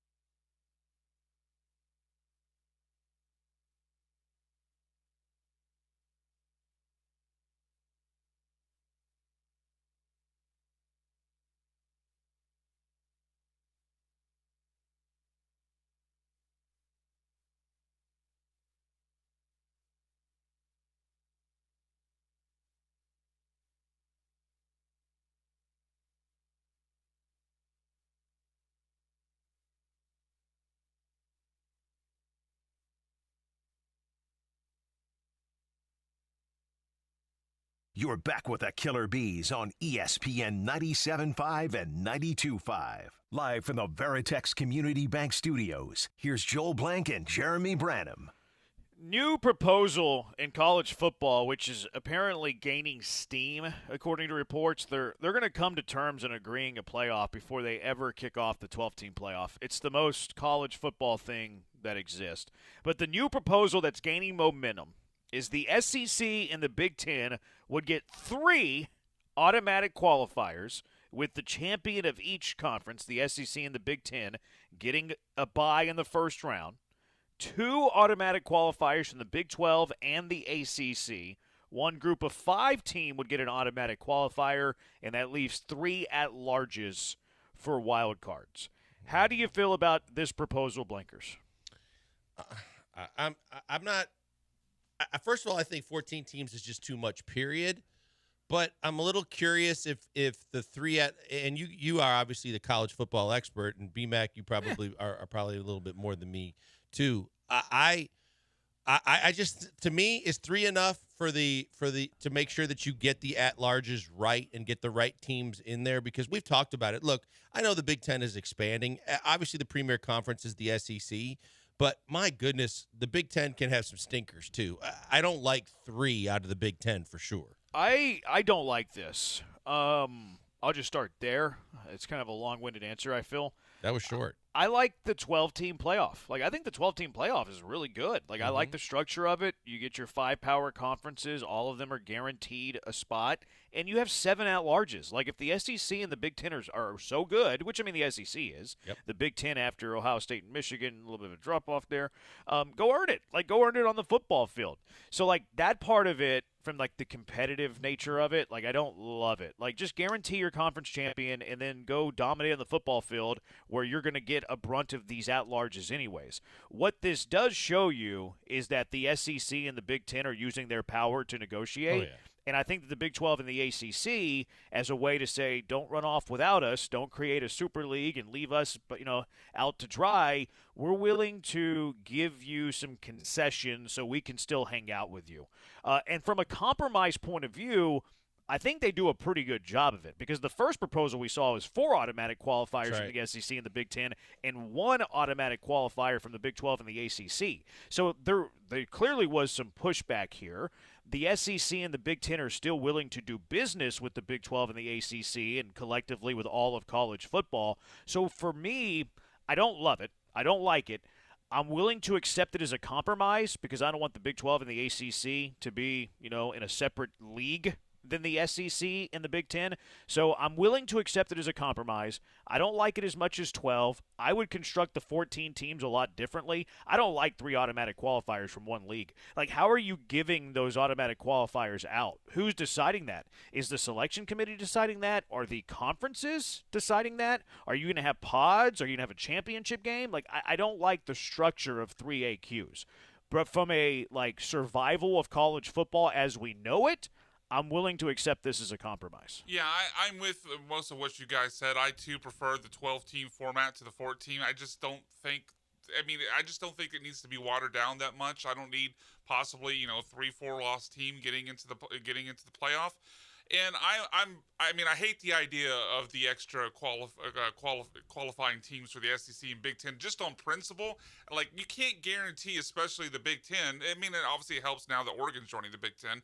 But you can't guarantee on a year-to-year basis they're going to have 3 teams that actually deserve to be in. But if we're being realistic, most years the SEC and Big Ten will. So it's probably not ultimately going to matter. And if they do go with this model, you're still talking about, with the 5 automatic qualifiers and the 2 extras for the Big Ten and the SEC, you're talking about 9 teams. So there's still 5 for the at-large. That's still a decent amount. So I'll accept it as a compromise, but I'm very, very against the extra automatic qualifiers. But here's the thing: that's why you shouldn't have to do the extra team especially for the Big Ten, because if they're good enough, they're going to get in on an at-large anyway. If they do prove to be the clear-cut third in the Big Ten, as opposed to just giving them a third team when you look at it, besides Oregon and maybe USC, UCLA is not going to shake anybody's tree, I don't think, in the Big Ten, at least initially. That, maybe Penn State, Michigan State's been down, Wisconsin's trying to get back. I hate catering just because of the size of the conference and the pull instead of just realizing we'll put the best teams in, and if you're one of the best teams and you're the third best team in the Big Ten, so be it. From the competitive side of it, I'm with you 100%. Like, I don't like it in principle, but it's also the SEC and the Big Ten being the two biggest money-making conferences that exist right now on planet Earth, using their weight. Like, they're throwing their weight around here, saying, look, you give in to us, you give us what we want, or we're going to succeed from the union, and we're going to become the SEC, Big Ten, AFC, NFC. So it's either you do what we want or you don't. So, like, that's why I'm willing to accept it as a compromise. Is it a perfect way to set it up? Absolutely not. I don't think there should be multiple AQs from any conference. I think there should only be one AQ from every conference, and then open it up to a bunch of at-larges. And like Brian said, most years the SEC is going to get more than 3 anyways in a 14-team playoff. Like, there's still 3 at-larges here. That's probably going to come from the SEC, at least 1 or 2 of them. I have more issue with guaranteeing a bye for both of them. Like, guaranteeing a bye for the SEC and the Big Ten champion is silly to me. And maybe most years it will be this way. But what about the years where Clemson's dominating? What if Clemson gets back to being Clemson? They're still in the ACC. They're going 13-0, and they're the clear-cut best team in the country. They're going to be a 3 seed without a bye? That doesn't make any sense to me. Right. Yeah. That's my bigger issue is the bye than the AQs. It just feels like the Big Ten and the SEC have a gun to the rest of college football. And there's no doubt that the NCAA and also the other conferences are all going to bow down because they know have no choices. Like Jeremy said, exactly. Survival. Absolutely right. Yeah. So that's kind of money over logic is how King of Twitch says, and that's right. I mean, it is money over logic. That's why college football's always been to some degree. Yeah, now more than ever. But for these other schools to keep kind of in the pocket of the SEC and the Big Ten, or at least holding on. They have to accept this. Now, I do feel if this gets done, 3 AQs, SEC, Big Ten, 2 from the Big 12 and ACC, 1 group of 5, 3 at-larges, I do think it's going to stabilize things for a little bit. Am I crazy to think that? Stabilize it because of the conference fact that realignment, expansion of the college football playoff. I think we're going to get 10 years where we settle down for a bit before things go nuts again. It just feels like, though, this is the power dynamic is never going to change, though. The SEC, the Big Ten, no matter what you give them, is always going to have the advantage because of the power they wield. In the threat, as you mentioned, about just leaving if they don't get their way and forming their own AFC, NFC type of college football conference. So, yeah, I guess it's more like how long does this appease them before they start making more demands. I don't think it actually stabilizes anything. It just buys these other conferences time, and really it's just an argument about how much time does it buy them. Because eventually, if the SEC and Big Ten now get 3 teams automatically in, they're going to come back in a few years and ask for 4. I mean, and where does this end at some point before the other conferences say, you know what, never mind? And probably as long as the money is right, they'll keep giving in. But it's always going to be it's not going to be a negotiation in good faith because the SEC and Big Ten have such an advantage in the power they wield. Well, and every kid in America is going to want to play in one of those 2 conferences too. Absolutely.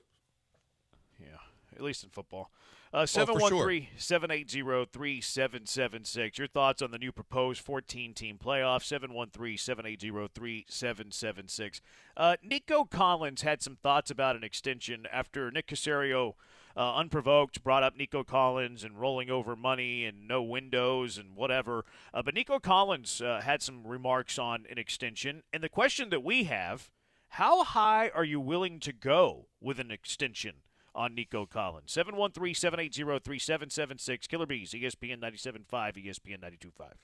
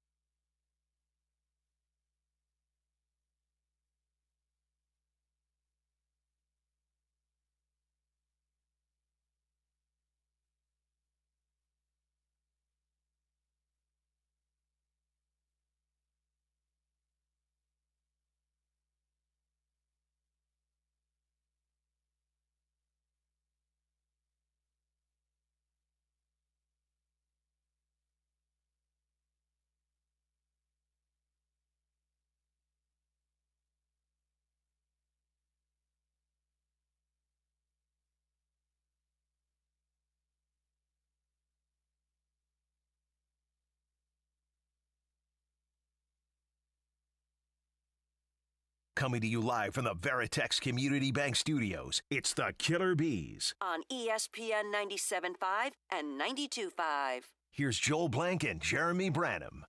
All right, how high are you willing to go on Nico Collins? Nick Caserio the other day in Windowgate, unprovoked, brought up Nico Collins saying, hey, we might not use all of this money this offseason. We might look to roll some of it over. We might be looking at, Nico Collins, who's coming up next year, final year of his deal the next season. Here was Nico Collins he was on Fubo TV. Like, what a weird place to be doing a media appearance. Like, kind of makes me not want to pay that much money for Nico Collins. Like, he's not on with McAfee. He's not on with these big names. He's on with Fubo? Like, that should give me a discount for Nico Collins if he's doing an interview with Fubo. You don't think? Oh, no, you're right. Oh, I thought we were Come on, Fubo TV? Yeah, what do you mean? Like, what? That's like a discount interview. Yeah, I agree with that. I want 25% off my deal with Nico Collins if this is the best media appearance he's doing. Well, why is he doing why is Nico doing any media appearances at all right now? I don't know, maybe he got paid. Maybe they gave him a little maybe. appearance Well, maybe Fubu's got more than you think. Anyways, here was Nico Collins on with Fubo TV talking about an extension. I haven't really even talked to my agent about it. I mean, I kind of know that, like, it's my end of my third. You know what I'm saying? I'm up for, a free agency. But in my head, man, I'm locked in to where I feel like I need another year to prove to everybody what I can do, because I feel like really the first 2 years I had was due to injuries. I feel like that wasn't my best me. You know what I'm saying? So I feel like after this year, kind of like, all right, just show them a little bit, boom. And I feel like this year, so I feel like it's going to be a little better year, man, just mentally, physically. I know what to expect. I'm learning, getting better, growing throughout the year, just learning the game better. And but if it come early, it come early. But I feel like my mindset is just go ball and just let it play out. So kind of like, hey, I can still do better, but at the same time, if they want to throw me top receiver money, of course I would sign it. Now, if he has a bigger year next year than he just did, that would be a heck of a year. He had 80 catches, 1,300 yards, 8 touchdowns this season. So if he tops that, that would be – now you're stacking 2 years. Now the price definitely goes up for Nico Collins. How high are you willing to go on a Nico Collins extension right now? I love the way he handled that. And I love the professionalism and the honesty, if that was honesty, and the fact that he feels like he's got more he wants to prove and show and do. But I think that if he does it for another year, he might very well price himself out of what the Texans are willing to pay. I think this looks to me like if you're trying to do a Jordan-type deal before he actually truly can blossom into what some people think he can be, you try and wrap him up early. I still have some question marks. I want to see him next year too, and I know that puts you in a very perilous position of the fact that he might play his way out of Houston. Yeah. But I think he loves CJ too. But I don't want to give him Tyreek Hill money. I don't want to go. No, and I don't think you'd have to. Like the number I was looking at just now, and by the way, his market projection from Spot Track is 22.9 per year over 3 years.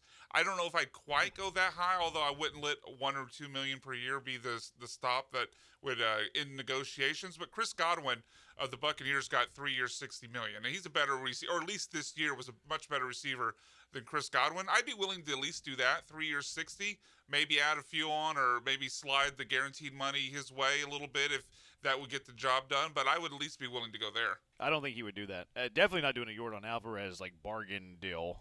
20 million has him outside of the top 11 when you're looking at AAV. Now I wouldn't. I'm cool with signing Nico now. The price is where my hang-up's at. Like he is a good football player. I don't really need to see a second season to tell me he's a good football player. Like he's big, he's fast. But is he a does true one? Things that big men don't do. I think he played like a true one this year. Yeah, his numbers were true one. The question is just the 1 year sample size. Do I think he's as good as Devontae Adams? No. Do I think he's as good as Jamar Chase? No. Justin Jefferson? No. Do I think he's better than Terry McLaurin? Yeah. Do I think he's better than DJ Moore? Yeah. He had a better quarterback. Yeah. If DJ Moore, they're very different. DJ Moore's kind of shorter. Do you think he's better than Mike Williams? Yes. Mike Williams gets 20 a year. If you're putting him in front of Terry and DJ Moore, they're both 3 years, 20 plus, and you're probably putting Nico up around $70 million over a 3-year contract, or obviously even more if the years went beyond 3. I'm looking at the. I'm just looking at the AAV, the average salary for these players, and I know that you don't do that like in terms of the contract stuff like that. And But Terry's it's just at 22.7, which is basically right that's where eighth. the Spotrac market projection is. I think that I would give him. I'm paying him a year early. I don't know if he does 22. Tyreek Hill's 30. I'm not giving him 30. Devontae Adams 28. I'm not giving him that. Cooper Kupp's 26.7. I'm not giving him that. Debo's 23.8. What about that? I think my best I and think final is that's the market. $23 million a year. I think that's Yeah. the market right there. I think I give him 23. Yeah, I give him I think 23. you're going to have to if you want to keep him. Now, if I'm giving him 23, though, I don't want it to be this offseason. I wait till next offseason. Yeah, I agree with that. I'm waiting. I'm Especially waiting with till how next important all offseason. the cap money is and all the money is right now. And if he goes nuts and it means that I have to give him 25, 26, okay, I'll do that. Yeah, I'm with you. I don't think they should be focused right now on locking him up right now for that kind of money. I think they've got other things that they got to take care of. I think that there will come a time for this, and if he's playing his tail off yet again, then you lock him up because he obviously has a chemistry with CJ. Now you can give him the extension where it's just an add-on to where he still plays 23 or 2024 under the salary he currently has, but you just give him the extension after that. So it wouldn't impact anything that you're doing this offseason. Although it could be some rollover. I mean, it could be what Nick Caserio was talking about. I believe that he will continue this upward trajectory and keep doing what he did last year. But I mean, from the time they got him, he's been underwhelming to me. So that's why I'm kind of like, I'd like to see this continue for another season too, but that's just me. No, I'm usually against you whenever we're talking baseball here. Yeah. But I'm with you here because I don't think Nico is going to take less than $23 million. So if I'm going to give him top 8 receiver money, I'm probably going to have to give him top 8 receiver money after another really good year. So I feel like you're not really gaining anything by doing it early. What are you winning here by doing it early? If he has another really good year, you might pay $3 more million. Okay, I'm willing to pay a $3 million tax on a second prove-it year for Nico Collins. Yeah, I mean, to me, it sounds like, hey, you're doing him a solid, but if you're doing him a solid at that amount of money, I'm not sure where the benefit is. It's like, I understand when when we see on the baseball side of it, when they do deals like this. But from that standpoint with him, I don't know why you're doing this before you have to, because you're right. One way or another, if you plan on retaining his services and he goes off again, it's still going to be in that ballpark anyway. I would just say as a counter to that, though, like the only reason I would go along with that mindset and wait because you don't have to and be okay with the penalty if he goes off again and the contract goes up is if you have some concern about a drop-off. And maybe you guys do, I don't know, but I didn't see anything in Nico's game or anything in CJ or the offenses with Slowick. I didn't see anything in there that would suggest to me Nico's going to drop off. He seems to be an integral part of the offense. He's got size. He's got speed. He's got yards after the catch. Basically checks every box. I don't see a drop-off. So in that case, if I don't see the drop-off, then I don't see the reason to wait because at least now you're getting at a cheaper rate than you would the year following. He missed 7 games in 22. In 22, sure. He missed 7, and he didn't have a complete year this past year. But I mean, injury. You can make the injury case for any player. Well, I don't think so. Like if he played in every single one of his games the first 3 years, I couldn't be making the injury case. But I also think because he missed a couple of games in 21, he missed 7 games in 22, he missed 2 games last year. Like that's a decent amount of games in 3 years of play. To where, well, what if he plays in 8 games next year? Like now, is he going to be easier to sign? I would argue that he is. If he misses half the year, and that's where I'm willing to gamble. That's where I'm willing to gamble on Nico. Because if no, not an injury, just like the type of year he has, an injury comes into that. Yeah. But if I'm already going to be paying him $23 million, why am I in a rush to do that? Next year, I'm going to pay him $26 million if he has a really good year. There's not enough of a savings there to do it early. But if he has a disappointing year, if he has a year where he has injury, now you're looking at like $15 million to extend him, and you get that on the you get get the savings on the other end. So I'd be willing to roll the dice there. And there's no danger of losing him because you have the franchise tag. Right. That's what I was going to say. You have the franchise tag, and normally if you're doing a deal like this before you have to do it, someone, and most times it's the team, is saving money. The receiver is willing to give you, or the player is willing to give you for getting the commitment early. They're willing to give you a deal, and you take that deal knowing that there's still upside for player. Unless there's a deal to be made, like you're literally getting a deal and getting them cheaper, I don't know why you do it. I guess my final pushback on it would be just what we've talked about this last week with Nick Caserio and his tendency to maybe not be willing to go market value. Maybe he breaks that rule for, the guys he views as special. Maybe Nico is part of that class, but maybe the difference in keeping Nico because Caserio views that getting him at a market value versus losing him when he goes beyond that is the difference in signing him now or next year. Has he went over on his own, though? Like, I would argue Titus was over market value. Yep. Laramie was probably fair. I'm not really sure there's another significant extension worth even bringing up in this conversation. It's just a concern. It's something we've talked about this week about Caserio always looking at the bottom line. And I mean, hell, it's part of the reason why we don't think Jonathan Grenard is coming back, because he's not willing to start negotiations at the number of the franchise tag. 0836, what about the fifth-year option? That's only for first-rounders, so they don't have the fifth-year option on Nico. Next year is the final year for Nico Collins under contract. Now they can franchise tag him, but now you're looking at, what is it? It's the top 5 average salaries. I think the new CBA is top 5. Yeah, it's going to be a lot. Yeah, which, I mean, the franchise tag top 5 average would be roughly, if you're going on this year. Because it was what T. Higgins is getting this year. 21.8? 21.8. Yeah, I'm not giving it to him this year. I'm not either. Like and then I know it'll go up next year, but it'll go up to like 24, 25. We're talking $23 million this year. I know that if I give him a $24, $25 million tag next year, he's not going anywhere. Yeah, I think it's premature. I really do. For sure. 713-780-ESPN, HRP listener line, 713-780-3776. Let's go out to the HRP listener line. Andy, you're in the Hive with the Bees. What's up, Andy? Is that Eddie? Hello, Andy. Is it Eddie? Hello. This is Eddie. Eddie, yeah. What's up, Eddie? Hey guys, I'm a big fan. Love y'all show. Really appreciate everything. I agree with you guys on Nico Collins. The injury history is what concerns me the most, and he's never found a way to play well without an extremely good quarterback. So how much of this is attributable to just C.J. Stroud being amazing?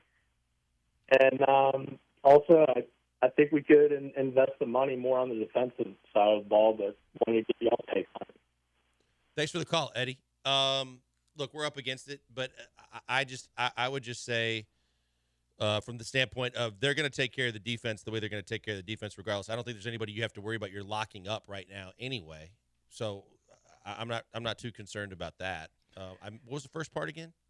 Using it like on the defense and then the injury concern. Like to me, the extension though wouldn't kick in until 25 anyways. So I'm not that part to me isn't something that I'm too worried about. What's pressing you to do it now? I don't think anything is. Now, Chris on Twitter, he brings up some good point. He brings up an extension around $18 million with incentives based on playing time that can make it like $22 million a year. That probably makes the most sense in terms if you're looking to get it done now. If you're looking to get it done now, it's like, okay, well, here's an $20 million contract, which maybe is below market value with incentives where he can go above market value based on performance. So it gives him money in hand, and it gives you an extension for like slightly less than market value before like the spikes go up in the receiver contracts. So something like that does make sense. That does because of the fact that he can earn whatever he feels he's worth.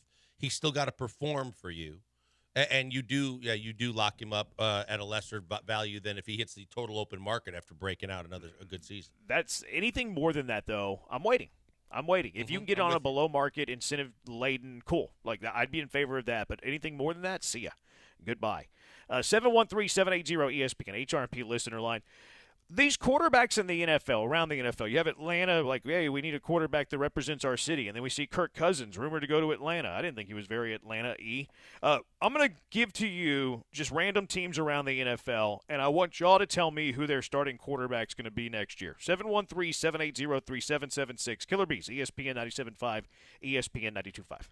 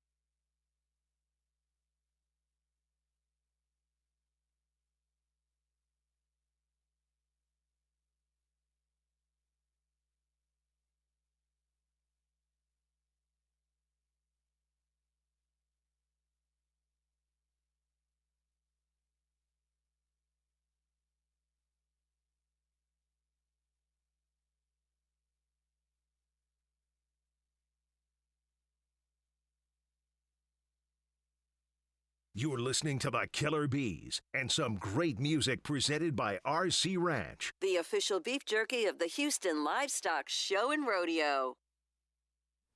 I think Cowboy. I think 50 Cent.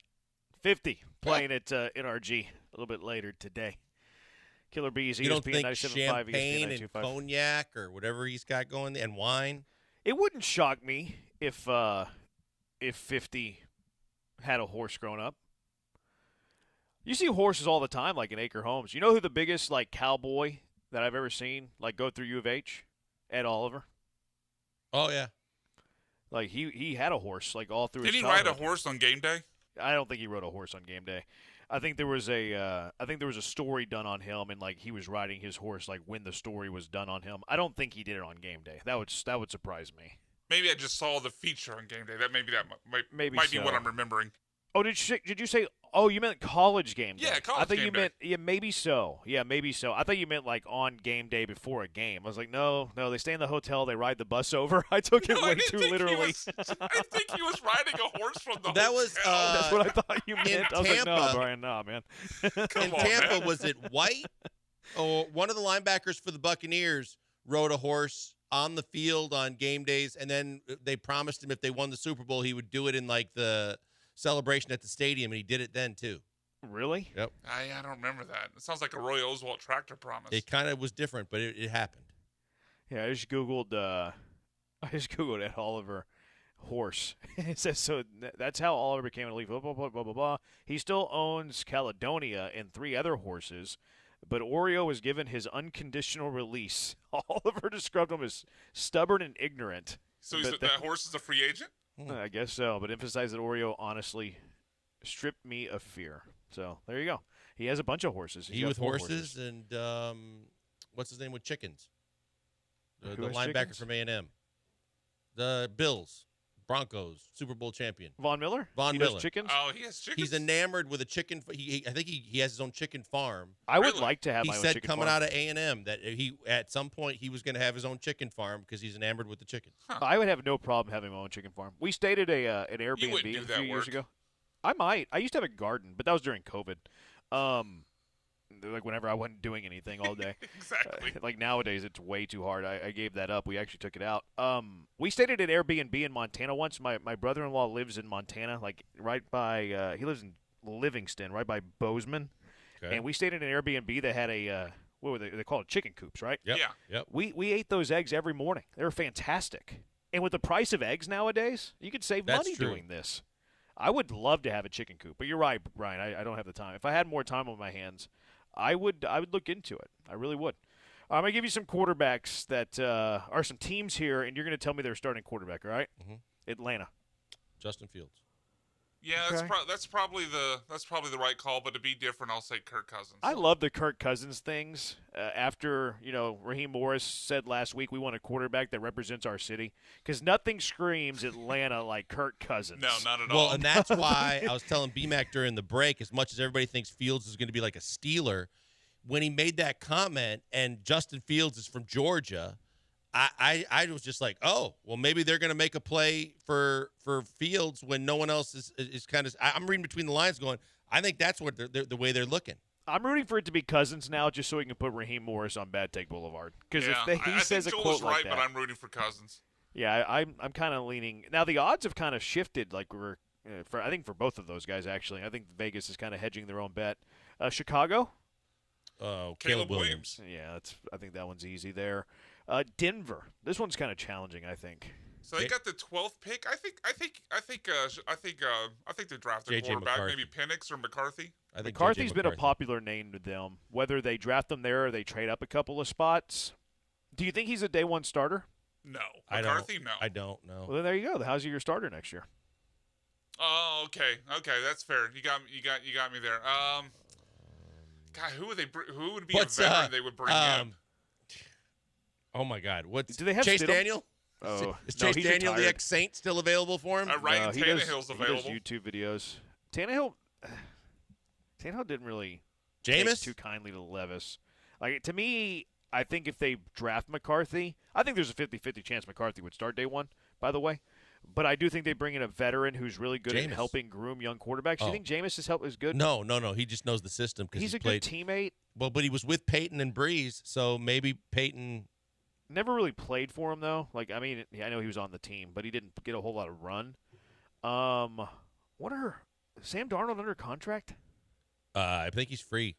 I wonder if that could be a landing spot where they kind of fight for that job. Obviously, McCarthy's the future there, but maybe like a one-year bridge type of thing. Las Vegas Raiders. Russell Wilson. Oh, you think Russ lands there? I do. He's got a chance to get back at Denver, Vegas with Sierra, and the whole thing makes too much sense to me. What about Fields here? Yeah, you're going Justin Fields. That's interesting. I think that's another spot for a rookie. I think it also could be another spot for Kirk Cousins. Really? Yeah, Cousins. That would be interesting. Cousins because, and Devontae because Adams. Davis likes to go win now mode. He doesn't really like to be patient with, especially with a quarterback. And he's got Devontae, and they're talking about bringing back, what's the name, the running back? Josh Jacobs. Yeah. Jacobs. I think if they're trying to do all that, they're not going to put a rookie behind center. New England Patriots. Russell Wilson. No. Whoa. I don't think the Patriots are going to view themselves as ready to draft a rookie quarterback right now. They have $100 million in cap space. I know. And maybe free agency changes it. Obviously, that'll happen before the draft. I just don't see them having the team construction to put in a rookie quarterback and hope he's going to develop under what they have around him. Mac Jones for one more year. Really? That could be it. With a real I just don't offensive think Russ is gonna cost coordinator a and whole a lot. different regime and not that kind of dictator Belichick mentality and all the crap that he made him go through. I think they'll ride with Mac Jones one more year. I think there'd be a better chance for Russ to go to New England if Belichick was still there than with Mayo. You think Mayo's going to be that different in his philosophy? I have played and no coached idea. under him. I have no idea. Probably not. That's a good point. Probably not. I could see the Patriots also like trading down and then maybe drafting a McCarthy type and then Or signing Bo a Nix. Russell Wilson type of deal, or Bo Nix, somebody like that. Minnesota Vikings. See, I think Kirk Cousins. I think Kirk Cousins comes back. I think you still want to try and appease Justin Jefferson. I think they still think that they're close to being a winning football team that could get in the playoffs next year. They were close as it was this year, and I think that they're going to bring him back. I tend to agree. I think that Cousins does end back in Minnesota. I just don't see what Minnesota's other option would be. I mean, they don't have. They could trade up and they could draft a young quarterback, and What then is their it would draft be a pick? complete I rebuild. didn't think they had their first. So maybe I'm mistaken. No, they do. I could see them just rebuilding. I could see them just we're not going to do this. What with does that do Kirk. with your It's not going to really. It's Jefferson? not going to appease Justin Jefferson. I think they but- would trade him. I think they would trade him in this scenario. I know that they said that they wouldn't, but in this scenario they do. I think he would demand it if they didn't try Probably. and trade him. Yeah, Probably. I could see them blowing it up. I really could. I could too. New York Giants. Boy, I think Daniel Jones is the quarterback for one more year, but I still think it doesn't preclude them from taking a quarterback in the draft and grooming him while Jones plays. So I'll say Daniel Jones. I think they try to go ahead and move on. I think they're the team that goes up and makes the aggressive move for Jaden Daniels. But who starts? I think Jaden Daniels. Really? Yeah. I think Jaden Daniels would start day one too. Well, Jones is under contract for one more year, so and it would be a massive hit. I believe his contract was structured in a way where that last year was kind of like a fake year. Last year's next year. Oh, okay, Yeah. okay, got So it. That's not that why- big a deal though, because that's fine, and then you would have Daniels on a rookie deal. That's you know what what I'm I saying. mean? Like you're not paying two quarterbacks top dollar. I think he learns for a year under Jones, especially because that offensive line, depending on what they do, it was awful last year, and then they turn the reins over. I see. I don't think I don't think that they trade up. I don't think.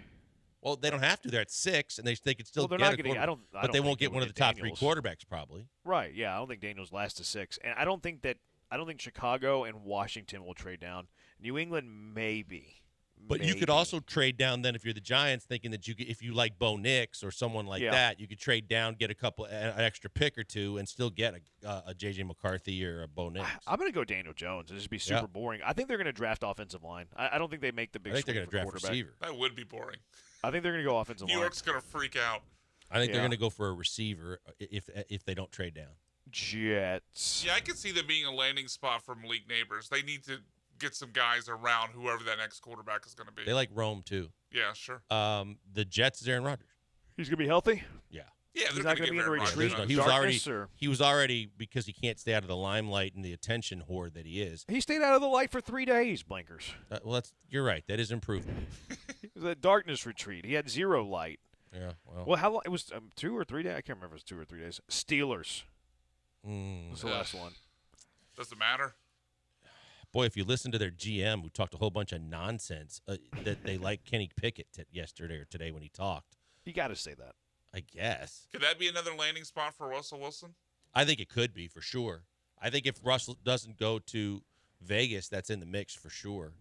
And Justin Fields is a lot where a lot of people think that's where Justin Fields ends up too. All they have is Pickett under contract right now. So I could see Fields ending up there. I could see Trubisky. Or not Russ. Trubisky. I could see if Kirk Cousins doesn't end up back in Minnesota, I could see Kirk Cousins with the Steelers. Yeah, they do. I mean, obviously. Oh, I know who it is. It's Tannehill. In Pittsburgh? Ugh, Yep. Man, Yep. that's gross. Yep. That's gross. Think of who's their offensive coordinator. Arthur Smith. There you go. Yeah, that's a good call. Man, if Ryan Tannehill's still starting next year, that would be For 1 year. That would be interesting. All right, where do you think that these quarterbacks land? Where are these teams that need quarterbacks? Who do they get? 713-780-3776. We don't do it often, but when we do, it's great. Will of Bits. We won't tell you which will of bit you're getting. Bob Barker has to tell you on the other side. It's the Killer Bees on ESPN 97.5, ESPN 92.5. Hey, before we get into enormous spins, we're going to tell you about more enormous spins you can have in casino games like roulette when you go to mybookie.ag. Mybookie.ag is the destination for all of your gambling needs. We know it's a big weekend coming up. We've got college basketball, NBA basketball, NHL hockey. You got golf. You got all kinds of sports you can bet on, and the only place I tell you to bet on those sports is mybookie.ag, because if you listen to us and you go to them, you're going to get a chance to get a whole lot more money because of the fact they're constantly giving bonuses when you use the promo code BET975. They're going to ask you for codes periodically and throughout when you're putting money into your account and at other times. When you put in Bet975, you reap the benefits. You get the benefits of anything from a $50 to $1,000 deposit match, whether you're re-upping the current account that you've already established or you're signing up for the first time. Put in our promo code, and almost instantly you'll see a bump in your money in your account. That's phenomenal. More games you can bet on, more chances to win. That's what more money can do. And when there's no games going on, they have live dealers standing by with casino games like blackjack, poker, roulette, all the things I was telling you about. But you got to keep in mind that they are there for you, so that's why you should go to them. Go to mybookie.ag, use the promo code BET975. Like I always tell you to do, bet anything, anytime, anywhere. With the only place I tell you to go, mybookie.ag.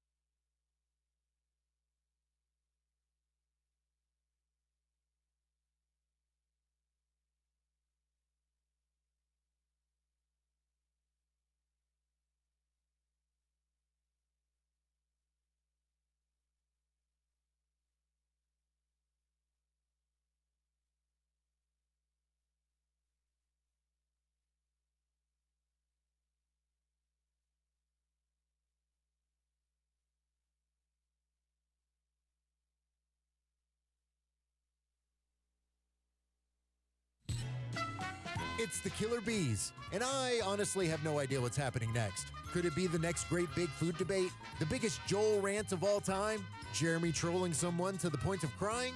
Or just some actual bees making some honey? Well, let's find out. It's time for the Wheel of Bits. Oh my goodness, would you look at this? What an enormous spin. Let's play food debates. She's way better than the old Siri man that Joe used. What an enormous spin. I'm finding you funny today, Blankers. Okay. Saying that in your read, that was well done. I usually don't find you funny. I know you don't. You're on a roll today. I'm laughing at your joke. Shouldn't you save that for the next segment? I'm like butter, only better. Let's What do you go. mean, Well, Brian? you said you usually Oh, don't you find them lost it. funny. Shouldn't you save that for the next segment? Oh yeah, we don't do. We're mean next. Yeah, segment. that's very mean. We do mean That's why I text don't on, like it. on Friday to end our show. What an enormous spin! I guess the bosses took out the Bounty Gate thing. I didn't hear Bounty Gate there. Well, plus That's it's disappointing. Michael Carroll on that read, where it's the ESPN announcer guy on the other bumps. Yeah, we couldn't afford it for the Yeah, Will. Brian got No, they're all Michael Carroll now. They're all Michael Carroll now. Oh, yeah, well, No, as far as, not on the- Well, as far as Willa Bits, not all the Tree Willa Mac. Bits are Michael Carroll. Okay. All the Will Bits. We could. Willa Bits is it's a how do we want to say this? It's a frugal segment. So we got rid of S2E. It's a cost efficient segment. This Willa Bits. S2D2. What did she say? She said food debate. Yeah. Food debates. Which one of these best of the rodeo items would you be most interested in? Let's go case per case. And just are you interested in this one? And we'll Okay. decide which one we like the most at the very very end. Beginning with the best fried food, the ultimate mini apple pie. This is kind of like with those. I mean, it's not like those The old little Debbie McDonald's things. deals. Yeah, but it looks like a legit pie, but it's like kind of handheld. And it looks like very, very well engineered. Like it's not just some cheapy thing. So the crispy, deep fried outer texture is good. Yeah. Yeah. Well, it looks like a real pie. It looks like a real pie. Sounds good to me. Put some if you get that hot with some ice cream on it, I'd be all in for that. This looks pretty good. I would. I'm not a huge apple pie guy. Ooh, I like, am. Like I'm not gonna turn it down, but I'm probably not gonna order an apple pie or buy an apple pie. I would put this around a 6. I'd be I'm more intrigued excited by than it. that. Yeah, I'm intrigued by I'd it. be Now- like an 8. Yeah, Okay. I'm gonna go Fried 7. apple pie, sure. I'm I'm gonna go in. 7. Yep. Okay. All right. Best food. These are all rodeo things, by the way. I don't know if I set that up. Yeah. These are all things that you can find at the Houston Livestock Show and Rodeo, the carnival, I guess. Best food on a stick. This is from Fox 26, too. I better cite before I get sued.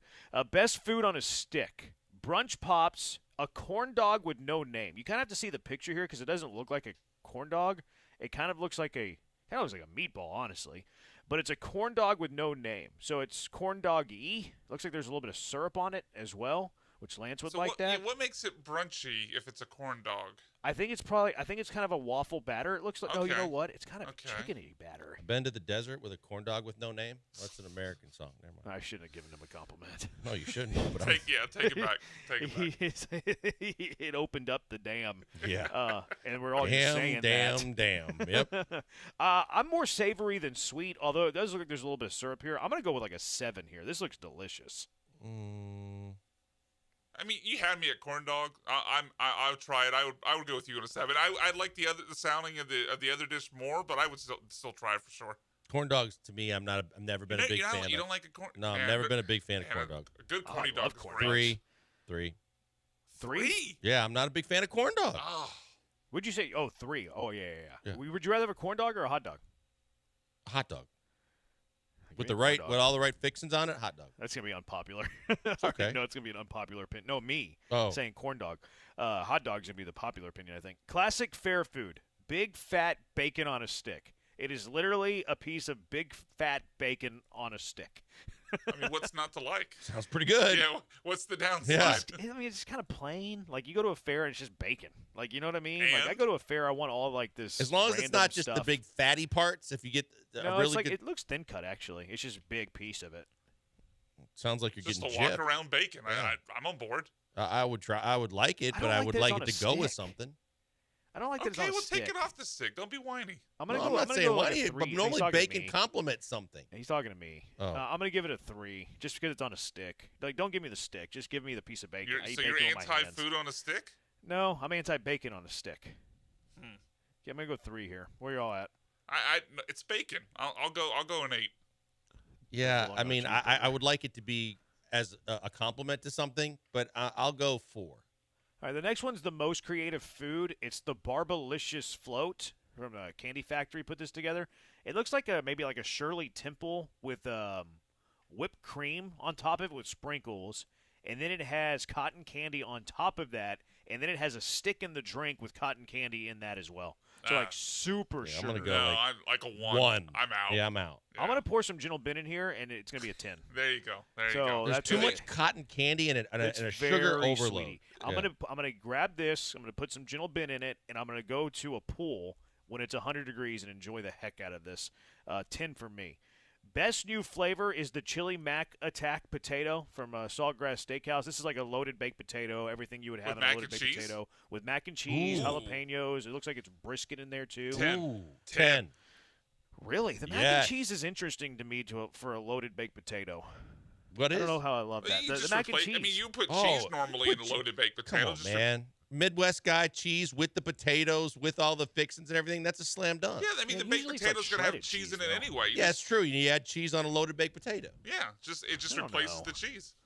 I don't know how I feel about this. I've been getting the loaded potatoes whenever I go to J Bar M for the Samson show. Yeah. Unbelievable. Do you like? Loaded baked Would you potato's go so macaroni and cheese on a burger?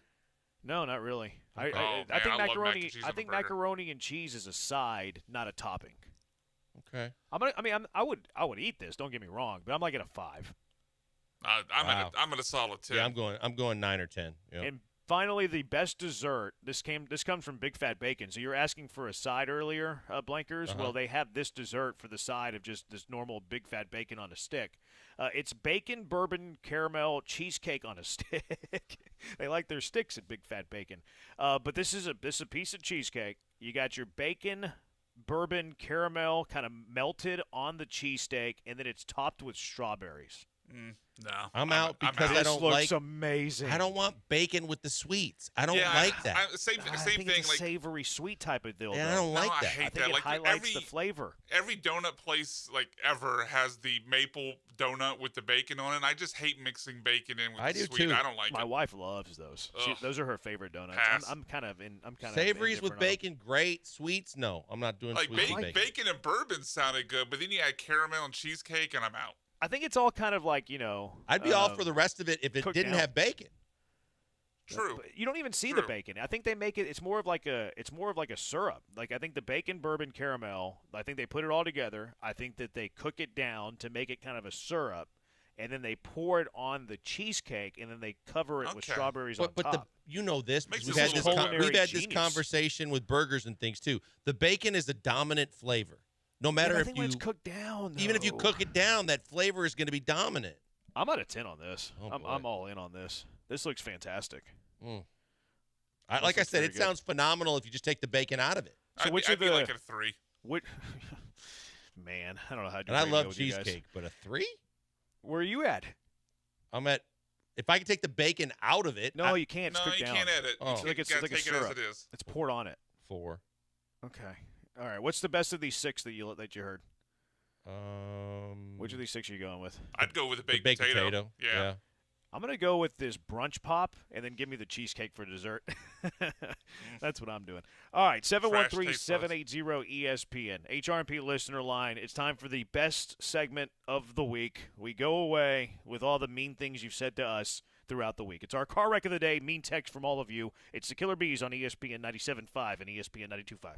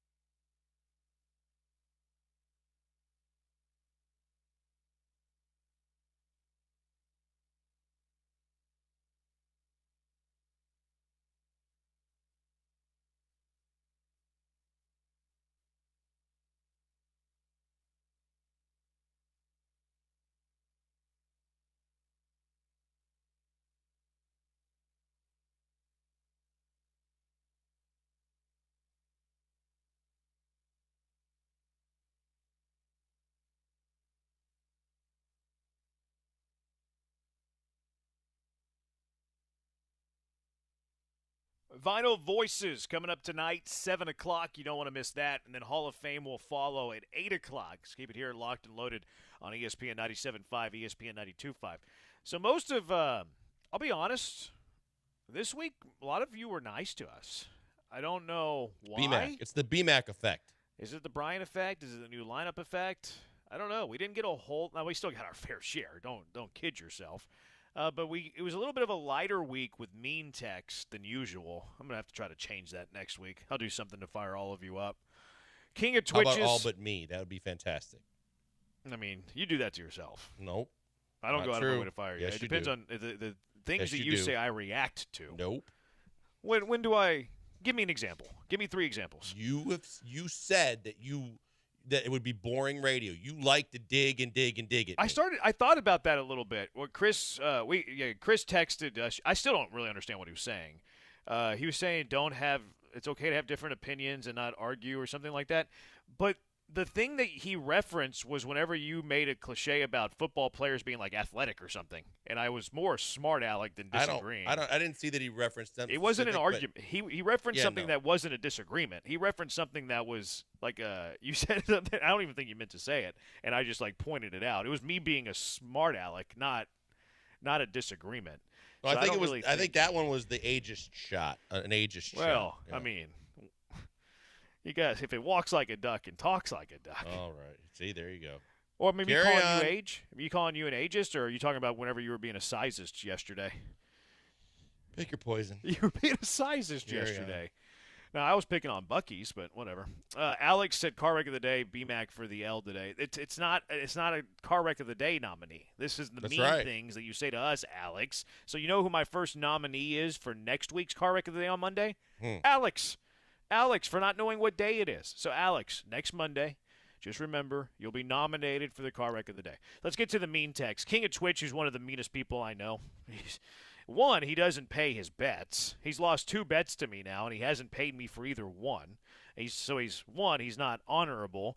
But secondly, he's mean. He's mean. He said, Brandon, my job is to correct your horrible grammar and takes, full-time gig. Because he doesn't work because he's on the Twitch. So I guess he feels like it's his full-time job to correct my horrible grammar and takes. Well, you know what? The best sports radio guys don't have great grammar, and they don't have great takes. They just need you to listen and for you to be entertained. King of Twitch, and you're here every day. That's why you always What can I bang say? on my grammar. I don't think I do that. Yeah, you do. What did I bang on your grammar about? You told me in the rundown that my grammar sucks. I think I was making fun of a typo. You don't even know what I'm making fun of you about. Well, that's why we work It was together. a typo. I still can't understand you. Yeah, a lot of people do say that about me. I am hard to read. But King of Twitch, pay up your bets, dude. This guy said BMAX sounds and looks like a strung-out Muppet. Okay, time out. What? Jerome Solomon needs to be on this list because last night Jerome Solomon said BMAC has the best voice on this station. Well, So who was he being mean that's to? not where I thought you were going. He said, okay, he did. I don't know if he said it exactly in those words, but he did compliment my voice. Where he went that surprised me is he said I looked like if you took Kenny Rogers and Michael McDonald and smashed Although them together. he called Michael McDonald Brian McDonald. Yeah. He's like, you're the other Brian McDonald. I go, who's the other Brian McDonald? Yeah, he went into apparently I look like the son if Michael McDonald and Kenny Rogers had a son. According to Jerome Solomon, it's me. I could see you Oh no. looking like Kenny Rogers if you went Oh, God. if you grew out the I was beard. hoping you were going to say Michael McDonald. Yeah, he's closer to Michael McDonald if you than grew out Kenny. the beard. Well, I don't know if he grew out the beard, just went full gray. I think he'd have some Kenny Rogers. That's what a fool believes, Jeremy. I think he has some Kenny Rogers. Well done. Thank Well you. done. You named yourself. Thank you. So your first one was he said that Brian had the best voice of the station? Yeah. Who was he being mean to? He was being mean to all of us on the station that we're all doing this full time. He's the producer, and our voices suck. Sounds like you're Come being mean on. to me. Yeah, exactly. You're being mean to Brian. I do notice that you laugh at all the ones that aren't to you, Blankers, but all the ones that are directed to you, you're very silent. I don't laugh at all of the other ones. A lot of times I'm like, geez. But I Some of them are obviously pretty you already cool. know that I don't like the ones directed at me. This one says I don't have to listen to that Hobbit scratchy voice today. This is whenever he found out that Joe wasn't producing our show anymore. Wow. He called Joe a Hobbit. So Brian got called a strung-out Muppet, and Joe got called a Hobbit. What's worse? That depends on the day and what you're strung out on. I would say a Hobbit. I would say a Hobbit. Hobbit? Yeah. I would say a Hobbit's I think worse I'd than rather a be a Muppet. strung out Muppet. Yeah, I think so too. I'd rather be a strung out At least Muppet. if I'm strung out, I had some fun at some point. You got a Yeah, I hand think in your so. back every day. I feel or that worse. Depends on whose hand it is. It's true. I feel that you're an idiot who just started watching baseball a few years ago. Who was that Who was that directed directed at? Y'all guess. Me. Brian, you want to guess? Me. No, it was directed at me. Okay. I think this was that lineup thing that we did the other day. Okay.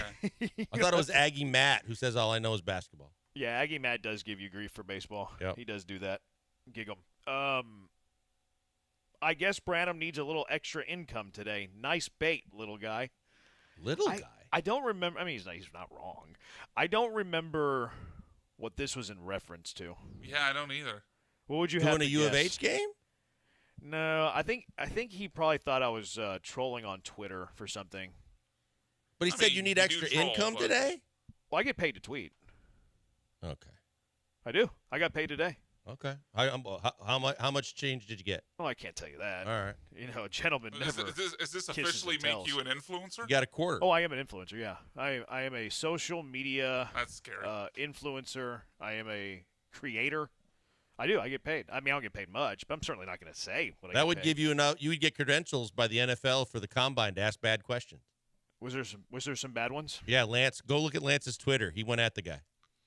Did he? Because we need some questions for our bad questions a little bit. Yeah, check it out. Was this the guy? The was guy this that went the at guy- Caleb Williams. Was this the guy that asked Rome Odunze if he could land a plane? I don't know about that, but this guy went, instead of saying that, what do you say to the people that question you for not working out against your peers? He just instead took the what do you say and just went, are you afraid to work out against any of your peers? Are you afraid? And he kept asking it. I kind of like that guy. I bet you do. That's my kind of guy right there. Could have been Barry Warner's kid. Vital Voices at 7, Hall of Fame at 8, ESPN National coming up next. Thanks to all of you for listening to us every day this week. He's Brian doing all the hard work. For Blankers, I'm Brandon. We'll talk to you on Monday, Houston. Have a great weekend, everybody.